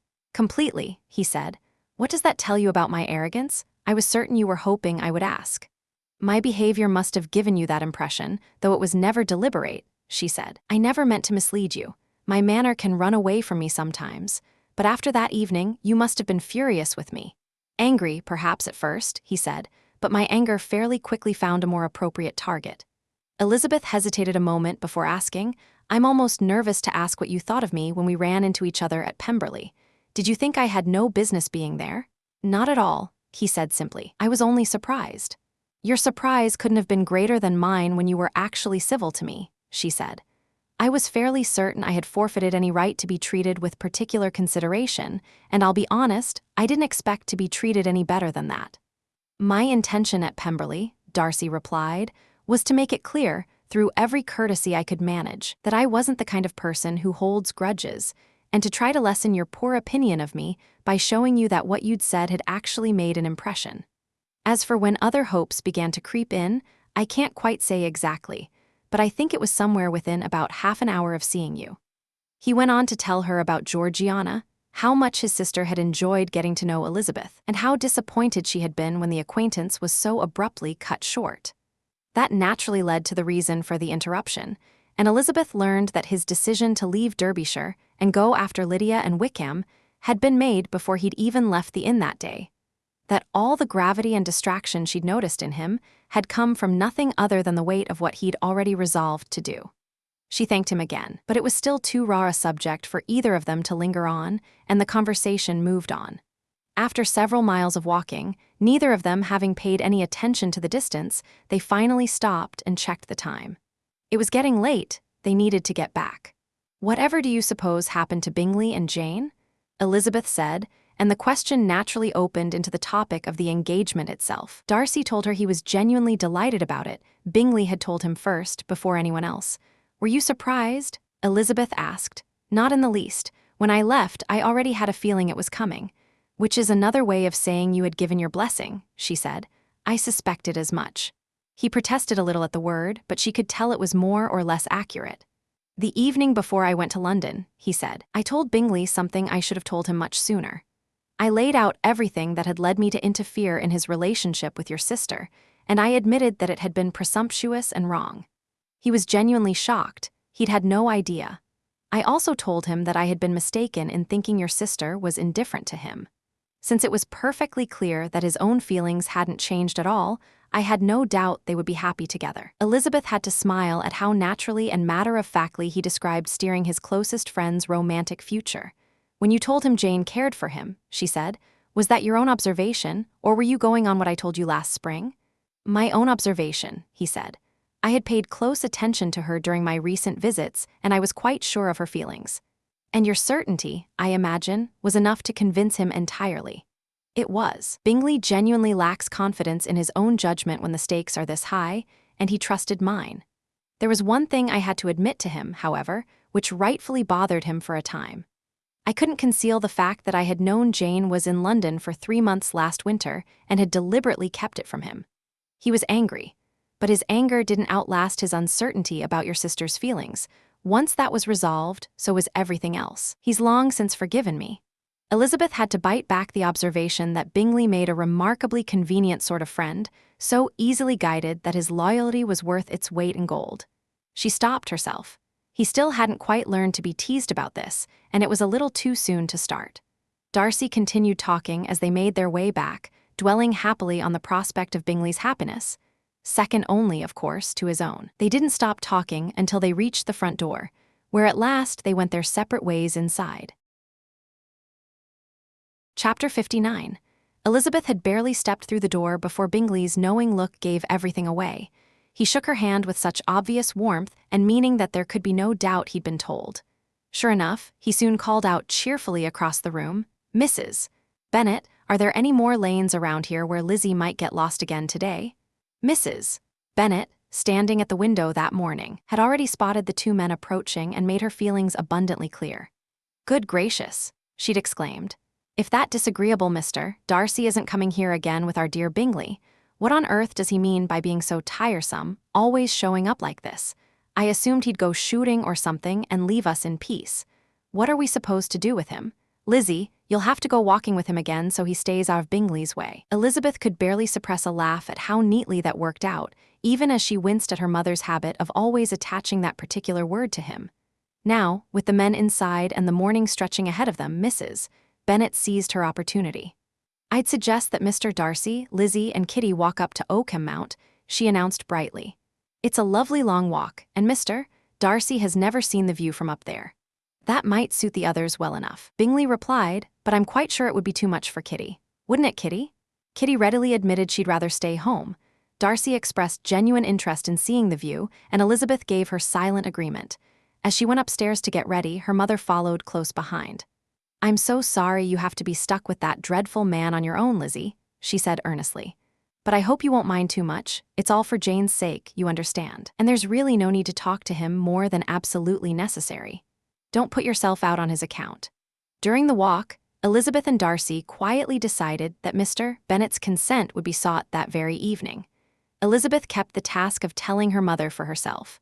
She genuinely couldn't predict how her mother would receive the news, Sometimes she thought all of Darcy's wealth and status couldn't possibly overcome the woman's deep dislike of him. But whether her mother's reaction turned out to be violently opposed or wildly ecstatic, Elizabeth knew with certainty that neither version would reflect well on anyone's dignity.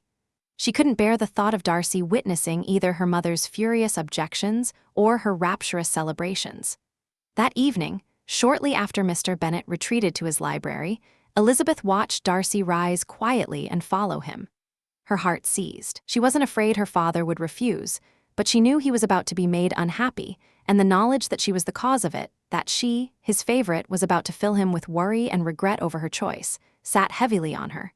She remained in her chair, miserable, until Darcy reappeared. The slight smile on his face as he caught her eye brought her some small relief. A few minutes later he came to the table where she sat with Kitty and, leaning over and pretending to admire her needlework, murmured quietly, "Go to your father, he wants you in the library." She went immediately. Mr. Bennet was pacing the room, his expression grave and troubled. "Lizzie," he said, stopping to look at her. "What are you doing? Have you lost your mind, accepting this man? Haven't you always hated him?" How desperately she wished, in that moment, that she'd been more measured in her former opinions and less dramatic in expressing them. It would have spared her this painfully awkward conversation. But there was nothing to be done. She had to explain herself, and she did, haltingly assuring her father of her genuine attachment to Mr. Darcy.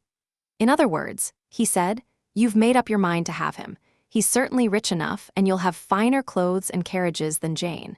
But will any of that actually make you happy?" "Do you have any other objection?" Elizabeth asked, "beyond believing that I don't care for him?"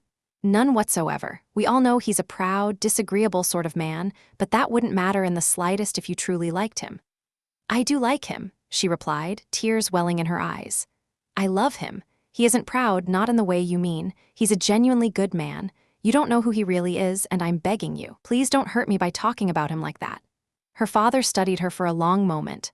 "Lizzie," he said more gently, "I've already given him my consent. He's frankly the sort of man I wouldn't dare refuse anything to when he takes the trouble to ask. And now I give it to you as well if you're truly set on this. But let me say this first, think carefully. I know you, Lizzie. I know you couldn't be happy or even respectable unless you genuinely respected your husband, unless you looked up to him. Your intelligence and spirit would be a liability in an unequal marriage. You'd barely escape misery. My dear girl, don't give me the heartbreak of watching you unable to respect the man you've chosen. You need to be sure you know what you're doing."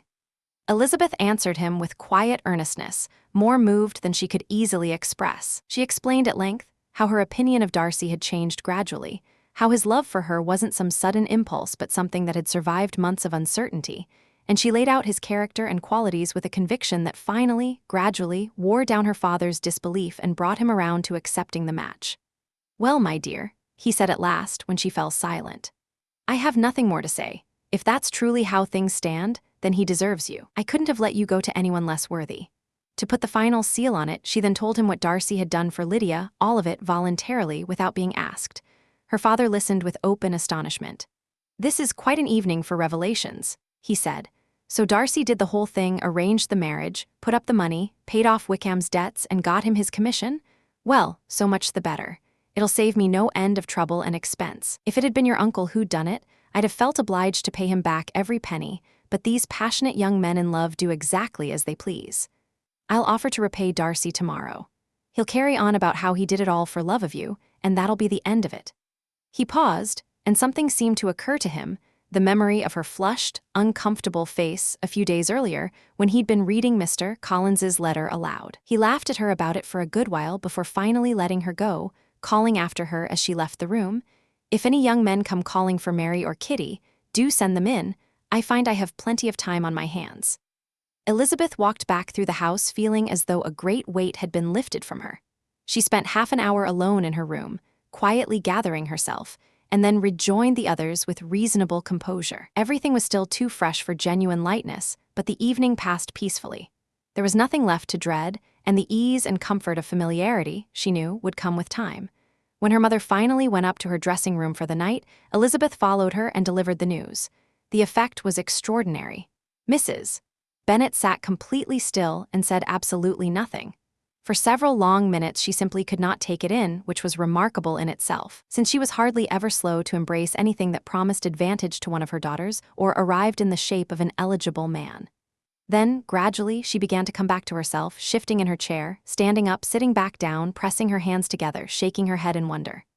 Good gracious, Lord bless me, just imagine. Dear me, Mr. Darcy, who would ever have thought it? And is it actually true? Oh, my sweetest Lizzie, how rich you'll be. How grand. The pin money, the jewels, the carriages, Jane's situation is nothing compared to this. Nothing at all. I'm so pleased, so happy, such a charming man, so handsome, so tall. Oh, my dear Lizzie, please apologize to him for me for disliking him so much before. I do hope he'll forgive it. Dear, dear Lizzie, a house in town, 3 daughters married, 10,000 a year. Oh Lord, what on earth will become of me? I shall go absolutely mad. That was more than enough to confirm that her approval was thoroughly secured. Elizabeth, profoundly relieved that this particular outburst had no audience beyond herself, slipped away quickly. She had barely been in her own room for 3 minutes before her mother appeared at the door. My dearest child, she cried, I can't think of anything else. 10,000 a year, and probably more. It's as good as marrying a lord. And a special license? You absolutely must be married by special license. I insist upon it. But my darling, you must tell me, what does Mr. Darcy particularly like to eat? I want to make sure we have it tomorrow. This was not a promising sign of how her mother might conduct herself around her future son-in-law, and Elizabeth recognized with a sinking feeling that even now, with his love secured and her family's consent given, there were still things left to be anxious about. But the following day went considerably better than she'd feared. Mrs. Bennet, it turned out, was so thoroughly in awe of Darcy that she hardly dared speak to him unless she had something to offer him or some way to show her deference to his opinion. It was, all things considered, the best possible outcome. Elizabeth had the pleasure of watching her father make a genuine effort to get to know Darcy, and it wasn't long before Mr. Bennet told her, with evident satisfaction, that his opinion of the man was rising by the hour. I have a very high regard for all 3 of my sons-in-law, he remarked. Wickham is perhaps still my personal favorite, but I think I shall come to like your husband every bit as much as Jane's. The previous evening, it had been Elizabeth's face, as she entered their room, that gave everything away to Jane, and then the constraint at the dinner table gave something away to everyone else, though none of them could quite say what. Elizabeth's only explanation was that they had walked so far she'd lost track of where they were. She blushed as she said it, but no one read anything more into it than that. The evening had passed quietly, without anything remarkable happening. The openly acknowledged couple, Jane and Bingley, talked and laughed freely. The other, as yet unacknowledged, were mostly silent. Darcy was not the sort of man whose happiness expressed itself in easy cheerfulness, and Elizabeth, churning with an agitation she couldn't quite settle, was more aware that she was happy than she actually felt it. There were still obstacles ahead. She could already anticipate the family's reaction when the news came out. She knew that no one in the household truly liked Darcy except Jane, and suspected that for some of them, not even all his wealth and standing would be enough to overcome their dislike of him. That night, she opened her heart to Jane. Jane, who was not generally given to suspicion, found herself completely unable to believe it. You're joking, Lizzie. This can't be real. Engaged to Mr. Darcy? No, you're not going to fool me. It's impossible. This is a terrible start, Elizabeth said. You were my one hope. If you won't believe me, nobody else will. But I mean every word of it. He still loves me and we're engaged. Jane looked at her with unmistakable doubt. Oh, Lizzie, it can't be. I know how much you dislike him. You don't know anything about it. All of that is done with, forgotten. I may not always have loved him as much as I do now, but in situations like this, having a long memory is unforgivable. This is the last time I'll think about it myself. Jane still looked absolutely stunned. Elizabeth, more serious now, assured her again that it was true. Good heavens, can it really be so? Jane cried at last. All right, I have to believe you. My dear Lizzie, I want to congratulate you, I really do, but are you certain? Please forgive me for asking, but are you absolutely sure you can be happy with him? There's no doubt of that whatsoever. It's already settled between us that we're going to be the happiest couple in the world. But are you pleased, Jane? How do you feel about having him for a brother? Very, very much so. Nothing could make Bingley or me happier, but we'd always thought it was completely out of the question, and do you really love him well enough?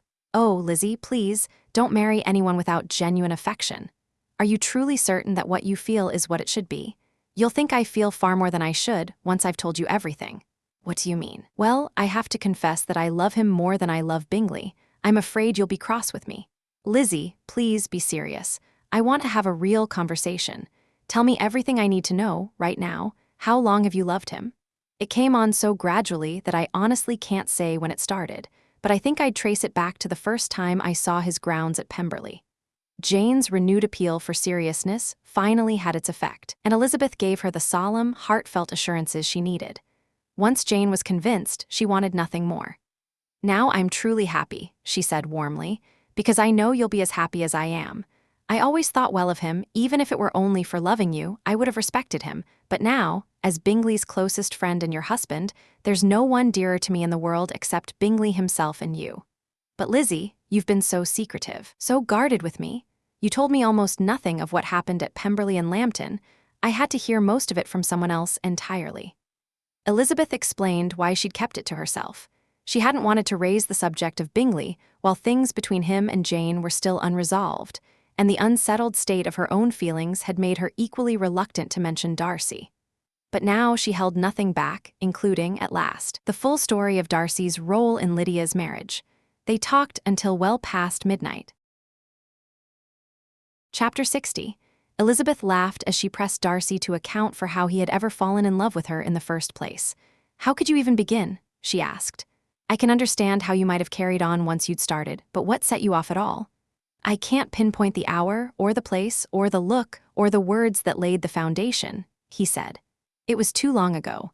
I was already in the middle of it before I even realized I had begun. You managed to resist my looks early enough, she said. And as for my manners, my behavior toward you was always, at the very least, bordering on rude. I never spoke to you without wishing, more often than not, to cause you some irritation. Now be honest. Did you actually admire me for my impertinence? For the liveliness of your mind, I did, he replied. You may as well just call it impertinence and be done with it, she said. It amounted to nearly the same thing. The truth is, you were tired of politeness, of deference, of people falling over themselves to please you. You were fed up with women who existed only to speak and look and think entirely for your approval. I surprised you and interested you because I was nothing like them. If you hadn't been a genuinely good person, you would have despised me for it. But in spite of all the effort you put into hiding your feelings, they were always decent and honest. And in your heart, you had nothing but contempt for the people who worked so hard to win your favor. There, I've saved you the trouble of explaining yourself. And honestly, when I think it all through, I find it perfectly reasonable. You knew nothing particularly good about me, of course, but nobody thinks about that when they fall in love. Was there nothing good in the way you cared for Jane when she was ill at Netherfield? He asked. Dearest Jane, Elizabeth exclaimed. Who could have done any less for her? But by all means, make a virtue of it. My good qualities are under your protection now, and you're supposed to exaggerate them as much as possible. In return, it falls to me to find every occasion I can to tease you and quarrel with you, and I'll start right now by asking what took you so long to come to the point. What made you so hesitant around me when you first came to call? And then again when you stayed for dinner? Why, especially when you came to call, did you look as though you couldn't care less about me? Because you were serious and quiet, he said, and you gave me no encouragement. But I was embarrassed, she said. So was I, he replied. You could have talked to me more when you came to dinner. A man who felt less might have managed it, he said simply. How inconvenient, she laughed, that you should have such a perfectly reasonable answer, and that I should be reasonable enough to accept it. But I do wonder how long you would have gone on like that if you'd been left to your own devices. I wonder when you ever would have spoken, if I hadn't asked you myself. My decision to thank you for what you'd done for Lydia certainly had a powerful effect, too powerful, I'm afraid. Because what does it say about the whole thing if our happiness grew out of my breaking a confidence? I should never have mentioned it. This is all very troubling. There's no need to worry yourself over it, Darcy said. The moral of it will hold up perfectly well. Lady Catherine's outrageous efforts to keep us apart were what finally swept away every last doubt I had. I don't owe my present happiness to your eagerness to express your gratitude. I was in no mood to wait for an opening. My aunt's visit had given me hope, and I was determined, right then, to know everything. Lady Catherine has been enormously useful, Elizabeth said, smiling, which should make her quite happy since she does love to be useful. But tell me, what did you actually come down to Netherfield for? Was it purely to ride over to Longbourn and be awkward, or did you have something more serious in mind? My real purpose was to see you, he said, and to judge, if I could, whether there was any hope of making you love me. The purpose, I admitted to myself, at least outwardly, was to find out whether your sister still had feelings for Bingley, and if she did, to make the confession to him that I have since made. Will you ever have the nerve to tell Lady Catherine what's about to happen to her? Elizabeth asked. I'm more likely to need more time than more courage, Elizabeth, he said. But it needs to be done. If you'll give me a sheet of paper, I'll do it right now. If I didn't have a letter of my own to write, she said, I might sit beside you and admire the neatness of your handwriting, as another young lady once did. But I have an aunt who has been neglected far too long. Elizabeth had never answered Mrs. Gardiner's long letter, largely because she hadn't wanted to admit just how much her aunt had overestimated her intimacy with Mr. Darcy. But now that she had news she knew would be entirely welcome, she was almost ashamed to realize that her uncle and aunt had already been kept from 3 days of happiness. She sat down and wrote immediately. I should have thanked you long before now, my dear aunt, as I ought to have done, for your long, kind, and wonderfully detailed letter. But honestly, I was too out of sorts to write. You assumed more than was actually there at the time. But now, assume as much as you like. Let your imagination run completely free in every direction the subject will take it, and unless you picture me actually married, you won't be too far wrong. You must write back very soon and say far more flattering things about him than you did last time. I thank you again and again for not going to the lakes. How could I have been so foolish as to wish it? Your idea about the ponies is absolutely lovely. We'll go around the park every day. I am the happiest person in the world. Others may have said so before, but never with such good reason. I am even happier than Jane. She only smiles while I laugh outright. Mr. Darcy sends you all the love in the world that he can spare from me. You are all to come to Pemberley at Christmas. Yours, etc. Mr. Darcy's letter to Lady Catherine was written in quite a different style, and Mr. Bennet's reply to Mr. Collins was different again from either of them. Dear Sir, Mr. Bennet wrote, I must trouble you once more for your congratulations. Elizabeth will soon be the wife of Mr. Darcy. Console Lady Catherine as best you can. But if I were you, I'd stick with the nephew.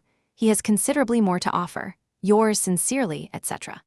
Miss Bingley's congratulations to her brother on his upcoming marriage were everything one might expect, warm in appearance and entirely hollow at the core. She even wrote to Jane on the occasion, expressing her delight and repeating every fond profession of friendship she had ever made. Jane was not fooled for a moment, but she was moved nonetheless, and though she placed no real confidence in Miss Bingley, she found herself writing back a far kinder reply than she knew the woman deserved. The joy that Miss Darcy expressed on receiving the same news was as genuine as her brother's had been in sharing it. 4 full pages of paper were not nearly enough to hold all her happiness or her eager desire to be loved by her new sister. Before any reply could arrive from Mr. Collins or any congratulations from his wife, the Longbourn family learned that the Collinses had come to Lucas Lodge in person. The reason for this sudden move became clear soon enough. Lady Catherine had been so furiously angry at the contents of her nephew's letter that Charlotte, who was privately delighted by the match, had been desperate to get away until the storm had passed. At such a moment, the arrival of her friend was a genuine pleasure to Elizabeth, though over the course of their visits together, she sometimes felt that the pleasure came at a steep price, watching Mr. Darcy endure the endless, fawning attention of Mr. Collins. He bore it, however, with remarkable composure. He could even listen to Sir William Lucas, who congratulated him on carrying off the finest prize in the county and expressed his hopes that they would all meet frequently at St. James's with something close to equanimity. If he did allow himself a quiet shrug of the shoulders, it was only once Sir William had turned away. Mrs. Phillips's vulgarity was another, and perhaps greater, test of his patience, though she stood in enough awe of him to avoid the easy familiarity that Bingley's open nature had always encouraged. Whenever she did speak, she could not help being coarse, and her respect for him, however much it kept her quieter than usual, did nothing whatsoever to make her more refined. Elizabeth did everything she could to shield him from the constant attentions of both women, always steering him toward the members of her family with whom he could actually hold a conversation without suffering for it. The discomfort that all of this created took a good deal of the joy out of the courtship, but it added something, too, a deeper longing for what was ahead. She looked forward, with real and quiet delight, to the day when they would leave all of this behind and settle into the comfort and grace of their life together at Pemberley. Chapter 61. Mrs. Bennet had finally rid herself of her 2 most deserving daughters. One can only imagine the delighted pride with which she afterward visited Mrs. Bingley, and how she talked endlessly about Mrs.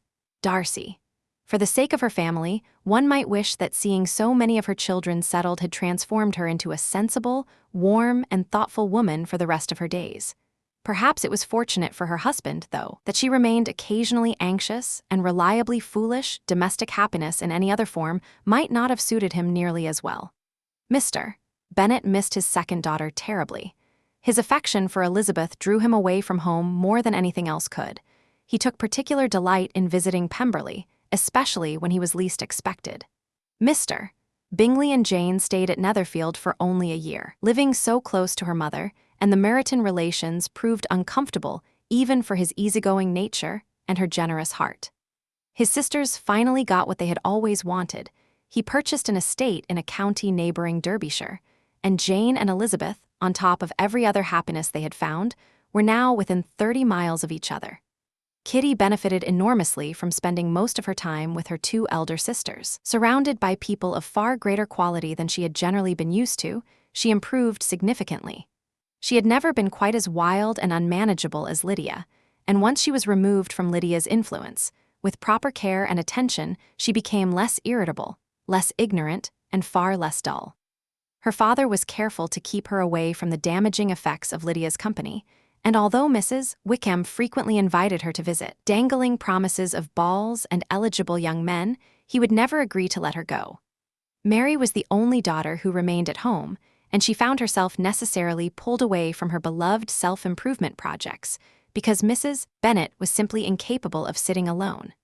Mary was forced to engage more with the world around her, though she still managed to draw moral lessons from every morning visit. And since she was no longer overshadowed by comparisons between her sister's looks and her own, her father suspected she accepted the change without too much reluctance.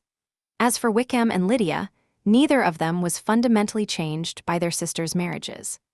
Wickham bore it with a certain philosophical resignation that Elizabeth would now learn exactly how ungrateful and dishonest he had been, though he still clung to the hope that Darcy might somehow be persuaded to advance his career.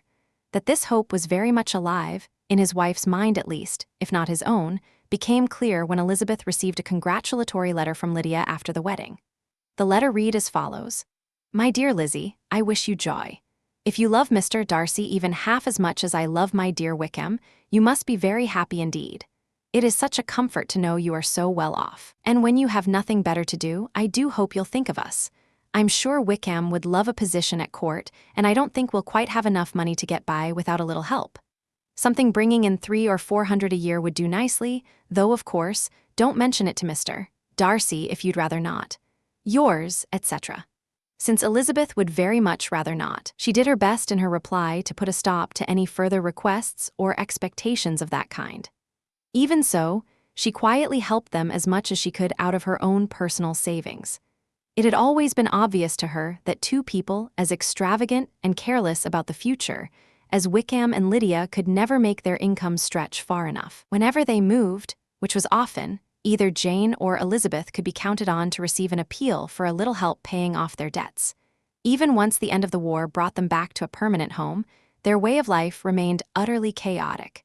They were constantly moving from one place to another in search of cheaper lodgings, and constantly spending more than they could afford.